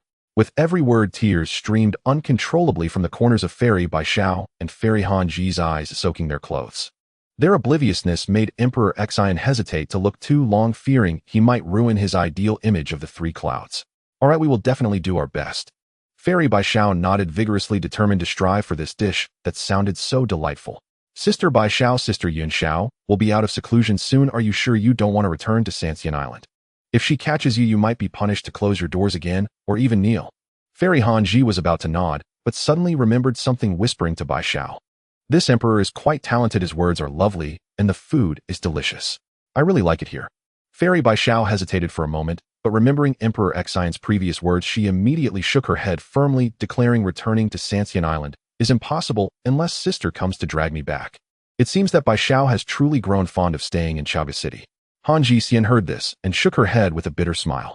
However, not only Bai Xiao, even she herself has no desire to return to Sanxian Island. After all, there are no delicacies like those in Chaga City on Sanxian Island. Yet if Yun Xiao Xianzi emerges from her seclusion and doesn't find Bai Xiao knowing she has come out, it might cause some trouble. However, this time, Bai Xiao has come out not to run around causing mischief as before, but to do good deeds and accumulate merit. If Yun Xiao Xianzi were to find out, she probably wouldn't punish her. Let's go make this windmill and see if it really can bring merit, as he said. At this moment, Bai Xiao Xianzi was already pulling Han Ji Xian along, then asked Xian for an official document, getting a few craftsmen to help, and got busy. As Bai Xiao Xianzi and Han Ji Xian busied themselves, Xian was also not idle, drafting blueprints, finding someone to make a copper pot, then getting sesame and chive flowers, preparing sesame paste and chive sauce, and also bringing a sheet from the pen. What he mentioned was naturally the Hong Huang-style hot pot, which would tantalize Bai Xiao's appetite and capture her heart. Your Majesty, the Mei Kingdom's Mei Bo has rebelled in the name of disrespecting the divine. As Xian was busy, Shang Rong hurried in with a worried expression, cupping his fists towards Xian and saying, Mei Bo has rebelled in the name of disrespecting the divine. Xian, upon hearing this, immediately shook his head and laughed coldly. That saying from the future, it's easy to destroy the gods in a broken temple, but hard to break the gods in the heart, was indeed not wrong at all. To obliterate the idols and temples is effortless with brute force, yet to dismantle the deities worshipped in people's hearts is exceedingly difficult. Especially after countless years from Hongwang to Shangtang, many humans have become accustomed to having lofty saints and deities over them, accustomed to the life of worship. If they were deprived of their rituals, they might feel uneasy, as if they had lost something, even yearning to return to that way of life. Undoubtedly, Mei Bo is one of these people. What Xian wants to do to initiate the human era in the Hongwang world and complete the emperor system is not only to confront those so-called saints and immortals who stand in opposition to the 3 teachings, but these people also need to be addressed. Mobilize the troops against the Mei Kingdom. Without any hesitation, Xian glanced at Shang Rong and said in a calm yet decisive tone, since these people wish to fight for their so-called deities, he does not mind letting them see whether their deities will truly appear to protect them. Bring the show to plow. Following this, Xian instructed Shang Rong. The show to plow has already been permeated with the rewards of the heavenly Tao, and it is the first plow that appeared in this world, genuinely a postnatal treasure of merit. Moreover, with the promotion of the show to plow, the accumulated merit will become deeper and deeper, and one day it may even rival the Luobao golden money. Oh right, the Luobao golden money. DXIN thought of this, and his gaze subtly shifted as a bold idea suddenly emerged in his mind. Although the Luobao golden money is a postnatal treasure of merit, it plays a crucial role in the investiture of the gods. It was precisely the Luobao golden money that helped Zhao Gongming shed his dragon-binding rope and the 24 sea calming pearls during the calamity of the investiture of the gods. It is worth noting that at that time, relying on these two treasures, Zhao Gongming could be said to have swept away the 12 golden immortals of the Chan sect, and even the then vice-leader of the Chan sect, the lamplighting Taoist, was relentlessly pursued and beaten. However, once the Luobao golden money appeared, the 24 sea calming pearls and the dragon-binding rope were taken away and lost. After losing these two treasures, Zhao Gongming was also forced back by the lamplighting Taoist. After that, in order to reclaim the 24 sea calming pearls, Zhao Gongming invited the Sanxian to join the fray on Sanxian Island, leading to their demise, which in turn caused the later great formation of all immortals and the terrifying eruption of the investiture of the gods. More importantly, after obtaining the 24 sea calming pearls, the lamp-lighting Taoist gained the courage to betray the teachings and left the Chan sect for the Western faction. The 24 sea calming pearls evolved into the 24 Buddhist kingdoms, marking the rise of the Western teachings and confirming his status as a Buddha. Speaking of which, after being killed by Zhao Gongming, Xiao Sheng and Qiao Bao, who possessed the Luobao golden money, experienced the investiture of the gods and ascended to the heavenly court, becoming the eastern and western god of wealth under Zhao Gongming. As for their relationship in the heavenly court, it was not mentioned in the investiture of the gods, but it must have been quite interesting. The sudden thought of the Luobao golden money came to DXIN because he suddenly thought of a way to ruin the fortune of this postnatal treasure of merit. By ruining the fortune of the Luobao golden money and reducing its power, the 24 sea calming pearls of Zhao Gongming may not be lost, and the situation of the investiture of the gods might be reversed. However, this is not urgent for now and needs to wait until Zhao Gongming shows goodwill towards him. Otherwise, if he did this, and the situation of the investiture of the gods changed, and Zhao Gongming, who originally stood on his side, ran over to the West Qi side, without any means to restrain him, then the joke would be too big to handle. But right now, with Bai Xiao and Chaoga City, as long as he holds this connection tightly, then with the bond between them, as siblings, Zhao Gongming would naturally be easier to handle. Your Majesty, since we are to attack the Mei Kingdom, then who shall be the commander? Shang Rong, agreeing with Di Zin's method of setting an example, nodded, and looked at DXIN, who seemed lost in thought, and inquired. I shall lead the expedition personally.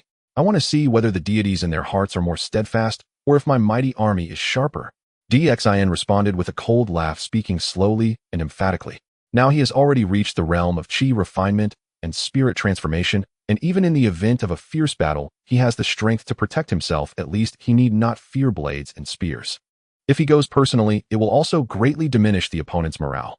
Of course, another reason is that war is undoubtedly a great opportunity to collect negative emotion points, and such an opportunity must not be missed. Your Majesty, this is not permissible. You are a body worth a fortune. If anything were to happen, how could I, the great Shang, ever regain the former glory? Upon hearing this, Shang Rong's expression changed drastically, and he repeatedly shook his head at DXIN, giving a firm negative reply. If your Majesty trusts me, I am willing to go in your stead to oversee the troops. Shang Rong's recent performance made him feel that he saw hope for the revival of the great Shang, and under such circumstances he was truly worried that if DXIN went, something might go awry. If that were to happen, not only would he be unable to bear it, but the entire great Shang would also not be able to afford such a loss. No need, my mind is made up. DXIN decisively shook his head in refusal. What a joke! Shang Rong cannot be like Daji, shielding him from negative emotion points for him to do anything. Speaking of which, there has been no news from Queen Jiang, which is not surprising after all. This virtuous and gentle queen is indeed difficult to evoke negative emotions. Your Majesty must not. If you insist on leading the expedition, I propose waiting for General Zheng Luan to return, and then, with someone to protect you, you can set out. Is that all right? Your Majesty is invaluable and must not encounter any mishap. If anything were to happen, I would feel ashamed before my ancestors, and could only die here. Shang Rong continuously persuaded, kneeling on the ground, repeatedly bowing to DXIN, pleading for him to heed his wishes. DXIN, upon hearing this, was left speechless. However, he was well aware that Shang Rong's concern was sincere, unlike Bai Gan, who attempted to coerce him through threats of self-harm.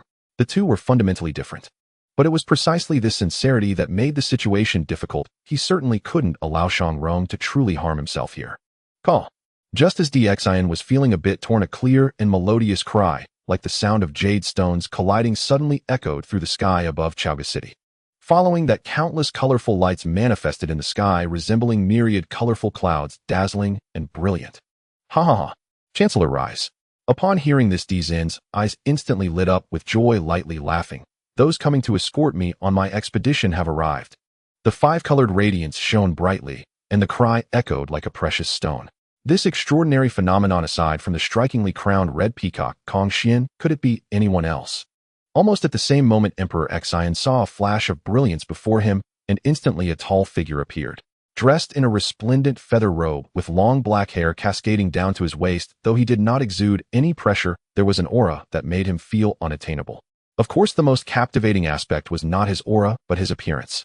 His face possessed an exquisite beauty, a beauty that defies the classification of masculinity or femininity, as if both were perfectly fused in him, weaving an extraordinary charm that transcended gender and the mundane. Even Emperor Xian, who had encountered the enchanting beauty of Daji, couldn't help but be momentarily stunned, his eyes revealing a hint of dazed admiration upon seeing Kong Xian. Yet this moment of distraction was fleeting, as the peculiar voice of the Su Huang's mind technique rang in his head. Heart fire burns, oh heart cannot be contained. Emperor Xian shivered suddenly, cold sweat trickling down his forehead. He recalled that in the Investiture of the gods, Kong Xian was referred to as Kong Xian Daoren. Since he was a Daoren, he should be a man. How could he of all people be captivated by a man? Damn this charm. I have met Dao Long Kong Xian. The moment his mind cleared, Emperor Xian nodded and bowed respectfully to Kong Xian, smiling lightly. How does the earthly emperor know my identity and background? Kong Xian, proud and unyielding, did not return the courtesy, his gaze sharp as lightning sweeping over Emperor Xian. From Kong Xian's negative emotional value 199. However, the moment Kong Xian finished speaking, Emperor Xian noticed a series of numbers flashing through his system's backend. This guy seems to have quite a lot of resentment. Upon their first meeting, such intense animosity. Seeing this, Emperor Xian could not help but raise an eyebrow, and then with a mysterious smile, said, Dao Long Kong Xian, you have been wandering in the primordial wilderness for so long. Have you not heard of a special ability of my human race? If you want to keep something secret, you must not do it yourself. From Kong Xian's negative emotional value 199, 199, 199. I have not heard of it. Kong Xian snorted coldly, unapologetically, sending more negative emotional values towards Emperor Xian, maintaining a steady stream of resentment that continued unabated. This elite seems to hold an unusual amount of resentment. Emperor Xian gazed at the constantly updating numbers in the backend, feeling a bit bewildered. Although his previous remark was indeed to indulge in the dark humor of earning negative emotional values from Kong Xian, it seemed it didn't warrant such deep animosity from this elite. Right. Since you are unwilling to speak, then let it be. The Huang Niao produces commerce. My Phoenix clan's protection of your Shang dynasty is sufficient. Let's settle this account, and I shall no longer serve as the general of the Three Mountain Pass. And at that moment, Kong Xian looked at Emperor Xian and simply said, turning to leave, What the hell? He is leaving just like that. Why does this elite have such immense resentment? This time, it was Emperor Xian who felt a surge of negative emotional value rising within him. However, how could he let someone who could contend with Ran Deng, the leader of the Phoenix clan, just leave after appearing before him? Dao Long Kong Xian, do you not wish to clear the burdens that the Phoenix clan bears and allow them to live proudly in the world from now on? Without a moment's hesitation, Emperor Xian looked at the hazy figure of Kong Xian, now enveloped in five-colored light, and said softly. From Kong Xian's negative emotional value 299. With those words, a string of numbers passed through Emperor Zin's system backend, but fortunately Kong Xian's fading figure became solid once more. It was evident that Kong Xian still cared deeply about the matters concerning the Phoenix clan. Although the Huang Niao commerce had given the Phoenix clan, burdened by the calamity of dragons and phoenixes, a chance to breathe, the decline of the Phoenix lineage and the suppression of the heavenly path still existed.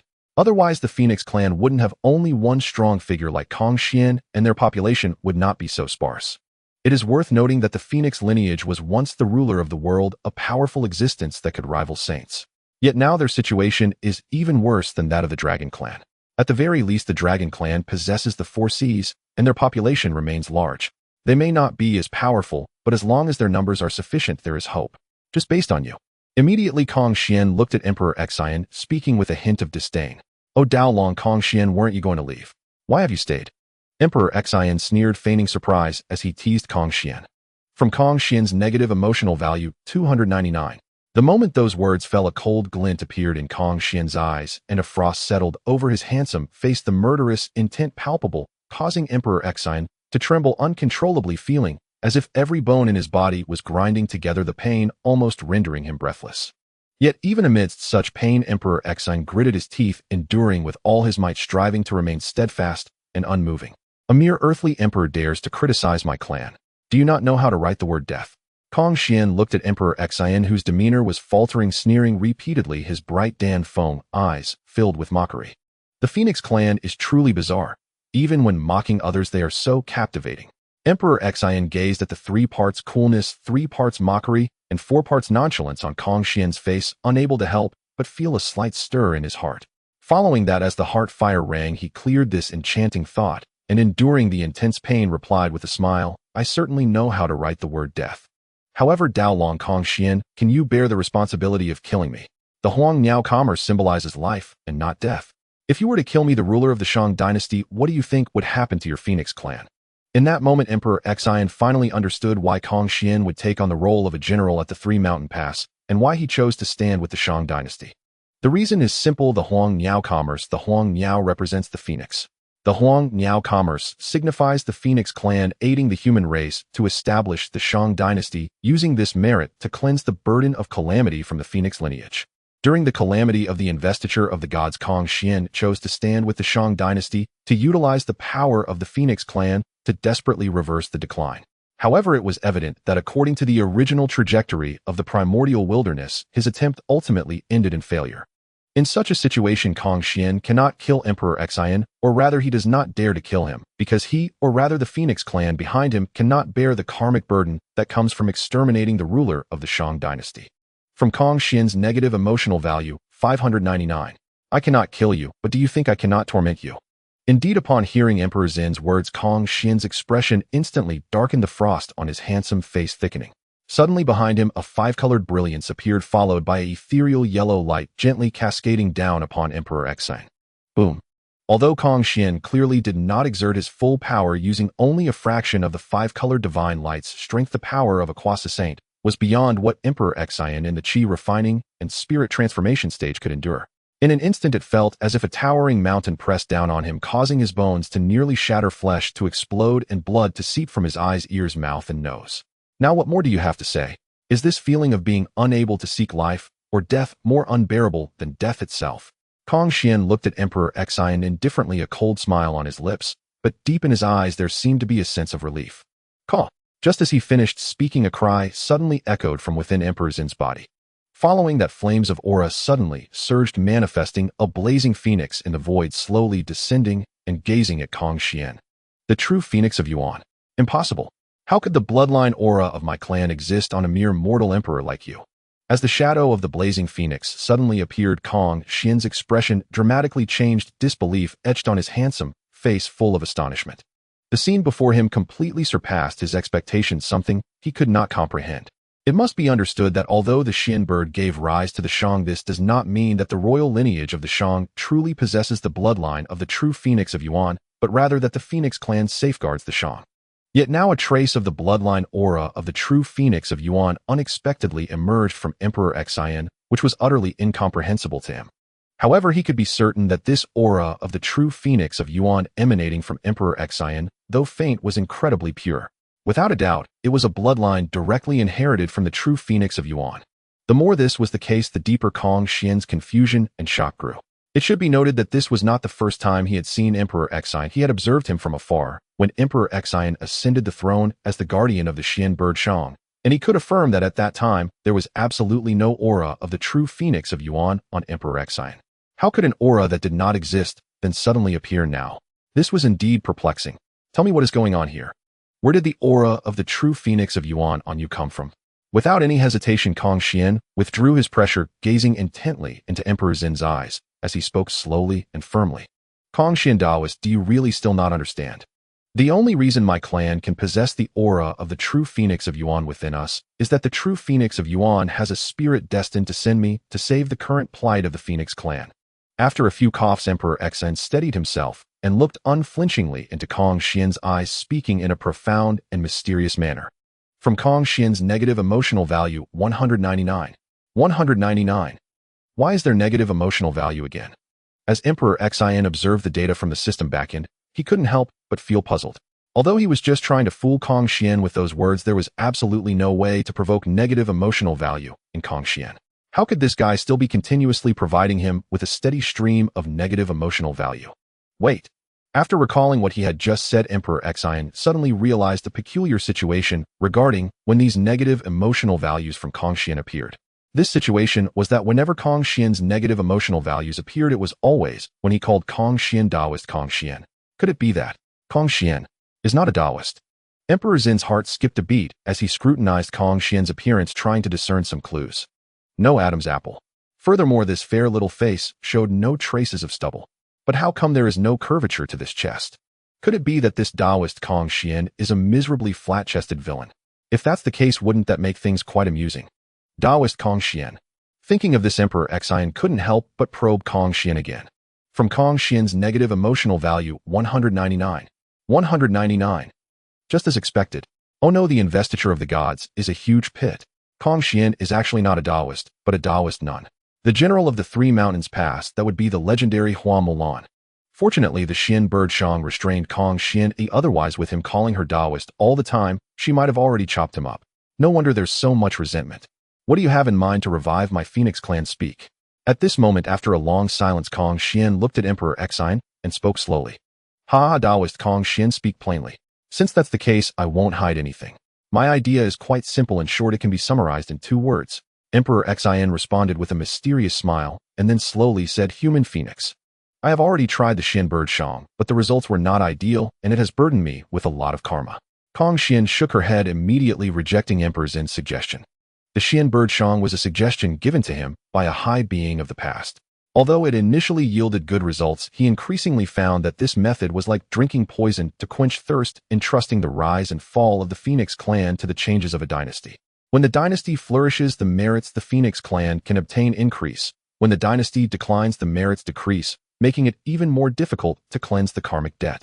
This led him to constantly guard the Shang, providing protection, yet after so many years he has started to feel weary. Especially he sensed that a great calamity seemed to be approaching, and within this great calamity, the national fortune of the Shang was significantly affected, on the verge of extinction. In such circumstances, he would guard the Three Mountains Pass, hoping to see if his strength could alter the course of the calamity. If he could, that would naturally be best. If not, he would do his part and leave the rest to fate, which would also mean his efforts were not in vain. The Xian bird Shang, though good in my view, is still not enough. Or rather, not tight-knit enough. If the human race and the Phoenix clan could be intertwined, only then could the Phoenix lineage avoid diminishing merits due to the rise and fall of the dynasty. Emperor Xian had long anticipated Kong Xian would say this, and he spoke with a smile, expressing his prepared words. However, when he spoke of intertwining, Emperor Xian's expression unexpectedly turned strange as he sneaked a glance at Kong Xian. He couldn't help but wonder how this Taoist with the remarkable appearance of a red peacock compared to Daji. The flames of the heart burn. The flames of the heart burn. The heart cannot be contained. Almost at the same time, a whimsical melody echoed in Emperor Zin's mind, and in an instant all those emotions became empty, or rather flavorless. From Kong Xian's negative emotional value, 199. However, this time the negative emotional value did not continue to increase steadily, it merely popped up for a moment. It seems that this first-rate red peacock is indeed not just a male peacock. But if it's not a male peacock, then where does that multicolored divine light come from? It seems that only male peacocks can spread their tails. Kong Xian, a mysterious being. Female. No, a peacock. I am the emperor of the mortal realm. My decree can naturally make the Phoenix clan the guardian totem of the human race, allowing the human race to recognize the Phoenix clan. Taoist Kong Xian, I believe you should understand how quickly the Phoenix clan's karmic debt can be reduced if they earn the support of the human race right. After all, the upcoming world will ultimately be a world of humans. Only by coexisting with the human race can your Phoenix clan secure its future, cleanse the karmic debt, and avoid extinction in this world. At this moment, Emperor Xian looked at Kong Xian and slowly articulated his plan, envisioning a bright future for the Phoenix clan, then added, moreover, with the assistance of the merits of the human race, Taoist Kong Xian, perhaps you can even aspire to become a sage. Who? Upon hearing this, Kong Xian's breath became slightly hurried. Emperor Xian watched intently, noticing that there was no change in Kong Xian's chest, yet the light in her eyes was rapidly shifting, clearly indicating she was somewhat swayed by his words. A sage. There is no doubt that this is what all cultivators in this world dream of. Although in today's world apart from the Dao ancestor Hongjun, the six saints formed by Nuwa Taiji, Yuqing Shangqing Zhuanti, and Jane seem to have established an eternal pattern that remains unchanged. However, as the saying goes, the Dao still has a way to escape. In this world, whether it be postnatal beings or innate beings who does not long to attain that escape and become a sage, whether it be the calamities of dragons and phoenixes or the war between witches and demons, what lofty goals do not aspire to this? And how could Kong Xian be any exception? If what Nuwa can do, why can't Kong Xian do it? Are you not worried that I might take your suggestion and seek others? For instance, that one in Shiqi City. Just as there is a Fengming in Chaoga City, there can also be a Fengming in Shiqi. The grand trend of the human race may not be on your side. Immediately after, Kong Xian's gaze revealed a familiar playful expression as he looked at DXIN, speaking slowly and deliberately. This statement was not merely a teasing mockery, but also reflected Kong Xian's inner doubts. He sensed that an immense tribulation seemed to be looming. To which side does the heavenly mandate belong? No one can predict. However, looking at the present, the Dashang has been in power for 800 years since Chengtang, and its national fortune seems to have been nearly exhausted. DXIN may not be able to become the leader of the human race. If he chooses DXIN, but ultimately fails, then it would not just be a totem, but rather be trampled underfoot. There can naturally be a Fengming in Shiqi City. However, do you think there is still a place for the Feng clan in Shiqi City? DXIN also smiled, faintly glancing at Kong Xian. From Kong Xian, the negative emotion value, 199. 199. With this remark, as DXIN expected, a string of negative emotion values appeared in the system backend. However, this time he was doing it intentionally. If you play tricks on me, I don't mind playing tricks on you as well. What does it matter if you are a Quasi Saint? You still have to obediently provide me with negative emotion values. Kong Xian's face darkened at the sound, and deep within his eyes the flames of anger seemed to be reigniting. What's more important is, what does Shiqi matter? What does GFA matter? This world ultimately belongs to my Dashang. I, DXIN, am the master of the 9 provinces. But before he could erupt, DXIN already wore a smile, speaking each word with gravity. Though his voice was not loud, it brimmed with an overwhelming confidence. This was not him trying to deceive Kong Xian, but rather a sentiment stemming from the depths of his heart. Since he had arrived in the Honghuang era and become DXIN, he was determined to change DXIN's fate, to save Dashang and rescue the human race. In the midst of the Fengshan, even DXIN, who was bewitched by Daji, had several opportunities to turn the tables. He could not believe that once it came to him, there would be no chance for a comeback. The heavenly way is 4 to 9, with one escaping. Therefore, he must become that one who escapes. If by that time you still wish to be the totem of the human race, Kong Xian, the conditions might not be that simple. Following that, DXIN glanced at Kong Xian with a playful smile and spoke slowly. Upon hearing this, Kong Xian immediately sneered repeatedly. However, deep within his eyes, 2 unusual flames surged at that moment. I didn't realize that although the bloodline of the Yuan Fengzhan Huang flowing through you is faint, it truly possesses the character of my Yuan Fengzhan Huang lineage. Our clan is meant to live by facing death, to rise from the flames. Immediately after, Kong Xian looked at DXIN, smiled indifferently, and continued, I agree to this condition. Finally, he succeeded. Upon hearing this, DXIN immediately revealed a radiant smile, feeling that he could stand taller now. At least there was already a Quasi-Saint level presence by his side. Beneath the 5-colored divine light, even the deputy master of the Chan teaching, or Luya Daorun, would have to retreat obediently. Kong Xian, it's indeed you who came here. Just then, outside the hall, the fairy Bai Xiao suddenly peeked her head out. Upon seeing Kong Xian, she immediately joyfully exclaimed, and then joyfully bounced and diving into Kong Xian's embrace, rubbing against him vigorously, appearing quite familiar.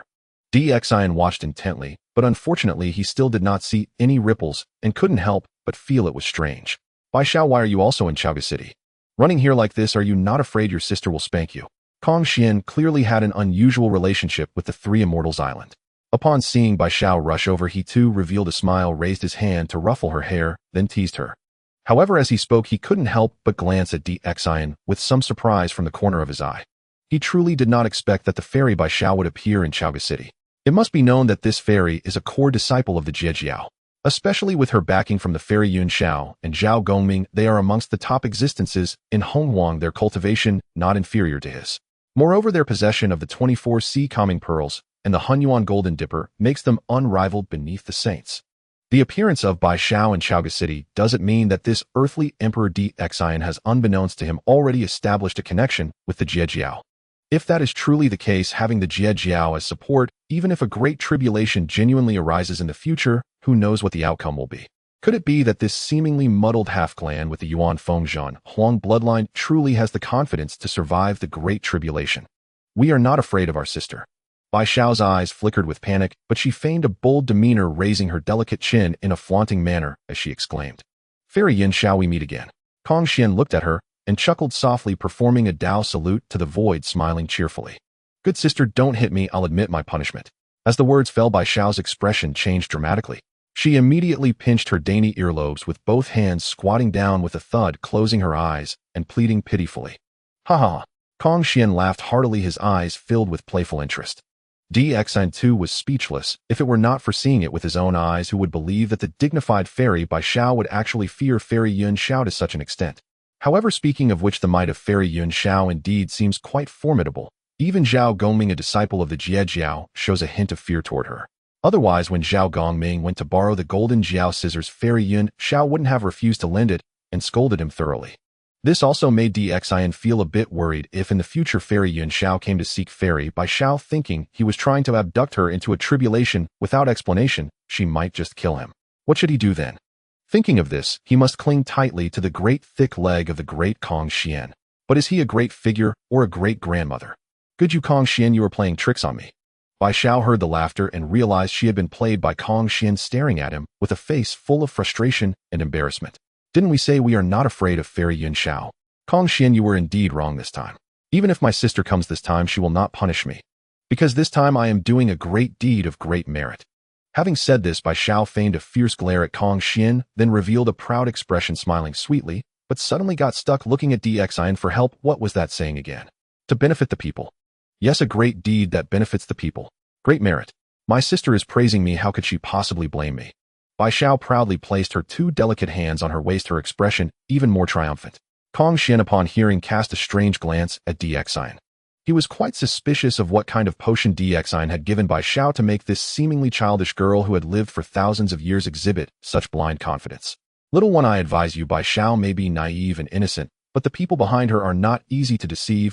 Do not play with fire and burn yourself." Upon thinking of this, Kong Xian immediately transmitted a message to DXIN. DXIN, upon hearing, smiled lightly and shook his head, appearing carefree and ethereal, causing Kong Xian's brows to furrow, feeling a surge of anger, while also being curious about where DXIN's confidence came from. But little did he know that what DXIN had Bai Xiao do was the correct answer, derived from countless validations in the future. Just copying the answer, how could there possibly be any wrong reasoning? "Kong Xian, my friend, after so many years without seeing you, have you decided on your yin-yang determination? Have you thought about whether it should be called Qing Qing Xian Xiao or Zhao Zhu Ji Xian?" At that moment, Bai Xiao blinked her bright eyes, a hint of playful cunning surfacing, and smiled at Kong Xian. "Or have you been waiting all these years for that unknown he? At this moment, I have yet to decide my affiliation with yin and yang. In this world, few can catch my eye and are worthy of my attention." So Taoist Kong Xian, you have not yet determined your affiliation with yin and yang. DXIN was rendered speechless. He had wondered why calling Kong Xian Taoist would elicit such persistent and constant negative emotions from him. It turns out it was for this reason. However, if that is the case, then at this moment Kong Xian is androgynous. According to later interpretations, he is neither a man. No, he is not a man. He is a peacock, which means he is a bird demon. But then again, it seems he has always been a bird demon. Negative emotional value from Kong Xian 199. Cumulative total 44,010. Kong Xian looked at Zin's peculiar expression, and after straightforwardly sending him negative emotional value, he calmly said, "True spirits lack stability. You, a mere mortal emperor, understand nothing. Sister Bai Xiao, may I ask what great merit you intend to accomplish?" Fortunately, Kong Xian was unaware of the disdain DXIN harbored, and instead looked at Bai Xiao, asking with curiosity. It was Taoist DXIN who suggested we build a windmill to help the common people with irrigation and rice grinding. It will be quite convenient. Bai Xiao the fairy did not hold back, proudly sharing what she and Hanji were busy with, and also praised DXIN, saying this Taoist DXIN may not seem capable, but he has many good ideas. If you Taoist Kong Xian wish to earn merit, you can ask him. Bai Xiao, you are a great supporter. Upon hearing this, DXIN was overjoyed in his heart. He believed that Bai Xiao's praise would undoubtedly have a tremendous impact on Kong Xian, making him more willing to assist. Sure enough, upon hearing Bai Xiao's words, Kong Xian's expression became somewhat strange. After hesitating for a moment, he looked at DXIN and said with a smile, "I wonder what good idea you have for me to earn merit. Do feel free to share. The Mei Nation is in rebellion, and I plan to personally lead the troops to quell it." Taoist Kong, Xian, you may accompany me, and once we eliminate the rebels there will surely be great merit to be gained. Dian pondered for a moment before smiling at Kong Xian. You are going to war. Great. I will go too. I have seen many human wars, but I have never participated myself. Bai Xiao the fairy immediately cheered, clapping her hands with anticipation. You must not go. But almost as soon as she spoke, Dian and Hanji immediately said in unison. Negative emotional value from Bai Xiao, 555, 333. Upon hearing this, Bai Xiao was taken aback, glared at Dian, sent her negative emotional value, and furrowed her delicate brows into a knot, saying, If I am forbidden to go, why are you shouting so loudly? You scared me. Why can't I go? You need to explain it to me. What kind of accent is this from Bai Xiao? Why does she keep saying I? Dian looked at Bai Xiao's youthful and beautiful face, and listening to her words he felt a sense of disorientation, as if he were not in the primordial world, but rather in a big city in the eastern provinces of later generations. Could it be that the location of Sanxian Island is relatively close to that place? But right now there shouldn't be anyone living in that area, right? What else could it be? Naturally, I am afraid that if you go and Sister Yunxiao finds out, she will beat me to death. Hanji the fairy pouted. As she said, wars among mortals often involve significant karma, and Yunxiao the fairy is particularly averse to such matters.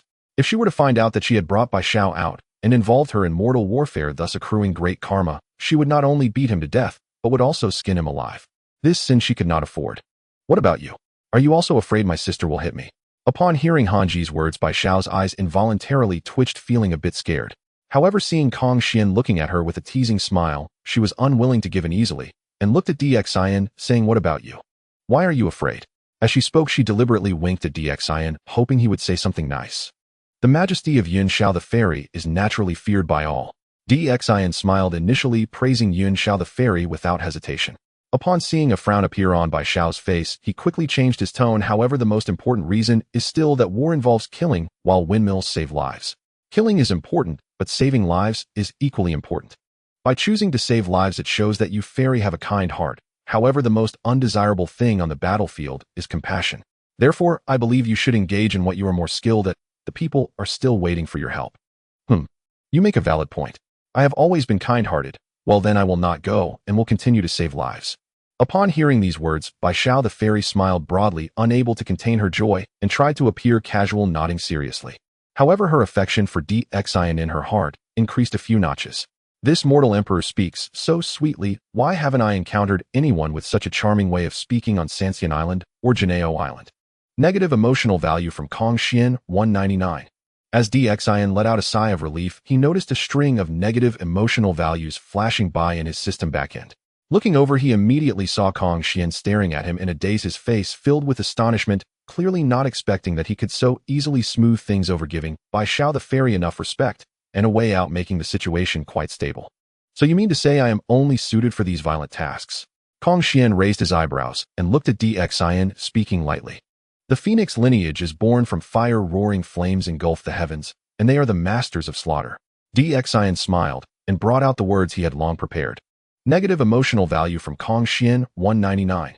Kong Xian was utterly speechless, shaking his head at Dian in silence, secretly lamenting how Dian was indeed stable, and without a single flaw, even as his heart burned with heat, for Dian's words were the truth. The Phoenix clan is indeed one that presides over slaughter. Otherwise, he would not have chosen to descend at Sanchuan Pass and become a general. Taoist Dian, if you are to mobilize troops, will there still be food to eat for that meal you mentioned? At that moment, Bai Xiao looked at Dian with an expectant expression. Negative emotional value from Kong Xian, 99. 99. At this moment, Kong Xian was utterly speechless, as the esteemed Bai Xiao from Sanxian Island was actually enchanted by mere mortal food, remembering that meal before a great battle, which made him feel incredulous. What is Sanxian Island? What is Jinao Island? They are all uncultured. How could the Phoenix clan have not experienced fine delicacies? They often consume dragon liver. What are mere mortal meals? If it were me, I would certainly mock and dismiss them with a laugh. Of course we will eat. I will not go back on my promise. Dian nodded without hesitation, then looked at Shang Rong, saying, Shangxiang, go and mobilize the troops. We will set off tomorrow morning. Tell the troops that in 3 days later, we will return to the capital. I believe in the strength of Senior Kong Xian. 1 day is enough. Kong Xian found these words quite agreeable, but still slightly narrowed his eyes, raising his chin and smiling lightly. The peacock is indeed proud and self-absorbed. Dian was speechless for a moment and could only give a thumbs up to this narcissistic and proud individual. Time swiftly passed until evening when Shang Rong was mobilizing the troops. Dizin's bronze furnace was also ready with hot coals placed in the furnace core, a pot of clear soup, and 2 segments of scallions cut thickly standing upright, without falling. The lamb slices, beautifully arranged like a beauty fanning herself, were briefly dipped in the boiling water, then rolled in fragrant sesame sauce, or soaked in chai flower sauce, either tender and fragrant, or spicy and fine. By Xiao, I absolutely love this place. Kong Xian, it smells amazing. On the morning of the second day after having breakfast, Xin took the well-fed Kong Xian and rode the colorful divine ox to the military camp outside the city. With swords drawn and arrows knocked, the horses neighed, and the soldiers stood tall. Xin looked around and realized that the ranks of soldiers seemed endless. However, what left him speechless was that although there were many soldiers, most of them were poorly clothed, wielding weapons of all sorts, even including farming tools like hoes, and many appeared emaciated and pale, clearly self-farming peasants and slaves. How could such an army possess any combat capability? Xin shook his head repeatedly. At that moment, he longed for the mighty army he had witnessed in his past life during the military parade. If only he could have such an army, they would undoubtedly sweep through the wilderness, and he could boldly proclaim, Xin, a sage, demand tribute. However, he also understood that this was the current state of the entire wilderness. Whether on his side or over at Shichi, the soldiers were all slaves. Streamlining the military is an urgent matter, and we must give these soldiers enough motivation to go into battle. After surveying the surroundings, Xin immediately made a secret decision. Perhaps he could not forge an army as majestic and disciplined as in later times, but he believed he could certainly create the strongest army of the wilderness. We don't need so many soldiers, 1,000 will suffice. At this moment, Kong Xian glanced over the crowd and calmly said to Xin, exuding confidence, dominance, and a touch of pride, 1,000, or perhaps 2,000, let's be cautious. Xin hesitated for a moment, then said to Shang Rong in a deep voice, remove the old, weak, sick, and disabled from these soldiers, leaving only 2,000 strong and capable ones. My king, no. Mei country is not a small fief, with tens of thousands of mercenaries. If we only bring 2,000 troops, wouldn't that be akin to striking a stone with an egg? You are a treasure worth 1,000 gold. Shang Rong immediately knelt on the ground, repeatedly bowing to Xin, trying to persuade him. The Lord of Mei country is not someone to be trifled with, otherwise he wouldn't dare to rebel. Out of tens of thousands, does he have 1,000 that can fight? I have made up my mind, leave 2,000 capable ones and send the others back. Xin smiled indifferently and said lightly, then looked at Huang Feihu and Baigan, who were kneeling not far away, with a gloating expression, and said, Wuching Wang's Xiang, you two will accompany me. I have heard that you two have a good relationship with the Lord of Mei. Go and act as my negotiators. I believe with your eloquence you will surely help me seize Mei country without shedding blood. Upon hearing this, Baigan and Huang Feihu immediately felt gloomy. This was not sending them to negotiate, it was sending their heads to the Lord of Mei. Although the Lord of Mei had indeed had a good relationship with them in the past, now he had rebelled. He was an outright traitor. Why would he care about past friendships? If they went to negotiate for Xin and were caught by the Lord of Mei, how could it end well? Perhaps their heads would part ways with their necks. As for why Huang Feihu's negative emotional value was even higher, it was naturally because the colorful divine ox had rushed home for grass last night, and before dawn had run to the palace to find its beloved king. Now it was willingly ridden by Xin, standing before him. How could it not hurt his heart? Your servant obeys. Though Baigan and Huang Feihu were filled with grievances, they understood that under the current circumstances they dared not refuse even a single word. If they did, this tyrant might accuse them of colluding with the Lord of Mei and take their heads as punishment. You two are indeed loyal ministers. Great loyal ministers. Come prepare a grand merchant's cloak for Zhuxiang and Wuching Wang to wear during the march. Make sure to wear it well, and do not remove it, always being a model of my great Shang ministers. Xin nodded in satisfaction and said with a smile. From Baigan's negative emotional value, 299. From Huang Feihu's negative emotional value, 299. Accumulated value, 46,592. Huang Feihu and Baigan were at a loss on the battlefield. The most taboo thing is to be too conspicuous. If they wore such a cloak, wouldn't they be shot to pieces if they encountered enemy archers? The tyrant is so unkind. My king, I have followed your orders and sent the old, weak, sick, and disabled back. The remaining 3,000 soldiers are all strong and capable. At this moment, Shang Rong had stepped forward and respectfully addressed Xin. Good? I have something to say. Xin nodded in satisfaction and then urged the colorful divine ox toward the remaining 3,000 troops. Kong Xian's expression changed, and he couldn't help but be curious about what Xin would say to these soldiers to inspire their morale. Brave soldiers, I ask you, are you afraid of death? Dxin arrived before the 3,000 soldiers and with a sweeping glance solemnly posed the question. Not afraid of death. As soon as the words fell, a few scattered voices arose from the crowd. Haven't you eaten? Afraid of death is afraid of death. What's there to be ashamed of? Speak louder, say it out. And what qualifications do you have to not be afraid of death? You are merely a group of slaves born nameless, and when you die you will also be nameless with no place to rest or be buried. Dxin cleared his throat looking at these soldiers, enunciating each word as he continued. From Lu Shao's negative emotional value 88. From Wang Erxiao's negative emotional value 88. Accumulated negative emotional value 60,000. In an instant the noise from the crowd erupted with shouts of afraid of death, ringing deafeningly. The negative emotional values surged like a tide, swiftly surpassing 60,000, leaving Dxin feeling somewhat unsteady. My king. Shang Rong was dumbfounded, staring blankly at Dxin, wanting to intervene. This was not inspiring morale, it was clearly deflating it, even inciting resentment, and it might lead to a revolt on the spot. Huang Feihu and Bai Gan exchanged glances, unsure of what Dxin was trying to achieve. Normally before an expedition one would deliver a speech about justice, yet here Dxin seemed to be provoking these soldiers to revolt. But in the next moment Bai Gan suddenly felt anxious. According to past practices, this foolish monarch was surely hiding something big behind this. From Bai Gan's negative emotional value 222. Although not knowing what Dxin was up to, Bai Gan still offered his negative emotional value as respect.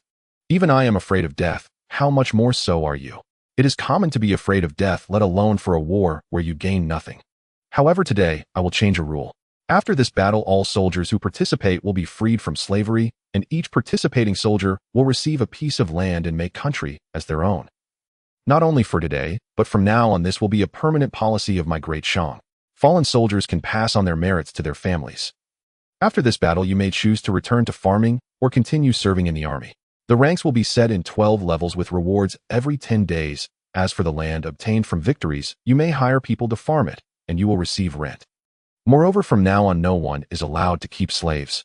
The royal family is no exception. At this moment Dxin looked at the soldiers who had already shown despair, speaking each word clearly.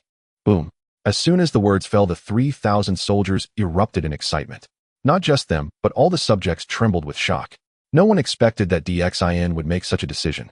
Abolishing slavery. He actually intends to abolish slavery. Disrespecting the gods and abolishing slavery. Is this tyrant going to destroy the foundation of my great Shang? Bai Gan stared blankly at the impassioned Dxin, his hands and feet shaking wildly, his eyes filled with disbelief and panic. From Bai Gan's negative emotional value 4,444. Long live the sovereign. And long live the sovereign. And beat Mei Bo.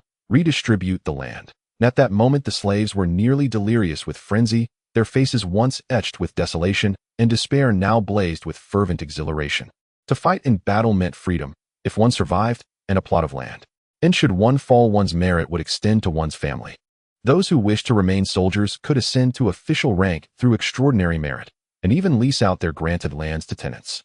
And was there ever such a blessing in all the world? Indeed, in that very instant they longed, desperately, to be transported to the state of Mei, seize Lord Mei Bo with their bare hands, and hack him into bloody shreds before claiming the land as their own. Tyrant! Tyrant! Tyrant! And foolish! Foolish! Foolish! Bai Gan listened to those thunderous cries, his fury intensifying. When had slaves ever been granted freedom? When had they ever been allotted land? Or even permitted eligibility for official appointment? Had not these privileges belonged solely to men like himself? In this, tyrant's actions were eroding the very foundations of the great Shang, and undermining their exalted status brick by brick. Yet though rage seethed within them and resentment festered, not a single soul dared utter dissent. Beneath the intoxicating allure of liberty and land, the 3,000 standing there were no longer men. They were 3,000 ravenous wolves. Any who dared speak against the decree would be torn limb from limb in an instant. And this fervor was not confined to those 3,000 alone. Countless more slaves yearned for Emperor Yin's recognition, to claim their freedom and their land. Crucially, Emperor Yin had made it clear only the lands of Mei Bo, the traitor who had betrayed the great Shang, would be confiscated, not those of any other lord. Should anyone dare obstruct this edict, Emperor Yin could effortlessly brand them as rebels, leaving them speechless and defenseless. Emperor Yin glanced at the system interface behind his eyes, where over 10,000 negative emotion points had just surged in, his lips curling into a cold, disdainful smile. The deeper Bai Gan's and Huang Feihu's resentment ran, the clearer it became. Abolishing slavery. and punishing Mei Bo while redistributing land was precisely the right course. The divine investiture calamity was not merely a tribulation for cultivators, nor simply heaven's trial upon immortals. It was above all a contest of human institutions. Slavery had long since outlived its time, strangling productivity and extinguishing innovation and commerce. Alas, when Shi Qi supplanted Chao Gu and the Zhou dynasty succeeded the Shang, even they failed to take this pivotal step forward. Only during the subsequent Eastern Zhou did humanity finally cast off the chains of slavery. Now he would accelerate history itself, propelling his era into a grander, more magnificent age without delay. To welcome the new, the old must be shattered. In the Great Shang under Emperor Yin would not be a realm shrouded in the gloom of slavery, a land starved of light and hope. Unquestionably, this act would send seismic tremors through Chao Gu. Let us see how Ji Chang and his son Ji Fa managed to prevent their slaves from fleeing to the capital. After all, even Ji Chang's famed benevolence extended only to marginally kinder treatment, never to granting freedom land or official posts. In this moment, he was undeniably reshaping history itself. In-system alert host has initiated the abolition of slavery protocol, triggering side quest, the decline of slavery. Completion condition: no slaves shall remain in the Great Shang. Reward unlocked: 888 virtue points. Automatically converted into a heart-protecting mirror, 1 random bonus reward granted. And instantly the system's chime echoed within Emperor Yin's mind. So indeed, abolishing slavery was integral to the human sovereign system. At Emperor Yin's hearing, his gaze sharpened. This time the system had truly bestowed a generous boon, a flood of virtue points already coalescing into the faint ethereal outline of a heart-protecting mirror. Yet this was hardly surprising. This time his deeds served not the divine investiture, but humanity itself, the very purpose enshrined in the system's name, the human sovereign system. Whether altering the divine investiture calamity, slaying Jiangxia, or undertaking any other task, all was done for the sake of humanity. Your Majesty, the expedition draws near. We must perform rites to honor the divine spirits and seek their protection. In Baigon's expression shifted subtly as he strode forward, bowing deeply before Emperor Yin. Yet beneath his eyes flickered venomous malice. The left chancellor speaks wisely. Indeed, we must pay homage to the 3 sage emperors before departure. Ha ha ha! How reverent the left chancellor is toward the 3 sage emperors. Their spirits dwell in Huiyun Cave, and surely they will reward you richly. And Emperor Yin cast a cold, dismissive glance at Baigon, his smile not reaching his eyes, then turned to Shang Rong. Left Chancellor, have the tablets of the 3 sage emperors been prepared? Negative emotion points from Baigon 222. And Baigon opened his mouth, then fell silent, utterly at a loss. He wanted nothing more than to slap himself twice in frustration. He had never imagined Emperor Yin would twist his words so cruelly. He had spoken of honoring the divine spirits, but Emperor Yin had deliberately reframed it as worship of the 3 sage emperors. Once word spread, the conservative faction, who had already lost faith in him, and Huang Feihu after the deaths of the Fang brothers and Yang Ren during the palace coup, would conclude irrevocably that both had abandoned tradition to become Emperor Yin's reformist allies, two-faced traitors, yet utterly unable to defend themselves. Your Majesty, all preparations are complete. Shang Rong bowed respectfully, fists clasped before his chest. Excellent. I trust the right chancellor's work implicitly. Emperor Yin gave a light, knowing laugh, then turned coolly to Baigon.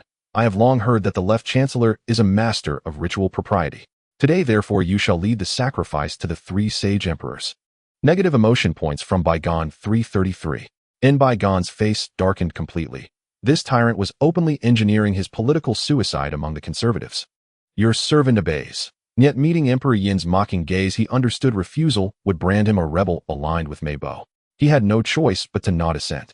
Soon the sacrificial offerings, 3 kinds of livestock, fresh flowers, and 5 grains, were arranged solemnly upon the long altar. Such simplicity defined the rites for the 3 sage emperors whose era had been humanity's darkest hour. Through thorn and bramble, with unwavering resolve, generation after generation had labored until humanity's present glory was forged. They would never demand mortal lives in worship, as arrogant deities might.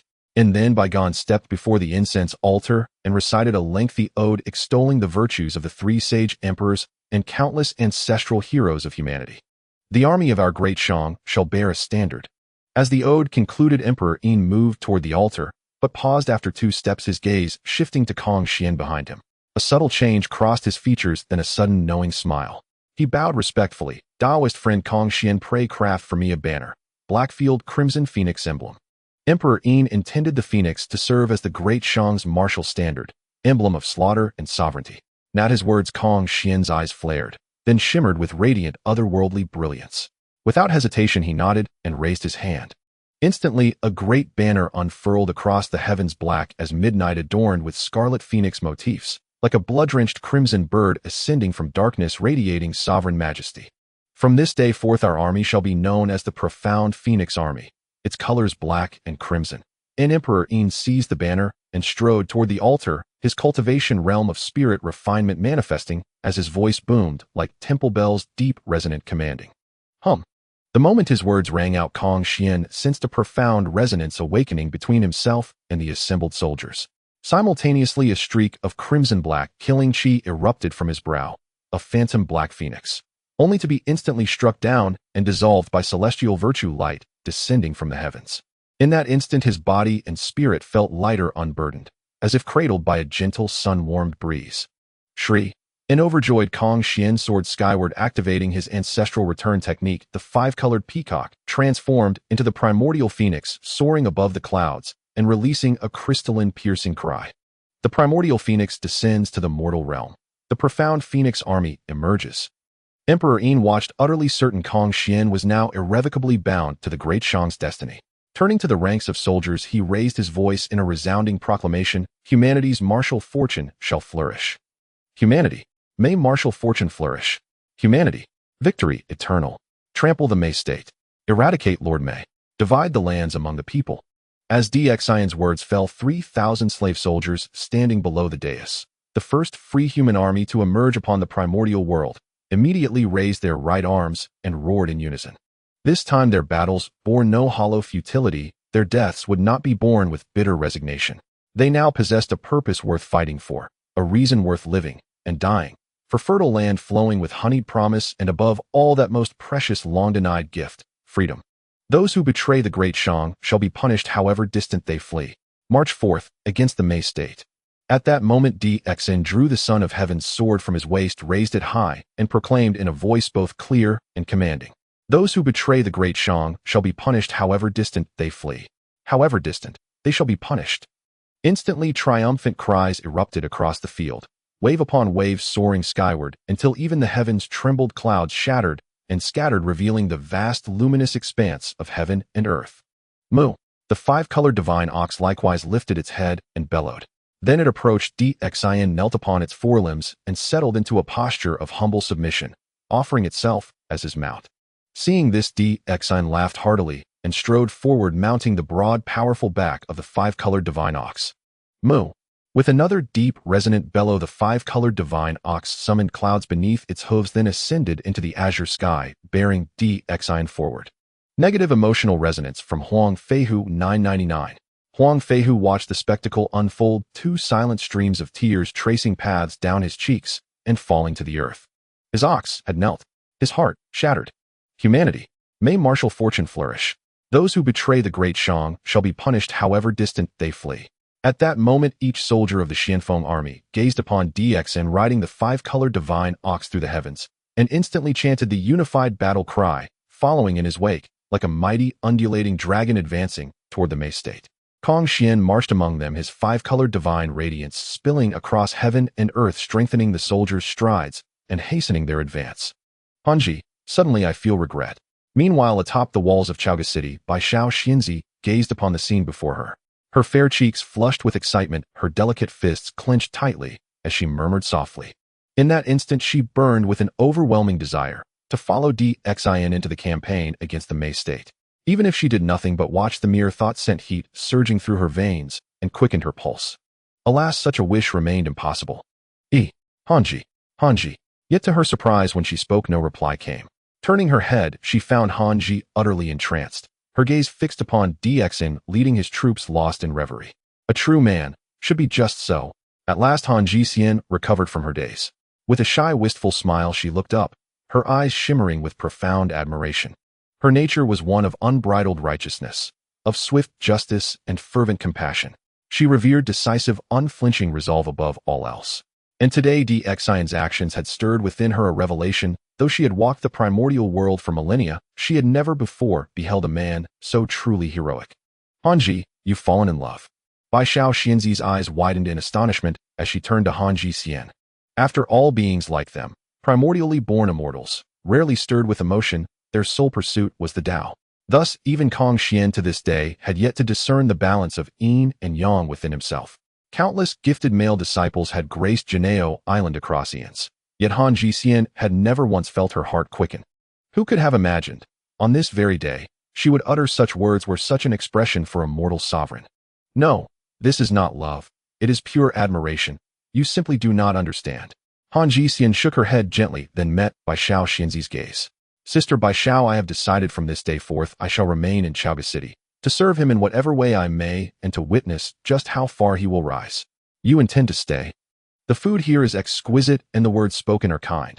Truly I adore this place. But sister, Bai Xiao Xianzi's heart stirred at the notion. Yet halfway through her reply, she recalled Yun Xiao Xianzi and sighed, her lips pouting.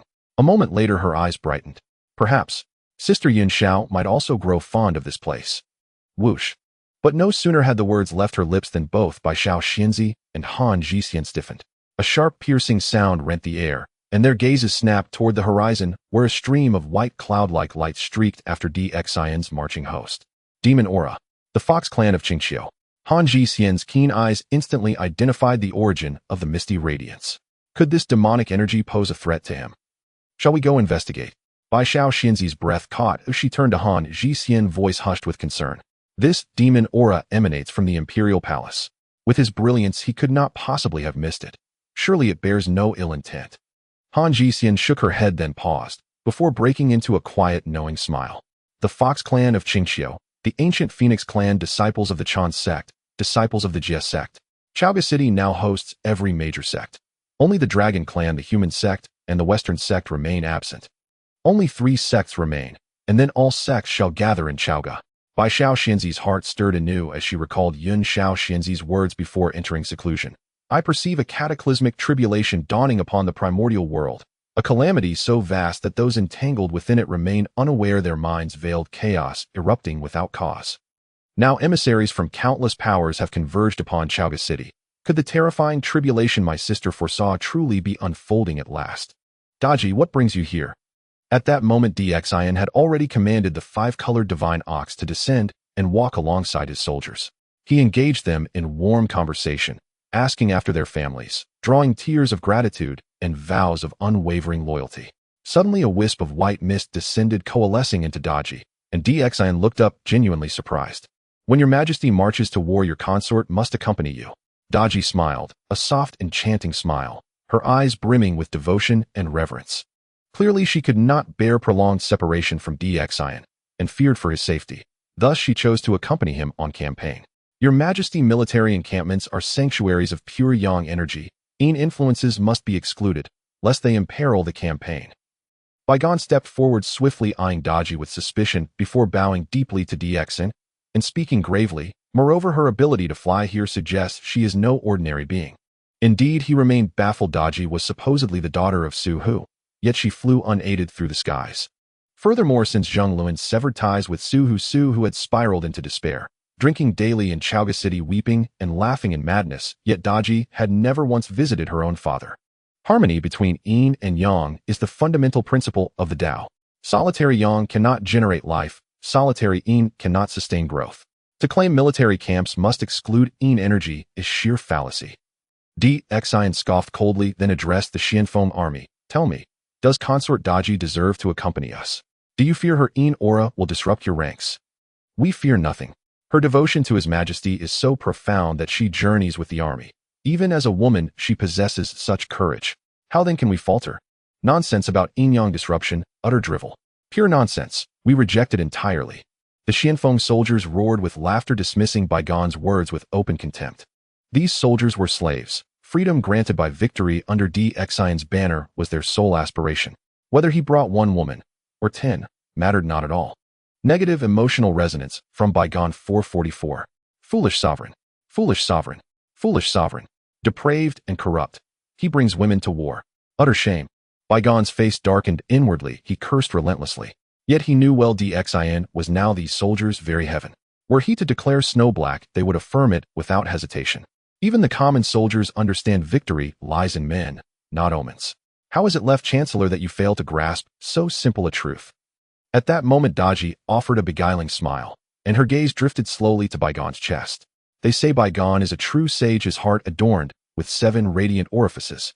Yet now, I see it is but a hollow legend. It has appeared. This scene has finally emerged. The moment Daji's words escaped her lips, Zin's spirit momentarily faltered, only to soon be filled with excitement. This is undoubtedly a historical reenactment. Negative emotion value from Baigon 4444, accumulated value 82,218. Following this, the system backend in Zin's mind refreshed rapidly, and this time, due to Daji's love and loyalty towards him reaching 100, the data displayed was full value, unlike last time when there were unnecessary wastages. Is this woman truly the daughter of Su Hu from Jizhou? Baigon stared fiercely at Su Daji, feeling as though his lungs were about to explode with anger. What? The left chancellor surely doesn't believe my words. If that's the case, why not dig out your heart for all to see? Perhaps your heart is different from ours, a black heart no less. At that moment, Daji looked at Baigon, covering her mouth with a smile teasingly. Daji digging out hearts. Xian found it increasingly amusing, gazing at Baigon with great interest, his eyes glancing at his chest. This tyrant truly intends to dig my heart out. Baigon looked at the eyes of Xian, and Daji instantly feeling a chill run down his spine. Negative emotion value from Baigon 4444. My beloved is joking. A hollow vegetable has no heart, and a heartless person will surely perish. At that moment, Xian, seeing the ample negative emotion values in the system backend, felt a slight stir in his heart, thinking it was better to keep this tool for racking up negative emotions. He chuckled softly, patted Daji's delicate hand, and then looked at Baigon with a teasing expression. Why does this phrase feel so familiar? Why do I feel so anxious and uneasy inside? Upon hearing the words that indicated his demise in the ancient history, Baigon felt an inexplicable familiarity in his heart. Immediately, a chilling sensation swept over him, rushing through his body from his heart, causing him to tremble uncontrollably and ultimately collapse to the ground, falling in a most humiliating manner. Negative emotion value from Baigon 9999, accumulated negative emotion value 96,661. Almost simultaneously with Baigon's fall, a new string of negative emotion values swept through Zin's system backend, pushing the total to just 3,000 points away from breaking through to the second level of the refining chi into spirit realm. This tool is truly useful, I cannot afford to lose it. Zin's eyes lit up as he looked at the backend, then decided to seize the moment. Looking at Baigon on the ground, he smiled and said, Chancellor, even if you are grateful for my merciful act of not killing you, there's no need to be so agitated, right? Negative emotion value from Baigon 999. Baigon, already dizzy from his fall, nearly fainted upon hearing Zin's words. Wuching Wang, what are you doing? The left chancellor has fallen like this, and you still do not hurry to help him up? Xian, seeing the situation, immediately turned to Huang Feihu, who had been staring at the rear of the multicolored divine cow, and shouted angrily. Negative emotion value from Huang Feihu 444. In an instant, Huang Feihu clenched his fingers tightly, feeling sullen, but could only nod in agreement and dismount to help Baigon up. Wuching Wang, although you are unworthy, this cow is indeed remarkable. Good birds choose good trees to perch on. No wonder the multicolored divine cow has chosen to follow me today. Seeing that the system backend showed negative emotion values just 2,000 points away from breaking through to the second level of the refining chi into spirit realm, Xian decided to unleash a major move ready to provoke Huang Feihu severely. Negative emotion value from Huang Feihu 4444. As soon as the words fell, Huang Feihu, holding Baigon, instantly froze, his eyes blazing with fury and tears while his fingers emitted a cracking sound. Negative emotion value from Baigon 444. Following that, the system backend received another negative emotion value from Baigon.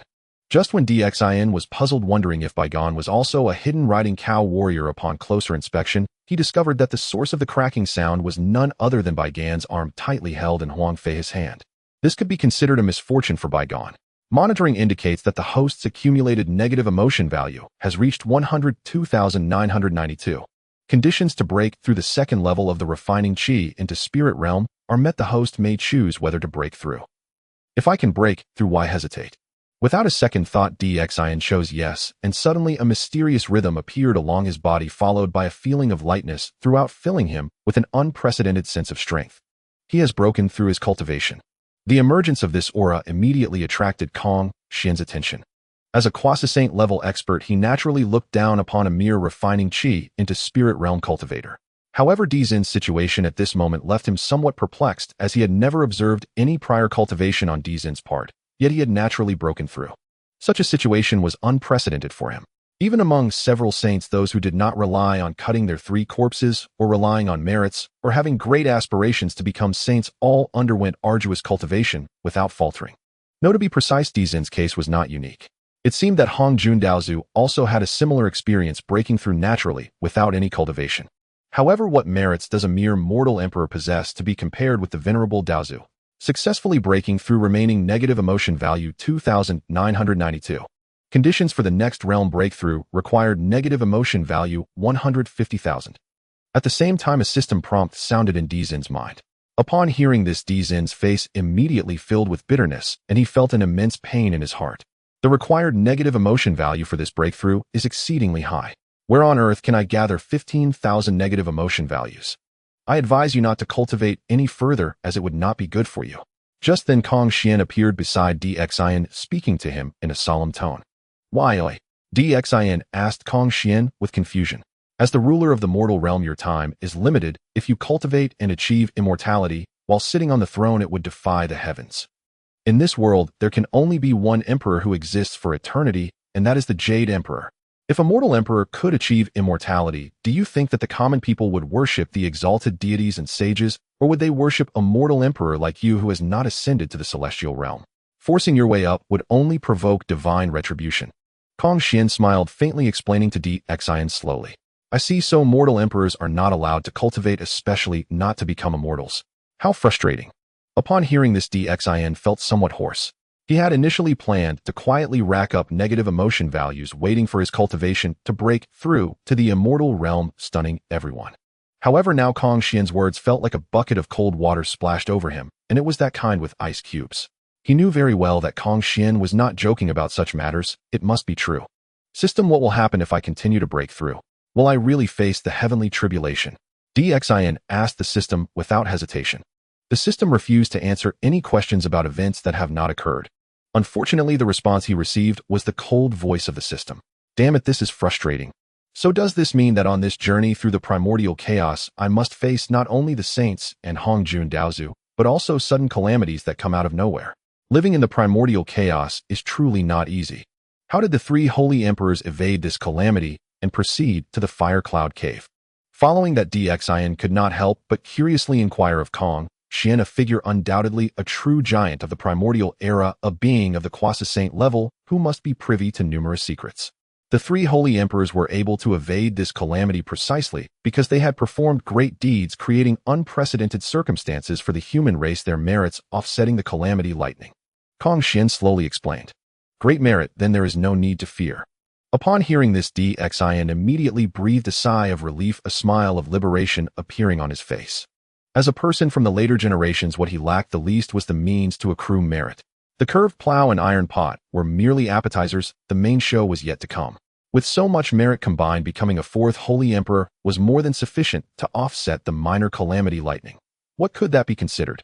However, the fact that the 3 holy emperors are now secluding themselves in the fire cloud cave may be related to this. At that moment, Kong Xian added slowly with some uncertainty. This is... Hearing this, Dizin's smile instantly vanished, his brow furrowing into a knot. If the 3 holy emperors could perform so many meritorious deeds and still not offset the calamity lightning, then it indicates that the targeted force of the heavenly Tao is indeed rather formidable. Fortunately, he was merely at the 2nd level of the Qi refinement and transformation stage, and he was far from becoming an immortal, still needing to achieve the spirit refinement and void harmonization stages. The required negative emotional value would surely be an astronomical figure, so there was no need to worry about this for the time being. However, if the opportunity arises, he must ask the 3 holy emperors thoroughly to clarify matters and prepare for any eventualities. My lord, we have been marching for half a day now, and the horses and carriages are weary, so I implore you to command a brief rest. Just as Dxian was about to nod in agreement, Kong Xian shook his head lightly and said calmly, followed by 5 brilliant rays of light emerging behind him. The green radiance then gently swept over the 3 of Zero Xianfeng army. In an instant, the soldiers who had appeared somewhat fatigued from marching felt their weariness vanish, revitalized and brimming with strength. Moreover, after employing such a technique, there was not a trace of exhaustion on Kong Xian's face, as if for him, this was merely a casual task, trivial and insignificant. Is this the power of a quasi-saint? Although there is only one character difference, how extraordinarily powerful must a saint be, as if separated by a chasm? Alright, let's continue marching. Once we reach the borders of the Mei Kingdom, we will allow the horses to drink from the Yangtze River and set up camp for a rest. As soon as he finished speaking, the Xianfeng army immediately raised their morale, carrying their flags and rushing towards the borders of the Mei Kingdom, each one, after being reinforced, moving swiftly with great vigor. 2 hours later, a commotion arose ahead, and then Shang Rong arrived once again before Dxian, showing a troubled expression, and said, "Your Majesty, the horses have been running for too long, and their hooves have cracked. They cannot proceed any further. I fear that if we continue soon, all the horses' hooves will crack, and that will be troublesome." Hearing this, Kong Xian could not help but slightly furrow his brow. While he could easily restore the energy of people, it would be problematic to restore all the damaged hooves. Cracked hooves. But unlike Kong Xian, Dzin's eyes immediately lit up upon hearing this, and he smiled at Shang Rong, saying, "What difficulty is there in this? I will handle it. The king can solve the problem of cracked hooves." Shang Rong was taken aback, looking at Dxian in disbelief. "Your Majesty, cracked hooves are a common occurrence during military campaigns. Many soldiers have been injured from falling off their horses due to this. For so many years, no one has been able to solve this issue. Your Majesty, you have never led troops, did his best not to try recklessly, lest we lose the horses."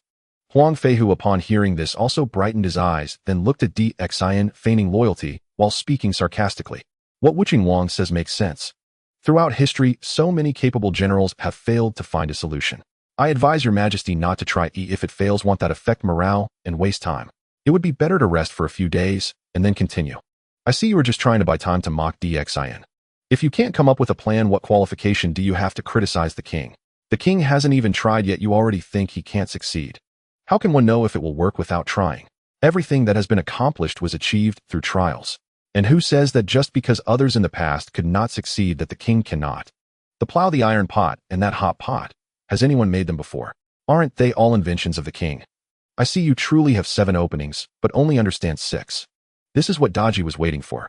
Upon hearing this, she immediately straightened her face, pointed at him, and shouted a long string of accusations, then hugged Dzin's arm, gazing admiringly at his chiseled profile, saying, "My lord wise and mighty can accomplish anything. How could mere ignoramuses like you two fathom it?" From Bygone, negative emotional value 299. Bygone and Huang Fei's faces immediately turned from green to white, their eyes nearly spitting fire. Both of them were renowned figures in the Shang dynasty, yet today they were ridiculed back and forth by a young woman, losing face immensely. "Ha ha ha, my beloved has overpraised me. However, I am indeed a bit smarter than the left minister and Wuqing Wang," Dxian added, deliberately spreading his arms to indicate a distance of nearly a person's height. From Bygone, negative emotional value 599. From Huang Feihu, negative emotional value 599. In an instant, Dxian saw the system back in, the numbers changing rapidly, and another influx of negative emotional value. "Ha ha." Upon seeing this, Dxian immediately threw back his head and laughed heartily. This is what is meant by a husband and wife working in harmony, achieving extraordinary results. The feeling of accumulating negative emotional value together is truly delightful. Now we shall await your Majesty's good news." Bygone and Huang Feihu, looking gloomy, snorted coldly a couple of times before looking at Dxian, saying, "However, we are unsure what method your Majesty intends to use to prevent the hooves from cracking again. The hooves cracking due to long marches is akin to us developing blisters from walking too long. Walking barefoot is certainly uncomfortable, but if one wears shoes, it is a different story." Dxian chuckled lightly and continued, "Thus what I must do is help these horses wear shoes." "Ha ha, your Majesty truly has a marvelous idea." Bygone was momentarily taken aback, then burst into laughter, his eyes filled with mockery. "Give the horse a pair of iron shoes." Huang Feihu and Bygone exchanged glances upon hearing this, and immediately burst into laughter. A horse is livestock. How can it wear shoes? Moreover, to think of putting on iron shoes is an utterly absurd idea that only a decadent and foolish tyrant could conceive. What's this? Does the left minister and King Wuqing not believe my words? If you do not believe, how about we make a bet? Emperor Xian, hearing this, looked at Bygone and Huang Feihu with amusement and remarked lightly, "As ministers, how could we dare to bet against our sovereign? However, since the king has such refined interests, it would be no harm to gamble a little. But I wonder what kind of stake the king is willing to offer." Bygone said, glancing at Huang Feihu, and noticing the eagerness in his eyes, he quickly changed the subject. "My thoughts are the same as those of the left minister. If the king is interested, I am willing to bet alongside him." Huang Feihu hurriedly agreed. Both he and Bygone had suffered countless losses at the hands of Emperor Xian, and they had long sought an opportunity to turn the tables. Now, having finally caught such a chance, they were determined not to let it slip away. After all, the notion that a horse wearing iron shoes could surpass one that did not was indeed utterly ridiculous. This bet, no matter how one looked at it, was undoubtedly a sure win. The stake is quite simple. If I lose from now on, the left minister and King Wuchang can say whatever they wish, whether to return home immediately or to restore the worship of the gods, or even to not reinstate the freedom of the slaves. It matters not. As Emperor Exine looked at the eager expressions of Baigan and Huang Feihu, he chuckled lightly.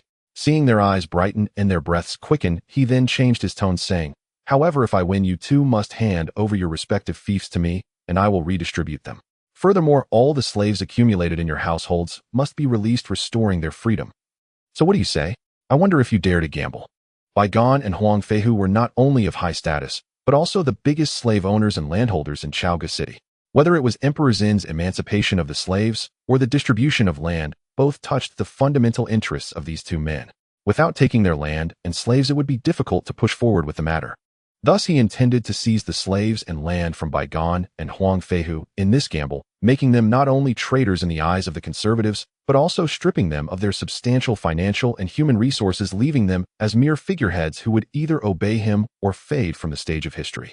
Sure enough, after Emperor Xian made this grand proclamation, Baigan and Huang Feihu immediately hesitated. Each of their households owned tens of thousands of slaves, and the land they possessed was countless. These slaves and lands not only supported their own families, but also their clansmen. If they lost this bet, it would not only result in the disdain of the conservatives, but also provoke their clansmen to seek their lives. What's this? Does the left minister and King Wu Qing dare not to bet? Or do you think the stakes are insufficient? Then let me add some more. If I lose according to your lands and slaves, I will double the amount for each of you. Of course, the divine cow of 5 colors will be returned in its entirety. How about that? Emperor Xian laughed heartily upon seeing their hesitation. Baigan and Huang Feihu exchanged glances, and immediately a brilliant light shone in their eyes as they gritted their teeth and said in a deep voice, "It must be said that the conditions laid out by Emperor Xian were incredibly enticing. If they won, the previous exclusion by the conservatives would cease to exist, and the profits they could gain would be astonishing. Moreover, they could not forget the 5-color divine cow that Huang Feihu longed for. Whatever it took to bring the cow back was worth it. Furthermore, the most important reason was that they were convinced that Emperor Zin's grand gamble was bound to lose. How could a horse wearing iron shoes possibly run faster than a normal horse? This foolish method could only come from a foolish monarch like Emperor Xian, who lacked any military experience and was both extravagant and dim-witted. At that moment, both of them couldn't help but suspect that Emperor Xian was doing this because he felt he couldn't defeat Mei Bo and wanted to return home, but feared such a dismal return would be a loss of face. Thus, he resorted to gambling, hoping to lose to them and have them propose the return. Right, Minister, you come and draft this bet, stating clearly the terms of the wager. Afterward, I, along with the left minister and King Wu Cheng, will sign our names to prevent anyone from denying the bet or claiming that I coerced the left minister and King Wu Cheng into gambling." Upon hearing this response, Emperor Xian was overjoyed and beckoned to Shang Rong, smiling. Shang Rong immediately drafted a contract stating that this was a voluntary bet between Emperor Xian Baigan and Huang Feihu, and that they had not been coerced. The stakes were written clearly, and finally, it was presented to Emperor Xian Baigan and Huang Feihu for them to sign. After signing his name on the bamboo slip, Emperor Xian looked at the wet ink and couldn't help but chuckle. However, he secretly pondered whether if this bamboo slip were buried in a place and discovered by someone years later, they would see that he had gambled with Baigan and Huang Feihu and think of him as a foolish monarch, while also viewing Baigan and Huang Feihu as nothing but treacherous ministers. However, speaking of which, if he could transform Baigan and Huang Feihu from traitors into sycophants who obeyed this so-called tyrant, it seemed like an interesting endeavor. With this thought, Emperor Zin's gaze towards Baigan and Huang Feihu became more playful. That strange gaze sent a chill down the spines of Baigan and Huang Feihu, making them shiver involuntarily as they suddenly felt as if what they were signing was not a bet, but rather a contract selling themselves to Emperor Xian. A misunderstanding, yes, this must be a misunderstanding. The king wishes to bet with King Wu Cheng and the left minister to put iron shoes on a horse and make it run faster. If a horse can run faster with iron shoes, then why not get a pair for ourselves? The king must win. Don't say iron shoes, even if they are golden shoes. I believe the ultimate winner will definitely be the king. At the same time, when the Xianfeng army heard about Emperor Zin's bet with Baigan and Huang Feihu, they too became agitated, clamoring and shouting incessantly. Emperor Xian looked at the Xianfeng army and couldn't help but shake his head slightly. Although these soldiers had their spirits stirred up, they were still far too lacking compared to the soldiers of later generations. Not only was there a failure to obey orders resolutely, but even keeping them from speaking out was difficult. It seems that if given the opportunity, he must train these fellows well, establishing proper marching formations and slogans. After all, a victorious army relies not only on overwhelming martial prowess, but also on strict discipline. While he did not expect to reach the level of the Steel Army that carved a path through blood and fire in later times, at least they should have some semblance of that standard. However, Emperor Xian also understood that while these fellows bore the title of soldiers, in reality, they were merely slaves. It was impossible to demand too much from them at present, so he could only plan long-term and let them rest for a moment while taking advantage of the gambling opportunity. Not only these soldiers, but Kong Xian also observed Emperor Xian with great interest, eager to see whether Emperor Xian could turn this whimsical idea into reality. Even he, a Saint, thought that the idea of Emperor Xian putting iron shoes on horses and expecting them to run faster without breaking their feet was somewhat fanciful. Taoist Kong Xian, I must trouble you to help me refine 4 pieces of iron into this shape. At that moment, Emperor Xian pulled a horse and made a hoof print on the ground, then used a straw stick to draw a crescent-shaped hoof print with several sharp spikes on it, addressing Kong Xian. Is this what the iron shoes for horses look like? Kong Xian looked at the strange shape on the ground, somewhat perplexed, but still nodded as he casually picked up a piece of raw iron. If someone from later generations were to see this scene, they would undoubtedly recognize that what Emperor Xian had drawn was clearly a horseshoe. This item, which would directly change the entire landscape of horse warfare, thus quietly appeared in the prehistoric land more than 1,500 years ahead of its time. Buzz. One must admit Kong Xian is indeed a Saint crafting a horseshoe. Naturally, for a Saint with the power to transcend the heavens and the earth, creating such a trivial item that isn't even a spiritual treasure is utterly effortless. A steel blade with a mere flick of Kong Xian's fingers swiftly dissolved into molten iron, which then transformed into the horseshoe shape, as designed by Xian. Is this all right? After finishing, Kong Xian pushed the horseshoe in front of Xian and inquired. Not bad. Xian looked at the shape of the horseshoe, intending to say great talent, but as the words reached his lips, he felt that praising a Saint for such a trivial matter was more akin to an insult. He hurriedly changed his tone and cupped his hands. If it's just a small matter, take it and do your business. With a flick of his hand, the horseshoe fell into Xian's palm. He then placed his hands behind his back, assuming the demeanor of an aloof expert, though his eyes betrayed a hidden pride. Truly impressive. Indeed, our Kong Xian, the first peacock under heaven and earth, is just that amazing. Bring a horse, overheat this thing until red hot, nail it on the horse's hoof, and then splash it with water. As Xian made arrangements, he glanced a few times at Kong Xian's expressions and felt a stir within. He quietly mused that this Kong Xian, a Saint, might be the type who prefers flattery over force. Yet he is too reserved and does not reveal it, so upon hearing truly impressive, he became so smug. Here. Meanwhile, the soldier, hearing the call, immediately took the horseshoe to nail it on the horse's hoof. But after taking just a few steps, seeing those sharp spikes, he quickly turned back and asked Xian, Your Majesty, won't this damage the hoof? The hoof has a thick layer akin to our fingernails. What is there to fear about damaging it? Just do as I say. Xian waved his hand, dismissively, feeling speechless. The primitive human tribes blindly worship the gods, lacking the spirit of inquiry. The hoof has a very thick layer that resembles human nails. If the hoof cracks, it is akin to humans overusing their fingernails.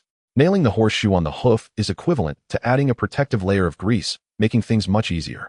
This is based on a very simple principle. Unfortunately, these humans only know how to worship the gods and do not seek to explore these truths. What he needs to do is to shift the mindset of these people, making them understand that what the common folk use daily is also for the use of the sage. Understood. The soldier hurriedly nodded and began to arrange for the horseshoes as Xian instructed. Left Minister King Wuching, let us discuss how to hold the competition. How about we select 2 people to ride horses along this ascending mountain path, reach that pine tree, then return. Whichever knight comes back first wins. Of course, a precondition is that no tricks can be used and no horse combat. At this moment, Xian turned to Baigan and Huang Feihu, speaking lightly. Inappropriate.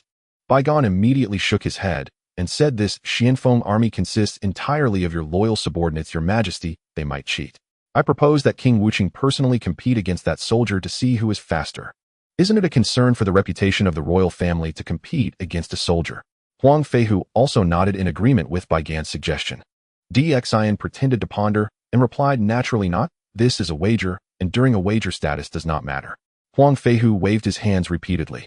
Baigan also revealed a thoughtful smile, feeling that Xian's resistance likely came from the thought of using the soldier's loyalty to cheat. Well, fine. DXIN, eager for Huang Feihu to compete, personally pretended to deliberate nodded, and then said, "Then shall we begin?"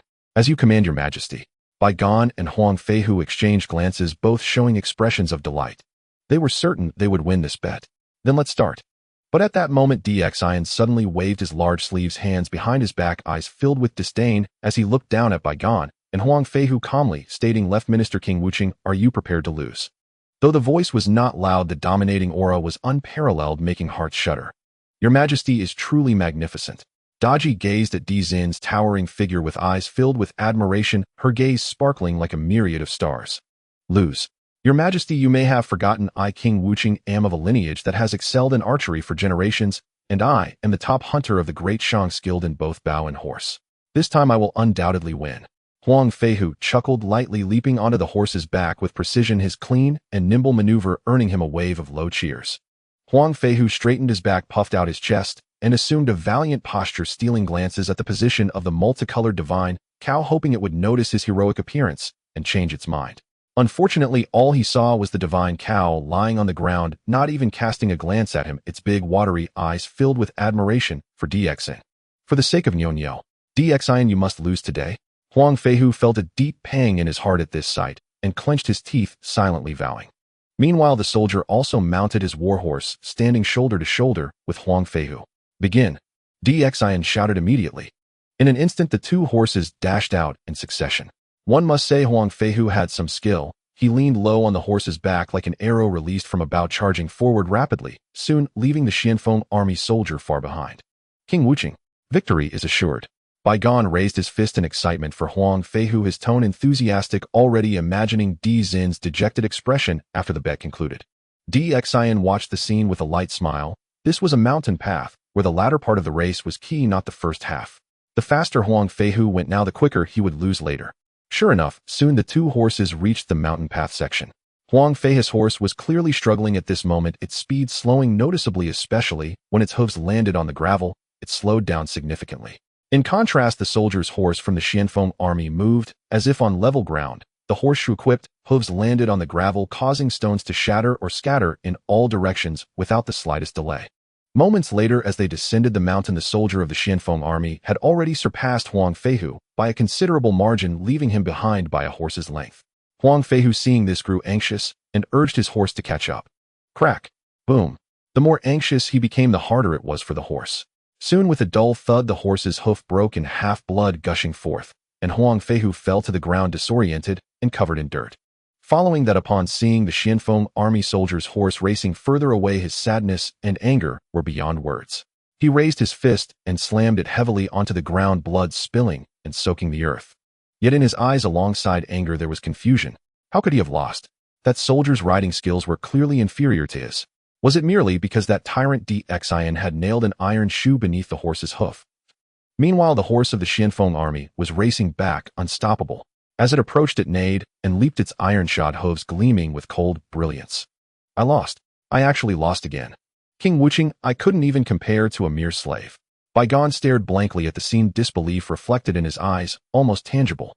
This scene completely exceeded his expectations. He could not comprehend how a perfectly good horse, once fitted with iron shoes, could become so powerful that it could utterly defeat the skilled Huang Feihu by the roadside. But there was no doubt that all of this confirmed an indubitable truth. In this grand wager, he had once again lost to the tyrant DXIN. Mighty. The Xianfeng army is mighty. His Majesty is mighty. Victory. The Xianfeng army triumphs. Great Shang triumphs. At that very moment, this spectacle ignited the surrounding soldiers.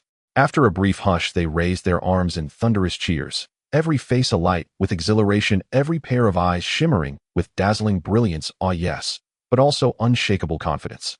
Not long ago, they had been slaves, dust beneath the feet of men like Wu Changwang, figures so exalted they seemed untouchable. To wager with him was unimaginable, even to walk beside him a luxury, or rather an impossibility.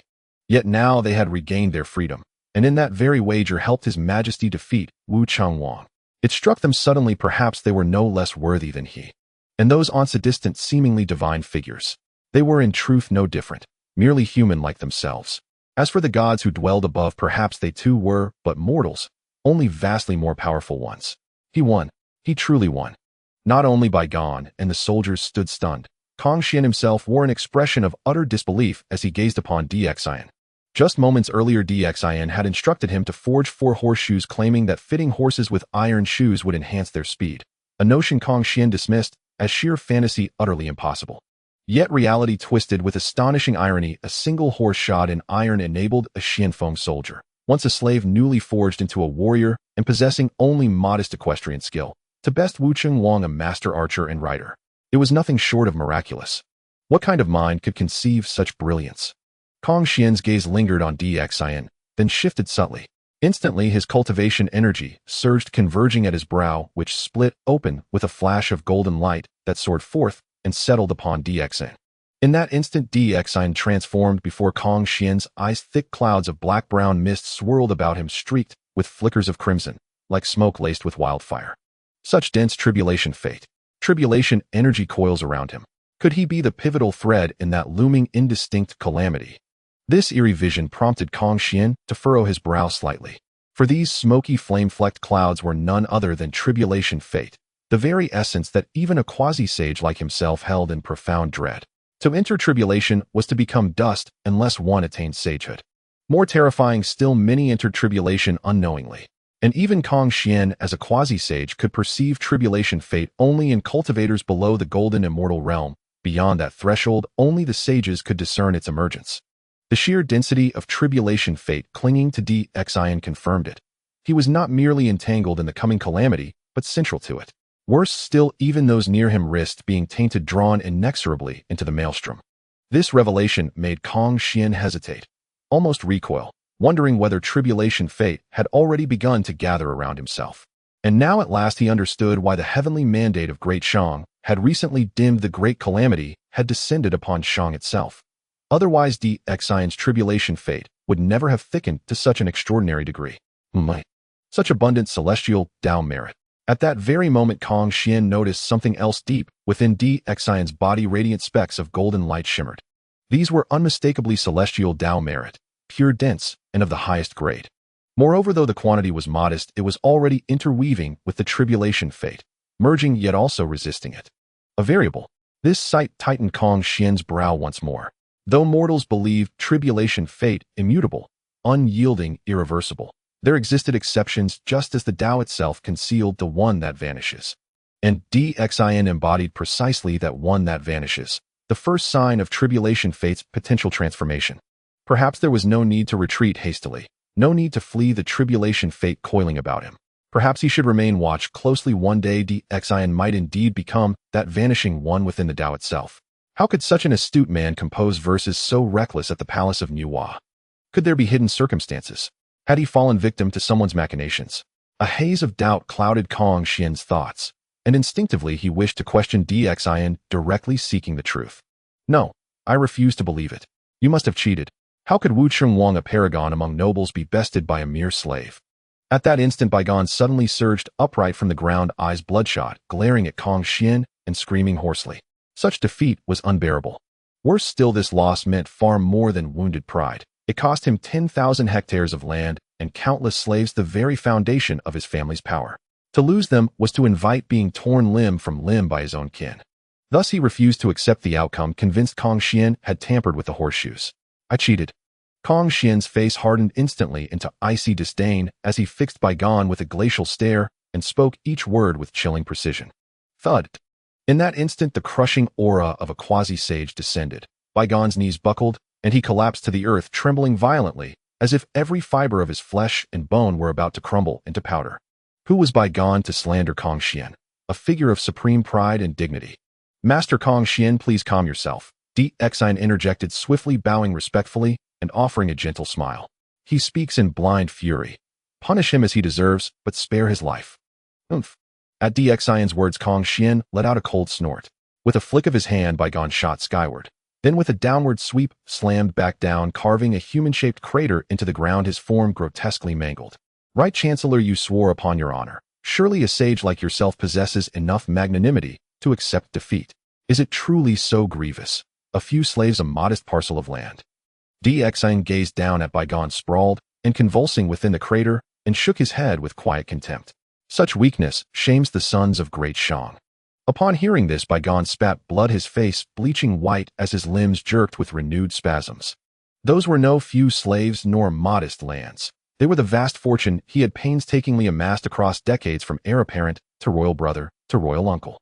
Now all of it, gone in a single wager, surrendered to Xin. How could he not rage? How could he not bleed? I see. You possess remarkable forbearance to tolerate such a man. Kong Xian glanced indifferently at Baigon, then turned to Xin with genuine surprise. Humanity cherishes life. Though he is misguided, greedy, and foolish, he remains my royal uncle. Xin sighed softly, a faint smile playing on his lips as he cast a wistful glance toward Baigon. Yet inwardly, he knew the sole reason such a perfect vessel for harvesting negative emotional resonance was far too valuable to destroy. Otherwise, he would have long since torn out the old man's heart to verify whether it truly bore 7 apertures. A sovereign must never yield to mercy. When death is warranted, it must be delivered. Kong Xian shook his head gravely, then fixed Xin with a steady gaze. On the day you inscribed your verse at the palace of Nuwa, did anything feel amiss? Anything profoundly unlike your usual self? On that day when the true Xin composed that lascivious poem in the Nuwa palace, what was unusual about it? Upon hearing the sound, Xin couldn't help but frown slightly. One must understand that the true Dzin's act of writing poetry in the Nuwa Palace was undeniably a significant event that affected the fortune of heaven and earth, directly turning the great Shang into a negative character. Now, listening to Kong Xian's words, it seems there was something amiss in this matter, wasn't there? Let me recall. Xin smiled at Kong Xian and began to tap into the memories of the true Xin, exploring the events of that day. On that day, he had a bit of wine at noon. However, usually he wouldn't drink so much during government affairs, but for some reason he felt particularly good that day, as if a wine bug was tickling his stomach, making him unable to resist drinking a little more. Soon after, Shang Rong came to report that it was the birthday of Nuwa, to express gratitude for Nuwa's merit in creating humanity and mending the heavens. He then set out, and upon arriving at the Nuwa Palace, his drunkenness surged. Especially when he saw the rows of guards around him, a sense of pride welled up in his heart, feeling that he was the only one worthy under heaven and earth. Even the myriad celestial beings were insignificant compared to him, the human emperor. To grasp the power of the world while basking in the beauty of a woman, he desired both the realm and its beauties to be held in his arms. As he contemplated these thoughts, a gust of wind suddenly blew, lifting the light veil of the Nuwa statue, revealing its true form. On that day, he found the statue of Nuwa remarkably enchanting, appearing delicate and captivating to an extraordinary degree. In reality, it was merely a clay figure far inferior in beauty to Queen Jiang. Yet that day, he felt the statue was exceptionally beautiful, even thinking of bringing it back to the palace to serve him at night. In his passion, he penned that lascivious poem inciting Nuwa's wrath. These events seemed coincidental, but upon reflection, with so many coincidences together, they could hardly be mere chance. Thinking back to that day, it indeed seems somewhat strange with many coincidences. If there were only 1 or 2, it would be fine, but with so many assembled, it becomes rather peculiar. As Xin considered this, he looked at Kong Xian and spoke slowly. Although he felt that there must have been something strange about that day's events, he could not comprehend who was plotting against Xin. Was it the followers of the Chanjiao, or the Jiejiao, or perhaps the Rinjiao, or the Shifangjiao? Or was it Nuwa orchestrating everything herself? Let me deduce a bit more. Upon hearing this, Kong Xian closed his eyes and focused his mind. Behind him, 5-colored divine light shone brilliantly, and mysterious and obscure Tao rhythms began to gently rotate, as if many heavenly secrets were flowing around Xin, intricately calculating the reasons for that day's events. Soon, Kong Xian's closed eyes suddenly opened wide, and beads of sweat began to bead on his forehead. His handsome face turned as pale as paper, and even his back began to show signs of dampness from sweat. Kong Xian, my friend, what has happened? Xin, seeing the unusual expression on Kong Xian's face, immediately deduced that there must be an unseen force manipulating the events behind Dzin's poem in the Nuwa Palace. However, he was unsure which faction's hand was at work. So that's how it is. Damn it. Kong Xian ignored Xin and gazed towards the west, his eyes aflame, as if a fierce fire burned within, radiating a dazzling brilliance. Just now, when he was deducing the heavenly secrets, he was unexpectedly obstructed by a golden, resplendent lotus with 12 layers. This lotus was the 12-petal lotus platform of the Shifangjiao. The appearance of the 12-petal lotus platform only signified one thing: that this matter was orchestrated by a sage, or rather that it was protected by a sage. The Shifangjiao? So it was them plotting behind the scenes. Upon seeing Kong Xian facing the west, Xin could no longer be ignorant of the situation. His mind buzzed, as if exploding, realizing that Kong Xian's recent deduction must have sensed that everything was orchestrated by the Shifang Jiao. Upon reflection, it was indeed reasonable for the Shifang Jiao to act. They aimed to sow discord between Nuwa and the human emperor, causing Nuwa to cease her compassion for the human race. Even if blood flowed like rivers, she would not intervene, allowing the Chanjiao and Jie Jiao to battle to the death, and then they would step in to reap the benefits, becoming the greatest victors of the Fengshan calamity. After the end of the journey to the west, the Shifang Jiao flourished, while the Panga Dao sects represented by Chanjiao and Jie Jiao fell into decline, of fate that continued into later generations. Unworthy, always unworthy, resorting to such despicable tricks. Fortunately, my Feng clan is sensitive to these schemes, otherwise I would truly have been deceived. The Xian bird brings prosperity to Shang, yet you seek to ruin my Feng clan's fortune and merit. Such a crime deserves death. Though Kong Xian was a Kwasa saint, his words held no respect for the two saints Jie Yin and Zhuan Ji of the Shifang Jiao. Each word was pronounced with a cold clarity, and his speech was filled with murderous intent, as if he wished to burn the Lingshan with a great fire and reveal his true form, swallowing those hypocrites whole. It was no wonder he was so furious. After all, the Phoenix clan relied on the Xian bird's prosperity. If the great Shang could continue, they could perpetually draw upon its fortune to weaken their own misfortune, ultimately aiming for its complete dissolution. The matter of the Xian bird bringing prosperity to Shang had long been a topic of concern among the great powers of the primordial era, and it was the last chance given to the Feng clan by the heavenly Dao. However, now with the Shifang Jiao plotting against Dxin, inciting Nuwa's wrath to destroy the great Shang, it was clear they had no regard for the Feng clan represented by Kong Xian, intending to ruin their chance to cleanse their misfortune and secure a place in this world. Kong Xian, my friend, speak with caution. Dxin warned, shaking his head repeatedly at Kong Xian. The saints possess spirit and roam between heaven and earth. Who knows if what Kong Xian said at this moment would be overheard by Jie Yin and Zhuan Ji. If those two petty and vindictive figures were to take action, it would be troublesome. Upon hearing Dzin's warning, Kong Xian finally came to his senses, hurriedly shaking his head and dispelling those malicious thoughts. After all, as Dxin mentioned, saints are extraordinary. If they were to hear what he had said, it would be troublesome if they took action against him. You must remember, whatever you create with your brilliant ideas in the future, keep it well and do not let others see it. Otherwise, a mere casual remark that this item or someone has a connection to my Shifang Jiao will lead to everything no longer belonging to you. Following that, Kong Xian looked at Dxin, speaking slowly and deliberately. Dxin felt a shiver run through him, hurriedly nodding to indicate he understood. After all, Jie Yin and Zhuan Ji's warning was akin to the phrase, "Friend, please stay a moment." Kong Xian, my friend, should we inform that lady, or? Dxin looked at Kong Xian, curiously asking how to proceed. Though Nuwa is the leader of the demonic beings, she does not protect them. As the leader of humanity, she does not protect them either, solely concerned with her own status as a saint, unwilling to involve herself in any karma. However, as one of the 6 saints, she is undeniably a power not to be ignored. Establishing a good relationship with her is far better than fostering an ill one. Do you think I can see through this? Would a saint not know these things? Kong Xian replied flatly, looking at Dxin and speaking slowly. Dzin's expression changed, suddenly cursing himself for his foolishness. Just as Kong Xian said this was something even he, a Kwasa saint, could see, how could Nuwa fail to notice? However, since Nuwa had discovered that everything was orchestrated by the Shifang Jiao, why did she not act against them, but instead vent all her anger on Dxin? Preferring to sully herself rather than harm the Shifang Jiao, there must be a great secret behind this. But what kind of benefit or reason could lead a saint like Nuwa to willingly endure humiliation and tarnish her own name? Could it be? The thought stirred within Dzin's heart, but soon he hastily forced himself to cut off this notion. After all, Hongjun Daozu as a saint of the heavenly Dao is even more unfathomable than the 6 saints. Once a thought arises, it becomes a feeling. At this moment, a warning from the heavenly Dao's purple cloud, divine thunder, might be imminent. My cultivation is still too weak. I need to accumulate more negative emotional values to enhance my strength. By then, whether he is one of the 6 saints or a Dao ancestor, what can they do?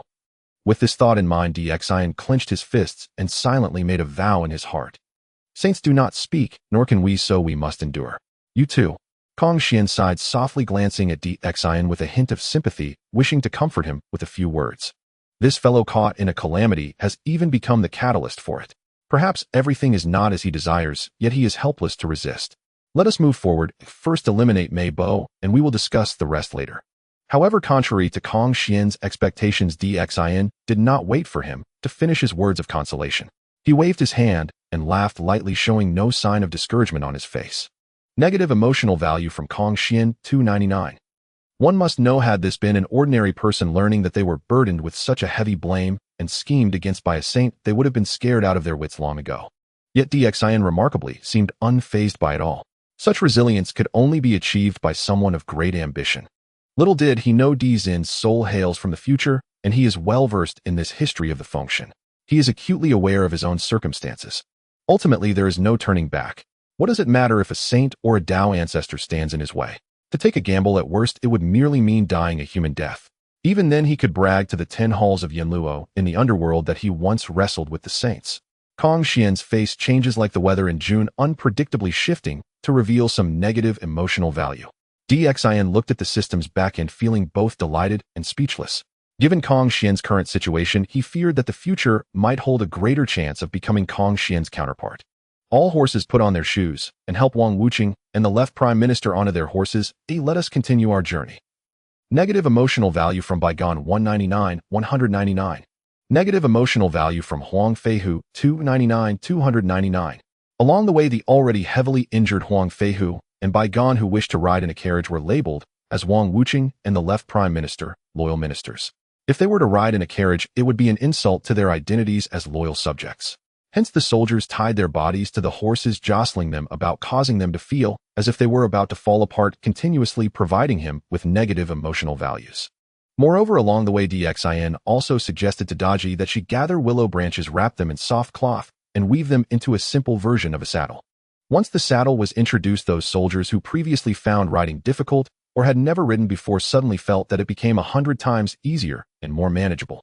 They could even steady themselves on horseback, drawing bows and arrows. Thus, cavalry, which had swept across the European continent, appeared on the vast land of the primordial era. The emergence of the saddle also caused the heavens and earth to tremble, and a small amount of heavenly Dao merit rained down. Part of it fell upon Dxian, while another part landed on Daji.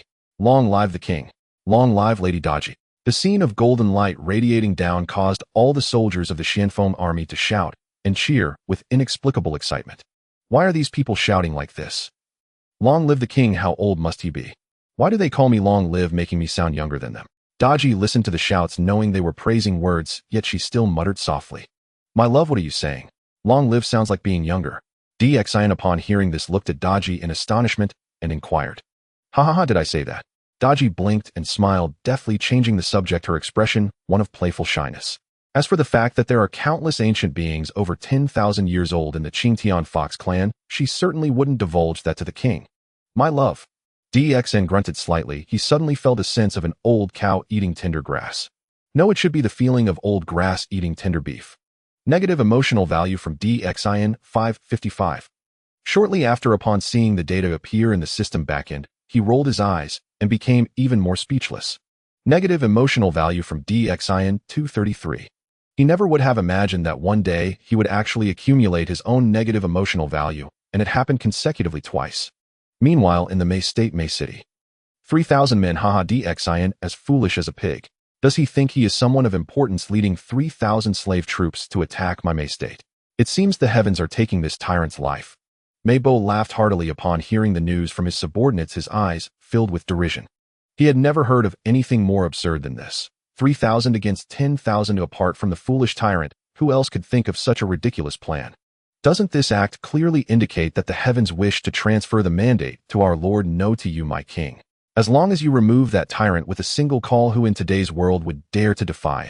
Once Mei Bo finished speaking, a subordinate beamed, showering him with compliments. Ha. Don't call out too early. Call out a few more times, it's quite fun. Upon hearing the term king, Mei Bo's eyes brightened. He felt that this subordinate had voiced his innermost thoughts perfectly. A sense of excitement flushed his cheeks as he laughed heartily, waving his hand to signal the subordinate to continue. My king, a high-ranking figure riding a giant golden cicada along with another riding a green-haired divine beast, has come to help us defend the city.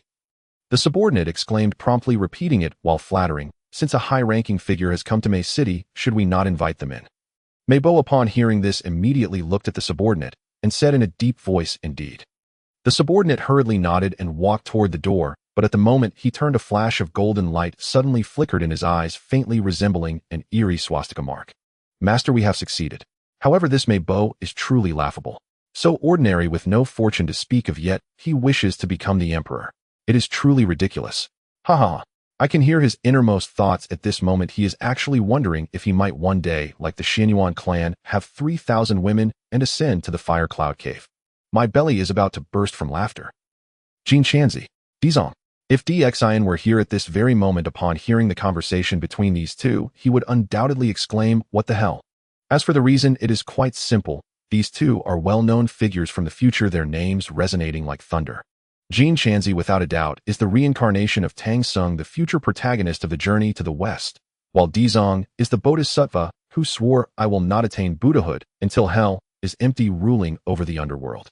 As for that azure-haired divine beast, it is none other than Di Ting, the spiritual beast capable of hearing the hearts of beings across the three realms and discerning truth from falsehood. However, at this time Buddhism has not yet been established, it is still the Western teachings. These two, who gained great fame after the great calamity of the Fengshen, are donned in Taoist robes, presenting themselves as Taoists, indicating they have received the legacy of Pangu. In our Western teachings, we enter through merit.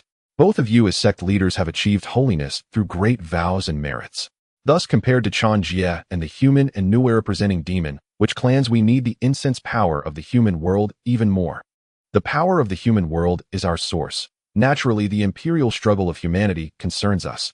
Now that heaven intends to destroy the Shang kingdom, we must lend a hand to Meibo, weakening the imperial fortune of DXIN. Only when humanity is without an emperor is it a good opportunity for our teachings to spread. Jin Shanzi lowered his brow, his expression calm, speaking slowly. Are you implying that we are the ones making this world more chaotic? Dizong, upon hearing this, frowned, looking at Jin Shanzi with suspicion, and continued to question. But doesn't our doctrine state that we must not kill and must not do evil?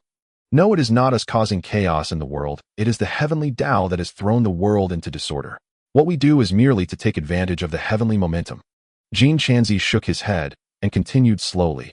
The doctrine is for the followers to see and act upon. As for you and me, as long as we can cause our Western teachings to flourish, a small sacrifice is nothing to worry about. Senior brother. Dizong heard this and furrowed his brow, his lips moving as if he wanted to say something. He always felt that Jin Shanzi was wrong. If their doctrine truly forbade killing and doing evil, then should they not try everything to persuade those who would stir up trouble to lay down their weapons when they sensed the heavenly Tao was about to create chaos? How could killing lead to more chaos in the world? Just like earlier when Jin Shanzi instructed Di Ting to listen to Meibo's heart, and then used a mind-controlled subordinate to utter the words "Great King" to tempt Meibo.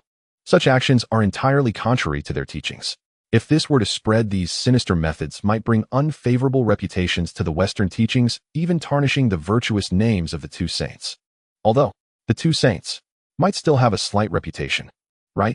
Junior brother, you must remember, to you and me the master's instructions are the most important thing in this world. Jin Shanzi looked at Dizong's expression and sternly admonished him. After seeing Dizong momentarily stunned, he then revealed a benevolent smile and said, "Moreover, the DXN we are dealing with is an immoral tyrant who is a member of humanity, even composed lascivious poetry under the Niuhua Emperor's palace. Such a scoundrel deserves to be punished. Although the time is not right to kill him, we must still humiliate him severely." Little Dizong stopped speaking recklessly. "I can hear your senior brother's thoughts clearly. If you continue to hesitate, he might return to Ling Mountain and file a complaint against you, or perhaps even eliminate you on the way back. Do not forget that he is accompanied by the first golden cicada, a fierce beast of the primordial era." Just as Dizong's expression changed, and he wanted to say something, Di Ting, who was lazily lying on the ground, suddenly transmitted a voice that resonated deep within Dizong's soul. "Senior brother, he wants to kill me." Dizong was startled upon hearing this, looking blankly at Jin Shanzi. When he saw the warm smile on Jin Shanzi's face, he couldn't help but feel confused, but still cupped his hands and said, "Dizong will diligently follow the teachings of senior brother and the master, ensuring that this arrangement is executed well." "That's right.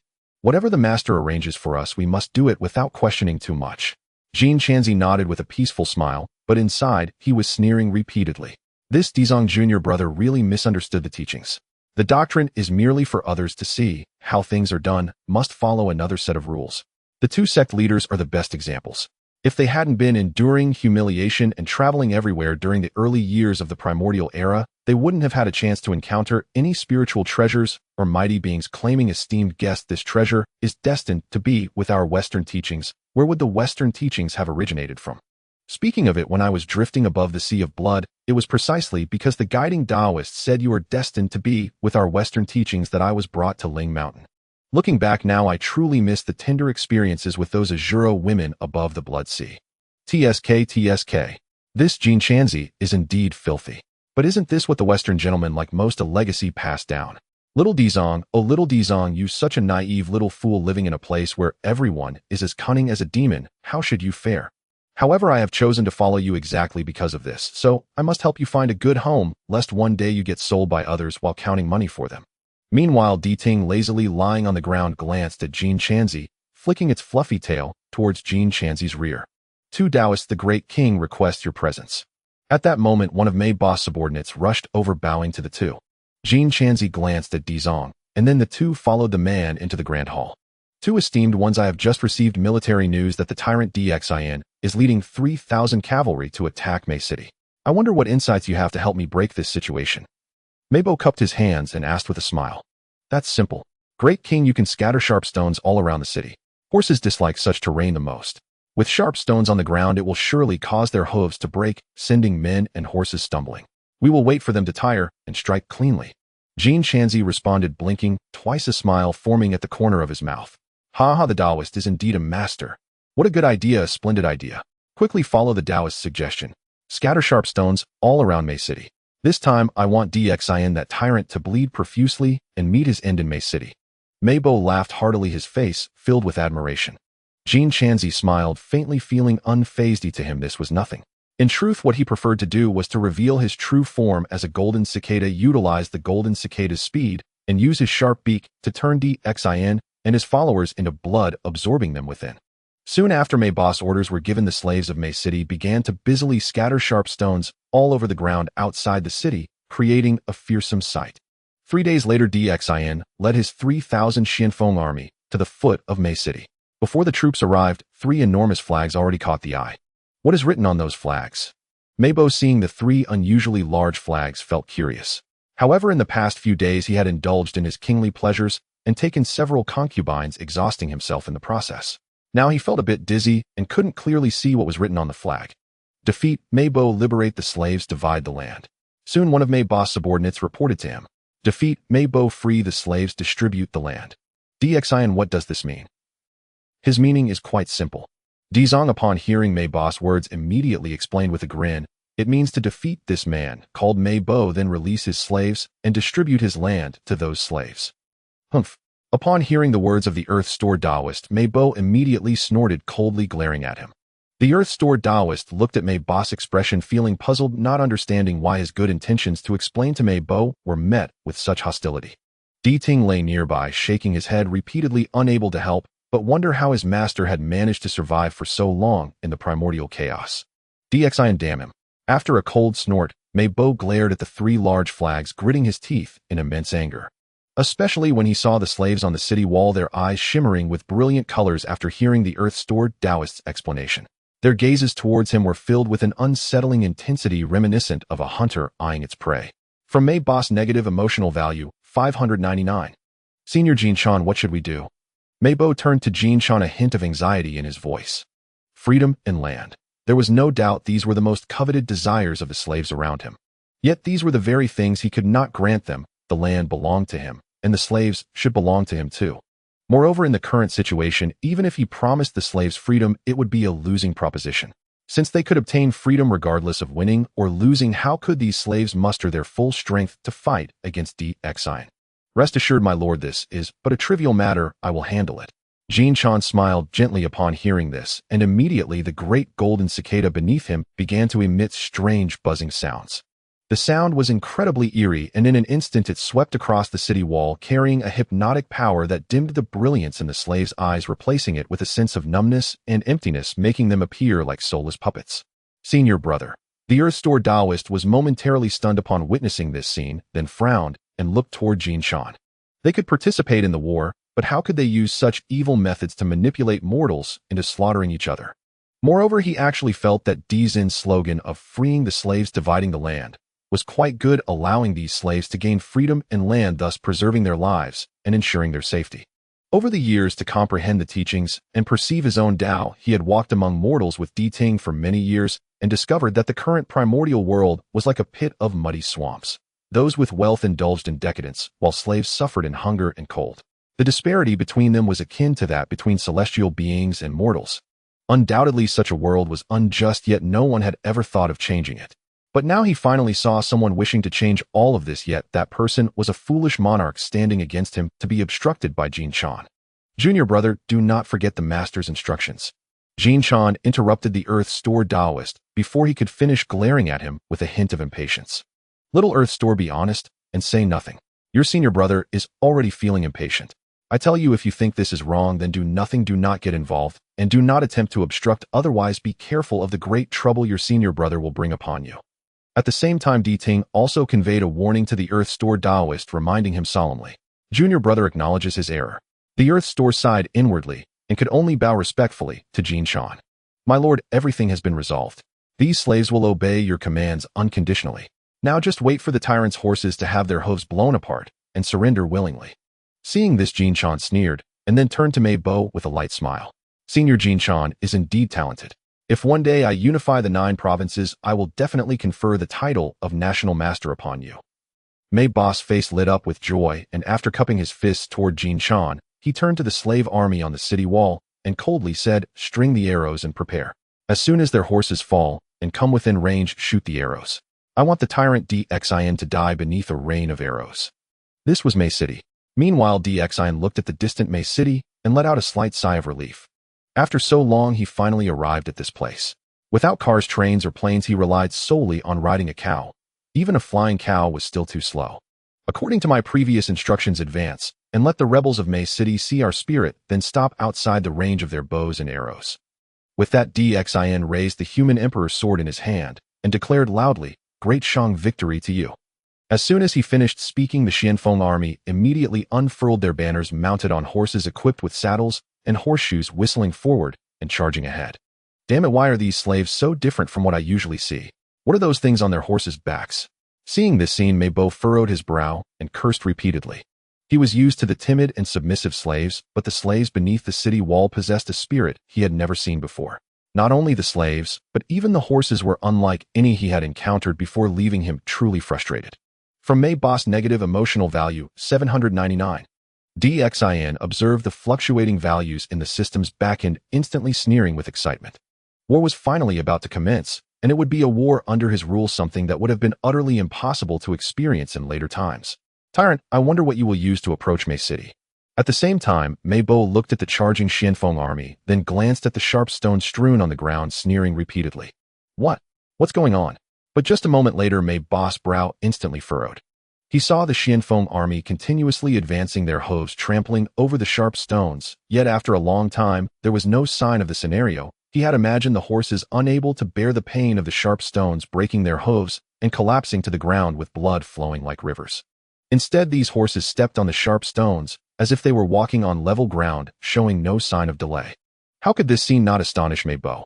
He turned to Jin Chan beside him and asked, Senior Jin Chan, what is going on here? Why are Dzin's cavalry horses not afraid of those sharp stones? Not only Mei Bo, but Jin Chan was also dumbfounded, unable to comprehend why the carefully devised strategy he had crafted was failing at this moment. If it were just 1 or 2 horses that were unfazed by the sharp stones, it could be attributed to extraordinary talent. But if all the horses were unaffected, that was rather strange, causing him to develop some resentment towards that Dxin outside the city wall. From Mei Bo's negative emotional value, 544. From Jin Chan's negative emotional value, 666. Almost the instant the negative emotions arose in Jin Chan's heart, Dxin immediately caught the name in the back end. Damn it. In an instant, his expression couldn't help but turn a bit dazed. He had actually encountered the fated child of destiny from the journey to the west in the primordial chaos, the chubby monk who would soon be on television exclaiming, my dear benefactor, do not, or Wukong, do not be rude. No, he wasn't the chubby monk yet. He was still before the reincarnation of the Tenzin. But one thing was undeniable: since Jin Chan's negative emotional value appeared alongside, Mei Bo had indicated that these two were now plotting against him together. This also suggested that just as Kong Xian had previously deduced, the Western Church was indeed fanning the flames in this calamity, trying to make the catastrophe even greater. Kong Xian, my fellow Taoist friend, why not take a look yourself? Is there any formidable expert hidden within this city? An expert?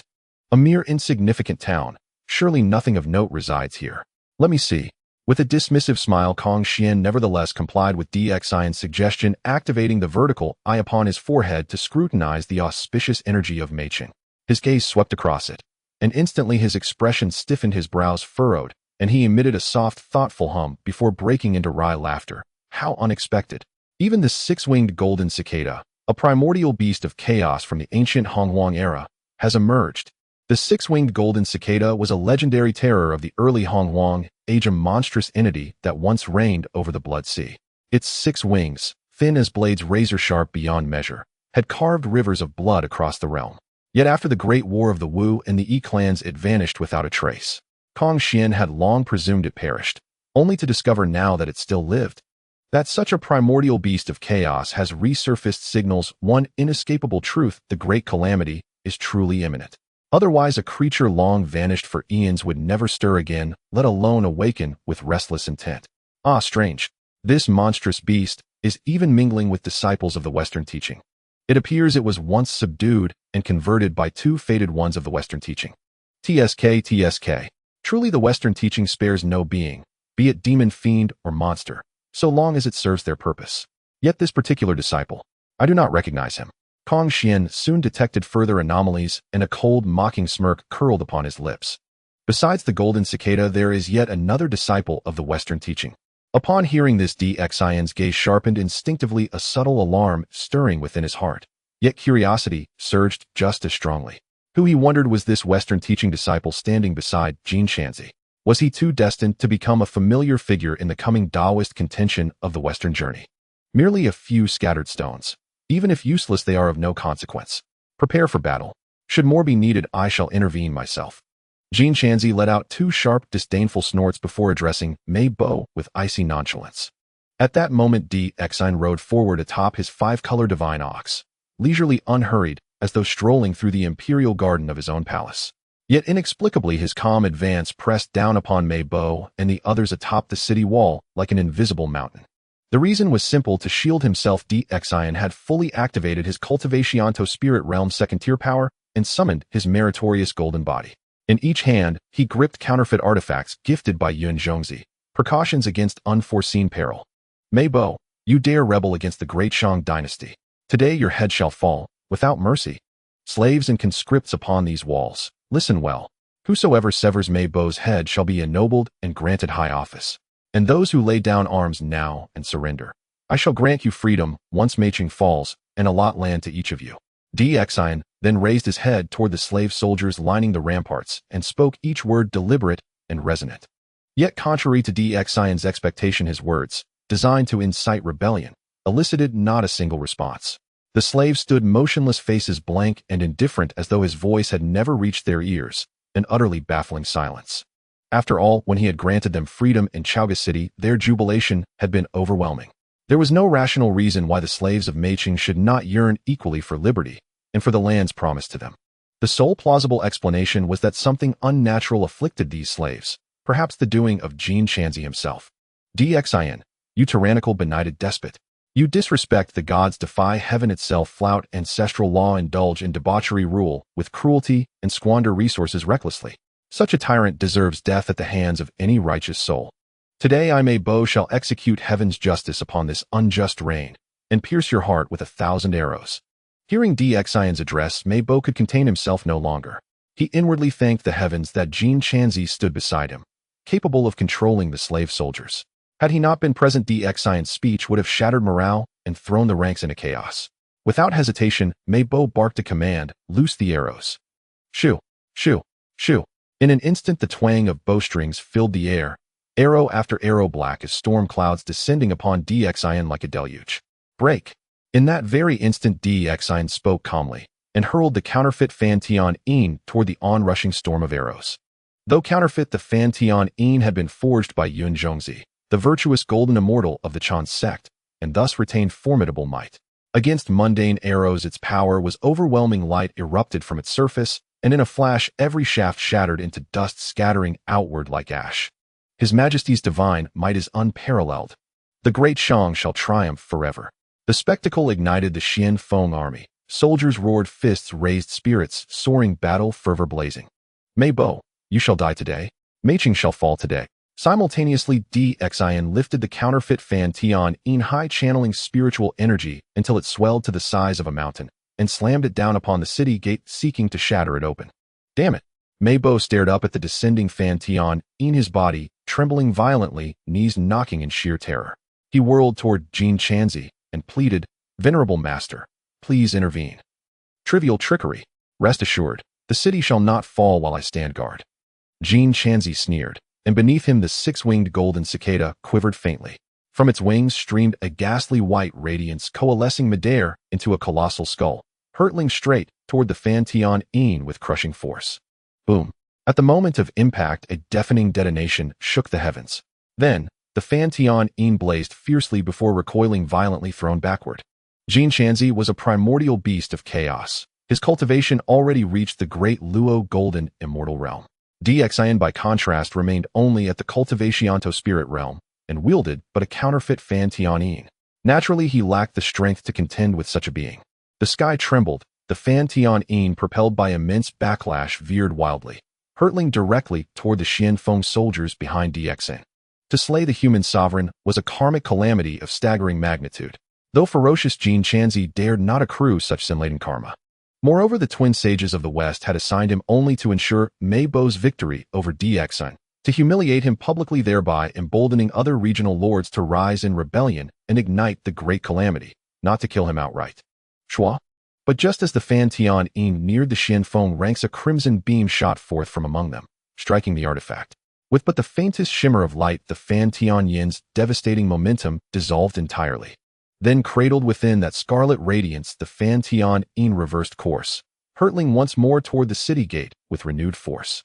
Kong Xian, a quasi-sage, moved with authority far beyond DXIN's reach.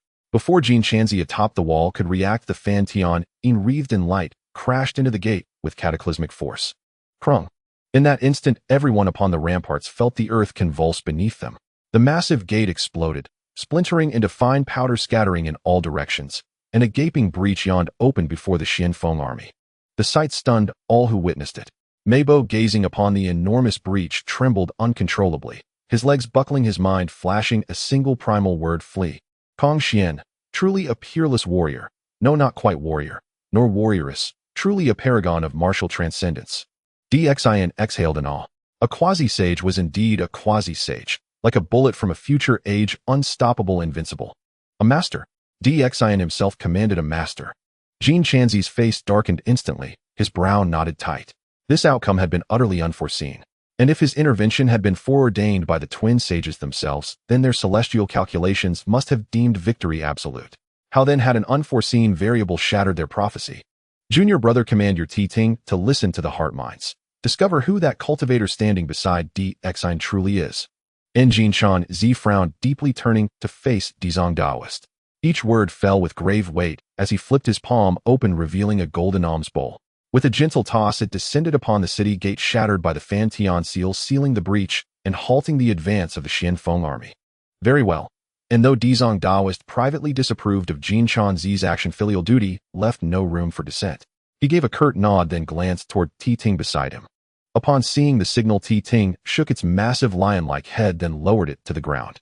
Instantly, azure light surged from its body, swift, radiant, and unerring, as it swept beyond the crumbling ramparts toward the Xianfeng army, seeking to discern the innermost thoughts of all beings and unveil the hidden cultivator among them. So it's this little creature. The Western teaching indeed collects many strange and wondrous things.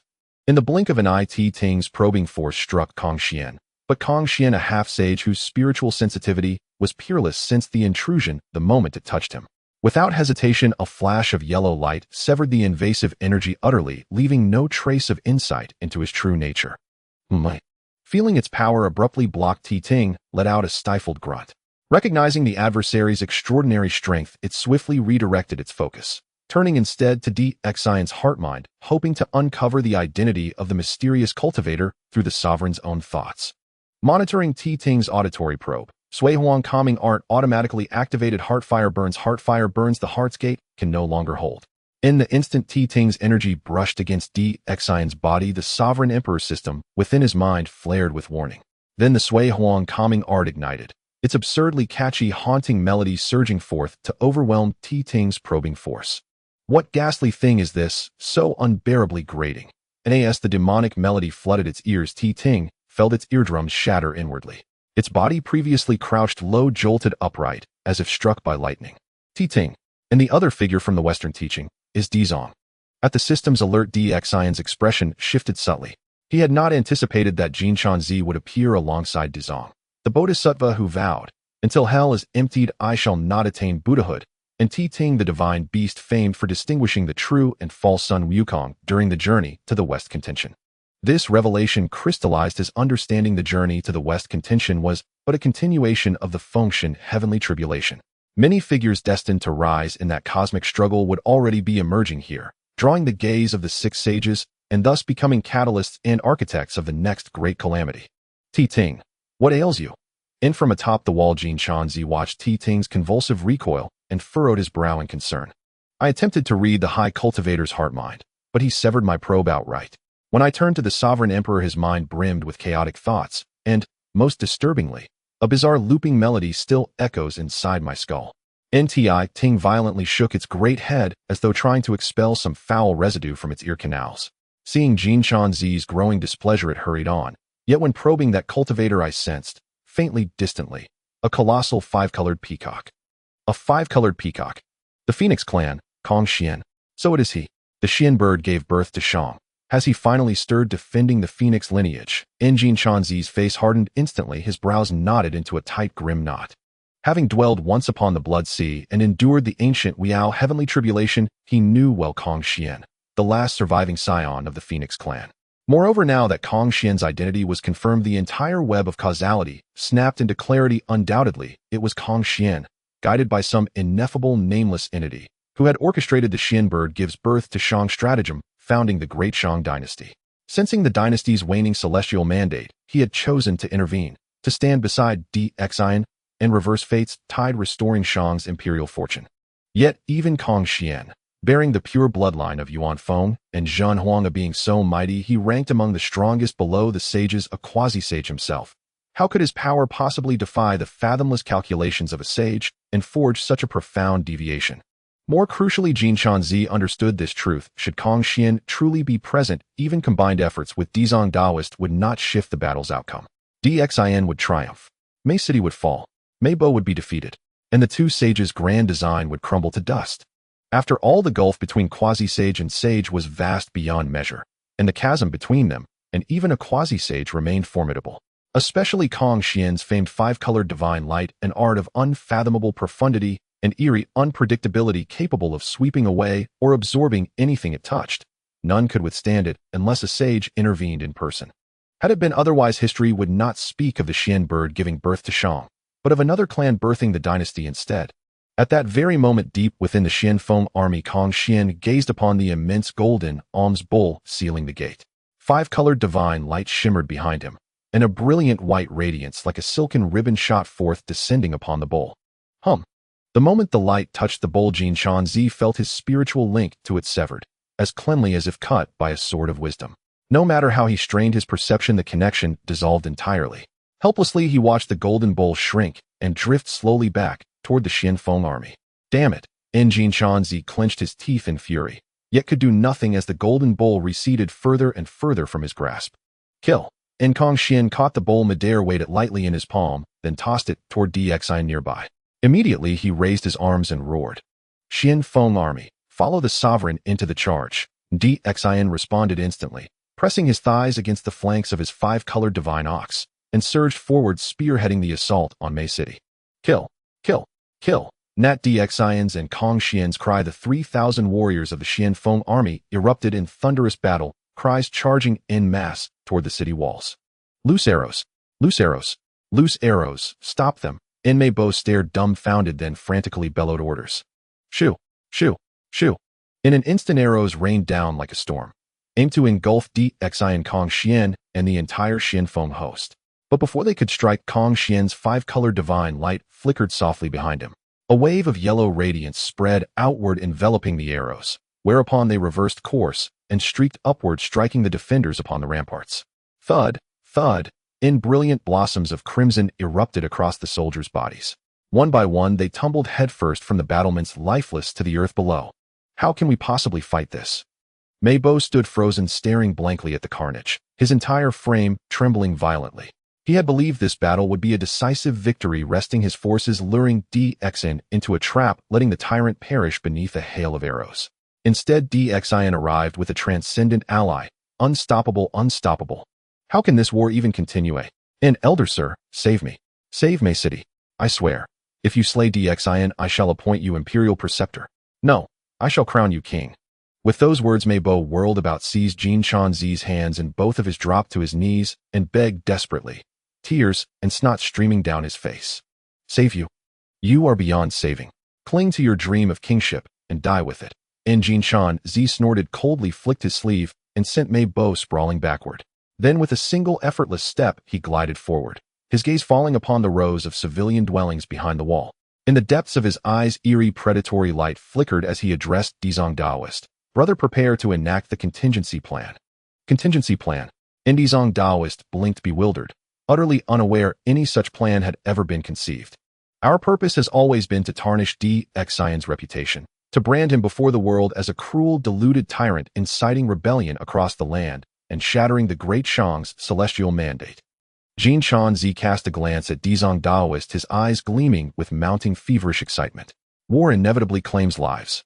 Since Mei City will fall and Mei Bo must perish, let us brothers DXIN in one final act annihilate this entire city's populace, thereby cementing his legacy as a monster of unspeakable brutality. Massacre.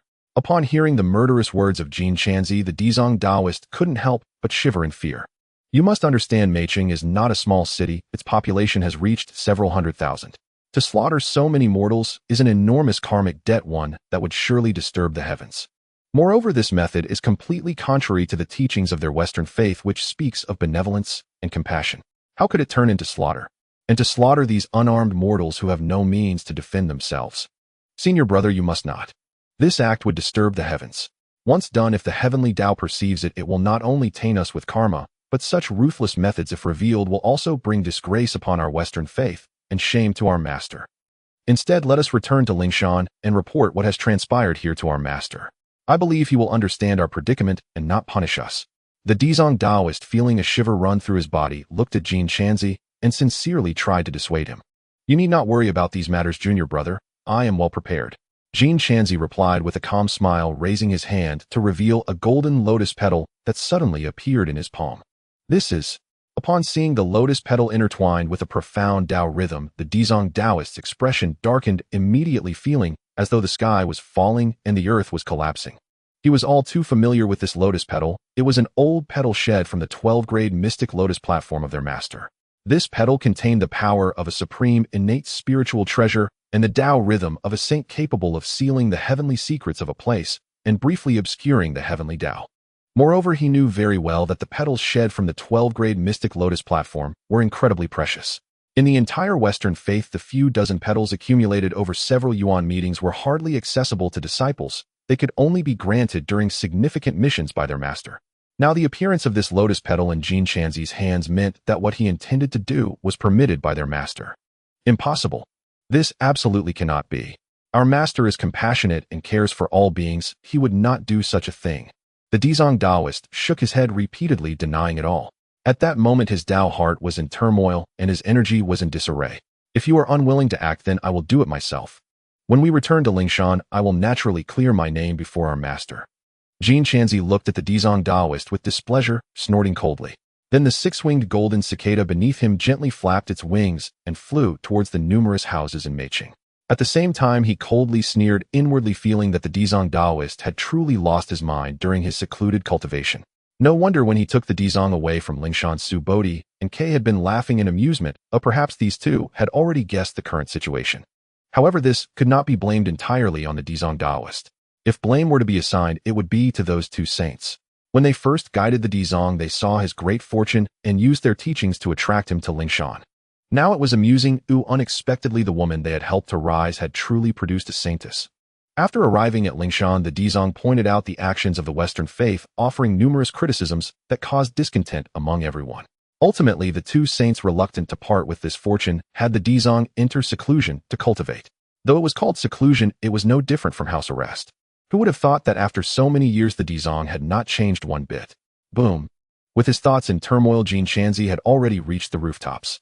With a gentle flap of the golden cicada's wings, a sharp blade of energy struck down towards the numerous houses, intending to shatter all the buildings and turn the citizens into unjustly slain ghosts. Senior brother, you must not. Seeing this scene, the Dizong Taoist's gaze sharpened, and without hesitation, he flew forward to block it. Raising his hands, a gigantic golden swastika transformed into a light screen that forcefully intercepted the blade of energy. Little Dizong, don't be reckless. He has the lotus petal from the 12th grade mystic lotus platform in his hands. Do you not understand the implications? Do you wish to be punished again, locked away for countless years, dragging me along to suffer that confinement? Please do not obstruct him. Oh, just refrain from acting. I beg you, do not be reckless. I call you father, no, I call you ancestor. The Titing spirit beast gasped in shock at this scene and hurriedly transmitted his voice to the Dizong Taoist, hoping he would change his mind and refrain from attacking. Benevolence and compassion are the roots of virtue. He truly damages the fortune of our Western faith. I am not wrong, our master will understand me.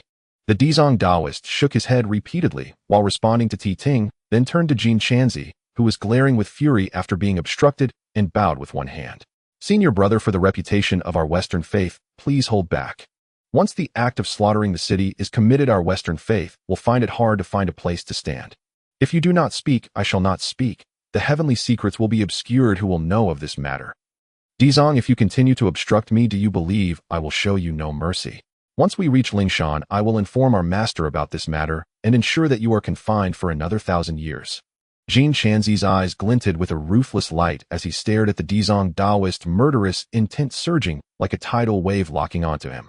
The ferocity of a primordial beast was laid bare as he coldly reprimanded the Dizong Taoist, each word dripping with lethal intent, instilling fear in all who heard, including the Titing spirit beast, which trembled incessantly. The heavenly secrets may be obscured, but you know I know. The Dizong Taoist lowered his gaze. After a moment, he raised his head to look at Jin Shanzi and declared, Senior brother, even if you wish to kill me today, I will still stop you from slaughtering these mortals. You foolish creature. Let us see if you can stop me. Jin Shanzi erupted in fury, the six-winged golden cicada flapping its wings. In an instant, a terrifying black mist spread out, forming a massive skull that crashed heavily towards the city. Compassion. The Dizong Taoist remained silent, his figure flickering as he appeared before the giant black skull. Sitting cross-legged in the void, he pressed his palms together, softly reciting a mantra. As he did, golden light radiated along the skeleton, resisting the onslaught of the black skull. Even as numerous cracks appeared along his body, blood gushing forth and his aura weakening, he still did not retreat in the slightest. At that moment, Dxian and Kong Xian had already charged into Meiqing. Dxian gently patted the five-colored divine ox and flew up to the city wall. Following that, he raised the Fan Tian Yin and lightly dropped it down, instantly crushing the trembling Mei Bo into a pulp. At the same time, the Xianfeng army had also ascended the city walls, their momentum like a raging torrent. In the blink of an eye, the slave army on the walls was forced back in waves, collapsing like ripe rice stalks under a scythe, falling in groups with blood spilling like rain. Kill without mercy those who resist. Those who surrender shall not be harmed. Do not disturb the citizens of the city. Dxian, smelling the overpowering scent of blood, felt nauseated deep within and issued military orders to Shangrong. He knew that ancient warfare often involved city slaughtering, but as a person from the future, he simply could not engage in such indiscriminate slaughter of the innocent. The king has decreed those who surrender shall not be harmed. My Xianfeng army shall not slaughter the city. Those who kill the innocent shall be killed without mercy. Shangrong immediately nodded and loudly relayed the order. As soon as the words were spoken, the Xianfeng army, which was preparing to charge into the civilian houses, halted in unison. Look over there. However, before Dxian could relax, Kong Xian, with a playful smile, pointed towards the city and said to Dxian. Upon hearing this, Dxian immediately turned his head, and what he saw was Jin Shanzi and the Dizong Taoist drenched in blood, along with the Titing spirit beast, which was anxiously pacing back and forth, trying to approach, but too afraid to do so. This scene caused Dizin's expression to freeze momentarily, and he was astounded in his heart, thinking, why is there infighting within the Western faith? Moreover, it is that plump and kind-faced monk from later generations who is fiercely beating the Dizong. Infighting within the Western sect. This scene was truly beyond Emperor Zin's expectations, but upon careful observation he immediately realized that Jin Shanzi seemed to be planning a massacre of the city, while Daoist Dizong appeared to be obstructing his actions. Jin Shanzi wants to massacre the city. Does he not fear the backlash of karma preventing him from attaining his rightful rewards? Yet amidst his anger, Emperor Xian felt a sense of confusion. However, shortly after he noticed that around Jin Shanzi there was a faint lotus petal-shaped halo obscuring his figure, evidently a manifestation of the Western sect's treasure, the 12-petal mystic lotus. Western sect, damn it. The moment he realized this, a murderous intent immediately filled Emperor Zin's eyes as he ground his teeth and spoke deliberately. What does the lotus platform obscuring the heavenly secrets and then massacring the city signify? It indicates that Jin Shanzi intends to shift the blame of the city's massacre onto him, making the world believe that he committed the atrocity after conquering Meiqing. This would cement his reputation as a tyrant, leading the world to jointly condemn him. Such malice cannot be overlooked. It is truly sinister. Fortunately, it seems that Dizong cannot accept such a massacre, thus intervening. Otherwise, if Jin Shanzi were to make a move, even if he jumped into the Yangtze River, he could not wash away the infamy of the massacre. Well done. Daoist Dizong, kill this little Shanzi. The so-called compassion of the Western sect is nothing but deceit, hypocritical. I will assist you. Thinking of this, Emperor Xian immediately looked at Daoist Dizong and shouted repeatedly. The negative emotional value from Jin Shanzi, 599. As soon as he spoke, Jin Shanzi's face turned extremely grim. The six-winged Jin Shanzi desperately vibrated, trying to strengthen the skull to break through Daoist Dizong's defenses and destroy the city. Chi, chi, chi. In an instant, countless blood marks appeared on Daoist Dizong's body, blood spraying forth like arrows falling all around. Kong Xian, please make a move and stop him. Emperor Xian observed the fluctuations in the system's back-end data, sneering coldly. He then turned to Kong Xian and said in a deep voice, "Anyone who disrupts the fate of the Phoenix clan shall be killed without mercy." At this moment, Kong Xian had already grasped the situation here. After a cold snort, colorful divine light appeared behind him. Following that, the white light gently swayed, forming a light, yet enormous feather sword in the void, gracefully slashing towards the not-so-far Jin Shanzi. Zheng. The power of a Quasi Saint is formidable and unfathomable. This white light contained a vast amount of sword energy and sword principles surging like a tidal wave. Even before approaching, it made Jin Shanzi feel as if his body were being pierced by needles, and not just his flesh. Even his primordial spirit felt as if it were about to explode at that moment. In that instant, Jin Shanzi felt as though he had arrived at the gates of hell.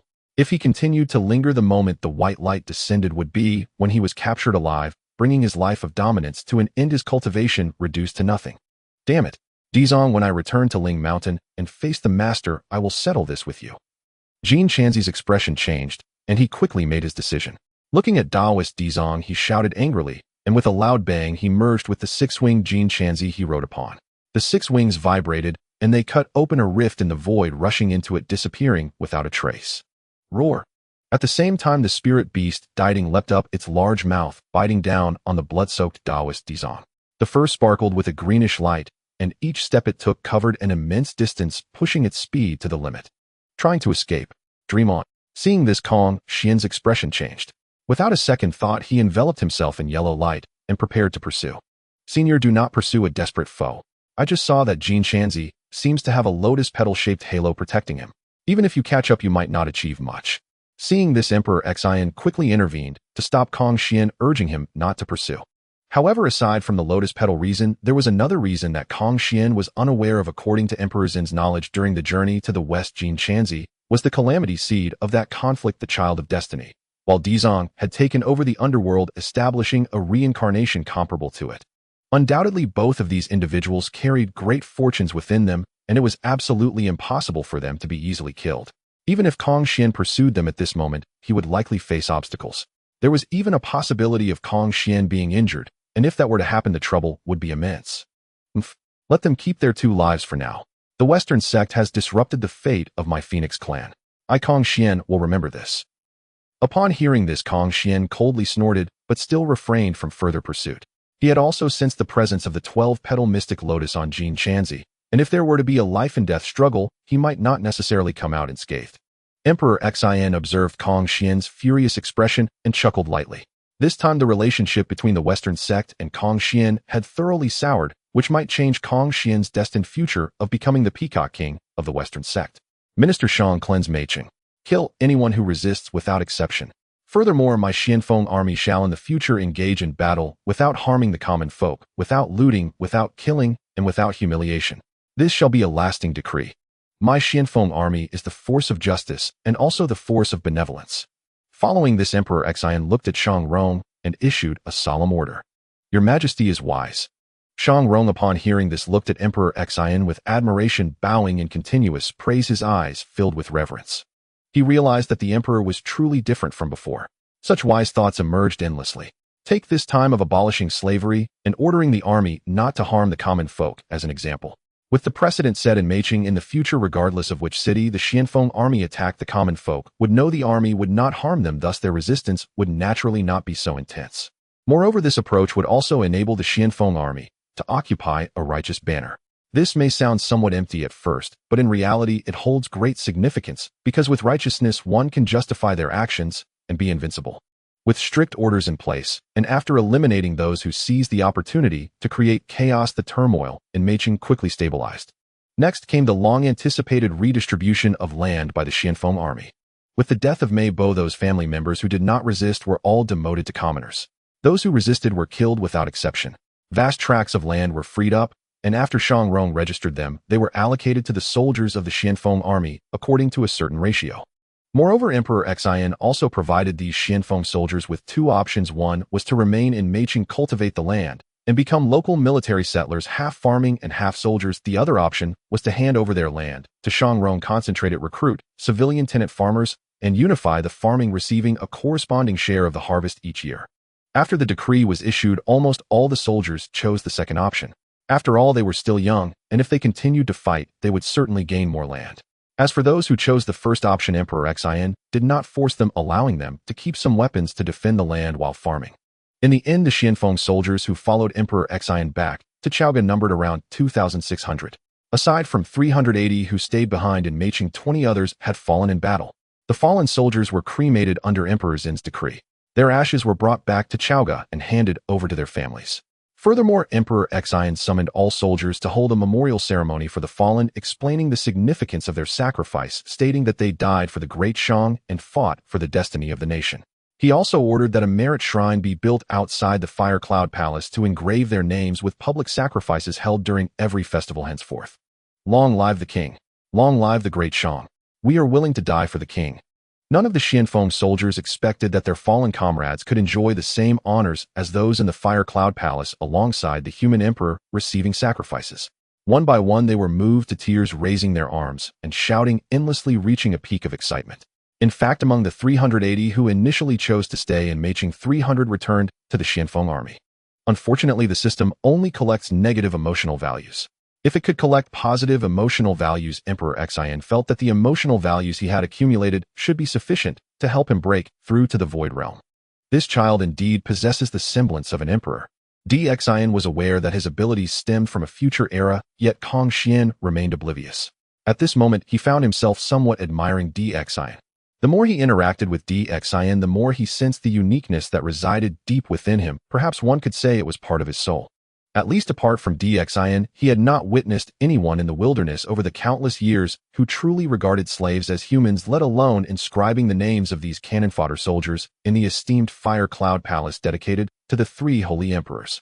This not only served to inspire those soldiers to devote their lives to him, but also demonstrated that Xian regarded these enslaved soldiers as human beings. If Xian were to learn of Kong Xian's thoughts, he would surely deem it mere nonsense. After all, his soul had traversed from a future world, and he truly belonged to a different realm, hence his distinctiveness. Meanwhile, the thoughts of the former slaves of the Xianfeng army were far simpler. They did not grasp profound philosophies, but they understood one thing: since Xian treated them as humans working alongside him, even if it meant death, neither their families nor their own lives would be neglected. So what did it matter if they died for him? Tyrant! Foolish ruler! How dare you elevate slaves to the same status as the 3 sovereigns and 5 emperors? Such shamelessness can only be conceived by a blind monarch like you. As for Baigan and Huang Feihu, they were filled with disbelief and anger. One must understand that in the past, only the noble elites of the great Shang could have their names inscribed in the Fire Cloud Palace, such as Baigan and the martial king Huang Feihu. Now Xian intended to include the names of slaves as well. Was this not a disgrace to the names of those former nobles? A group of slaves, what merits do they possess to even be compared with them? However, Bai Gan and Huang Feihu dared only to think such thoughts privately and would not voice them, knowing that if they did, their fate would likely be torn to pieces by the soldiers of the Xianfeng army. 3 days later, after cleansing Mei City and selecting a new city lord along with the grand abolition of slavery and land redistribution, Dxin returned to court. Kong Xian, my friend, there is no need to rush back. I have some matters for them to attend to. Dxin smiled as he spoke to Kong Xian on their way back. Kong Xian nodded, feeling a sense of anticipation for what Dxin was about to do, curious about what this man would accomplish that was different. From today onward, our Xianfeng army must present the appearance of soldiers. We can no longer walk haphazardly. We must be uniform and orderly. Seeing this, Dxin gathered the Xianfeng army, taught them several movements for formation, and then rode alongside the formation, holding the reins and supervising. Thus began the arduous times for the Xianfeng army. Walking in formation seemed simple, yet these soldiers often forgot whether to step with the left leg first or the right, turning the large group into a chaotic mess akin to dumplings being thrown into water. And for those who faltered in their steps, Dzin's punishment was simple. 1 mistake resulted in 20 push-ups. Negative emotion value from Wang Erxiao, 99. Negative emotion value from Zhang Gui, 99.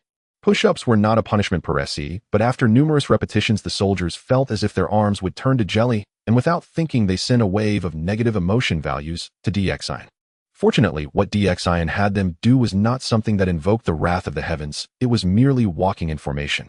Apart from providing some negative emotion values, the soldiers did not engage in any extreme actions. Moreover, after walking for a while, they discovered that such a formation was indeed quite beautiful, especially when they managed to synchronize their steps with the sound of their footsteps booming like thunder, causing the ground to tremble. It brought an overwhelming sense of pride and joy. After a day of marching, as the sun set, Dxin finally arranged for them to camp, and the soldiers were on the verge of tears from excitement. They had never thought that being able to walk freely with their legs was also a kind of beauty.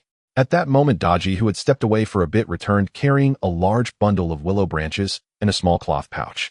After untying the pouch and dumping it on the ground, it formed a small mound of sand. She then looked at Dxin and said, "My lord, I found what you wanted. I dug up so much sand that my arms feel like they are about to break. You'll have to help me massage them later." During this time, Daji had also discovered that Dxin was quite different from many men and male demons of this era. Although he usually exuded an air of authority if her requests were reasonable, or if she acted coyly, he would certainly fulfill her wishes, such as massaging her arms or legs. In those moments, Daji couldn't help but feel grateful to Nuwa. Without her arrangements, how would she have encountered such a good man? "All right, I will massage you shortly." Dxin was well aware that Daji was being coy. After all, she was a 1,000-year-old demon, and gathering sand was nothing more than a simple spell. However, he was quite pleased with it. Her delicate arms, flawless legs were truly something one could never tire of. "My lord, what is this for?" At this moment, Wang Erxiao, who had provided the most negative emotion values due to his inability to distinguish left from right, curiously approached and inquired. "This is for your improvement," Dxin replied cheerfully. Negative emotion value from Wang Erxiao, 155. Wang Erxiao looked at Dzin's smile and suddenly felt an ominous premonition. Before they began marching, Dxin had said the same thing. Having undergone the trials of the future world, Dxin believed that literacy was indeed essential, even if many in this era and the future questioned the usefulness of being literate in farming or construction work. But literacy was truly beneficial. It allowed one to understand principles, better summarize experiences, and broaden one's horizon. The Xianfeng army he aimed to build was not only a disciplined and commanding force, but also an army with its own thoughts. Moreover, how could Dxin ever have too many negative emotion values? Each person will carry 2 handfuls of sand and 1 willow branch. Prime Minister King Wuching, you will teach them to write their names. Those who cannot learn will not be allowed to sleep tonight. Soon Dxin arranged for the soldiers to carry sand and use the willow branches to write with Bai Gan and Huang Feihu assisting in the instruction. As nearly 3,000 men faced the daunting task of writing after a day of marching, the scene was quite terrifying. In that moment, the numbers on Dzin's system backend were flying by so fast that he could barely keep up. Especially later, when a group of men whose fingers were harder than sticks, fearing they wouldn't be able to sleep at night, clutched the delicate willow branches and struggled to write in the sand. The feeling of urgency was indescribable. That night, each soldier provided him with negative emotion values exceeding 100, not to mention the contributions of Bai Gan and Huang Feihu, the true tools for generating negative emotion values. The cumulative negative emotion values from that day and night, along with the many accumulated from this war, resulted in an astonishing total of 389,547. With the successful breakthrough of the third level of Qi transformation and spending 200,000 negative emotion values to reach the first level of divine return, to void DXIN still had 39,547 left. With such abundance, DXIN decided that tonight they would write names, and tomorrow night they would begin the study of the 1,000 characters classic. Once they learned to write, he could also teach a mathematics class, such as guessing how many legs he had based on the chicken and rabbit in the same cage, or how long it would take a plumber who enjoys wasting time opening both the water inlet and outlet faucets to fill a pool, as well as linear equations, and even calculus. Well, forget calculus, he didn't know that. But as an emperor, how could he, with his prestigious status, ever covet these negative emotion values? Certainly not. He was working to enhance the cultural literacy of the Xian Feng army for their benefit and to provide them with a brighter future. Right? On this night, many people found themselves unable to sleep. It wasn't that they didn't want to sleep, but rather that writing was an arduous task. If it weren't for their deep admiration and reverence for DXIN at this moment, many soldiers might have simply given up on writing. However, seeing DXN leaning against Daji, a hopeful smile on his face, as he looked at them, their hearts warmed, and they gripped their writing tools with renewed vigor. The king truly cared for them, putting forth great effort for their sake. Otherwise, why would he gaze at them with such anticipation? For the king's sake, even if it meant smashing their fingers, they had to learn to write. But these warm-hearted soldiers were unaware that while DXIN was filled with expectation, it was not for them, but for the rapid changes in the system back-end data, eagerly anticipating the swift movement of the spinning wheel in his mind. With a negative emotion value of 39,547, for a DXIN could play 6 consecutive draws. The pointer spun round, and anticipation blossomed in his heart. Unfortunately, it seemed that these negative emotion values came too easily, with a dreadful drop rate. After a 10 consecutive draw, he ended up selecting merely a single fusion herb. Moreover, the worst part was that the herb he drew was the specified fusion herb, and to add insult to injury, it was not the one for the Grand Phoenix technique, but rather for the minor theft technique. Congratulations, host, you have acquired a mid-level fusion herb containing the power of a medium-level Dallas rule fragment, and it is now being monitored for you designated minor theft technique. Fortunately, in his last 10 consecutive draws, he finally obtained something different, surprisingly, drawing a mid-level fusion herb he had never encountered before, though it was still bound to the minor theft technique. 3 fusion herbs, including 1 mid-level fusion herb, were the fruits of his 6 sets of 10 consecutive draws, costing him 30,000 negative emotion values. Although DXIN was already familiar with the system's pitfalls, he couldn't help but chuckle at the current outcome. Moreover, when DXIN checked the Taobao Mall, he indeed found that a mid-level fusion herb for the minor theft technique was now available, priced at 12,000 negative emotion values. 1 mid-level fusion herb is priced at 12,000 negative emotion values, and 3 specified minor theft technique fusion herbs at 18,000, totaling 30,000 negative emotion values. Yet the lottery cost him 30,000 negative emotion values, resulting in a loss of 2,000 negative emotion values. After doing the math, DXIN increasingly felt that the system seemed to be deliberately arranging for him to win items through the lottery. Because it seemed that the lottery, while appearing to be at a loss or break-even compared to direct purchases, offered more possibilities, making him willingly choose the lottery. Undoubtedly, this must be the system's method of reclaiming negative emotion values, using a seemingly similar approach to invisibly consume the excess negative emotion values he possessed. This situation led DXIN to suspect that the creator of this system was likely the pioneer of pay-to-win mobile games. 530425. Congratulations, host. The accumulated perfection value of minor theft technique has reached 883,000. Currently, the host can use the minor theft technique to steal items from cultivators in the refining Qi to spirit transformation realm. A friendly reminder: theft is a crime, and if caught, there will be severe punishment. As DXIN chose to consume the fusion herb, a series of numbers flashed through the system's backend. This mid-level fusion herb had remarkable effects. Although it was almost half more expensive than the regular fusion herb the law fragments provided, were 3 times as powerful. Upon seeing this string of values, DXIN's eyes lit up slightly, feeling that the system had finally spared him from a pitfall this time. However, he truly did not know what use the minor theft technique would serve. Thinking of this, he shifted his gaze and activated the minor theft technique, lightly reaching towards Daji, who was in the refining Qi to spirit transformation realm. Congratulations, host, you have successfully stolen Daji's alluring power theft. Successful reward: perfection value 3, cumulative value 913,000, retention time 10 minutes. Countdown begins. 600, 599, 598. As he grasped, DXIN immediately heard the system's reminder in his mind, a pale pink energy group gently swaying within his mind, exuding an alluring aura that made it hard to look away. What the? I can actually steal Daji's alluring power. This scene made DXIN involuntarily intake a breath, suddenly realizing that he might have underestimated the minor theft technique. After all, it could steal not just items, but also genuine secret arts. Just imagine if one day he could use this technique on a sage, wouldn't he have the chance to steal a portion of their power? Such secret arts are not only uncommon, but could even be described as extraordinary. However, this cannot be blamed on DXIN, the blame lies with the system. The minor theft technique is a theft technique, yet it has an added minor descriptor, making it hard not to underestimate this skill. Why do I feel that the alluring power within my body has inexplicably diminished? At the same time, Daji, who had been dozing off, suddenly opened her eyes, furrowed her brow, and murmured in confusion. From Daji, negative emotion value 55. I have not merely replicated or imitated, but have genuinely stolen corresponding power from her.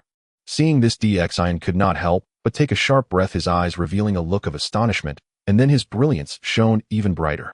Just imagine if he were to master this technique at a higher level, when facing an enemy, could he not instantly seize the power within them? By the time they wanted to strike, they would find they had no strength left, and would thus have to kneel and obediently sing a song of submission. This minor theft technique was not just weak, it was incredibly strong, even to the point of being considered outrageous. I wonder what would happen if I attempted to steal from Kong Xian. Zin's gaze subtly shifted, and a bold idea suddenly emerged in his mind. Thinking of this, DXIN immediately raised his hand, activating the minor theft technique, and made a gesture towards Kong Xian. Detected target is a quasi-saint theft. Failure risk exists. If failed, the target will become aware. Does the host wish to continue? Just as he raised his hand, a row of large red characters from the system immediately appeared in his mind. Continue. After a moment of contemplation, DXIN felt that given Kong Xian's current attitude towards him, even if he were discovered, he shouldn't face dire consequences. At worst, he would just get scolded. With a determination, he decided to take the risk and test the effectiveness of the minor theft technique. Congratulations, host. Theft successful. Stolen one piece of the vivid, eye-catching red peacock feather. Theft of a quasi-saint successful. Reward perfection value 100, cumulative value 1913000. The next moment, the system's reminder sounded, and DXIN discovered that something had appeared in the palm of his hand. Looking down, he saw a palm-sized feather shimmering in the firelight, radiating a dazzling array of colors. From Kong Xian, negative emotion value 4444. Almost simultaneously, the system backend again flashed data. When he lifted his head, he saw Kong Xian covering his backside, his face dark as water, scanning the surroundings. Is this a feather from Kong Xian's body? Upon seeing this, DXIN shivered and instinctively tightened his grip. For someone as proud as Kong Xian, losing a feather from his backside would undoubtedly infuriate him, leading to severe consequences. But almost at that moment, Kong Xian's gaze fell upon DXIN, and he immediately noticed the dazzling colors emanating from between Zin's fingers, along with 2 or 3 feathers swaying gently in the night breeze. In an instant, a raging flame ignited in Kong Xian's eyes, and his handsome face turned dark as the bottom of a pot. Friend Kong Xian, Senior, please let me explain. Zin's heart raced, and he forced a flattering smile, eager to say some nice words. Kong Xian was furious. The consequences were dire, and DXIN suffered terribly.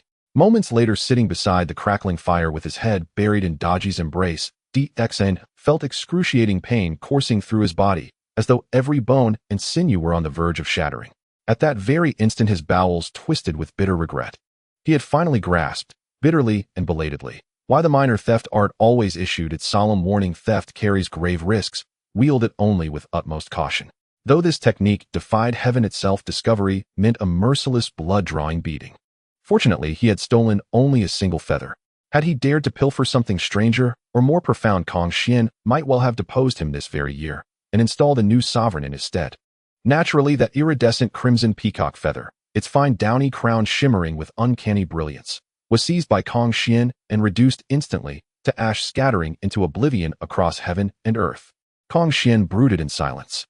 Though he longed to chastise DXIN further, he knew full well that at his current cultivation stage, first tier of the spirit refining and returning to emptiness realm, he was no more than a humble peanut before Kong Xian's quasi-sacred might.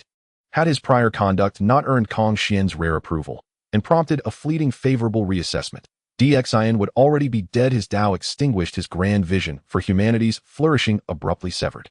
Just wait until my minor theft art reaches perfection. I'll strip you bare down to your undergarments. Then again, why on earth did I even consider stealing Kong Xian's undergarments?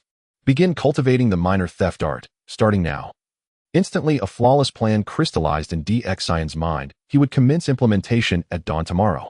Under Kong Xian's lingering reproachful gaze, the night passed swiftly. By dawn's first light, after kindling fires and preparing meals, the Xuanfeng army reformed its ranks and marched resolutely back toward the capital city of Chaoga. Erxiao, you walked exceptionally well today. Real progress. Riding atop the five-colored divine ox, DXN drew near Wang. Erxiao activated the minor theft art and gently clapped his shoulder with a warm, knowing smile. Target Wang Erxiao. Selectable items for theft: spear, bow, and arrow, tunic, trousers, money pouch, loincloth. In an instant, a lengthy list of options materialized within DXIN's consciousness, prompted by the system itself. The minor theft art, when used upon those of lower cultivation rank, allowed conscious selection of the stolen object. Yet the system clearly harbored a perverse sense of humor, listing even the loincloth of Wang Erxiao, a man who hadn't bathed in days. DXIN fell silent in mute disbelief, inwardly scolding the system before selecting money pouch. Instantly, a plump little purse appeared in his palm, and his perfection value rose by 1 point. His Majesty has labored tirelessly. Serving His Majesty is our highest honor. Wang Erxiao snapped upright, chest puffed, and declared loudly. Such polished rhetoric was far beyond his own wit. It had been drilled into him by DXIN the previous day during formation training. Erxiao, you've earned your reward this expedition. Those 20 bronze knives. How do you intend to spend them? DXIN chuckled softly, nodded approvingly, and asked with gentle curiosity. Reporting, Your Majesty. I've already decided. 5 knives for my mother's bracelet, 5 for my sister's dowry, 3 for my father's axe, and the remaining 7 I'll save to marry. At these words, Wang Erxiao's face bloomed with a mixture of pride, bashfulness, and simple-hearted sincerity. Hearing him speak, the surrounding Xuanfeng soldiers likewise broke into identical smiles, hands instinctively patting their own bulging money pouches. Their thoughts mirrored his earn well, return home, honor parents and elders, and lift their family's dignity with newfound prosperity. This fellow can't tell left from right, can't write a single character, yet somehow counts coins with perfect clarity. DXIN laughed aloud at his earnest reply, nodding warmly. A wise allocation. You've cared for every member of your family. Guard that money closely lest it vanish. Should you lose it, others may still honor their mothers at home, but you won't. And if you come weeping to me, I won't replace a single coin. Your Majesty need not worry. I keep my pouch fastened securely at my waist, it cannot fall. Wang Erxiao declared with absolute confidence, then slapped his waistband only to feel empty air. He dropped his gaze instantly and found his money pouch gone. His eyes welled with tears, his massive frame trembled violently. And money? Where's my money? Negative emotion value gained from Wang Erxiao, 999. Your Majesty, my money's vanished. My mother has no bracelet, my sister no dowry, my father no axe, and I'll never wed. In the next breath, he collapsed into wrenching sobs, great shoulders heaving, thick beard glistening with glistening rivulets of mucus that caught the sun like scattered pearls. This fellow. Watching Wang Erxiao beat his chest and wail as though his world had ended, DXIN sighed inwardly. With a subtle flick of his finger, he sent the pouch arcing onto the ground before him, then gestured casually downward. Fool, look beneath your feet. Isn't your pouch lying right there? It's mine, it's not lost. Thank heavens. My mother will have her bracelet, my sister her dowry, my father his new axe, and I'll still marry. Wang Erxiao lunged forward, snatched up the pouch, pressed it fervently to his lips several times, then tucked it deep into his chest with radiant delight. After 2 contented sighs, he paused, scratched his nape, then blinked puzzled. But I stood behind you. How did it land ahead of me? Something isn't quite right. His gaze flickered furtively toward DXIN, clouded with sudden suspicion, his hand tightening protectively over the pouch hidden in his robes. Though he couldn't explain it, he sensed, deep in his gut, that His Majesty had orchestrated this. After all, among themselves the soldiers often whispered about this sovereign, brilliant and sagacious, benevolent and just, yet perpetually teasing them almost playfully as if testing their patience. This fool's never shown such sharpness before. What's got into him now? DXN muttered inwardly, then patted the 5-colored divine ox and steered it aside. Rest assured, I rule over all under heaven. A few bronze knives hold no allure for me. Serving His Majesty is our highest honor. Wang Erxiao cried out eagerly, even as his fingers clenched tightly around the 20 bronze knives tucked safely in his chest. His broad, guileless grin blazed in the sunlight, teeth gleaming like polished ivory. Gazing at Wang Erxiao, DXIN abandoned any further notion of honing the minor theft art or harvesting negative emotion values through such means. Admittedly, it was an elegant dual-purpose method. Yet he simply could not bring himself to proceed, for he saw unmistakably the raw anguish in Wang Erxiao's eyes the moment the pouch disappeared, genuine despair, unfeigned sorrow. To witness a burly, grizzled man collapse into tearful, nose-running hysteria was too harrowing. He could not bear it. Nor was it greed that drove Wang Erxiao. It was love. That pouch held his mother's bracelet, his sister's dowry, his father's axe, and his own future bride's betrothal. It was the seed of his happiness, the foundation of his dreams. True Xin would restore the pouch, but the trauma of loss, the shadow of dread remained real. To sabotage another's hope for joy. He searched his conscience and knew he could not. He understood, too, that the swiftest path to amassing negative emotion values would be to reign as a tyrant, cruel, capricious, despotic. Within 2 or 3 days, such a path might elevate him to the rank of a mortal or even rival a sage. Yet he refused, because he knew such power would be built upon the ruins of others' suffering. Perhaps shaped by memories of a distant age, perhaps innate to his nature, he believed even negative emotion must be gathered with integrity, that one's joy should never spring from another's agony. Not incapable, merely unwilling. Damn it all. Wang Erxiao, you've cost me countless opportunities to harvest negative emotion values. These losses must be recouped, by fair means or otherwise. Xian's gaze swept forward, then narrowed with resolve. Raising his arm, he commanded, entire army, halt ahead. Next I shall teach you something far more fascinating. Let us master advanced formations. Formation transitions, left turns, right turns. Turning left and right seems simple, but those who have undergone military training understand how painful it was at the beginning to learn this. Negative emotional value from Wang Erxiao, 199. Negative emotional value from Li De, 88. In an instant, the system backend of Xin began to roll rapidly, and soon after the accumulated negative emotional value broke through the 50,000 mark. Leading troops into battle is indeed a good way to accumulate negative emotional value. Looking at the negative emotional value in the system backend, Xin felt a surge of excitement and contemplated whether to initiate a grand literacy campaign upon returning to Chaosong City, gathering all the illiterate citizens for a vigorous literacy movement.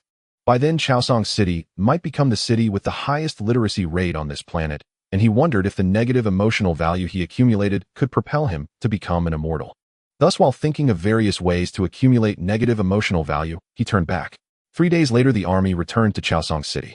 At this moment, Zin's cultivation level had reached the second layer of the refining spirit and returning to Void Realm. He exchanged for 4 medium-level fusion Dao herbs, raising the perfection value of his petty theft technique to 300, allowing him to steal from cultivators in the refining spirit and returning to Void Realm without being detected, gaining 16,800. However, the negative emotional value required to break through to the third layer had already reached a staggering 250,000. Boom, boom, boom. As the army returned to the capital, the citizens of Chaosong City naturally came out to greet them. How could the Xianfeng army after one outing seem to have changed completely?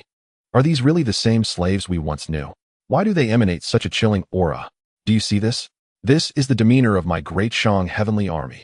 The soldiers exhausted from battle had weary eyes.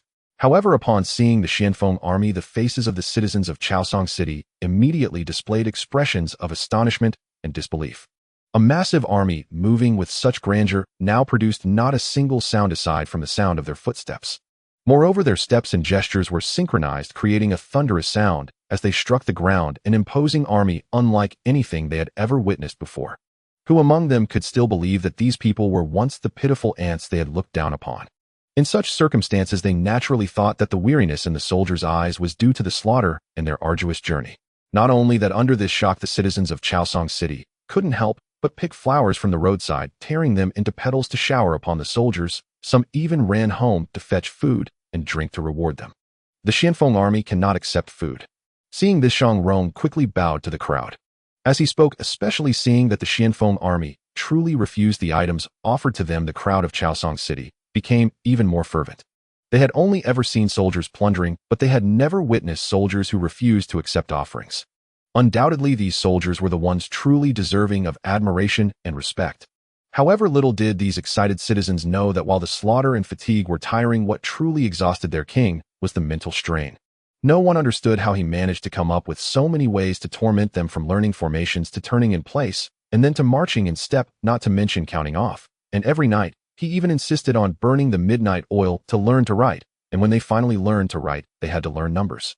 He even assigned them bizarre problems like, if a water tank fills while simultaneously draining, how long until it is full? Who has the time to block the outlet while letting water in? Can't they block the inlet while letting water out? And what about placing chickens and rabbits in the same pen, where there are 35 heads on top and 94 feet below, asking how many of each there are? Who would put chickens and rabbits together? Don't they know that rabbits love to hop around and could easily smash the eggs? The king's bizarre thoughts are simply more numerous than the stars in the sky. Look at the way they look at us. I never expected that we would one day be looked at like this. I think tomorrow someone might come to our house to ask my parents for my hand. Yet despite their exhaustion, as they saw the eager, admiring, and awestruck gazes from the citizens of Chaosong, the expressions of the soldiers of the Xianfeng army gradually changed. Once mere slaves, they were now considered something significant. Even if they died, no one would have cared before, but today people were showering them with petals and offering food and water, something they had never even dared to dream of. Thank you for your hard work, soldiers. Suddenly, from deep within the crowd, a shout rang out. Xian looked over and saw it was Fei Zhong, whom he had arranged ahead of time, and he nodded with satisfaction. Serving the king. Serving Great Shang. We vow to defend Great Shang and our king. My Great Shang will not allow anyone to invade. Almost at the moment these words were spoken, the soldiers immediately shouted in unison, their deafening roar dispersing the clouds in the sky. At that moment, their words were no longer just slogans learned from Xian, but came from the depths of their hearts. This grand scene, once completely unrelated to them as slaves, made them feel it was worth the journey and gave them a strong sense of pride in being part of the Xianfeng army. In this battle, my Xianfeng army swiftly captured Mei City, annihilated Mei Bo, achieving great merits in defending our land. At this time, Xian rode the five-colored divine ox to the front of the lineup, raised his hand, and activated his cultivation at the second layer of the refining spirit, and returning to Void Realm, using the power of his primordial spirit to subdue the surrounding citizens, who knelt and shouted, "Long live the king." Then he began to boast slowly. "Long live the king. Long live Great Shang." With each word, the crowd erupted into a frenzy, cheers ringing out, filling the air with excitement. Negative emotional value from Bygone 599. Negative emotional value from Huang Feihu 599. Bygone and Huang Feihu looked at the uproarious scene immediately coldly, snorting, their faces filled with anger and dissatisfaction. Only such a tyrant would be so skilled at manipulating people's hearts. Yet why did they feel a hint of jealousy? In this battle, my Xianfeng army suffered 20 fallen soldiers, their names being Li Qi Chen Lu. At this moment, Xian changed his tone, revealing sorrow, his voice becoming heavy as he slowly recited the names of the fallen soldiers. The atmosphere of the Xianfeng army also grew somber at this moment, as each person wore expressions of tribute and lament. Remembrance was for the time spent with their comrades, a lamentation was for the possibility that such scenes might one day befall them. Their achievements will be engraved in stone, their names will endure, and as offerings at the Fire Cloud Palace, as long as my Great Shang exists, they will enjoy the incense and offerings. The spirits are immortal. But at this moment, Xian suddenly raised his voice, his tone becoming high-spirited as he waved his hand, and Wang Erxiao, along with another soldier, brought forth a tablet made of black granite, inscribed with white names contrasting starkly. In the center of the tombstone, there was a phoenix totem, further inscribed with the 4 characters, immortal spirits. As long as Great Shang exists, the spirits remain immortal.